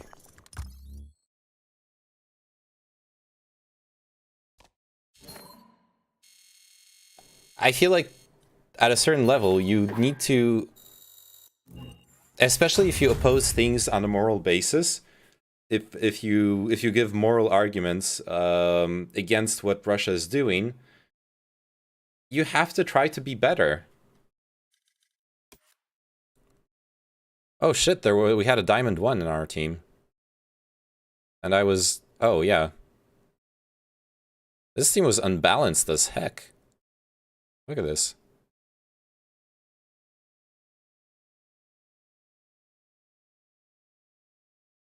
Problem is the punched Russian would be pro-Western like 90% of the... Oh, but maybe Russians need to get their face punched in the bar, so they tune down with this nationalist bullshit. Yeah, I do not believe in realist international politics view. I tend to not believe that. Yeah, I don't know. It's a rough thing. I do think realist politics can sometimes be the solution, and there is the big problem when, especially when, like, I understand why so many people who are pro-Russian talk about U.S. or NATO hypocrisy. It's because now the US and NATO are complaining about realist politics, even though that's what the US has been doing. Except they... So, like... Yeah.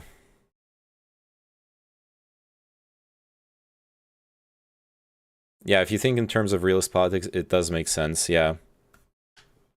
And that obviously is the Russian, the Kremlin's perspective. The Kremlin is thinking in terms of realist politics.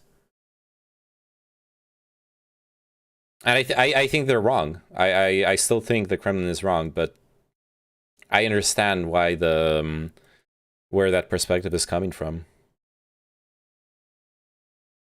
Countries do not make decisions that way, I think.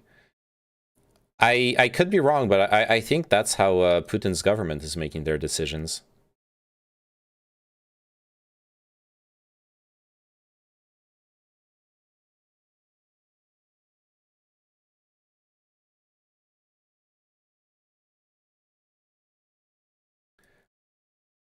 And it used more as an excuse when Kremlin. It's used more as an excuse when Kremlin uses realist view. So, what are the real reasons you think for what's happening? If it's not the whole like NATO power realism stuff. Yes, it makes sense that he does make decisions the realist way. Oh, okay. I misunderstood your previous sentence. We're in just chatting now. What time is it? Do you live in Western Russia or Eastern Russia? Because it's 5 a.m. here. We should be sleeping, my man. I think it is realist view. Sun in 1 hour and 30 minutes. Yeah. Should we do a sun stream?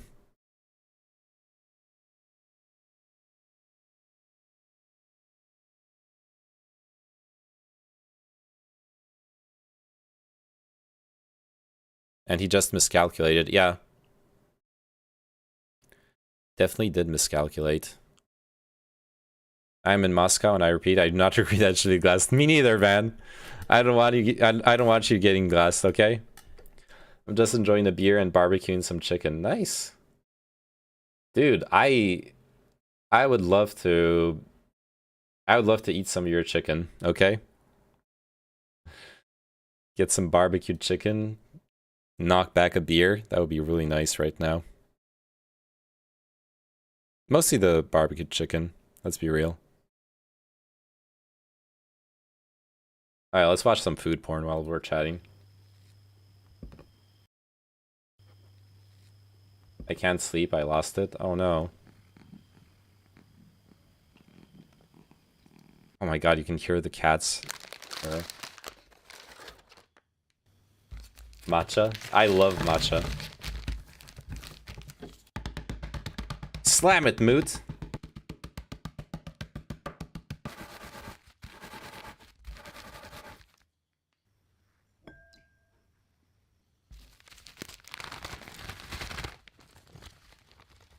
$40 grams melted butter.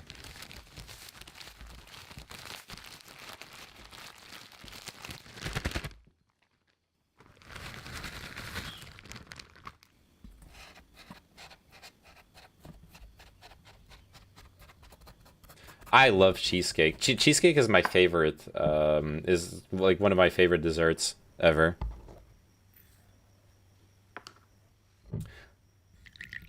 Wait, I have some cheesecake actually. I'm gonna eat some cheesecake. I'll be right back.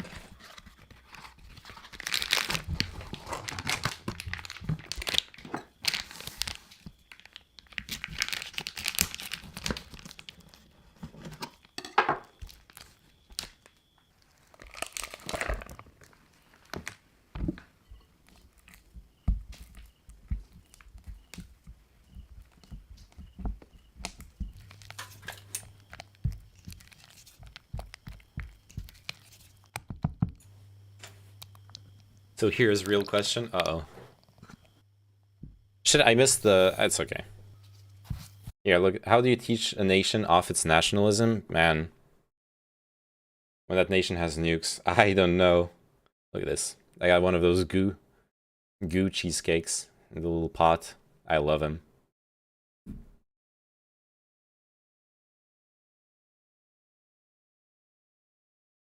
I don't know, man. That's a rough question. That's a rough question. Tiramisu? No, this is cheesecake.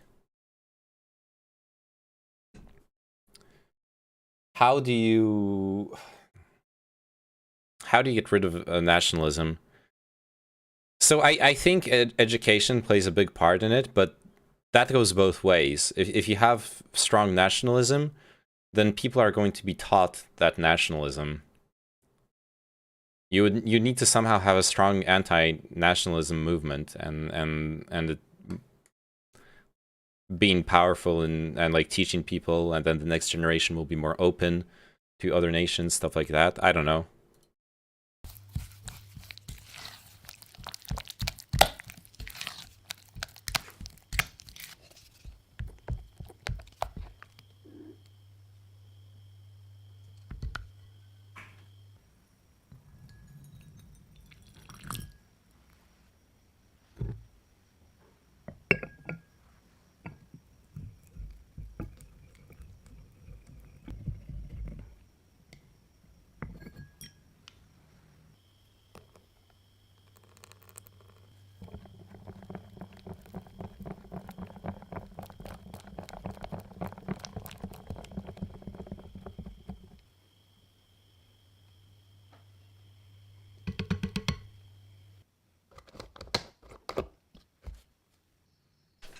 Actually, I saw one path for Russia to democratize itself, and after that I realized that West did fuck up. What was it?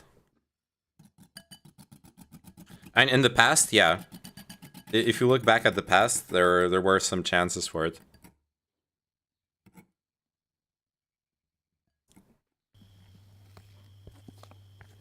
Matcha cheesecake, yeah.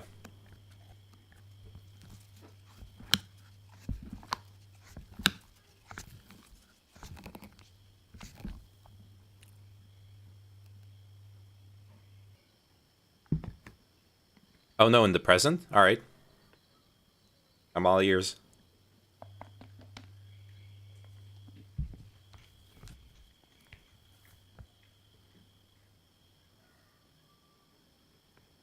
So here's the reality.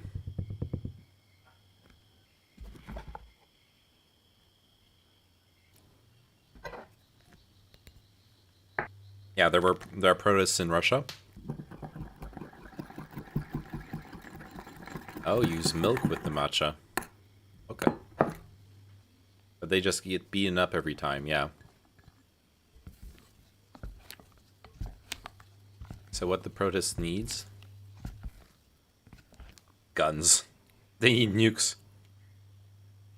If everyone had the nuclear bomb in the protest, I'm sorry. Is some movement behind itself?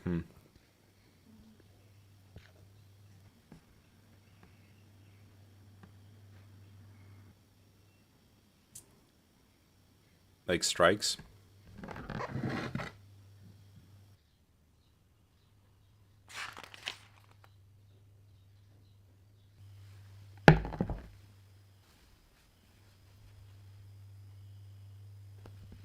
For strikes you need a strong political figure.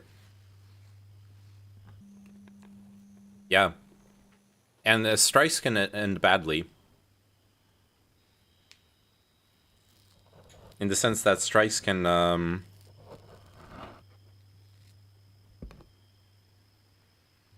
if the government really wants to. In the US, for example, there were situations where workers striking ended up being shot at by the army.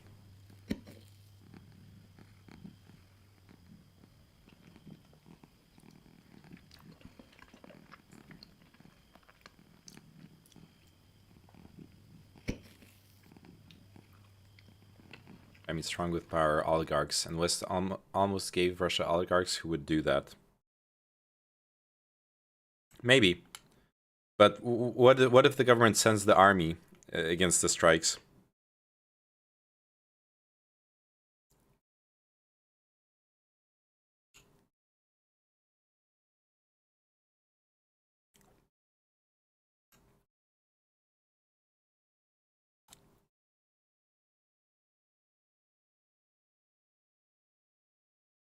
But by leaving the market, they gave the oligarchs their money back.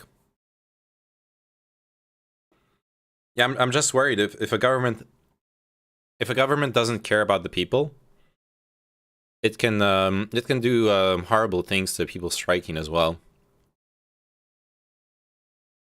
And then you have a very, very hard decision ahead of you.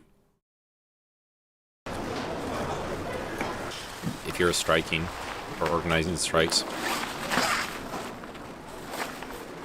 How would you feel? I'm curious about this. Since you want democracy in Russia, how would you feel if the democracy is supported by Western interests? Because, for example, this is something I've heard a lot when talking about the Maidan protests. It's where do I have that tab? Is it here? No.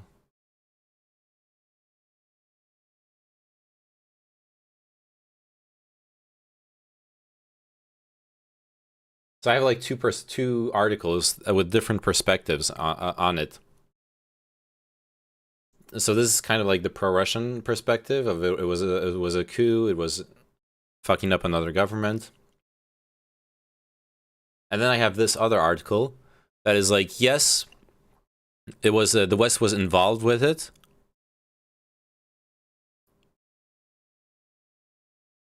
Did the Americans meddle in the internal affairs of Ukraine? Yes. The American agents of influence would prefer different language to describe their activities: democratic assistance, democracy promotion, civil society support, but their work, however labeled, seeks to influence political change in Ukraine.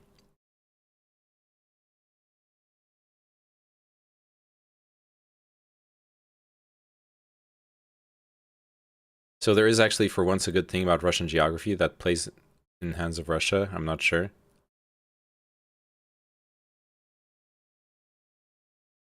Yeah, I don't think anyone ever wanted Putin to become this what he became in the West. I mean, wait, where's the video I was playing?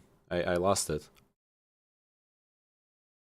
Okay, I can just like close stuff.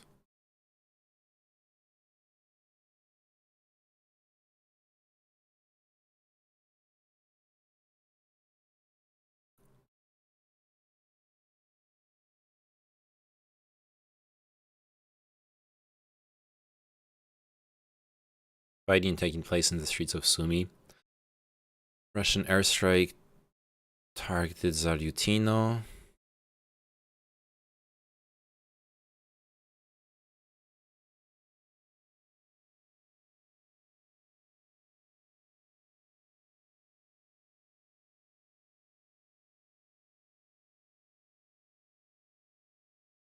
Sweden condemns the Russian military aggression against Ukraine and demands that all parties fully comply with their obligations under international humanitarian law.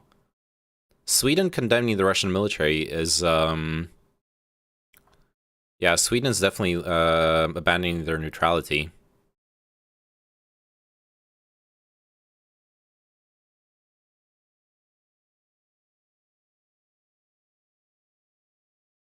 In Trostianets, Sumy region. The Russian military occupied a railway station, placed equipment in residential areas, confiscated public transport, and shot down a Ukrainian flag.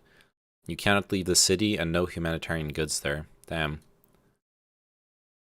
Putin had promised that there would be humanitarian corridors to leave the cities, that he would help Russia take in refugees.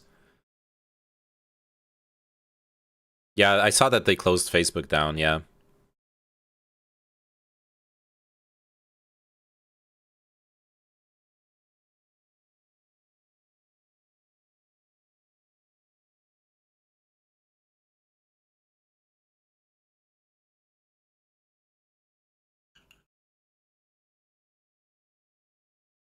And to be fair, I cannot watch Russia Today videos from France. I tried watching one yesterday, and it was all blocked. Yeah, let's put this over here.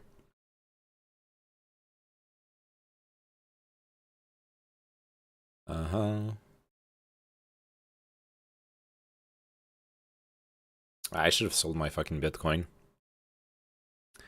I would take Ukrainian government reports with as much grain of salt as Russia's. Yeah. I agree with that. Definitely need to be careful. There's a lot of propaganda. I fully agree with you.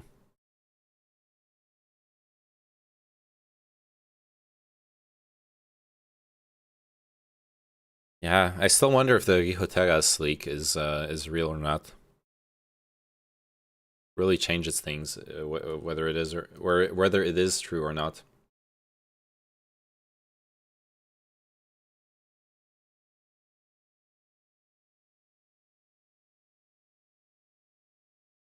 Oh, there's the video. There you go. I wish there were more Russian propaganda for us to read and compare. Yeah, I understand why the choice was made to block Russia Today, but like yesterday, I was listening to Lavrov give a speech. I want to be able to hear. Ah, that was loud. I want to be able to hear the Russian version of events. Oh, is this garlic? Oh yeah, they're grilling garlic. Oh.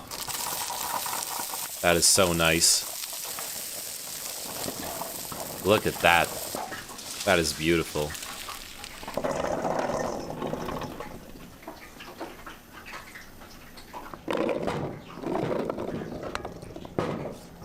Russian version is in Russian.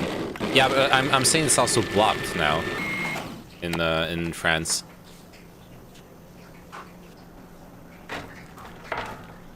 Like, normally I would be able to see the Russian version of things by going on Russia Today and reading the... even if it's in English, it's still going to be pro-Russian. Now I cannot. Banana and honey. I am very worried about what's going to happen here.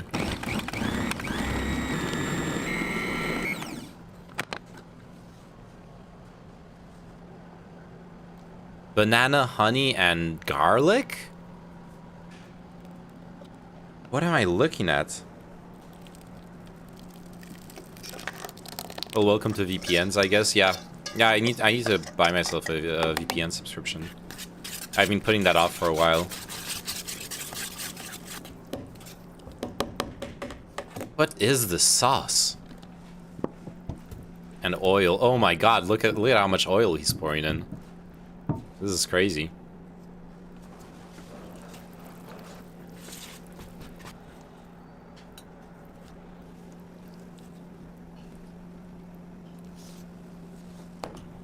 Yeah, I can still read articles, but I cannot watch videos, Kino.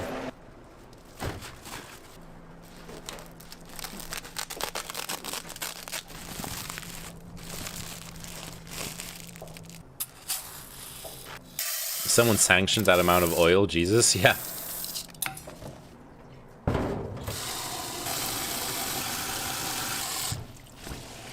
Look. We talked about it earlier today. Fat is love. Fat is life.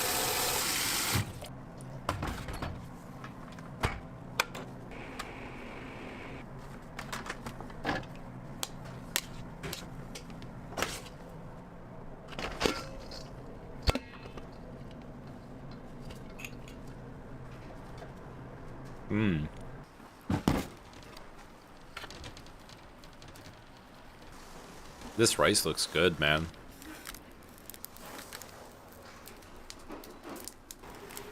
What are they? What are they doing?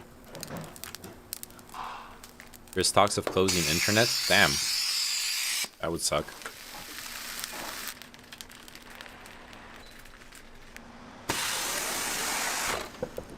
Ah, those are like rice pancakes. That's so cool. Those are totally rice pancakes.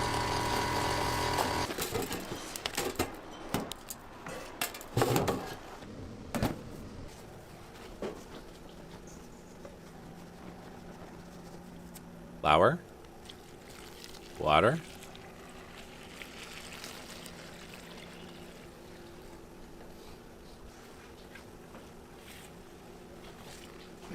Kazakhstan closed down their internet recently? Damn.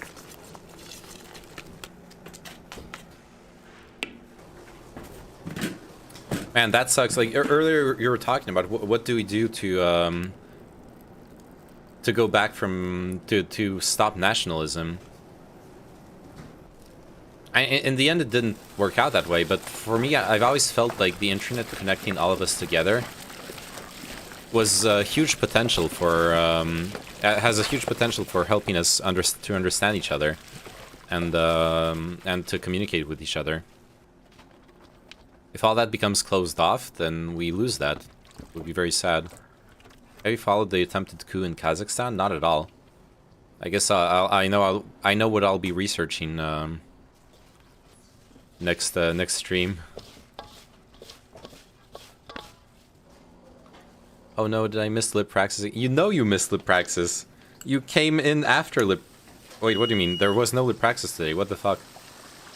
It was a day late. You were here earlier, Roserg. What are you talking about?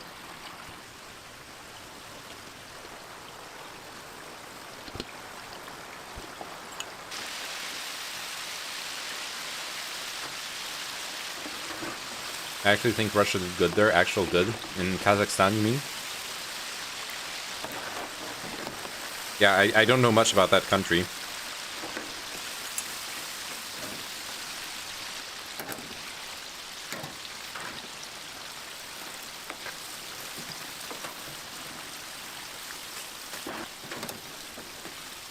That's good. That's good for the Kazakh people. Yeah, I'll have to do some research on it. See what happened. Would be good to learn more. I think West did not cover that because of those reasons. Could be, yeah.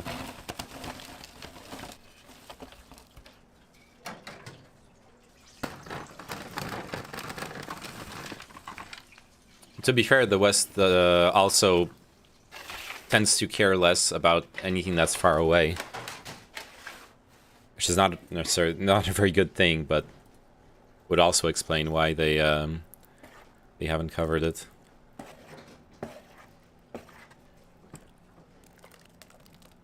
Roser comes back for the fried chicken, of course. What does that mean, Kino? What are you saying? Are you bullying the mod? Are you bullying your mod in chat? He loves fried chicken. Do you love fried chicken, Roser? Bojangles is his favorite. Oh yeah, I remember you guys talking about Bojangles. Not gonna lie, this chicken looks delicious. This chicken looks absolutely amazing. God, I'm hungry now.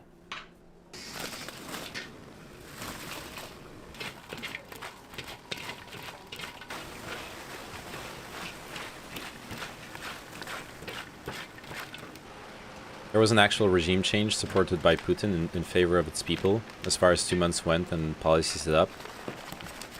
Nice.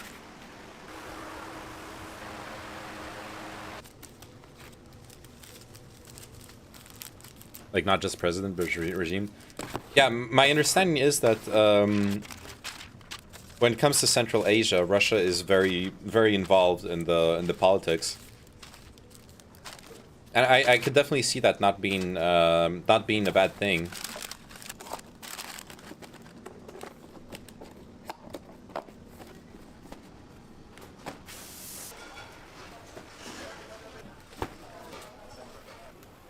Oh, the regime changed, but the president stayed the same? How did that work out? Got a Korean fried chicken near me called Bonchon. Nice.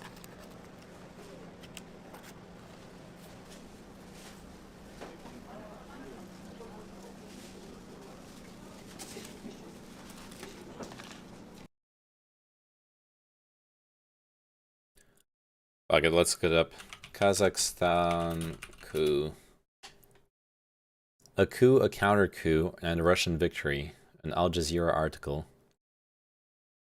The unrest in Kazakhstan led to consolidation of power in the country and may affect the transition of power in Russia. Earlier this month, Kazakhstan became the scene of bloody events that put the oil-rich Central Asian country in the global spotlight. The violence killed more than 220 people, while the destruction of public property and disruption of economic life will cost it some $3 billion. President Kassym-Jomart Tokayev declared the unrest an unprecedented act of aggression and assault on our statehood. Oh, NATO rejects calls to establish no-fly zone. I called it. There was no way NATO was going to accept the no-fly zone. It's impossible. It would lead to war. President Kassym-Jomart Tokayev declared the unrest an unprecedented act of aggression and assault on our statehood, and requested help from the Collective Security Treaty Organization, a military alliance of 6 former Soviet countries. These events, which came as we start the 4th decade after the disintegration of the Soviet Union, will have a major impact not only on this resource-rich country, but also on the post-Soviet space as a whole, as well as on Russia and its relations with the West. Before discussing the impact of the protests in Kazakhstan, it is important to trace the chronology of events, which some went as far as calling a revolution. The spark, of course, there will be no-fly zone. Yeah, the people were asking me about it, which is why I was like, no, it cannot happen. The spark of the unrest came at the beginning of January, when the government proceeded with another cut in fossil fuel subsidies, which more than doubled the price of liquid petroleum gas. This caused widespread anger, especially in the western part of the country, where between 70 and 90% of vehicles use this type of fuel, and where the majority of Kazakhstan's oil production is located. The fact that this western region has long been neglected by the central government, despite its significant contribution to the state budget, oil being the biggest source of state revenue, only deepened the resentment. Local residents suffer from high rates of poverty and unemployment and are often treated as second-class citizens by the center. That is why social protests have taken place there quite often. For example, on December 16, 2011, Kazakhstan's Day of Independence, protests against socioeconomic hardship and unpaid dues to oil workers erupted in the oil-rich town of Zhanaozen, probably rather right. More than a dozen people died when the police launched a brutal crackdown. In 2018, there were also demonstrations to mark the anniversary of the massacre, and the following year, against Chinese economic expansion in Kazakhstan and the employment of Chinese workers. So there's Tokayev and Nazarbayev. Okay. Given past unrest in the region, the government's reaction to the protests in early January appeared quite delayed and ineffective. Tokayev waited a day to send 2 government officials to the west, who tried to calm people down, promising to bring back the old prices. But by then, public anger had boiled over Kazakhstan. On January 4th, Tokayev issued a statement saying the government was responsible for the situation, promising to address the protesters' demands and warning the youth of Kazakhstan not to destroy their own future.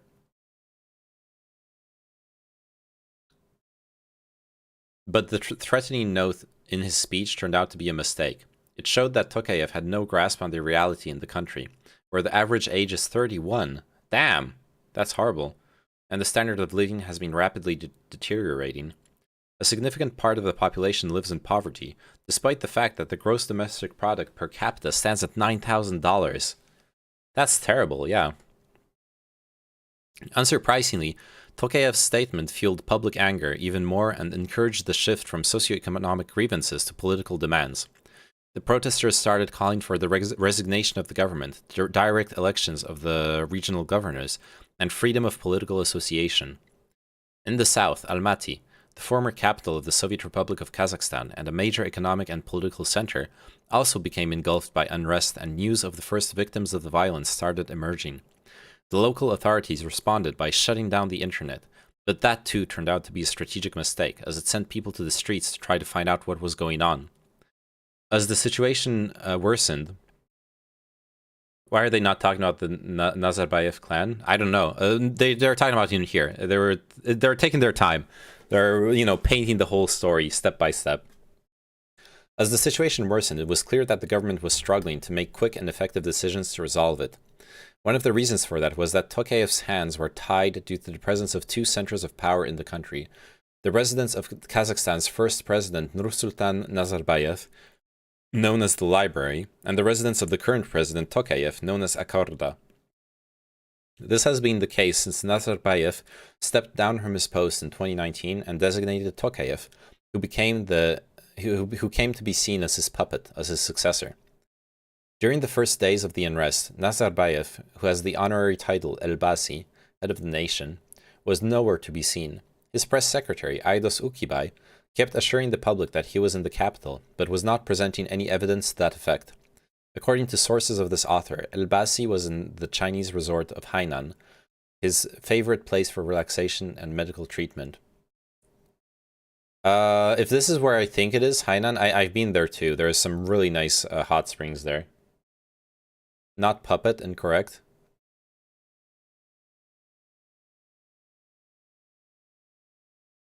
Okay, you disagree with the portrayal of Tokayev as Nazarbayev's puppet. Okay. Incorrect, he's just furniture. Oh, that's even worse. I was like, no, not a puppet. He's his own separate politician. No, he's just furniture. Okay. Okay, that's even worse. He's decoration. A figurehead. Yeah. Finding the situation untenable, on January 5th, Tokayev finally took things into his own hands by firing the government and declaring that he was taking over the powers of the Security Council of Kazakhstan, a state institution tasked with implementing national security policies, which had been led by Nazarbayev until then. This effectively meant that Tokayev was attempting to remove the second center of power and take the reins of power in the country. He was so helpless, you have no idea. Interesting. On the same day, Tokayev also fired the head of the Secret Service, the National Security Committee, KNB, Karim Masimov, a Nazarbayev loyalist and former prime minister and head of his administration, and his deputy, Samat Abish, Nazarbayev's nephew, who at some point was considered his possible successor. This was a turning point. On the same day, Russian President Vladimir Putin's press secretary Dmitry Peskov made clear the Kremlin's position on the events in Kazakhstan. He said Russia's neighbor had not asked for help and expressed hope that our Kazakhstani friends will be able to handle their internal problems on their own, which perhaps was a hint that Moscow does want to play a role. A hint that Moscow does want to play a role, even though they're saying they don't want to? That's an interesting interpretation. His own phone was wired by his own institutions? Jesus. Within a few hours of the statement, an appeal for help actually came from Kazakhstan's capital. Tokayev stated that the country was attacked by terrorist gangs which had been trained abroad, and asked for help from the CSTO. Overnight, the first military planes flew into Kazakhstan, delivering troops from Russia. Well, that was a quick change of mind.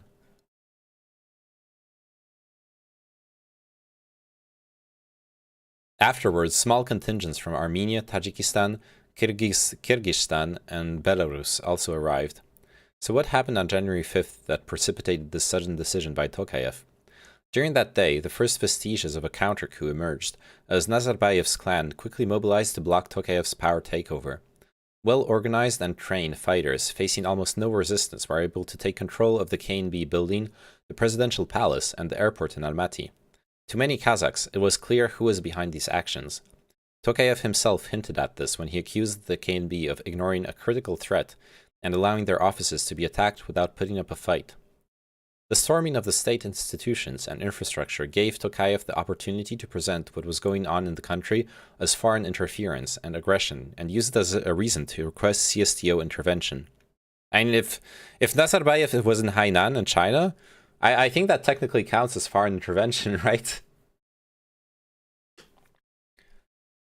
Also, you have to understand that Nazarbayev is not just a previous president for life, actual title, but it is whole government that is peppered with his little clan family. Yeah, that's what this article is showing. When his son has like one seat, his flunky has the KNB, etc. The storming of the state institutions and infrastructure gave Tokayev... Oh yeah, we already read that. The deployment of CSTO troops effectively put an end to the counter-coup. They were able to take control of Almaty's airport and restore order in the city relatively easily. Nazarbayev's family and his clan suffered a major blow, and Tokayev freed himself from the political constraints which were tying his hands and preventing him from pursuing economic and political reform. But that did not bring Nazarbayev's absolute demise. On January 14th, KNB published an official statement saying that Nazarbayev's nephew, Abish, retained his position. Meanwhile, Masimov, his former boss, remains under arrest, accused of treason. Putting the blame on Masimov, a Nazarbayev loyalist but not a member of his family, indicates that some sort of compromise has been reached. This means that a decision has also been taken not to discredit Nazarbayev as the symbol of independent Kazakhstan, and a key figure in its post-Soviet statehood. And we were talking about this earlier. Russia is basically in a full-on realism when it comes to political ideology. This is a very realist approach to the situation. Elbasi is supposed to remain a mythical personality, as taking him down would create more tensions in Kazakh society and possibly lead to more unrest. Some lessons may have been drawn in Kazakhstan from Soviet leader Nikita Khrushchev's decision to abruptly dismantle Stalin's cult of personality after his death, which caused unrest in some parts of the USSR and immense psychological trauma to large swaths of the Soviet population. Having secured some kind of a deal with Nazarbayev and strengthened his power, Tokayev was quick to declare CSTO's mission complete. On January 11th, he said that troops would start withdrawing. This announcement reflects the president's understanding that an extended presence of foreign troops may upset the population, which may come to see them as occupiers. And this is something Tokayev would not risk, given that now more than ever he has to win popular support and strengthen his legitimacy. CSTO intervention is only triggered by a threat from abroad, but CSTO did not care and everyone knew that. And CSTO is just Russia at the head and other post-Soviet countries. Yes, it sounds like it's basically NATO, but for post-Soviet countries, honestly. Despite the quick end of CSTO's mission, its leader, Putin's Russia, emerges as the biggest beneficiary of these events. The Kremlin declared victory, having managed to strengthen its influence in the post-Soviet space and securing the loyalty of Kazakhstan's leadership, and its respect for Russian geopolitical interests and the interests of the large Russian community in the country. It was also able to demonstrate that CSTO is not just a project on paper, and can play a significant role in the geopolitics of Eastern Europe and Central Asia. This specifically helps Moscow show its capabilities and resolution to defend its red lines in the post-Soviet space in its negotiations with the US and NATO. But the events in Kazakhstan also complicate the political situation in Russia, where 69-year-old Putin faces the dilemma of handing power over. The unrest in its eastern neighbor effectively demonstrated that any transition of power scenario could put the regime and its beneficiaries at significant risk. This would likely be one more reason for Putin to consider staying in power for life, or at least for as long as he is physically and mentally capable. In other words, Kazakhstan 2022 may have inadvertently preordained the outcome of Russia 2024. He wanted to get recognized by Putin, and therefore Nazarbayev's war would be for no reason, and he should give up. Yeah, that makes sense. That makes a lot of sense. Interesting. Thank you for bringing it up to me. I'm glad I learned about what happened. So Tokayev became the actual Hokage. Yes. Exactly. Tokai became the Hokage.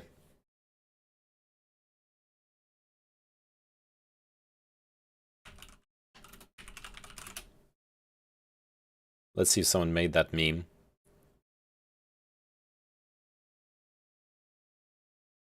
Doesn't seem like anyone did it. Oh, there it is. Kazakh student draws presidents and show business. There you go. So now you know about regime change with no president change. Yeah, interesting. 19-year-old artist Kasyet Kumarkan is a second-year student at Pavlodar Pedagogical University, but devotes his free time from studies to his favorite hobby. Nice. This is crazy. We are the first then. Maybe this has already happened in history, like because the situation you're describing of someone being a puppet, that's happened very often. So situations where the puppet manages to grab hold of power and then stays in their same position with the same title, that might have already happened in the past. But I don't know about that, about whether it did or not. Still live? Yeah. Damn, covering Kazakhstan, we get closer to covering Mongolia. I just read YouTube chat, what are you talking about? I haven't restarted OBS yet, so it's still buggy. Yeah, we're covering, it's because From Without in the... From Without is, showed me it told me about the coup in Kazakhstan. Look, you could compare it to a tributary state. Yeah, I meant the joke. It was first in Neymanen. Yeah. Maybe if I manage to stage a coup against the people who actually control me, then I'll be free as well. I'll finally control my channel. I need to stage a coup against Chinchilla. It's my only hope.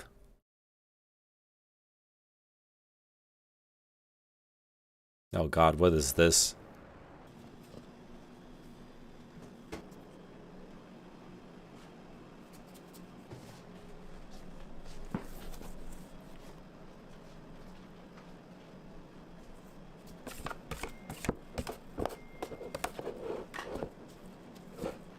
Like, the regime stays, but you gotta pay up for it in money, resources, or manpower.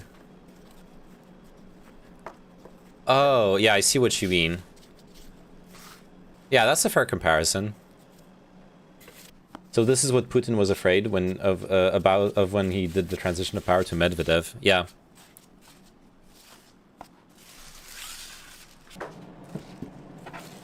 Yeah, we actually talked about it. I'm being oppressed by Chinchilla, yes.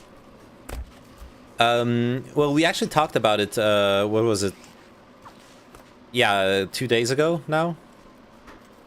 On the LibPraxis, since we were talking about Ukraine, we also ended up obviously talking about Russia, and we ended up discussing how could a transition of power happen in Russia, or a change in power. That meat, yeah. So we did mention, for example, Medvedev.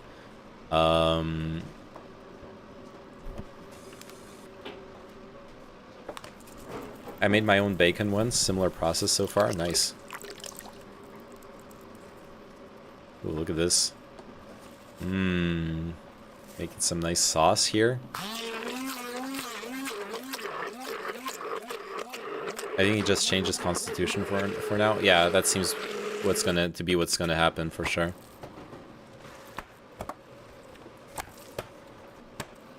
It's cheaper once you buy the nitrates. What?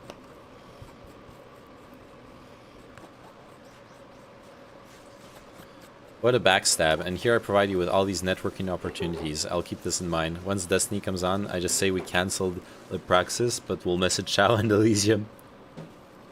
Yeah. What's going to be the subject with Destiny, by the way, Chinchilla? I think you told me already, but I forgot what the subject's gonna be.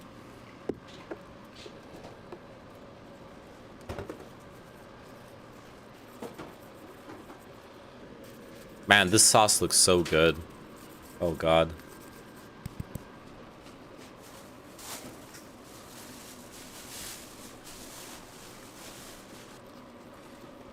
Link this? Sure. There you go. I'll link it. I need to coom to it.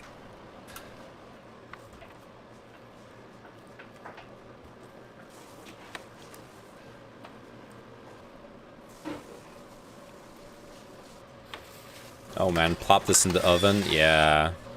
Yeah, boy.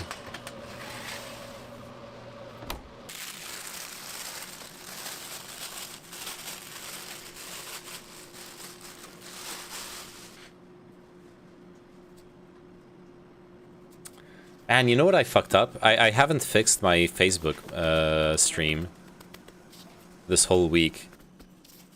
I could have been multi-streamed to Facebook this whole time and I haven't. I fucked that up.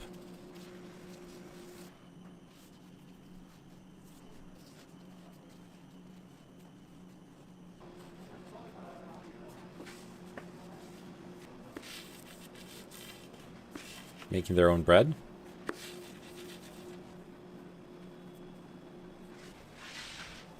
Yeah, this is basically baguette. This is literally baguette. Also, the way the Russian army conducted themselves was pretty decent and also funny. You mean in Kazakhstan?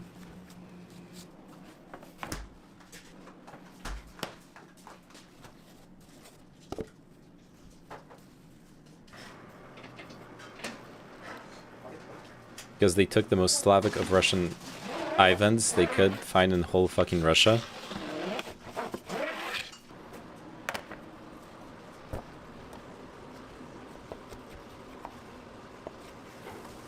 Oh god.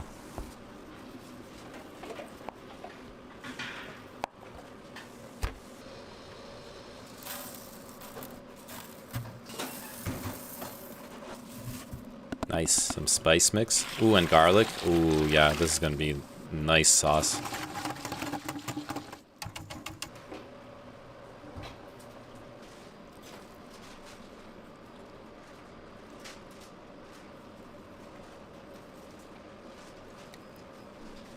They left so much fat on, yeah.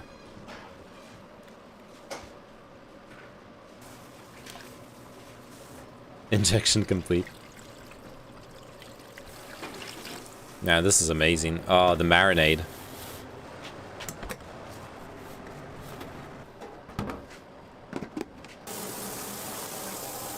Probably because both parties were afraid of provocations.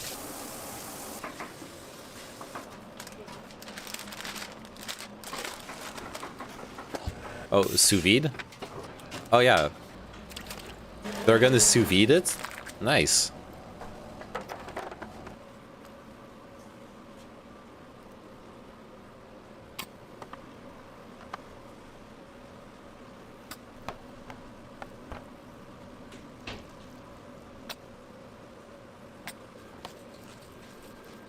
Oh yeah, rub it in. Hmm. Wait, in what sense would both parties be afraid of provocations?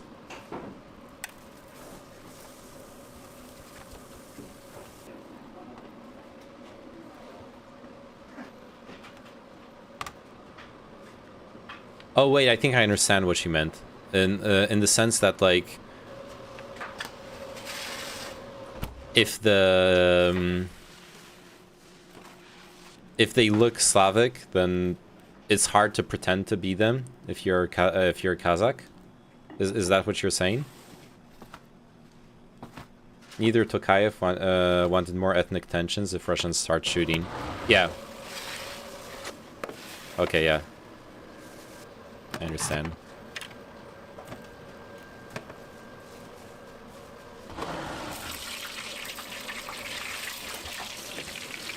Wow. Oh my god. Look at this.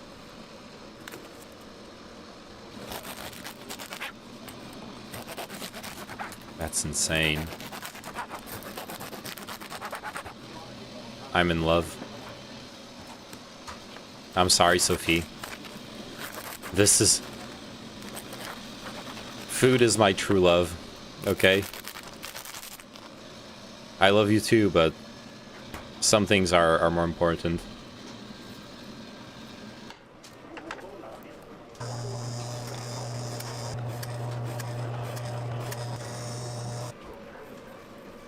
Oh, look at this. Oh my god. The juice! What a juicer. Oh! Oh, look at this. Look at the fat.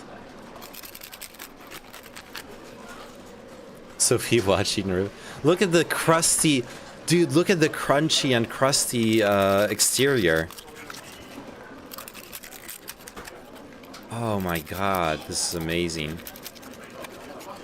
And Tokayev was called furniture even by the opposition, who did not even say his name when they were protesting. No one fucking cared about him.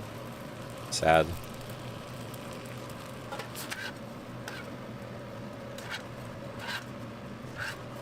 So, to your knowledge, did Tokayev manage to calm down the nation? Did he manage to satisfy the poor people in the West? Look up Wagyu A5 brisket by Guga Food. We were watching. We actually watched the Guga Food video earlier,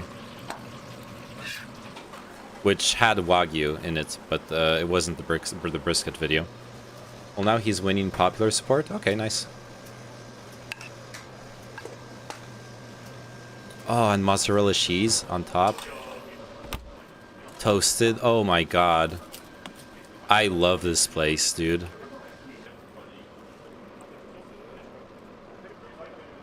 I am in love. Oh my god. Pickled onions on top. Pickled onions, man. They dropped the pickled onions on top. Just when you thought it couldn't get better.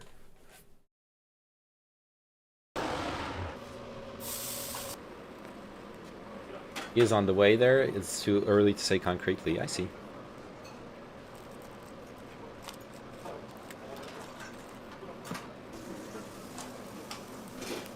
Oh, is that parsley butter? That is parsley butter. Oh my god. This is so beautiful.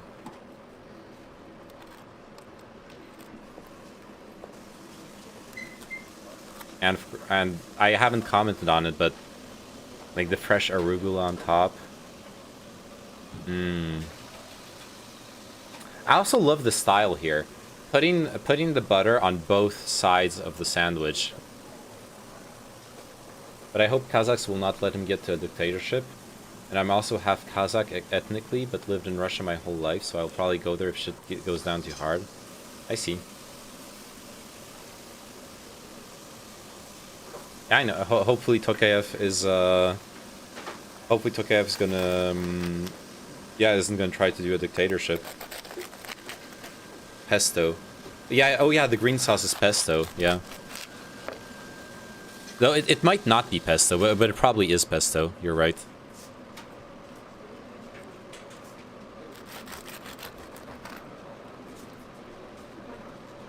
Jesus.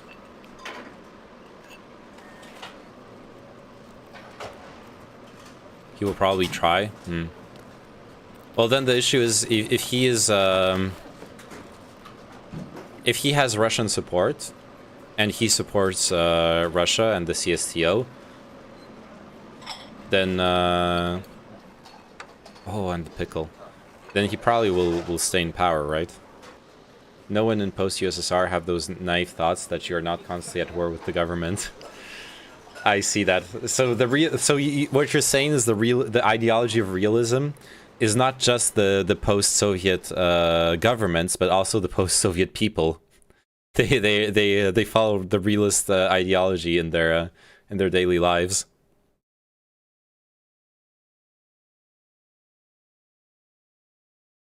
Man, I don't know what I can click on that's gonna be better than what we just saw.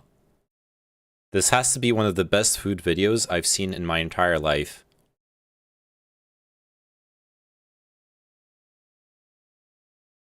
And I said it is wrong.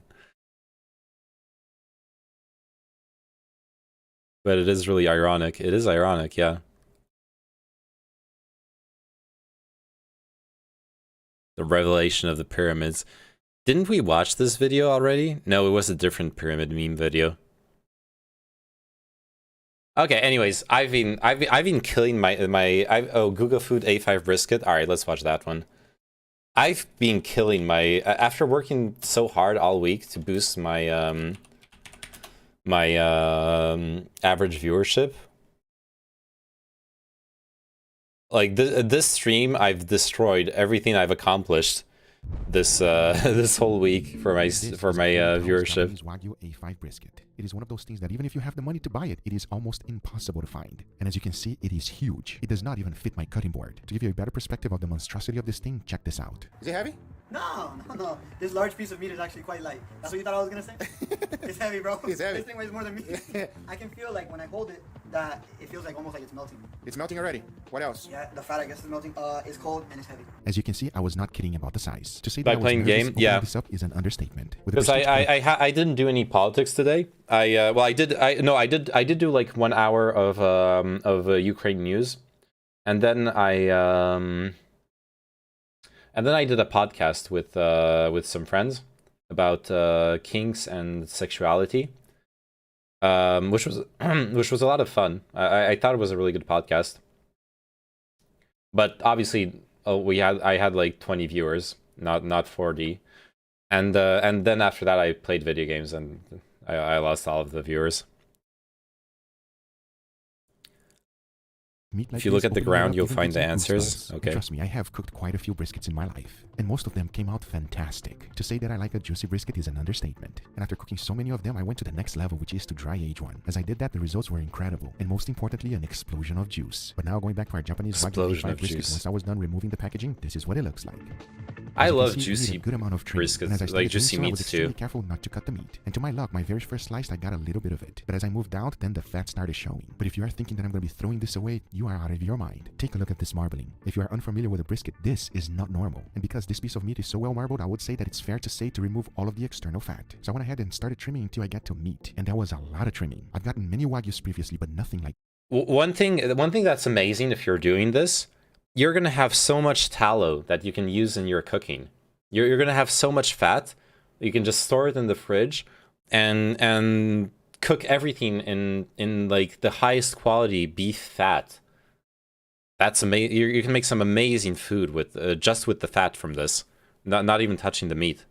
This. Not only does the fat start melting with a touch of your hand, there is a huge amount. It took me almost 1 hour to do the trimming of this brisket. That's because I wanted to take my time and do it properly. When I flipped it to the other side, I was rewarded with this. It is a part of the ribeye. As you can clearly see, it's where the rib bones were at. So I'm going to take this as a bonus. And as I previously mentioned, the fat never stops. So I took my time and went nice and slow to make sure everything was done properly. Once I was done trimming the external fat, this is what it looks like. That right there is a perfectly trimmed Japanese Wagyu A5 brisket. If you are wondering how much fat I was left with when I was done, check it out. 3 full trays. That is a lot. I would say 40% of that brisket was completely trimmed out. However, if you think I'm going to throw this away, you are out of your mind. Now going back to our brisket, I can clearly see that some pieces are very, very small. At the same time, it does not have an aerodynamic shape. And if you know American barbecue, you want that to happen. As the smoke flows through the meat, you want it to be nice and smooth. If not, some parts would just get burned. So I went ahead and started trimming to give it a nice shape and saving the pieces that was cut out. And the marbling on them is just insane. This will be great for shabu shabu, and if you want to see that video, make sure you put it in the comments down below. As I continue to trim this brisket to give it a nice shape, once I was done, check it out. Now that is a perfectly trimmed brisket. The part that is not that thick is called the flat, and the other one is called the point. Usually the point has a lot more fat than the flat. However, since this is a Japanese Wagyu A5 brisket, there is fat everywhere. I don't even think it matters where the flat starts or it ends. If this is the first brisket video you've ever seen, trust me, this is not normal. Talking about that, the next thing to do is to season this humongous piece of meat. And if you have seen my channel for a while, you know that the best way to season a big piece of meat like this is to dry brine. That's just a fancy word to say put salt on it and let it rest in your refrigerator overnight. What that does is that it allows the salt to penetrate nicely and deeply into the meat, seasoning everything. And if there's one thing we need for this piece of meat, is patience. We want to cook it to perfection. So after adding salt...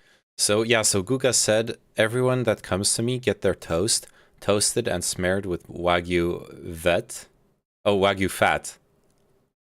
Yes, their toast toasted and smeared with Wagyu fat. That must be amazing. I would love to eat All of the sides a and the edges, a the next Wagyu thing was to fat put it in a toast. cooling rack and let it rest in my refrigerator overnight. The very next day, I opened it up, put it on my cutting board, and as you can see, the salt did its job. The salt is completely gone. That's because it's nice and deeply into the meat. At the same time, if you take a look at the fat, it did not penetrate. That is something that I've learned previously. Salt does not penetrate fat. Now, the only thing left to do before cooking it is to throw in a good amount of black pepper. And just like the salt, I like to make sure that I cover the whole thing. If you don't enjoy pepper, just leave it out. But if you get a brisket like this, I urge Almost you 1 not to hour put anything right else. now. The Yeah. only thing it needs is salt and pepper. Now, here's how this cook is gonna go down. I'm gonna be using my wireless thermometer so that I can keep an eye on the temperature. And the first part of the cook is all about color. I'll be smoking at 275 degrees Fahrenheit. Once I've reached the color that I like, I'll be wrapping it up in aluminum foil to finish up the cook. And I'll only know when it's done when I poke on it and it feels like butter. Once that has happened, I will let it rest for 2 hours and then it's time to slice it. So now I say it is enough talking and it is time to cook this wonderful piece of meat. So let's do it.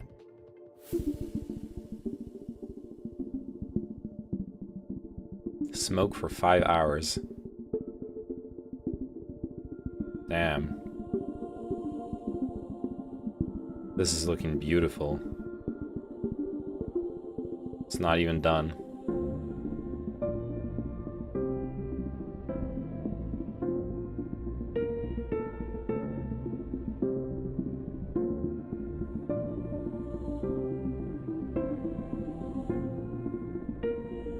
Wow.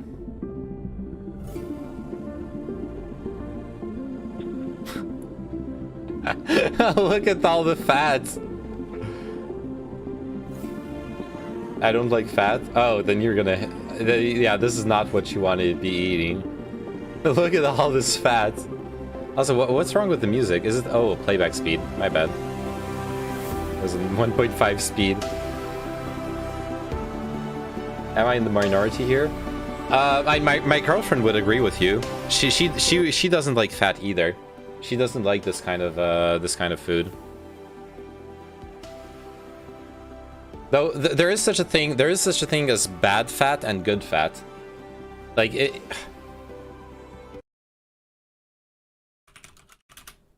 Like eating a good entrecôte.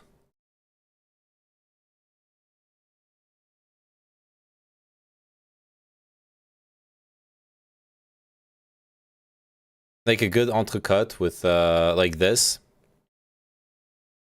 It's got some fatty parts, but damn, it's so good. I gave you what you wanted. You did. So like this part is fat, but you like cut it up and have some meat with it. It's juicy.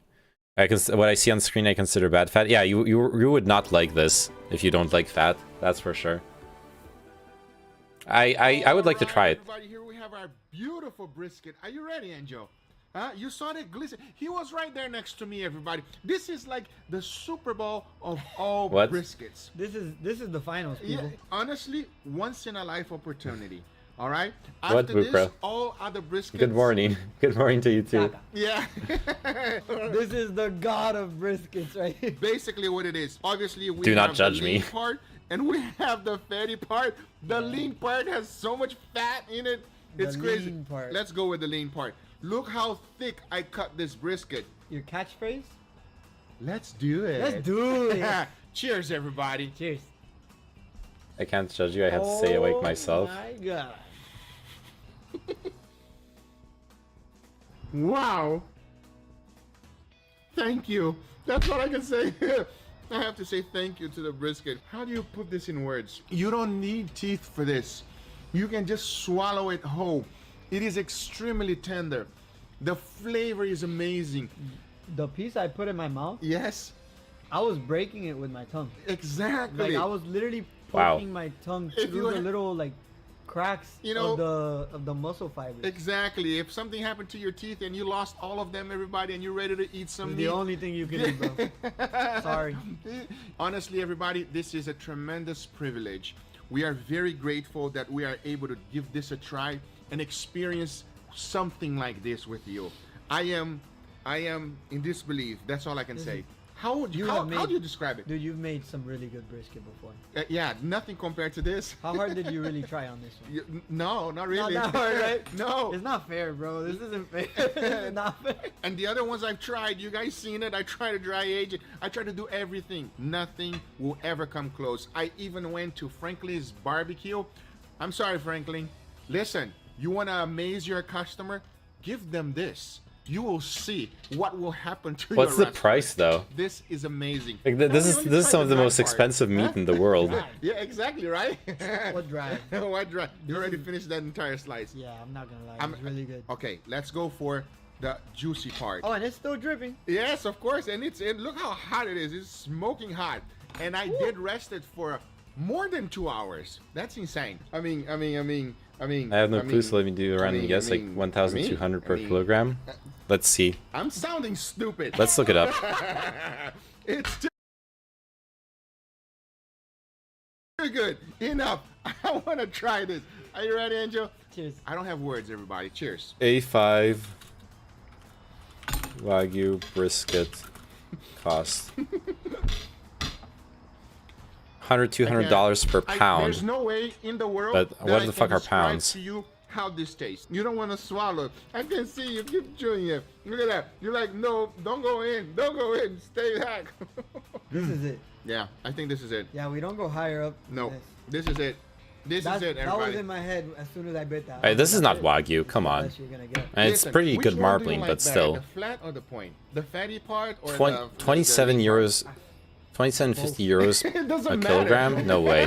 That's how good it is. Cut any part of this and give it to me, and I'm eating it. Oh, chinchilla said 1,500 bucks. As you guys can see right here in the middle. Oh yeah, for their entire thing, yeah. The more I eat Wagyu, the more I'm realizing that pound is like 0.5 kilo. Okay, it yeah, that does makes have more a sense. different feeling.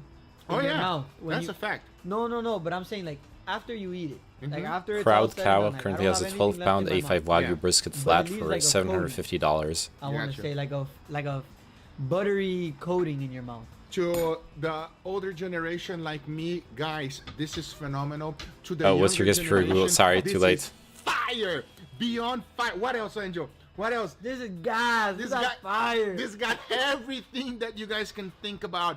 It is That's dependent from once people in you a buy it life from. Yeah, and opportunity. That's it why seems I like there's like real Wagyu and fakeish Wagyu. I want to go dancing. Yes. Like the thing I clicked on from the French butcher there, that was not this what we're seeing here. Kayla's gonna be jealous. I highly recommend. This is if the you real ever have shit. a chance to give this a try. It is something that you will never forget in your life. The best piece of meat I've ever had as a barbecue. Nothing will beat this. Cook a picanha as a barbecue, as an American style barbecue, it will not be as good as this. This is the peak, bro. This is phenomenal. This is the tip of the mountain. Look, if you got So the issue here is the same with Black Angus. You need to find that pure bread. In most countries you can advertise like Black Angus if it's like 0.5% Black Angus. Really? Damn. I did not know that. That would explain why there's like real Wagyu and fake Wagyu. Make sure you give it a thumbs up. If you're not a subscriber, be sure to subscribe for future videos. I've had it once where people are it was supposed to be Wagyu, and it was just not good. It was disgusting actually. Try something that I want to try grilled eel once in my life. Looks dank. I've had it once in a Japanese restaurant. It was really good actually. It looked like this, like an unagi, yeah, like an unagi don. It was exactly this. Grilled eel on top of rice was really nice. Yeah, I don't think that. Did you answer about what do you think it is a mistake by West? I don't think did answer about do you think it is a mistake by West to be withdrawing from Russian market? I think it depends on what the goal is. My interpretation is that the goal by withdrawing from Russian market is to make it so Russia can make as little money as possible, so Russia cannot finance its military. And from that perspective, it makes sense. By limiting trade, you make it so the Russian government has less money, so their military will have less money.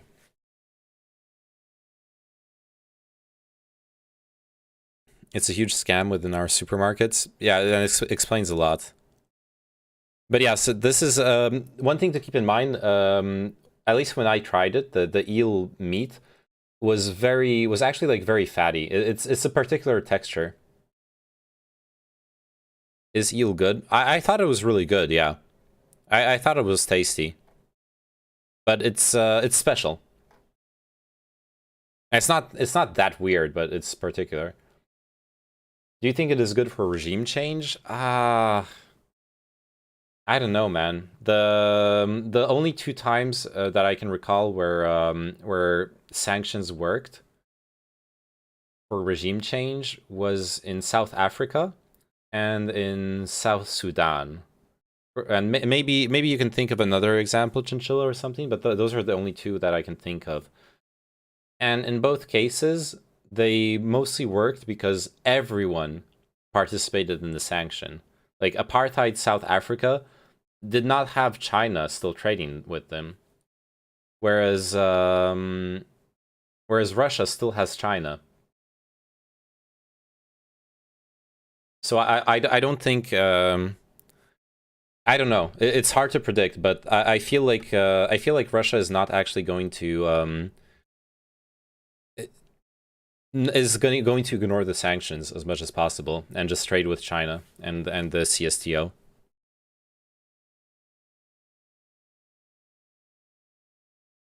Man, this makes me want to eat Japanese now. I want to do a food stream. It's been a long time. The food stream I actually want to do. The problem is I don't know where. I cannot stream from inside the restaurant. I tried. I actually tried once. Let's see. What's this restaurant? That has good ratings. Where is it? Oh, it's here. Let's look up the pictures.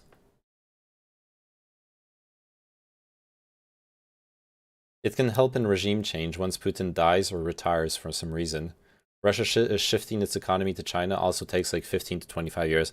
That's true. It's not an immediate thing, of course. But it's not like Russia wasn't trading with China already. Now that you have the IRL mic, you can do dank cooking streams. Oh yeah. Well, I tried it once, but I had problems with it. I need to do some tests, but that is a good point as well. I need a better kitchen though. That's also an issue.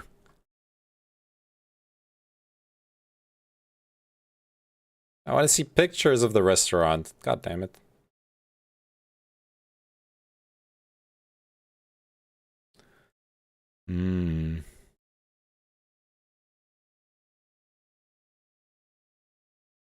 Well, some China sectors did leave Russia as well.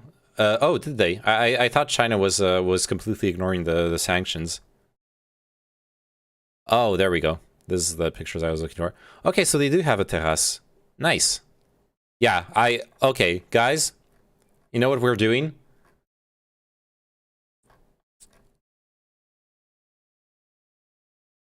We're gonna go do an IRL, a mukbang at the Zen Japanese restaurant. Because why the fuck not? Like Lenovo withdrawing, for which basically killed Russian IT sector. Lenovo withdrew from Russia. Damn. Wait, Lenovo is a Chinese brand? Beijing. Okay. I thought Lenovo was like Korean or something. Huh. Interesting.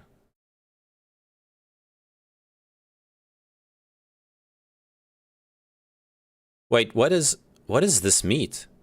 This looks like Wagyu beef, but this is like a seafood bowl.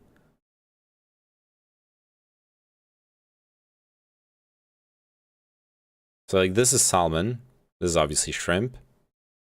This is I don't know, tuna probably. This looks like tuna. This would be cod. It's fish. Oh yeah. Oh, also Neyman, I never had sushi. I guess I kind of wanted to try lots of Japanese stuff to see what's the big deal. Sushi, okay, one thing I would say about sushi is you don't want... You want the best quality sushi. Bad sushi is really bad, and good sushi is really nice. But also you might not like raw fish. It's a thing. It's raw. It's tasty. I really like it, but you gotta be in the. It's got the raw texture and all that. Regime changes with economic sanctions take a long time. Think about the Cold War. Yeah, that is true as well. But personally, what I really like in Japanese, oh, here there you go, like an eel sushi. You have all the different kinds of fish. What I really like, shrug, I'll give it a chance once or twice in different restaurants in the future. Yeah. What I personally really like in Japanese restaurants, or what I've eaten recently, more often than not, was ramen or gyoza. Oh, that reminds me, there's a ramen restaurant I need to try in my area as well. Maybe I'll go for that tomorrow. I don't like sushi restaurants here. It's all focused on unlimited eating for 2 hours, so everyone is eating themselves to death. Yeah, and then you're not necessarily at a place where it's about the quality, but it's rather the quantity, right? I'm not a fan of that either. So Hakata Choten has some really good. The ramen is good. I love this ramen. This one with the like hot paste and the miso. I hate gyoza. It is basically a pelmeni. It is just a pelmeni. Every country has their own pierogi or pelmeni, or you know, which are low tier Russian food. Hey, look, my family's Polish. We love our pierogi. And look at this gyoza. The thing you have to realize, this restaurant's gyoza, the dough is paper thin. Those are honestly the best gyoza I have ever eaten in my entire life. The dough is paper thin. The filling is so tasty and juicy. It's really amazing. Those are the best gyoza in the world. And the ramen is pretty damn good. It's really good. I love it. I love sitting down there getting like a ramen and gyoza. Or even if I'm not too hungry, I'll just get like gyoza and a bowl of rice. It's so good. It's delicious. Name, how dare you insult my Polish heritage, yeah. Yeah, I'm a big fan of ramen. Oh, they also do the, like, what is this? Fuck. I don't remember the name of this, but it's, like, just meat on rice. I guess I'll not see any ramen anytime soon. If you travel to Eastern Russia, I imagine in Eastern Russia there's probably some good like Japanese immigrants came and made some good Japanese restaurants. No, I don't know. I'm just speculating. Oh my god, I want to go there, but I cannot stream from inside this restaurant. And the other one is oh, I forgot the name. It's further down this street. Wait, why don't I see it? Oh, Naritake. Yeah, Naritake ramen. And this ramen is amazing. Oh, sanctions from Japan. They got us from all sides. Oh, true. Yeah, Japan will have sanctions. That is true. But I mean, if there's like Japanese origin people who live in Russia, they'll do like legit Japanese food. When are you going to invite me to Paris? That would be a fun thing to do, yeah. Also, no Japanese immigrants in Russia. I'm sorry, you were speculating. Okay. This ramen is amazing. But you have to like fat. Like, I like fat, and when I go to this ramen, I order the least fatty ramen. And I have a friend who orders the fattiest ramen, and then you can pay extra to have a cube of butter on top that will melt into the soup. It's fucking insane. Can find some good Mongolian food or Turkish food. That makes sense. It's too much, yeah. It's way too much. But the basic ramen with like low fat is really good. It's amazing. It's the best ramen I've tasted. But I've heard there's a better one that I want to try. Their gyoza is less good in this restaurant. But I mean, it's still good. It's not like it's bad. They made it so it is hard to get visa again with Japan, both ways, I see. Stop showing food, I'm hungry. Well, stop watching. What? Look at this zoom.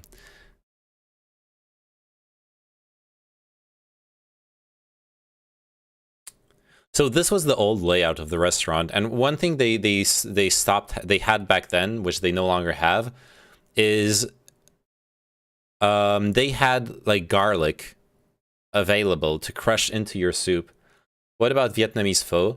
I have the best pho restaurants in Paris near where I live. I've already streamed myself eating pho. I've done it. Been there, done that. Could do it again though. I would be down.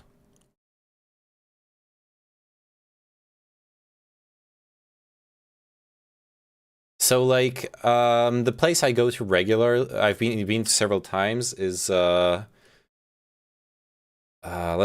zoom over. See if there's photos of it. They had garlic to crush Neymanen, Japanese trained in Serbia. You got a huge Vietnamese population in Portland. It's pretty good here. Well, yeah, that's the thing. There's a huge Vietnamese population here too, so we get some very, very good very good pho. Pho Mui. That's the place I've been going to for pho. Wait, that's not the right restaurant. Anyways. Yeah, dude. Oh my god, dude. Oh, garlic is overused here? I see. There's no such thing as overusing garlic, okay? I disagree with that. Maybe I'll just eat some pho tomorrow. Oh god, too much? Too much what? And I'm telling you, man, this shit is delicious.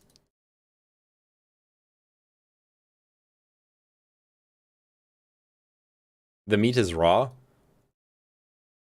Have you never eaten raw beef? Okay, I'll try to get some sosiski and red and try to get some sleep. All right. Have a good one from Without. Thanks for hanging out. Hope you stay safe. Hope you feel better too, man. Thanks for sharing, but I hope things get better, and I also hope you can reach your friends. Let's hope I'll be able to watch you through the internet next days. Yeah, good luck to you too, man. My French family friends grew up in Vietnam and live in Poissy. Where's the damn lamb sauce? It's raw. So this is the most traditional pho soup with the raw beef and the like tendons and other parts. When are you doing Austria skiing? If you're asking when I'm going to skiing, it's on Sunday. I'm leaving on Sunday. It'll take the entire day to drive there. So I'll be there on Sunday evening. And then Monday I'm going to be skiing for the rest of the week.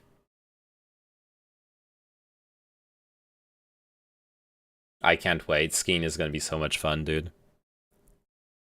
You should fix your sleep schedule before your vacation. That would probably be good. Yeah, especially since I'm taking the ski classes in the morning. Oh, well, I need to spread out the content. Yeah. I'll try to stream while I'm there. Like IRL streaming the skiing down the mountain. For one. But it might not be possible. You leave me with 4 hours of Valorant. That's true. I'm sorry. I'm sorry. Dude, I needed a break. There is one thing of there's the whole King discussion. The panel. No one's gonna want. Some people might want to watch it. I thought it was a nice panel. With definitely would be nice to upload it. Like, doesn't require much editing either. Just like upload it fully. But I guess it would be good to do the what's its name? Does Chinchilla allow it? Yeah, Chinchilla has no problem with me streaming with uploading LibPraxis. But I'm not talking about LibPraxis. I'm talking about the Virgin Veranda at the start of the stream. Like 1 hour into the stream, I did a Virgin Veranda.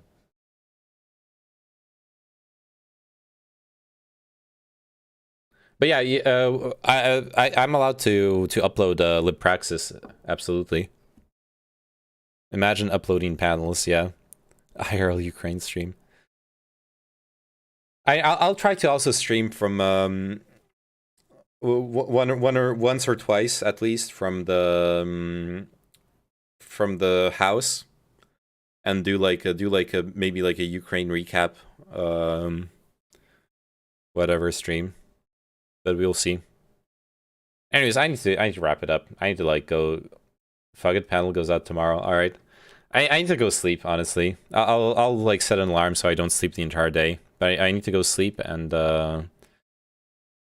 go buy some stuff and eat some good food tomorrow. Maybe I'll stream some mukbang, but maybe not. I streamed a lot this week. Kind of need a break, but I also kind of want to do some IRL stuff. I don't know. I'll see. Tell the other person that if I were to ban that, bigger streamers wouldn't come on my panel. That's true as well. Yeah.